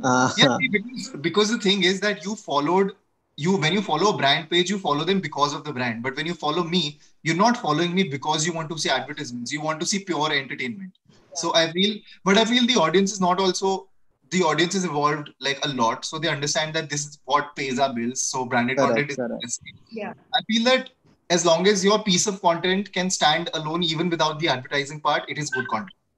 But if your content is only revolving around the brand, then I don't know what people have to take from it. You know what I mean? Like then it's an ad. But agar main wo plugin hata ke bhi apna video relevant hai mera, wo plugin hata ke bhi, so then it's a good content piece, right? And I don't know, and some brands are so important to our daily lives. Like I'm not going to name anyone here, but I'm just saying that kuch brands ka bahut organically nikal aata hai ki tumko agar 80-20 bhi karna hai na, to kar lo. Because I know that this 80-20 is also very relatable to people. They don't mind this brand being in their faces because this is a part of their lives. And you can actually make relatable content around it.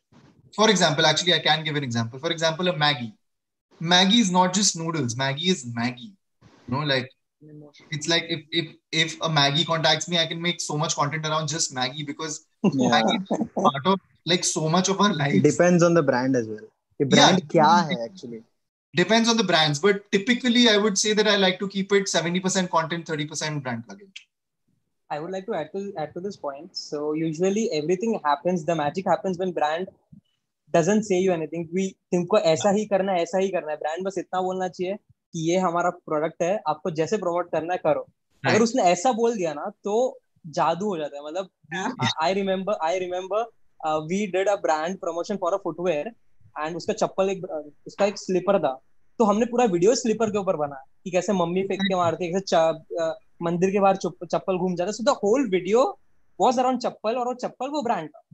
So it is actually 100% branding, but 100% content as well. So ये brand पे बहुत depend करता है कि please आप लोग हम पे कुछ थोपो मत कि ये तुमको ऐसा ही करना है, ये बोलना है. And it is also necessary for every creator कि जब वो brand deal कर रहा है तो they have to understand कि ये मेरा ही brand है.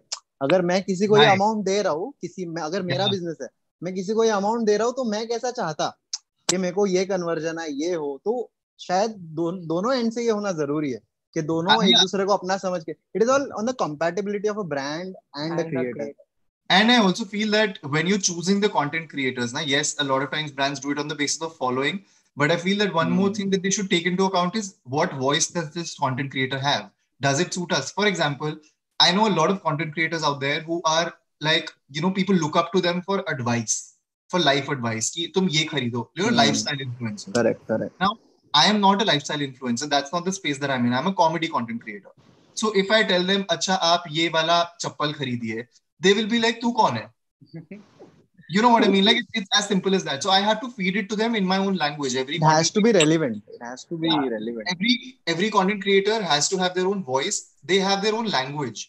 Not everybody's sense of humor is the same. Not everybody is even doing comedy.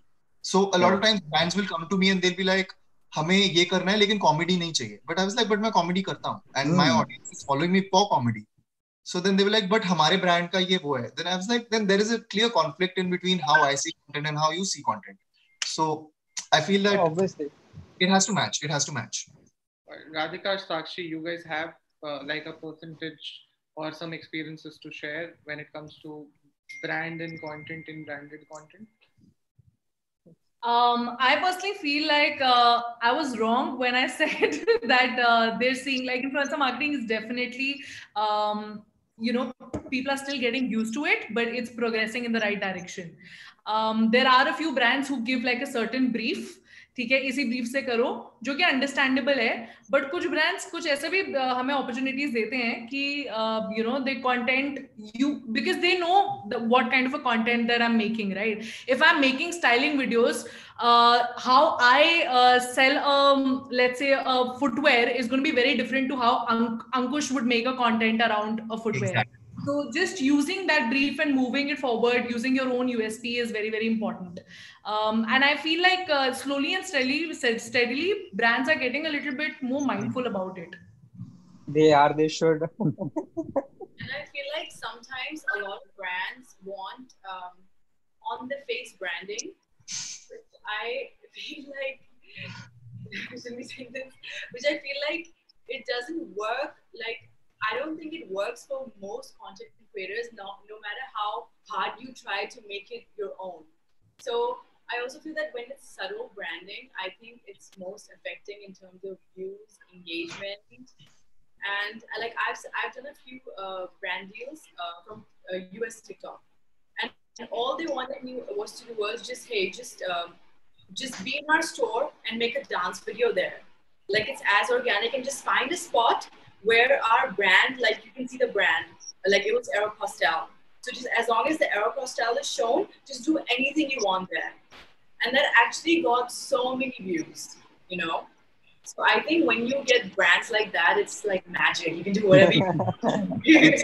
Coming to that question, and I want the answer in content creation go hand in hand. So if content is going to be there in the piece of whatever you're making, video or visual. If content is there, engagement is going to be high. It benefits the brand and it benefits the creators. Yeah, and honestly, I feel it's such a sweet spot when a brand and the content creator like are in the same wavelength, and the brand is like, we've come to you because you are the master of content and we can't tell you what to do. So that's like someone hitting your G-spot because it's such a great zone to be. It's like, yes, this is what I want. This is what I wanted. Same feeling. That Ankush and like even others, Ankush, Sakshi, Radhika, Shyam, how many times has that really happened that the brand has actually hit that spot? So after the lockdown, definitely so much more after the lockdown, because for some reason brands have really understood that social media, digital marketing is the future for everything. And now seeing the growth on social media and seeing the number of people who are consuming Instagram, YouTube, etc.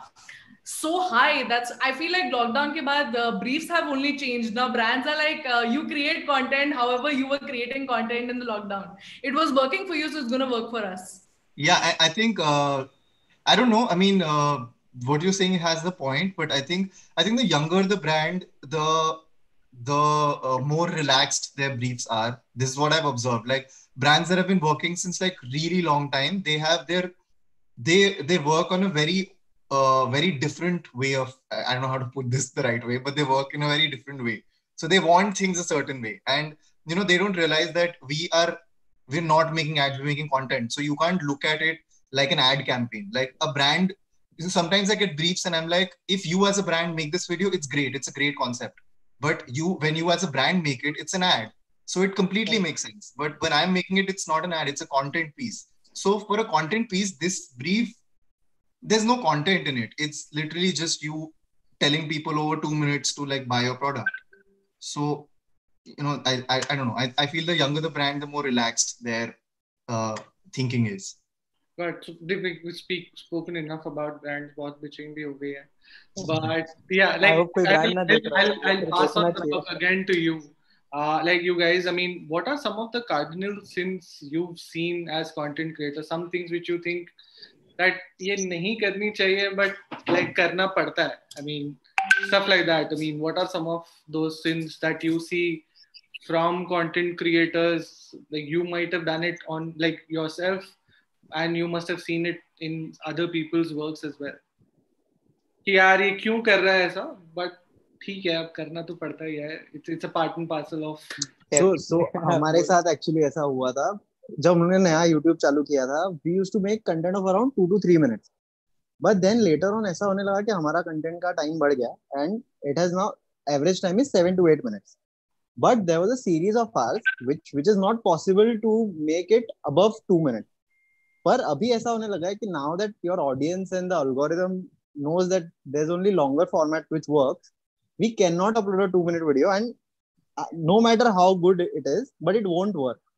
Okay. So we really want to upload, but sometimes it doesn't work, and then we have to give up on that thing that we cannot make short format content now on this platform at least. And then since we have already started making longer format, and then we stopped making shorter format on YouTube and switched to Instagram for short format and TikTok. And also you asked, आपने एक चीज बोला कि ये नहीं करना चाहिए फिर भी लोग करते हैं. So मैं नाम भी मतलब TikTok पे ही I see people.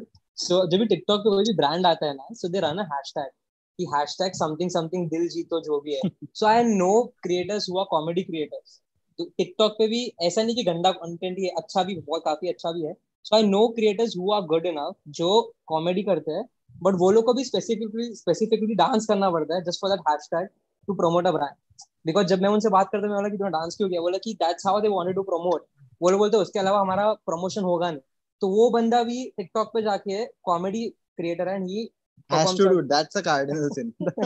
Hashtag everyone has to do it, no matter what. Exactly, the same hook step. ऐसा तो ऐसा ही. You might be a professor, you still have to do the dance, right?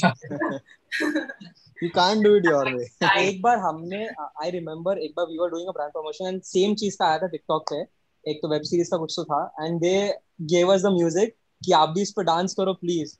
तो हमने बोला कि देखो सब लोग डांस कर रहे हैं, बोला कि हाँ सब लोग डांस कर रहे हैं. So what we asked them and they agreed to it, like hats off. हमने बोला कि we won't perform a dance, you music दे दो and हमारे हिसाब से हम creators हैं, हम हमारे हिसाब से आपको वही म्यूजिक पे एक स्टोरी piece of टेलिंग का content देंगे. बना के देते थे. And they agreed, and वो वीडियो बाकी सब डांस से ज्यादा अच्छा परफॉर्म. So liberty देना जरूरी है क्रिएटर को अपने one of the space में. sins. Radhika, Sakshi, Ankush, you guys have some cardinal sins to share? I mean, yeah, I think I've committed a lot of sins, but I wouldn't say that anything is a sin, because what I've observed is that different things work for different people. Yeah, I think what I may think कि मुझे नहीं करना चाहिए था, maybe that's what some other person did, and they got where they have. So I don't know. I think it's a very personal thing. Like, I know what I've done. I will admit that when I wasn't getting branded deals and I wanted to establish myself कि ओहो मेरे को perception बनाना था कि brands देख के लगे कि इसको मिल रही है branded deals. So I would wear my own clothes, but I would tag the brands and make it. You know, I think everybody does that. I don't know, I've done it. Everybody's about it. And you tag them, and you know, like on every picture, you have all the outfit details, even though you're not a fashion influencer at all. So I used to think it's a brilliant strategy. We should try it sometime, and wow. But you already try what you got. I think you're subconsciously you're doing it even now. Very apt t-shirt. Yeah, इसका भी detail दे देता हूँ मेरे को. Yeah, so you're doing it subconsciously also. You made a pitch to Nestle teams also. Like, you would love to create content around Maggie. Well, by the way, Maggie अपन भी बहुत खाते हैं ना. Domino's. हम लोग भी बहुत. Maggie, I said it first. Anyway, no, but I think cardinal sin, yeah, that, and then I feel that sometimes you, when your brand deals are coming in the initial bit, you see being choosy with brand deals can also happen when you are in a position where you can be choosy. For example, people who have left their jobs to do this is their only way of earning. And I'm sorry to say, but a lot of brands also want you to work for them for free. So even after you've reached a considerable stage, barter chalta hai. Barter. In fact, it's not just brands, you know, it's also influencers contacting photographers for a photo shoot and then doing barter. So I don't know where the ethics lie, because it's all of us are in it. Like, I mean, I've also done barter collabs with photographers and gotten pictures clicked.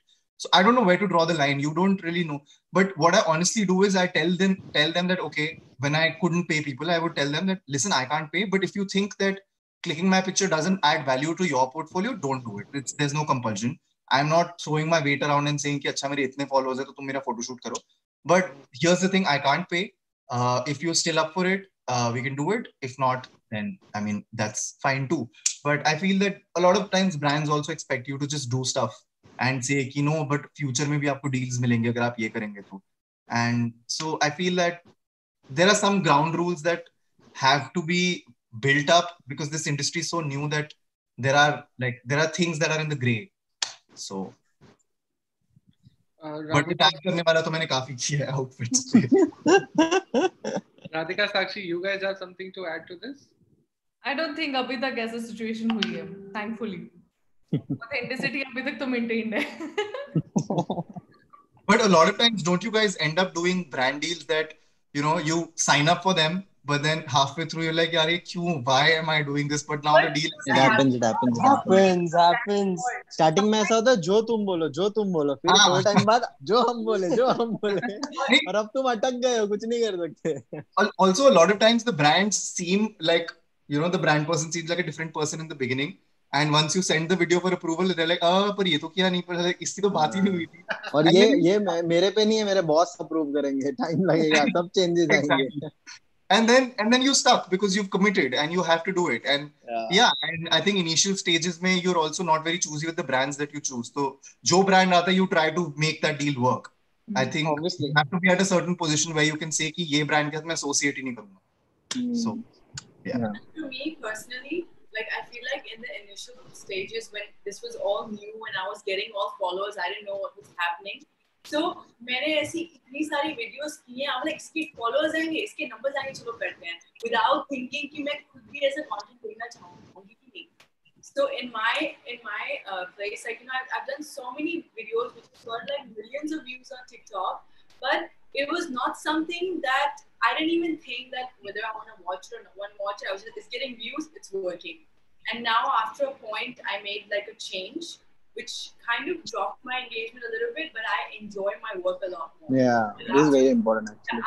After a certain point of making that kind of content, I was getting burnt out. It was feeling like a job for me. Initially, you know, when the whole phase of enjoying the likes and views you're getting, when it was getting normalized, I started losing interest. So eventually I have to make a change to, you know, make it a long-term game, because it's important to enjoy what you do to sustain. Also, guys, I don't know how many of you will agree, but the biggest cardinal sin, according to me right now, is that when you indulge with people who are hating on you for no reason, and you indulge in conversations with them, and you think कि उनको समझा के वो समझ जाएंगे. I think that is a cardinal sin, because you bang your head against the wall so much, and then it turns out कि वो argument, वो conversation करने नहीं आए हैं, वो सिर्फ गाली देने आए हैं. And then I feel that because as content creators, there are so many factors that can affect your mental health on a daily basis. Your entire livelihood is dependent on validation. I mean, इससे ज़्यादा harmful कुछ हो ही नहीं सकता है. So I feel that that is a cardinal sin, to be over involved with people, you know, wanting everybody to like you. So I think it's important. I'm learning to know किसके साथ conversation करने से कुछ निकलेगा, कुछ debate करने से कुछ निकलेगा, और किसके साथ मैं बस अपना सर मार रहा हूँ दीवार पे. 90% अरे इसका तो एक बहुत अच्छा एग्जांपल आया था. So there was this hate comment or something on one of our videos, and उसने मस्त एक उसने कुछ तो point रखा. He had a valid point, and I was like, okay, I should get back to him. So I commented below his comment, and उसका reply आया था, oh, you replied, thank you so much. And it's over. What the fuck? अरे a lot of people will like give you galis, and then I see their message, like I'm about to reply. होता है. Oh my God, sir, big fan. I was like, होता है. गालियों पे अपन भी हाय को reply नहीं करते ना, गाली देखे तो देखते हैं अपन नहीं क्या बोलना चाहता है. अटेंशन वो भी है. It's like I've had DMs on my stories like for months, like just so much of hate, and I reply say like why are you so sad? Why do you have so much hate in your heart? Big fan, love you, thank you. Oh, this is funny. Interesting, guys. So so we don't have much time left at hand. Probably we could wrap up the session with a take from you guys on what have you learned, one thing that you have learned from brands, and one thing you think brands can learn from you guys. I think we can start with Radhika and then go to Shyam and then go to Sakshi. What I've learned from brands. What have I learned? I think it's important. I realized that it's not every brand resonates with you. It's okay to turn down brands also. If it doesn't go on your page, it's okay to make a little less money, but still go for brands. Even reach, if you're not getting brands, if I feel like, okay, I can do justice to this brand, it's okay to even reach out and tell them, hey, I want to collaborate with you. So this is one thing I've learned, to say no, and also draw the ground rules that you can't turn it into an ad, because we all go through that where at the end, like the brand seems so like cooperative in the beginning, and at the end there's, can you change this? Can you change that? And I'm like, hey, that's gonna change the whole video. No one's gonna watch it. But so that's that. And what was the other question again? Second question. What creators, what brands can learn from creators? So what you? Mine is the same. I think I answered same answer. All right. Sakshi.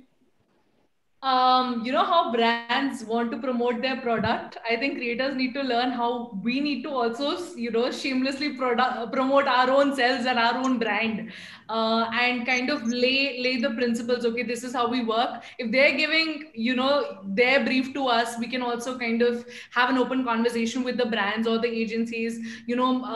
Like for example, like my brand is very size inclusive, very body positive. So if, for example, a brand brief or a product is for skin lightening or just something similar to that, like I'm not comfortable with it, I can lay down the rules. Okay, this is not going to match with my brand aesthetic and ethics, and this is nothing against the brand. I love the brand, but it's not going to be best suited for my platform. So just laying down the rules. And one thing I think the brands can learn from us is, especially from video content creators, I feel like brands need to make more videos. They make a lot of graphics, but when I see a video from a brand, I'm instantly more attached to the brand for some reason. Especially if it's like a clothing brand or a beauty cosmetic brand, when I see the product in a video format, it just has so much more of a long-lasting, impact for me. And similarly for customers and viewers also. I would like to add up to this Sakshi's point. We get on a one-to-one conversation with brand. That gets a bit difficult when you have multiple agencies in between. So if there is a brand, if there are multiple agencies and then there is a creator, it always gets difficult कि मतलब मुझे brand को बोलना है वो मैं 2-3 agency के through जाएगा तो वो बात नहीं पहुंचता Change हो जाती है बात. वो बोलता है वो back louder. So first thing is that creator needs to get on a one-to-one conversation with brand, क्योंकि brand को नहीं पता कि अपन क्या सोच रहे हैं, agency को नहीं पता कि हम लोग क्या बोलना चाह रहे हैं और brand को क्या चाहिए. First and second of all, जो ध्रुव ने बोला था कि जब भी तुम एक brand promote कर रहे हो, so make sure that it's your brand. It's your brand. ये मेरा brand है, मैं इसका CEO वैसा समझ लो, because that's the way you'll be able to promote it from your heart. And जब ब्रांड को हमसे ये सीखना चाहिए अभी उनको प्रमोट करने की, इसको लगा डाला तो लाइफ जिंगा डाला, तो मैं ऐसा तेरे सामने आके नहीं बोलूंगा. Let me speak in my way. मैं मेरे वे में बताऊंगा. Give the creator his space. So that's the two things that brand should learn and we should learn. Yeah. Sorry, Ankush. मैं सोच रहा हूँ मैं क्या कुछ इंटेलिजेंट सा बोलूं. यही बोल दिया, यही काफी है. ये नहीं, एक तो I agree with all three of them, तो मेरे को अभी कुछ समझ नहीं आ रहा क्योंकि everybody has said everything, so अब मेरे को एंड में रखोगे तो यही होगा. But I think what we honestly need to learn from brands is that at the end of the day, this is a profession and not just a hobby for us, because there are brands willing to invest in us. So I think it's also important to acknowledge that, because there have been times that I've argued with a brand and then I've realized that, I'm not at a higher ground right now. Like they need me for advertising, but I also need the money. They're paying me for it. It's a service that I'm providing, right? So as much as we talk about how brands don't understand the briefs and all that, it's also equally important to understand where they're coming from. And then you always have the agency to decline a brand, right? You always have that agency. So I feel that it's healthy to keep reminding yourself that तुम अपने content का देख रहे हो, engagement का देख रहे हो, but brand also has, if they're giving you money, they have something in mind, right? You have to understand what exactly a brand wants. Exactly. You have to, and you have to also equally understand what they want, and then you decide if you want to be a part of it. What brands can learn from content creators is that they deserve more money. And on time. Also, they need to realize that content creators are not the same as Bollywood celebrities. They're not the same as celebrities that you see on TV. They don't have the same kind of appeal. They're not creating ads. And a lot of times I've observed that the people running the brands, they're not as active on social media. So even though they know our numbers and all, they don't realize how social media works clearly as well as we do. So I feel that if you're hiring me for a job, then have some trust in me. And because see, आप मेरे post की engagement देख के मेरे पास आ रहे हो, आपको पता है कि मेरे post पे इतने views आ जाते हैं, इतने comments आ जाते हैं. Now, if you want that engagement on your branded video, then you have to do it in a way that my audience understands. So I feel that instead of giving a brief to an influencer, it has to be a two-way street. It has to be a conversation between two parties, because ultimately it is 50% brand, it is 50% content also. So because it's very important for brands to also realize that this influencer may not be fit for me, because I mean, guys, you're putting out your money out there. It is your money that's going there.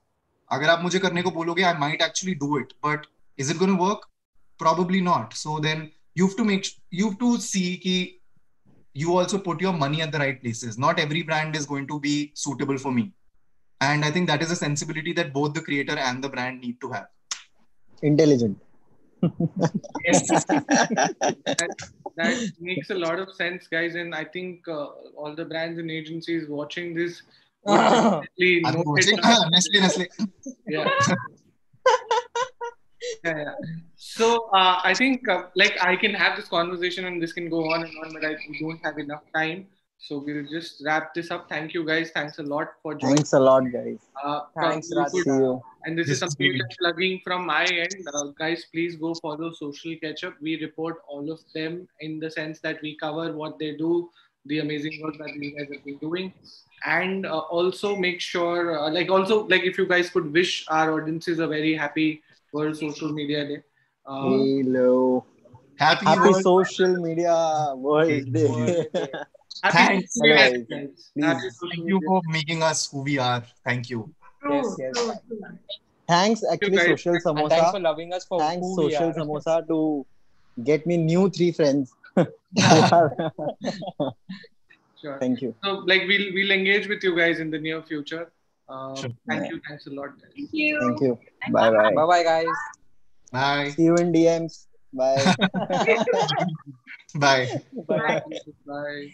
Thank you to all our panelists. Thank you, Hitesh, for steering this conversation. Ladies and gentlemen, we are now moving towards the final and, of course, really, really interesting session. But before that, let me once again give a shout out to our gifting partners, Red Chief and Sublime Life, and also remind all of you to not stop tweeting. Please keep tweeting. Let's keep it live and alive on live tweeting using our hashtag SMLive. Don't forget to use the hashtag so that we can engage with you more. We've come to the final session. Firstly, I want to thank all of you for being here with us throughout the day, engaging, participating, asking questions, sending us love and comments. So thank you so much for that. Now let's move on to our final session of the day, a session to discuss one of the most debated topics of the industry, the Women Empowerment Campaign, Tamasha. I would like to invite on the screen here, ladies and gentlemen, amidst all of you, we have Siddhi Desai, Senior Creative Director, Dentsu Web Chutney, a digital enthusiast with more than a decade of experience. Siddhi is one of the leaders for brand campaigns on a creative pursuit.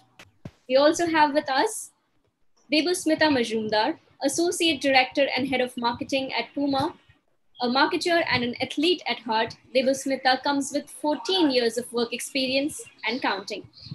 We also have with us Shambhavi Ramanathan, Strategy Director at Dentsu Web Chutney.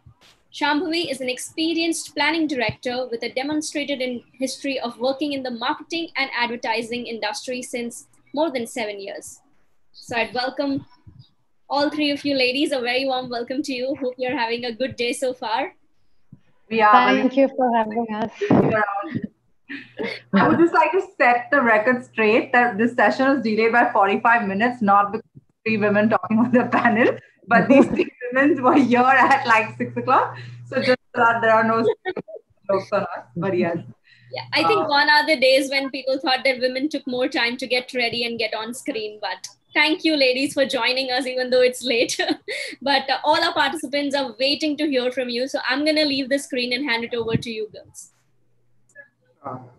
I think the most exciting part about this is somewhere 3 women and the word Tamasha at 6 p.m. in the evening for people to come and watch. I think it's an achievement in itself for us to be able to do it. I almost like reconsidered writing the name Tamasha in the heading, and I messaged Hitesh and I was like, you can drop it if you think it's a bit too much. He was like, no, I definitely want to put it.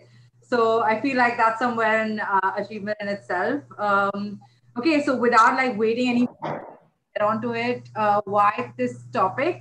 Somewhere I think when I was approached and I was told like, you need to talk about something, it's like, oh, there's one thing I want to always talk about, and it's this complex relationship between like advertising and women empowerment. I think that's something that most of us have offline conversations almost all the time. And the 2 people that I could think of doing this with are here. And I think just to introduce the 2 of you, Debo, as she said, is Associate Director of Puma. Most importantly, I met Debo last year, almost 1.5 years ago. And I think the most interesting thing about her is that there is, I think, while she's very aware of her surroundings, she's also very honest, and which makes life very easy for creatives like us, for agencies like us, because the intent is there. I haven't come across anyone who's understood society and culture as well as she has. And the energy that she brings to the table, the kind of work, it shows in the work. I think Debo's been with Puma since 2015. The kind of work we've seen is the Suede Gully, I think something so Heartland, India, which has been represented so well. And then also the Guinness Book World Record for the maximum number of women planking together. I think every time I hear it, I get goosebumps stories from that day. And of course, last year, something that we co-shared, this baby of Proper Lady, where I think nobody else could have done this campaign because it was only because there was a Debo on the other side that this happened today. And everybody associated with this, the director, even the musician will, vouch for that. So yes, that's Debo. I don't even know what to say with that kind of introduction, but I feel it's heartening to say that. But yes, this is a subject that we have often spoken about. Today we have a platform where others are listening to that, but I know we both feel very passionately about this, and maybe that is one of the reasons why we could work together, because there was so much of energy, passion coming together to create something which we both and the teams that we work with feel so proud about. And today to come and speak about this is just going to be very special, and I'm looking forward to it. I'm so excited to discuss everything we just had in the back room, now out in the open. I think Shambhavi, so Shambhavi has had a very interesting career. She started off as a creative. She's been a strategist for almost 8 years, and she's been part of multiple advertising cultures, also known as agencies. I think every own sort of vibe, and I think that's what makes you and just gives you so much perspective. So it's really interesting. I think there's JWT, there's now, there is also, there's Ogilvy, there's JWT. Ogilvy, and then there's FC Violka, something that both of us share. And I think there's a great perspective in what working with FC Violka, and I think a brand that we share is Mathur, that brings to the table, especially because I think even when I worked on Santur, it was always understood that we were supposed to portray her like that. The Santur women, the woman, the quintessential Indian woman, I think she's probably at the opposite spectrum of Proper Lady, and the fact that we have both sort of perspectives in the room is going to make this really interesting. I think, so Shambhavi, I don't know about you, but when I worked on Santur, I think one thing I learned most is there is no point ridiculing a market. There is no point fighting why people are accepting of a Santur woman. But more way understanding the society conditioning, and as advertisers, almost helping them get out of it, or just understanding the scenario or the mentality they come from. So yeah, so much to hear from you. I think Titan Raga is also another important campaign you worked on. Very interesting. Happy to have you. Yes. Yes. Supremely excited about the contrast in the Santur conversation particularly. And I'm sure we'll talk about that whenever we start. So I think just to kickstart, the first question would be the women empowerment brief. I think every time I have got this question, I've heard so many comments which are like, "Acha, ek aur stereotype breaking, ek aur women empowerment, women that's pretty much, you hear when there are times I've gotten really furious, but I was like, yeah, okay, that's what I'm doing, or I've seen comments. I think I was telling these two yesterday. I think that's a way we can kickstart this conversation. When Data Ring came out, I was asked to review some parts of it. I remember watching it and being super excited about, a brand like Nike doing a women-only ad. It wasn't about a Deepika Padukone, but it was about the smash she hit. And I think one of the questions, the last question was, Nike has made a women-only commercial, but it's a brand that has male and female products. What do you think? Is that a mistake? Do you think they have to spend more money to do a male commercial? And how do you think that will impact them, as a brand? And I think at that moment was the moment of realization for me where I was like, why didn't you ask the boys this question? And then I realized nobody's asking the boys these questions. They are going to continue asking us these questions. They are going to continue calling women empowerment a trend. So yeah, just want to hear from both of you. What do you think about the women empowerment brief? A trend, here to stay? What's the future? Well, to be honest, if I may, the fact that we're even calling it women's empowerment is a bit of a fallacy. I would think that's something that we should kind of start talking about to start with. If we were to reach a stage where we were having this conversation with men, then I think that's really the finality that we would kind of want to get to.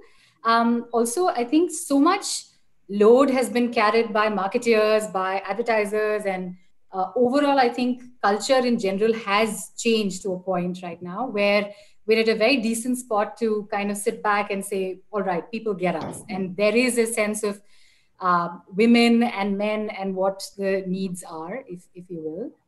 So in that sense, I think empowerment itself should be lost as a terminology associated with women or men, if you really look at it. Because I think we're at a stage now where things have gotten so even and so equal that we're pretty much performing the same. And this is something that I can say could be true of a tier 2, could be true of tier 3. Of course, the tensions still exist, Indian culture, the way it is rooted.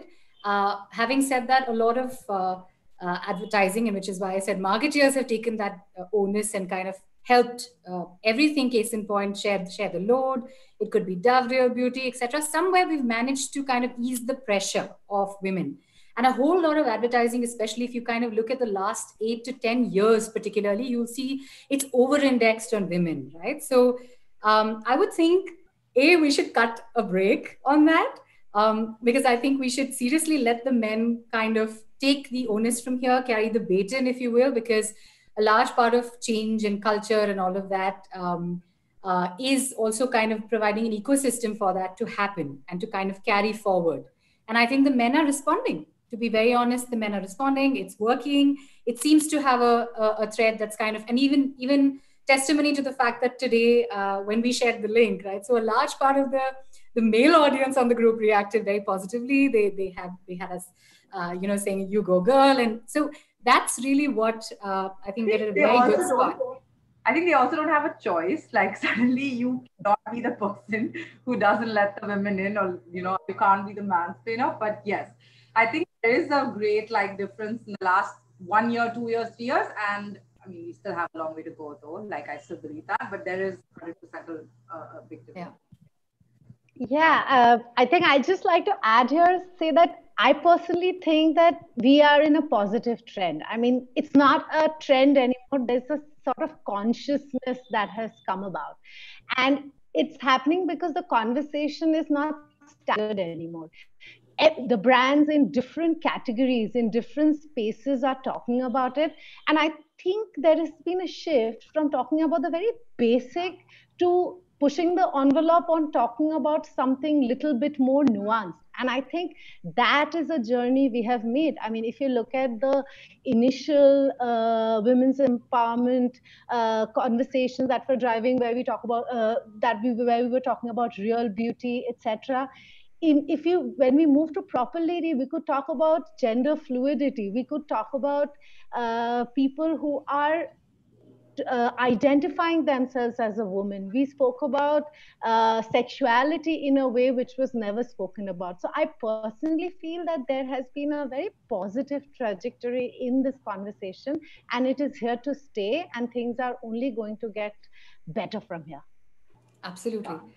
In fact, I think my biggest moment of truth happened recently when I saw that Fair and Lovely is going to lose the name Fair, right? So to me, stuff like that, which is not really coded in women's empowerment, but essentially it's happening around you. It's kind of almost bringing you to a point where it's even, it's the pressures off us and all of that. Of course, that happened on the back of a much larger movement, we all know. But stuff like that, I think, is really working in our favor. And to be honest, I think it's the hot buttons have pretty much been laid out by marketeers, and it's for us to kind of pick up the pulse and kind of push content forward in whatever ways you can. And I think it'll get really interesting when the men start talking about this. So I think I'll leave you with that, Siddhi. I think, I mean, I think I would love everybody to talk about it. Even when we were doing Proper, the big thing that we wanted to see is, not just a generation, not just the people we're in touch with, but is there a previous generation that also starts realizing their conditioning? Is there a next generation? I think there was an effort we made to we cast a 70-year-old person because she had changed, because her daughter had changed. Her daughter had told her it was okay to do these things. And that kind of ripple effect, right? That mixing of my mother does so many things now that she didn't do maybe 15 years ago. And we come from a liberal family, we come from a modern family, but there was still in her head a conditioning of what she could and what she couldn't do. So I think the goal is to liberate every woman in every possible way. And I feel like that, I don't think these advertising campaigns, even though they're from competing brands, are meant to compete with each other, but they're all meant to serve a role. So if one is talking about, you know, how a woman sits and talks, the other is talking about where she's working, how she's working. I think, as you said, like 5 years ago, Tata didn't happen, where it was women were never shown working out the way they were. To today, 5 years later, we're completely evolved from that narrative. We're doing so much more. And every small, you know, even if it is something as simple as Behan could be Pehan, like there's a market that will screen that, right? That they all can live together. They all have a space which will together push the envelope of making sure that women are seen in a certain role, right? I think to that comes my next question, this whole role defining. So there are some films, whether it is, you know, a lot of FMCG brands that have a role for the woman in the film, you know, and have a role for the father in the film. And today, in general, what are we representing? So the representation of women in advertising, in communication, in general imagery, do you see it changed? Debu, especially from a sports perspective, like keeping in mind it's such a male-dominated industry globally and in India, even though like we know everybody works out, right? So everybody, it's an equal, sports is equal. But you see the women imagery coming out in workout shots, you see them coming out in, you know, running, but sports still, like, even though in Indian cricket team, I would say there's so much more in the news now than they were 15 months ago, 18 months ago. Yeah, so what is your like take on representation of women in today's advertising, both mainline, both traditional markets and digital, and a sports perspective on it, because you have that sort of exposure to Sure. it? I think even before getting on to talking about advertising, I'd like to touch upon how sports ecosystem has changed. If you see the medal winners in the last couple of big sporting events, you see so many women in different sports, right? PV Sindhu, Sania Mirza, Sania Nehwal, Mary Kom, Duti Chand. There is no end to it.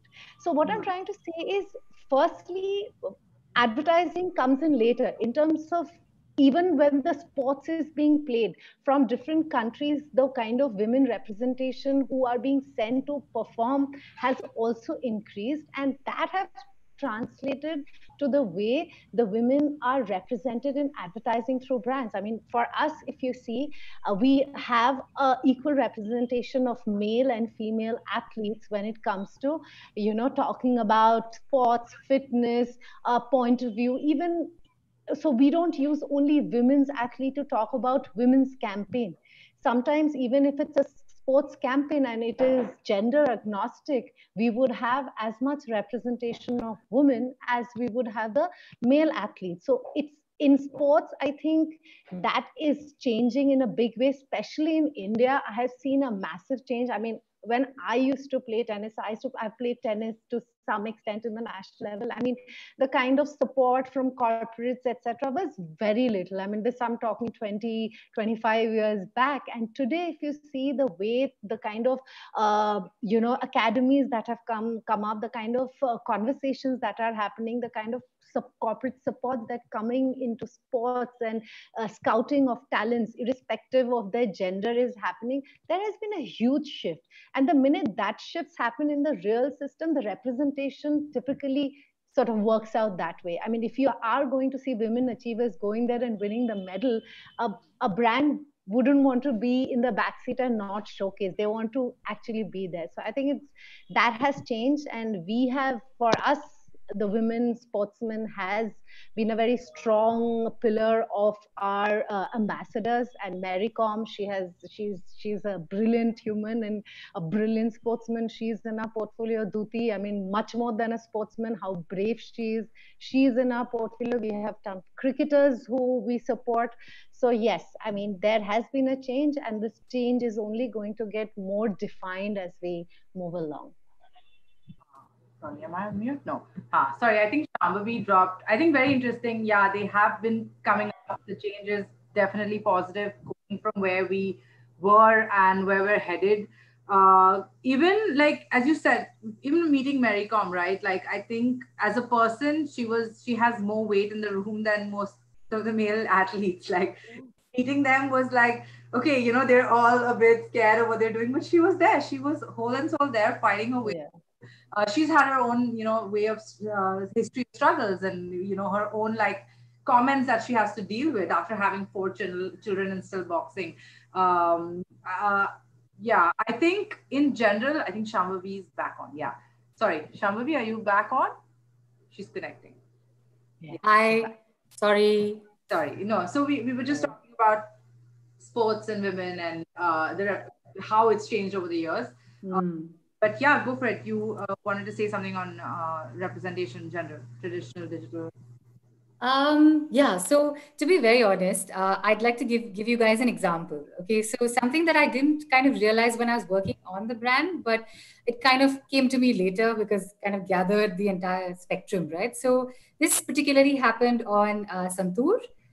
It's one of the brands that literally has the most classical version of advertising, which is the you have to appeal to a tier 2, tier 3 setup. It's pretty much Bharat and not really the modern India that we know of today.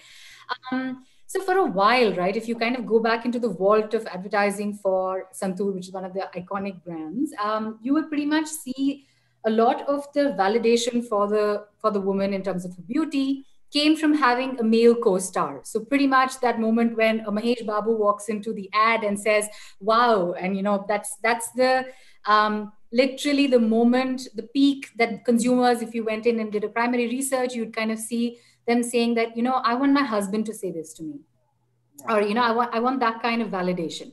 Where it got really interesting on that is the journey kind of changed into, I think, this point where women started saying it's not so much about what the men in my life say, it's more the women. Like if my friend, my female friend, if my colleague, if they pay me a compliment, then it's much more meaningful and valuable. And I'd kind of also to add to what we were all saying earlier, which is the men folk responding. It's also about the sisterhood conversation, if you will, that the fact that other women are also kind of, they have your back, they're watching you, they're with you. And I also see a lot of women leaders kind of living true to that in the way they run teams.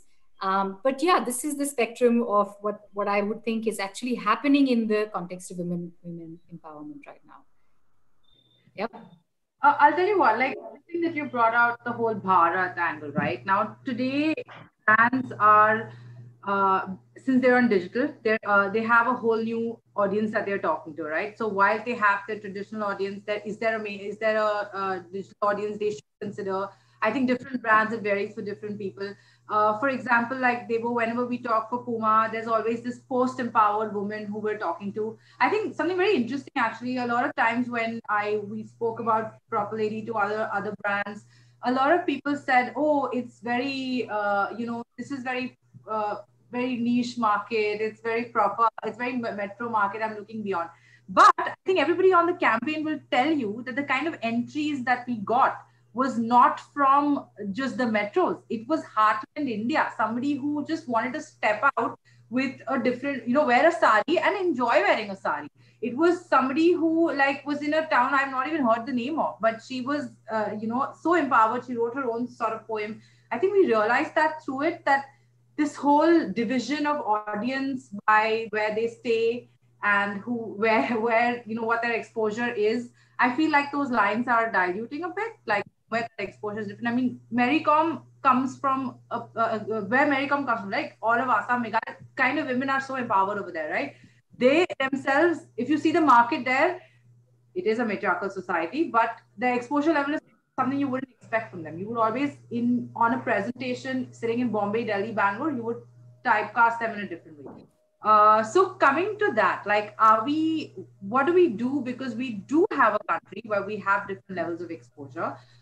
Is there a message you want to give to the next, say, marketers in terms of how do they tackle this? How do they tackle the fact that digital is reaching everywhere? How do they define their woman? I think what I'd like to say is, with the women narrative, it's not a one-time conversation and it's not in one strain, because even in a metro you have different kind of women. So it's not really a geographical boundary that you need to define your campaigns by. You have to figure out the messaging, the narrative that you want to create for a certain point of time, and how do you best communicate it to the target audience who's best suited to hear it, and maybe tweak it a little bit when you think that it needs to go to a different geography. And the social platforms, there are so many different platforms through which you're putting your content out, and that also helps you to looking at the demographic that it's catering to, and you do your content as per that platform, but keeping your message really tight, because that's where you cannot dilute, because you want to say the same thing, but you might do it a little differently, catering to that platform, catering to where the platform is reaching out to. I think that's that one thing to do. And the other thing is, marketing is only a part of women empowerment. There is a larger story. It's really about, starts from within. It's a team that you're building. The team that comes together, the way you're working with both male and female team members, they both need to be sensitive to the idea. The next aspect is, how do you you set aside your budget, right? How do you set aside your budget for women campaign and the other campaigns? Why do you even need to call out for women campaign? Yeah. The women campaign can very well be a mainstream campaign. So it's that. The third aspect is our representation in different point of sale or different points where the brand is representing. What is the space you're giving to women in that? Be it the merchandising display, be it the window display, be it every other display that you're doing. I think in every respect, this needs to sort of come together, and only then are you actually driving a conversation which could possibly bring about a change in a long time. But the idea has to be continuous, and the endeavor has to never stop, because it's continuous and it still has quite a long way to go to see that equal world. Yeah, you're right. I think it's just about everyone telling their own truth, right? Somewhere, we're all women, we know where we've come from, we know what our personal struggle has been. There are so many narratives to cover, so we don't have to look at breaking stereotype or breaking. It's somewhere about telling that authentic story that is yours, or that you believe in, that you've seen around you. That I think we've all gone through this age where we believe that we're supposed to buy pink clothes, and we believe that we've supposed to sit like that, or there are so many. I still every day kind of uncondition myself to realize, oh wait, what, I don't need to really do this. The way I drink water is got nothing to do with my gender. Every time I drink water, I spill it all over my body, and fuck, that's okay. That's got nothing to do with gender. Sorry. Anyways, talking about gender, I just have to say one thing, that emotional quotient is something that's often spoken about, right, in the corporate space. How emotional, that women leaders are more emotional, like it's a debilitating factor, but it's not. Being emotional can be a very strong way of doing things. Being attached isn't a negative aspect. It brings a certain level of it brings some amount of real contextual feeling that people can relate to, instead of being an outsider. So being emotional, being attached, being the feminine way of doing things isn't always bad, even if it's not a gender specific campaign. In fact, Debo, I'll have you know that there is a research statistic to this effect that says that globally, leaders are being considered for the EQ, high empathy, high EQ effectively makes you a better leader. And so as a part of one of the campaigns that we did, we said, if you were to make an organization more successful, you'd effectively have to add women to the entire mix. And even though there are set ratios to this entire thing, there is always a little bit more favor or preference that organizations, especially marketing and advertising per se, and particularly on functions which require you to empathize with somebody, have conversations every day, arrive at a consensus. And we all know, right, it's such a people-centric, subjective business that we're all in. And at the end of the day, it doesn't hurt to be polite. It doesn't hurt to be kind. It doesn't hurt to be empathetic at all. You said it, Debo. It's about us embracing our femininity, not as much letting go. And in the effort and in the struggle to stand out or be equal, the fact that we're all having to activate the more alpha male version of ourselves, I think is a huge aberration. And I think more and more for us to embrace what we really are kind of will help a great deal. Yeah. I think that's a great note, like for next I think there are a lot of young women in advertising who are watching this also. I think what you said, I think it doesn't hurt to even cry. I think a big bringing your emotions to work, I think is still today in many cultures seen as, okay, wait, she's getting too angry or she's getting too, and however empowered we are, whatever, like we're in advertising at the end of the day, one of the industries that's the most forward. There was a time in my office, I think they was witness this where things didn't go right and I didn't know what to do, so I cried. And I just cried, and somebody put the call on hold and say, oh shit, Devo and her team should not hear you crying, because, and then I was like, okay, and then somebody else just picked up the phone and said, sorry, we need to take a break because she's crying. And I think that day was the day all of us became one sort of team, where we realized that this is what it means to us. And somewhere that also set the rule for most of the people in my team. There are a lot of, I used to have a team with about almost 14 girls. I think all of them were okay to just come to office and cry and say, you know what, I don't believe in, or I don't believe in this work. I don't want to do it. I want to do this, or would question conditioning. I think that's so important. I think it's so good that you brought it up in terms of just, understanding that a woman's role, there are some qualities of hers that are different from men. Hell yes. And they're not to be looked down upon, but they're actually supposed to be worshipped, like making it personal. And I think you should really be very happy that she is, because she's going to put her whole and soul in it. 100%. I would also like just a small message to the audience. If anybody has any questions, please feel free to ask. We're the kind of women who will answer anything you ask. So please feel free to put down any questions that you have. So moving forward, any like tips or caveats or a note that you would want to give to another girl or another team that's working on, say, a women's campaign, or whether they're just working on a regular campaign, and how do they sort of write, or how do they define the role of this woman in this campaign? How do they see it? Like, it's easier for us because we've done it, we've seen it. What do you tell them? How do they be honest? If I may.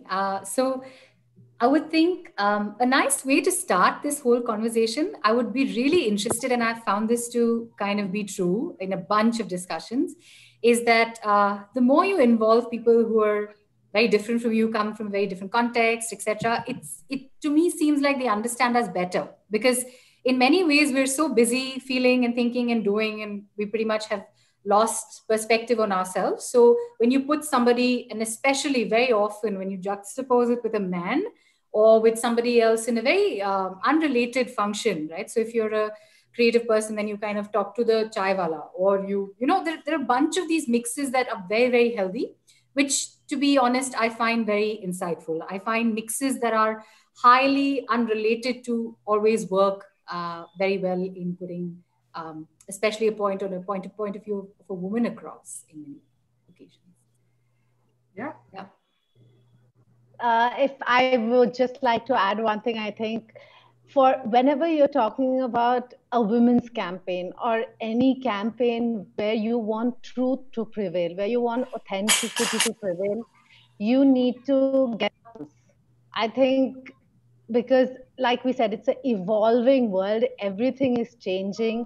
Things are moving really fast. And if you want to pick up something and create a campaign around it, you got to internalize it completely, so that what you put out has gone through that process of really, seeing through it frame by frame, in getting inside the head, and not just as a content piece. You got to imagine what this content can do. You got to be very, very, you got to be really ready to dream it, that this is going to change the world. You really have to feel and believe that what you want to put out has the potential to change. You have to be ambitious, and you want to be want to put yourself out there in a way that you think that this piece of art that you're putting out has more meaning that sitting here than putting it out there. It'll have more meaning out there. So it just has to be far more internalized than just working on a campaign, putting it out. You have to break the process and make it your own and then put it out. Yeah, I think that's a great tip.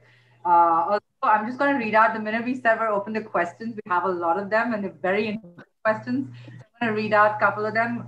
So this is from Jia Lalwani. Hi, Jia. The portrayal of periods in ads says volumes about how women's issues are beautified in media. What do you think will it take to show the real problems that are not necessarily comfortable to hear? I'm assuming she's talking about what you think will take to show the real problems that are not necessarily, so things that are beyond periods and other issues that are still not covered. Any of you want to take this one? You want me to read it again?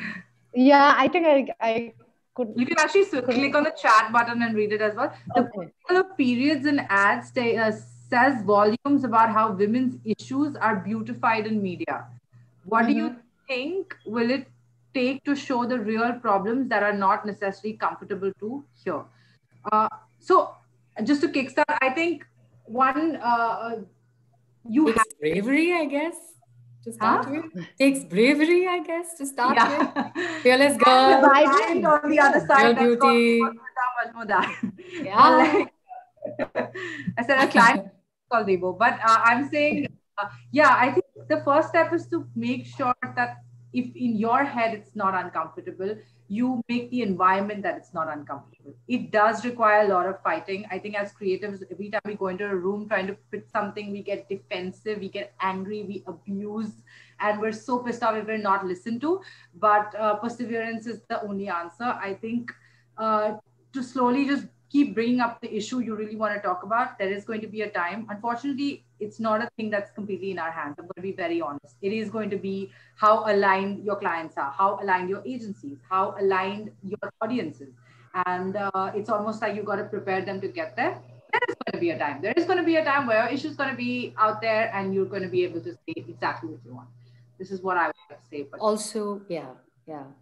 Also, for example, the other day I was looking at this, I think it's the latest Titan Raga campaign for Pride Day campaign, where essentially you see shots of beauty and makeup happening, and then of course you see the watch, and then you realize it's actually a transvestite, right? So at the end of it, pretty much you addressed a very uncomfortable issue, which we pretty much are, there's closet behavior on that, right? But when you do it with sensitivity, which I think is quite opposite to what I said some time back, which is bravery, it also does require some amount of sensitivity from your own side to be able to say it in a way that's not jarring or uncomfortable to people who are listening, right? So even if you might take up a stance and be very purposive, there is a way to do it with some measure and calibration.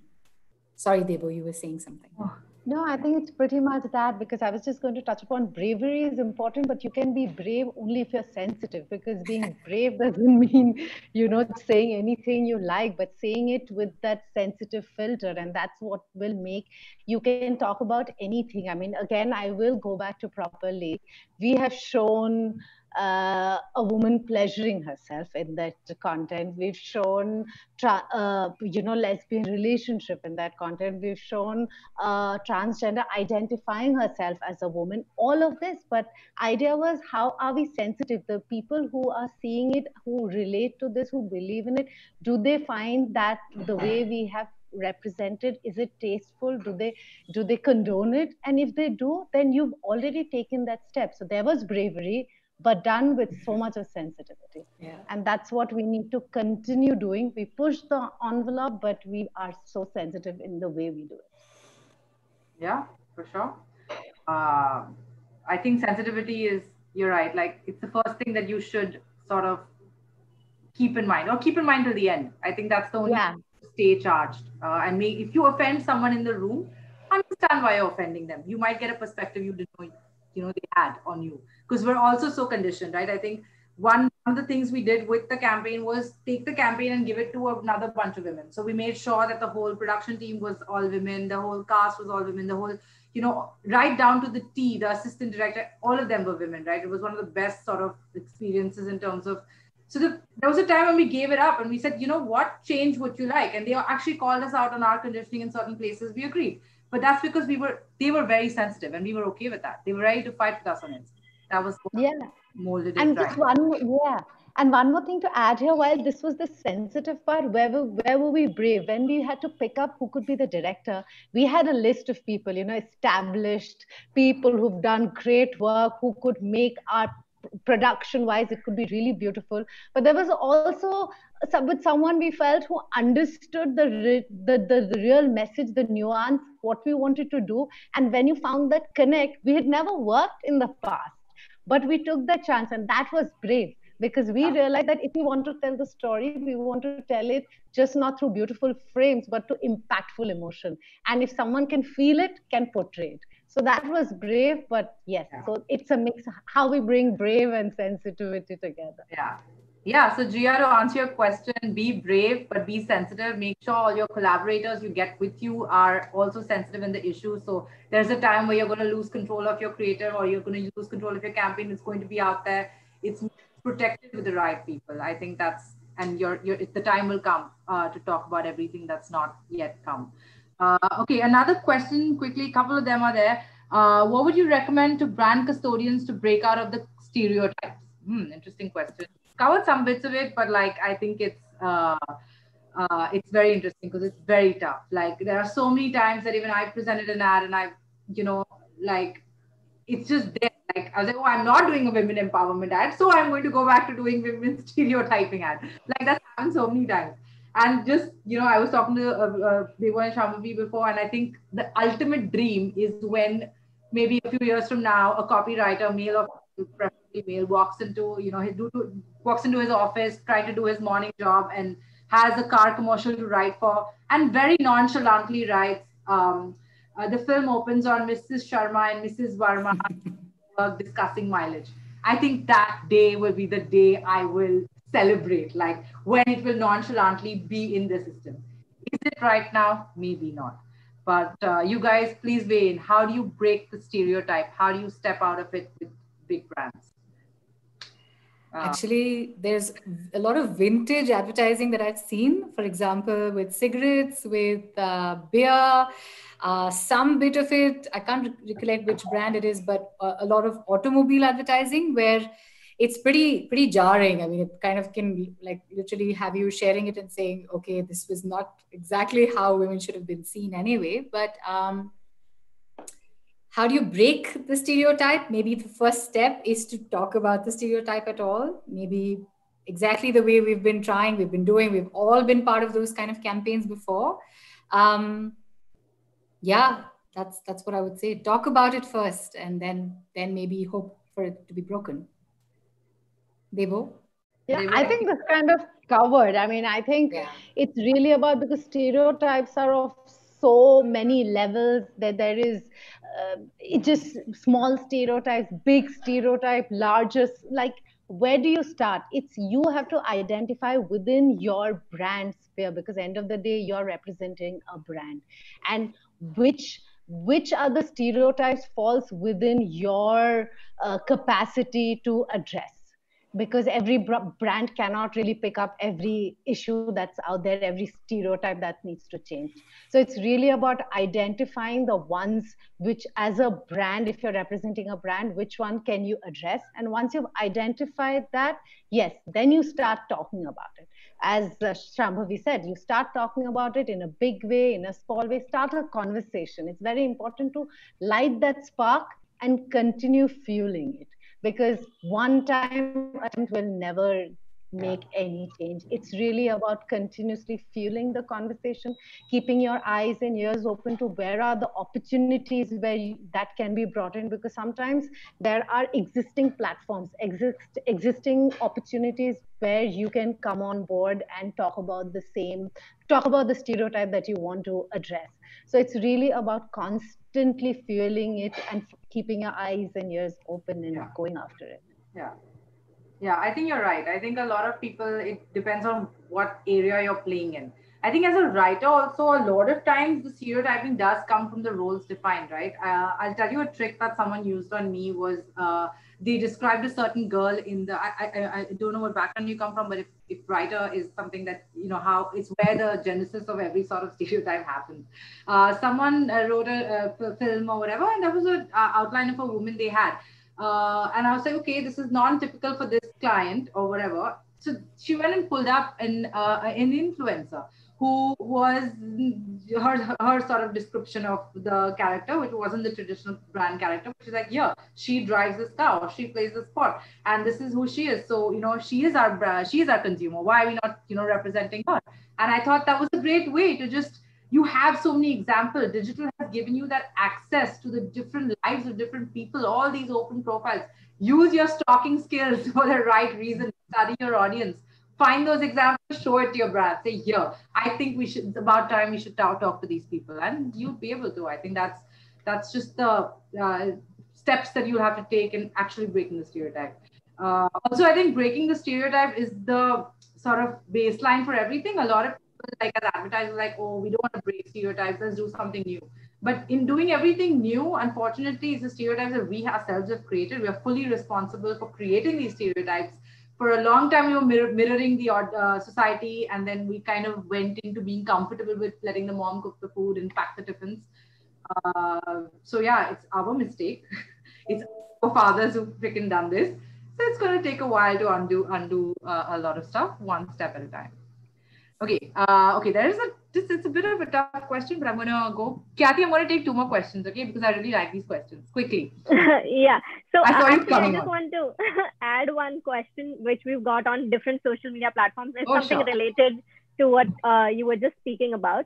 So they're saying that lockdown offered a great opportunity for brands to speak about how household work shouldn't be gender-based. So do you think any brand managed to actually tap on this sentiment? Do you have any examples or any campaigns that you all saw? To be honest, on the whole lockdown, I've just been working on Zoom calls that I can remember. But I feel like I've heard this so many times. I've heard so many brands sort of talk about this, have you know, touched upon, represented, made a joke on it, or shown the fact that work is divided. It's the memes. It's the brand love content that we're seeing. I think Netflix touched upon it. YouTube has been doing a fabulous job with, like, you know, touching upon these things. So there are a couple of brands that have mentioned it. I think it's an important point because people have not just realized that, okay, men and women have to share the work, but they've also realized that, oh, I married the wrong guy. The work, like when it's needed. So I think there are those couple of things. I can't think of any brand, but I know it did come up.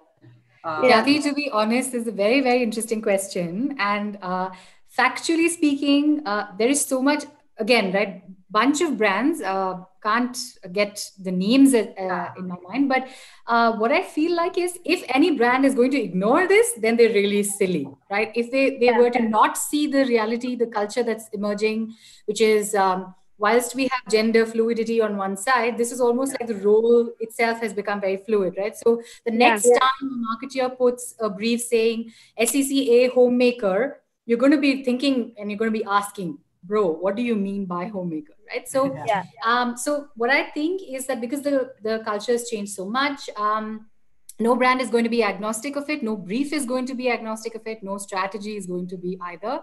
And to be honest, it's a huge opportunity. I see this as an opportunity for women, for all the, and I mean, it's in guys, right? So it's come to us in a form that we don't realize that, you know, there is one way to make change, which is have a movement, make a lot of noise about it, spend a lot of money on it, etc. The other way is to kind of ride on what's actually happening right now. So now would be a great time for us to see how things have evened out. And many Shadi.com profiles will have to change now. So, or like, you know, I can't wait for Surf Excel and Wheel. My husband works on both, by the way, and I keep nudging him to start advertising to the man. Like, please teach, like, please use it. Like, use the fact that they're also being very sensitive about the fact that they know now what works. This lasts for a month. This doesn't last for a month. I would love to see that. I would, even if you don't want to do it on your TV, do it on digital, but talk to them somewhere. Yeah. So, Sorry. Just one campaign that comes to my mind always and done so beautifully was Share the Load. And I think it was just done really nicely. And that's something, I mean, even before lockdown, but during lockdown too, I think they did do a little bit of influencer campaign on the same thought. And I think that's something that comes to my mind every time I think about any conventional brand going after it. Yeah. And I love that Share the Load didn't need a COVID lockdown to have that. No, yeah. Much before. We're I'm ahead so of the proud of time. it. Like, every time I see a campaign that's not done by me and I think I wish I'd done it, I'm still so proud of it. Like, it's in the Yeah. So just, it's an add-on to the same question. So I'll just ask you guys, while we have seen some really great campaigns on gender sensitivity, while we're talking about, the gender roles are not very specifically defined now, do you think that these kind of campaigns really create an impact on the ground level? Like really when we talk about rural India, especially, like, do they create this impact? Do that change, at least it stirs that change in those areas? Well, at least the TV or at least, I don't know, Facebook scroll is on when you're sitting next to your husband, imaginably in whichever city you are. So at least the conversation is on, right? So if you were to, and I know this about a bunch of brands that talk to a very, like I was saying earlier, Bharat, right? So a bunch of such brands have a large part of the change comes in these very subtle, silent ways, right? So you're sitting in a dinner conversation when the television is on and you're seeing something and then you say, see, that is very interesting. And that nudge is sufficient enough for change to happen. So maybe that's one way of looking at it. I think what advertising, you're right. What advertising has done has, whether it's just sparked a conversation. So when you say level, right, like there are so many different levels to it. One is just spark a conversation, getting two people to have a chat about, maybe parents of how they want to bring up their child, what they want to name that child. Some of those conversations have also started. Does it have to be gender specific, gender neutral? So that's also a big achievement. The fact that the conversation as I was saying, right, when we were doing Proper Lady, we expected to cater to a very metro audience, but that wasn't the case. It was the smallest town that kind of came up and responded to us, connected with us. And then we realized that it was not a change that was just good for, me or you, considering we're already so empowered. It was creating so many people. And to be honest, I wouldn't have known this pre-COVID, since COVID, and not anymore, I promise. I am not on TikTok, but when I was, the coronavirus happened, I said, I think I was jumped onto TikTok and I saw like the kind of content people were creating. And I mean, this woman who lived in a hut, but she was singing songs like Beyonce songs.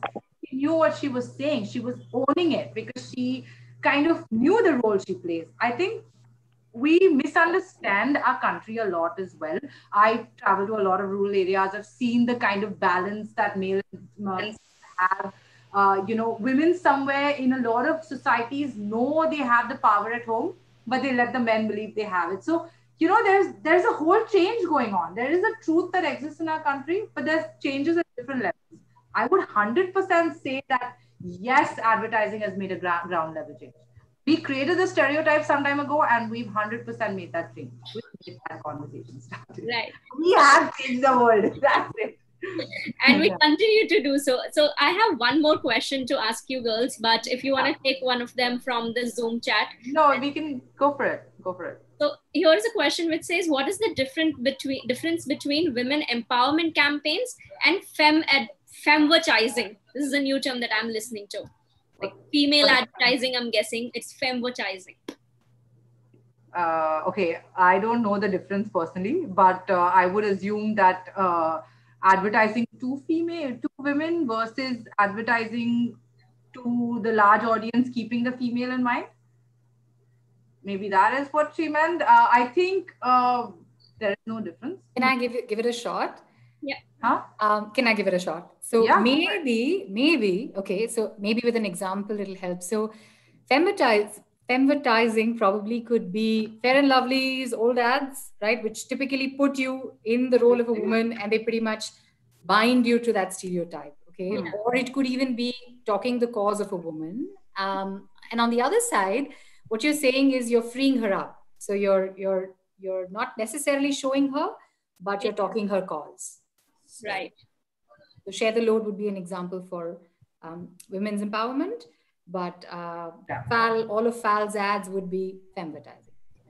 Yeah, I think that I don't think there's a big difference. It's, as I think Devo said before, you have to be sensitive to who you're portraying and how you're portraying them and the issue that they're going to represent or what they're going to go down in history. So even if it's femvertising, if you're going to talk about the woman in the Fair and Lovely ad, where is she sitting? Where is she? What is she wearing? Who is she talking to? What is the conversation? You have to be very sensitive. Rewrite your script, rewrite your ad campaign 15 times. Show it to 10 people till you're happy with it. I think that's the difference. Women empowerment, I would very instinctively say, is there are a lot of areas where there are a lot of narratives that people need to come and shout out and say, hello, we will sit for how we want. We will talk about periods. I think the fact that there are, unfortunately, some topics we've got to do this, we're going to use the empowerment campaign to do it. Yeah. Every narrative you asked to shut up about. Yeah. They were anything to add on this? I think you guys have actually answered it. It's pretty much that, though the term was I wasn't familiar with the term, but I did come to understand. But I think, yeah, you guys pretty much have covered it, and it's how you represent it, and it's really that. So yeah. Yeah. Okay. Also, there's a comment for you. Devasmita, proper lady, and this production really thrilled and inspired me to do more. More power to you by Atulya. How amazing. And I'm so glad this happened. These are the things now, this could make me cry. Would that be a representation of weakness? No, it just means I feel so connected to you that you felt that way. Yeah. Okay, so I'm going to take one last question, and it's a bit beyond the topic, but it's a very important question, and I feel like women like us should definitely address it. Being very candid, I urge you to be candid regardless of who's watching. This is by Drishti. I think we used to work together, so I know where she's coming from.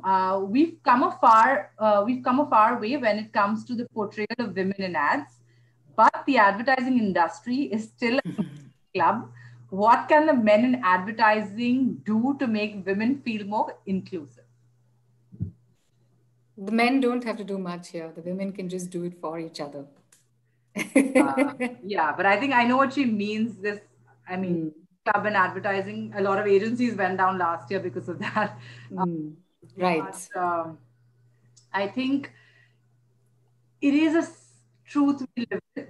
It is, however bold we are and however smart we are, there's a time where you don't want to just say, be sensitive. You don't want to be that girl in the room who's calling you out on kind of, not talking to me right, or, not just assuming me to be somebody or passing a comment that is not warranted. I don't want to be the person to fight. Why should I have to do it? Why doesn't he already know it? It's not easy. I think many of us work around boys, men. I have been very lucky. I have the greatest people around me. Unfortunately, haven't been in a situation like this.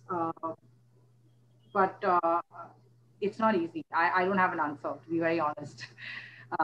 You guys want to weigh in on anything? Khyati, even you, do you have any point of view? Because I know like you're also working. There are men are always around, and there is a boys culture. What can men do better for make us feel more comfortable? Out to you guys. I think, yeah, go ahead. Go for it. Go for it.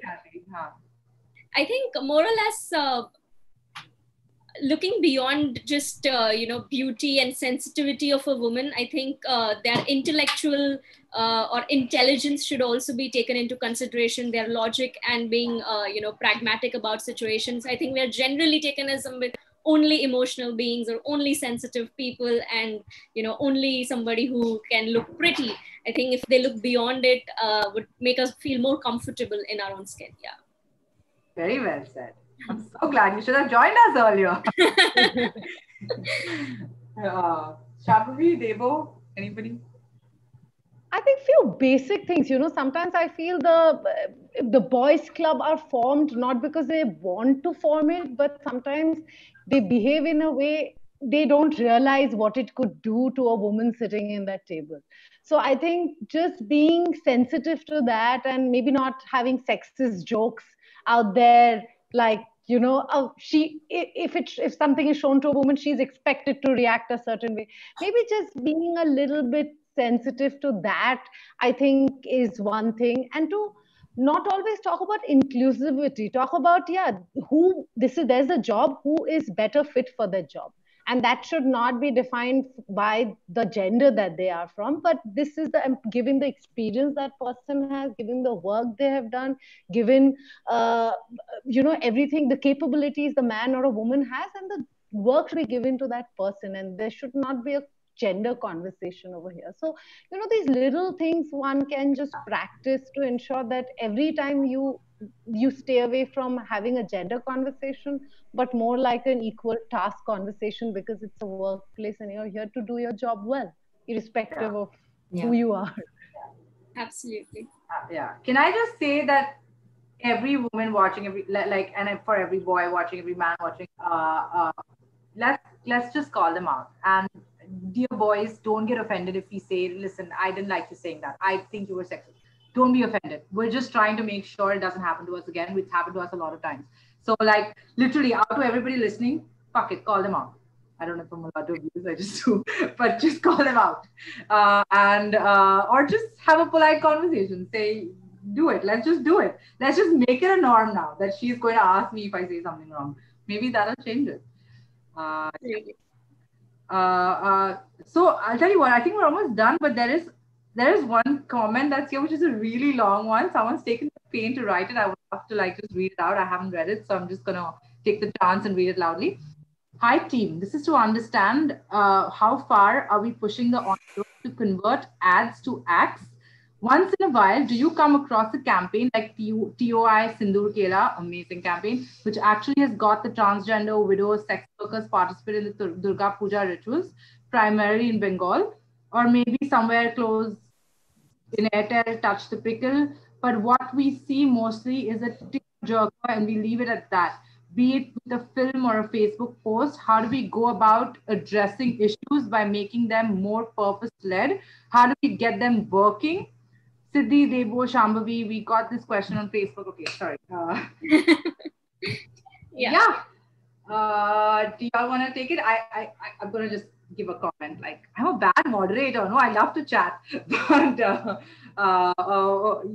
so I'll tell you what, I think that this was a battle I also had at a point where, is there positive action always required when doing a women's campaign? Shouldn't there always be? Why are you only talking about these things? Why aren't you actually making a difference on ground level? What have you done for the women? I think these are questions that come with most cause-based advertising. Yes, we were a cause once upon a time. I, at a point, believed that it needed to, but I don't anymore. I feel like there is a whole section. There is a Sindoor Kela. There is an Astral Pipes that actually installed toilets for women in rural villages, because that was the most embarrassing part of their day. And there were a lot of women getting raped because of that. I think, and that was almost like an act they did that they put into advertising. Versus a lot of other advertising, whether it's Dara Ding, Proper Lady, Mia, Tanishq, Titan Raga, even Raymond for that matter. I think what they are doing is imparting society and culture and perspective, which might not be, an act you can see, or you cannot see this installation in the middle of the city, but it is there in the conversations. It is there in the dinner table conversation. It is there in the way people look at things. And that's a big difference as well, because for so long we've stereotyped ourselves. So I think the word act not be only taken in a physical sense, but in a more imparting culture, which is also very important because it gets passed down generations, right? We're fighting a generation battle. Please go for it. I'll take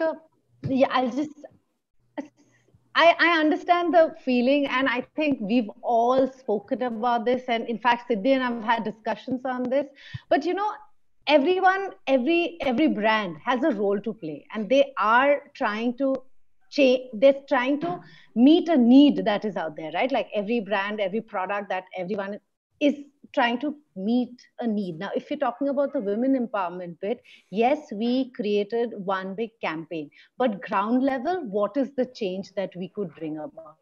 For us, ACT is when we said representation of our assets. Do we have equal number of male and female assets?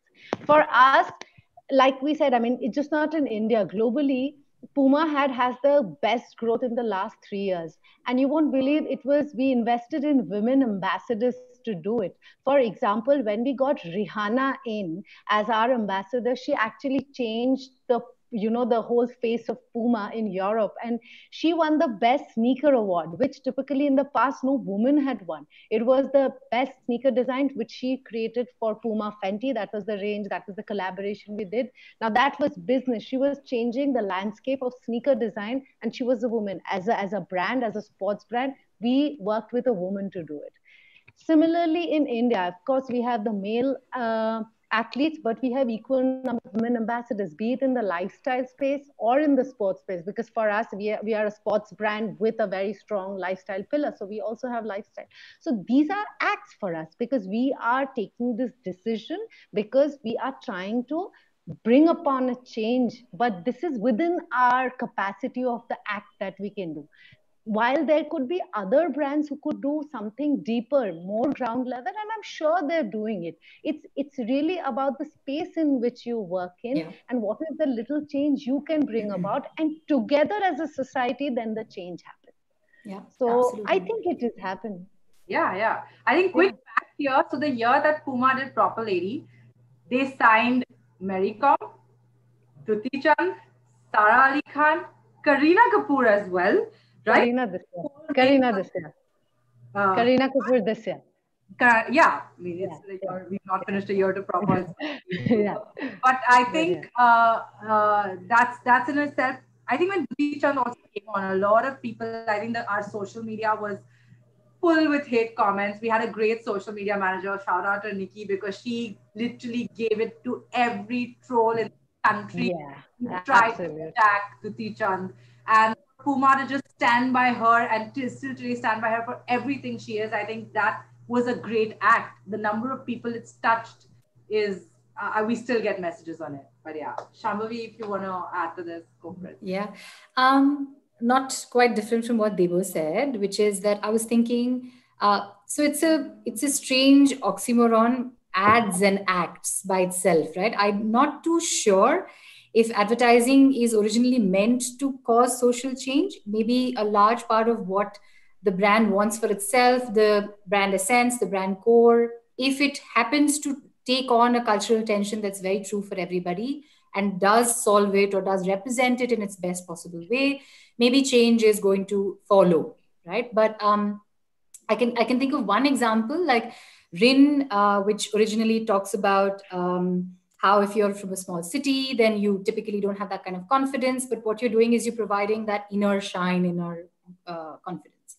What I do know is that eventually there was something called Shine Academy that happened at the outset of this campaign, right? So now, again, this is what Debo was saying earlier, which is that if it is true to your core, and if you know for a fact that it carries through as a messaging that you want to have on your brand, then by some means you might end up causing some kind of social change. But in the absence of that, I really don't think, to my mind, advertising and social change are still parallel tracks. And there are very, very few times when it intersects. And if it does, then it's probably where serendipitous, I would say.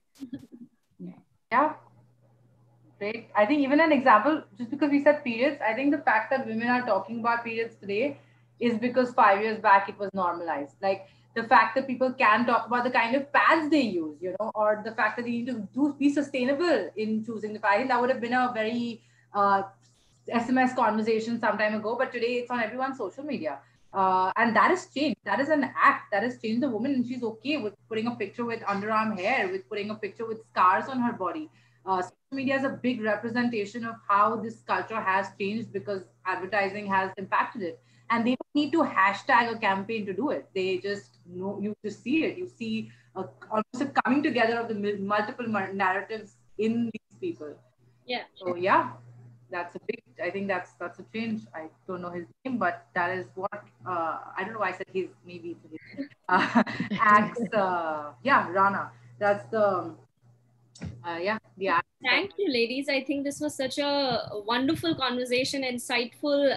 We feel a lot more aware. And I think what I can conclude it is as that if we want to see the change, whether it is in advertising or through a cause or at the ground level, we must take onus of what we do as individuals. So in your own capacity, whatever you can do, if you are a brand, look at what you can do. If you're a consumer, look at what you can do. And our advertisers are doing their bit on how they can create a change, stir a conversation. So I think change is happening and it will continue to happen. That is the only constant that we have. So thank you. We will make it happen. Absolutely. Yes. Thank you so much, ladies. Thank you so much for giving us this chance and all of that. I'm so glad I'm not having a COVID conversation about how much you're doing. I'm so done with that. But thanks so much, Devo, Shambhavi. I think it was so great to come out and bear it all like the way you did. Thank you. Thank you. It was a great conversation. Really enjoyed it. Yes. See you guys. Bye. Thank you, Devasmita. Thank you, Shambhavi. Thank you, Siddhi. Thank you for your time. And yes, thank you to all the wonderful speakers that we've had throughout the day. Thank you to you, our viewers, in helping us make SMLive a successful, interesting, and engaging experience. We've enjoyed engaging with you throughout the day. We would continue to engage with you, but as we sign off for the day, on behalf of the entire team of Social Samosa and myself, I would like to wish you all a very happy World Social Media Day. Also, we have an array of industry friends who join us today, wishing you all a very happy World Social Media Day. And I would like to take you through this journey. Till then, take care. See you later. Be safe.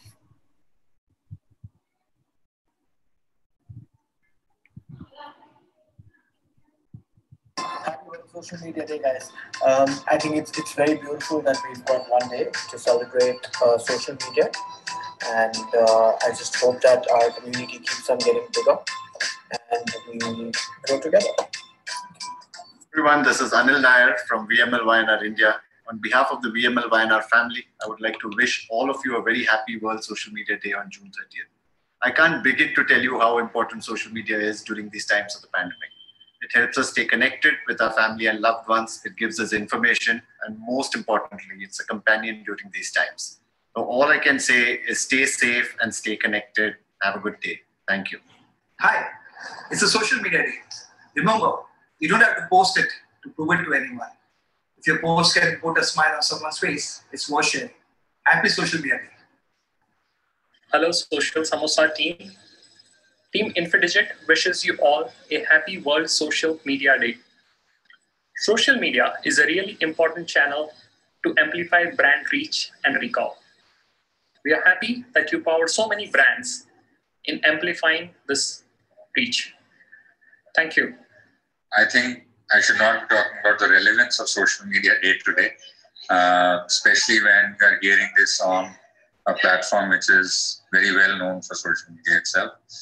But to me, social media has been an integral part of being one of the best search engines, from finding old friends to old flames to long-lasted relationships and a lot of new friends that we have made. My team at Social Samosas, from Social Street, have a great day. Wish you the best for the coming year. Stay happy, stay healthy. Have a great social media day. Cheers. As we all know, it's the time of social distancing. But one thing which has kept all together and reduced that distance is social media. So wishing each of you a very happy World Social Media Day. Hello, friends. No, I'm not going to say chai pilo. All I'm going to say is a very, very happy World Social Media Day. When I joined Miram, I was discussing the impact of social media with one of the art people in my team. And he said, social media has caused global warming. I was a little taken aback and then realized he's right. Not the environmentalist kind, but social media has caused global warming. All of us have let so many other people into our lives. We've bonded, we've connected. In fact, I think social media has also caused brands to humanize. One of the largest contributing factor of humanizing the brand is social media. They've left their lofty spaces and spoken to us one-to-one. And during this pandemic, social media has been our go-to place. All of us say we are isolated, but isolated with thousands of other people, friends, relatives, and strangers. So keep socializing, keep sane, keep happy. Hello, everyone. We've been celebrating World Social Media Day for the last 10 years. And I think it's a great way to acknowledge the role of social media in our lives. Social media has come a long way from being a platform that connected people, friends, relatives, and into a platform which helps content discovery or simply helps you become famous by showcasing your talent. I think it's going to be interesting to watch the evolution of social media from here, especially its interplay with connected devices, or even how brands plan to leverage a lot of your social media interactions for developing their gamified loyalty programs. I think that's my 2 cents for now. Thank you, everyone, and thank you, Social Samosa. Wishing you all a very, very happy World Social Media Day. If there's one thing I'd like to tell you all is to use those thumbs on social media for spreading messages of love and not of hate. Make sure that you verify all the information that you get and the information that you end up sharing forward. And all the things that you would consider right in real life, the same rules also apply on social media. और हाँ, एक और बात, अपनी भाषा को इस्तेमाल करने के लिए बिल्कुल भी मत कतराइए, और अगर कोई और इस्तेमाल कर रहा हो तो उसे भी मत रोकिए. Happy Social Media Day, everyone. Social distancing does definitely not mean social media distancing. Today, social media plays such an important role in all our lives to bring us together, giving us a feel and sense of community where it's not possible to physically meet each other like we used to before. I think like any medium, it has its pros and cons, entirely dependent on us, on how we choose to use it. I would urge everyone to use social media to only amplify positivity, to not put out any information without verifying it, right? So it's all up to us how to use social media responsibly. Let's kind of take stock on how we view and what is the role social media plays in our lives today, and use it as a medium to spread positivity in times like this, and really build stronger communities with a sense that we are there for each other through social media. Thank you. From personal connections and entertainment to news and commerce, social media has become an integral part of our lives and our businesses. This codependency comes with the responsibility we all share. So let's continue to plan, post, and comment responsibly. From all of us at Pink Lemonade, have a smashing World Social Media Day. With a user base of over 4.6 billion, find me another way for you or your brand's message to reach out to a wider audience. This World Social Media Day, let's make sure we use our power, our voice, and the best practices more responsibly. Get people to like only the right things, encourage positive comments, and share good vibes. And of course, a lot of memes. Social media is arguably one of the most powerful media platforms we have today, and it gains even more significance in the times of the pandemic to keep up with human connections and communication.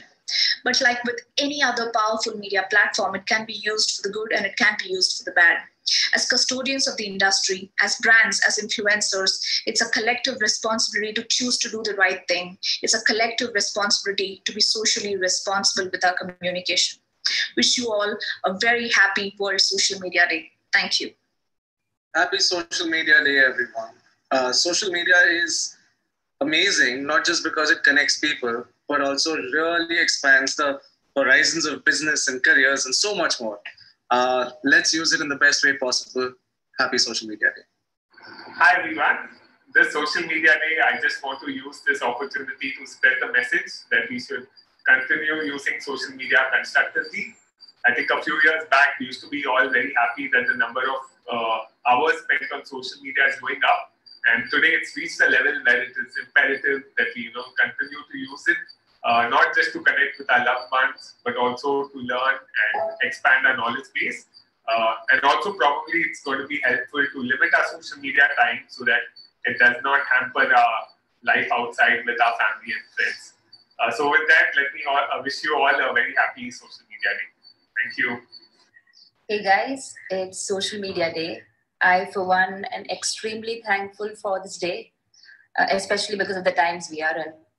While all the other platforms demand that we are miles away from our friends, families, customers, social media apps allow us to be super close. Don't you agree? So the way I'm going to be celebrating is by staying super connected. Happy Social Media Day, guys.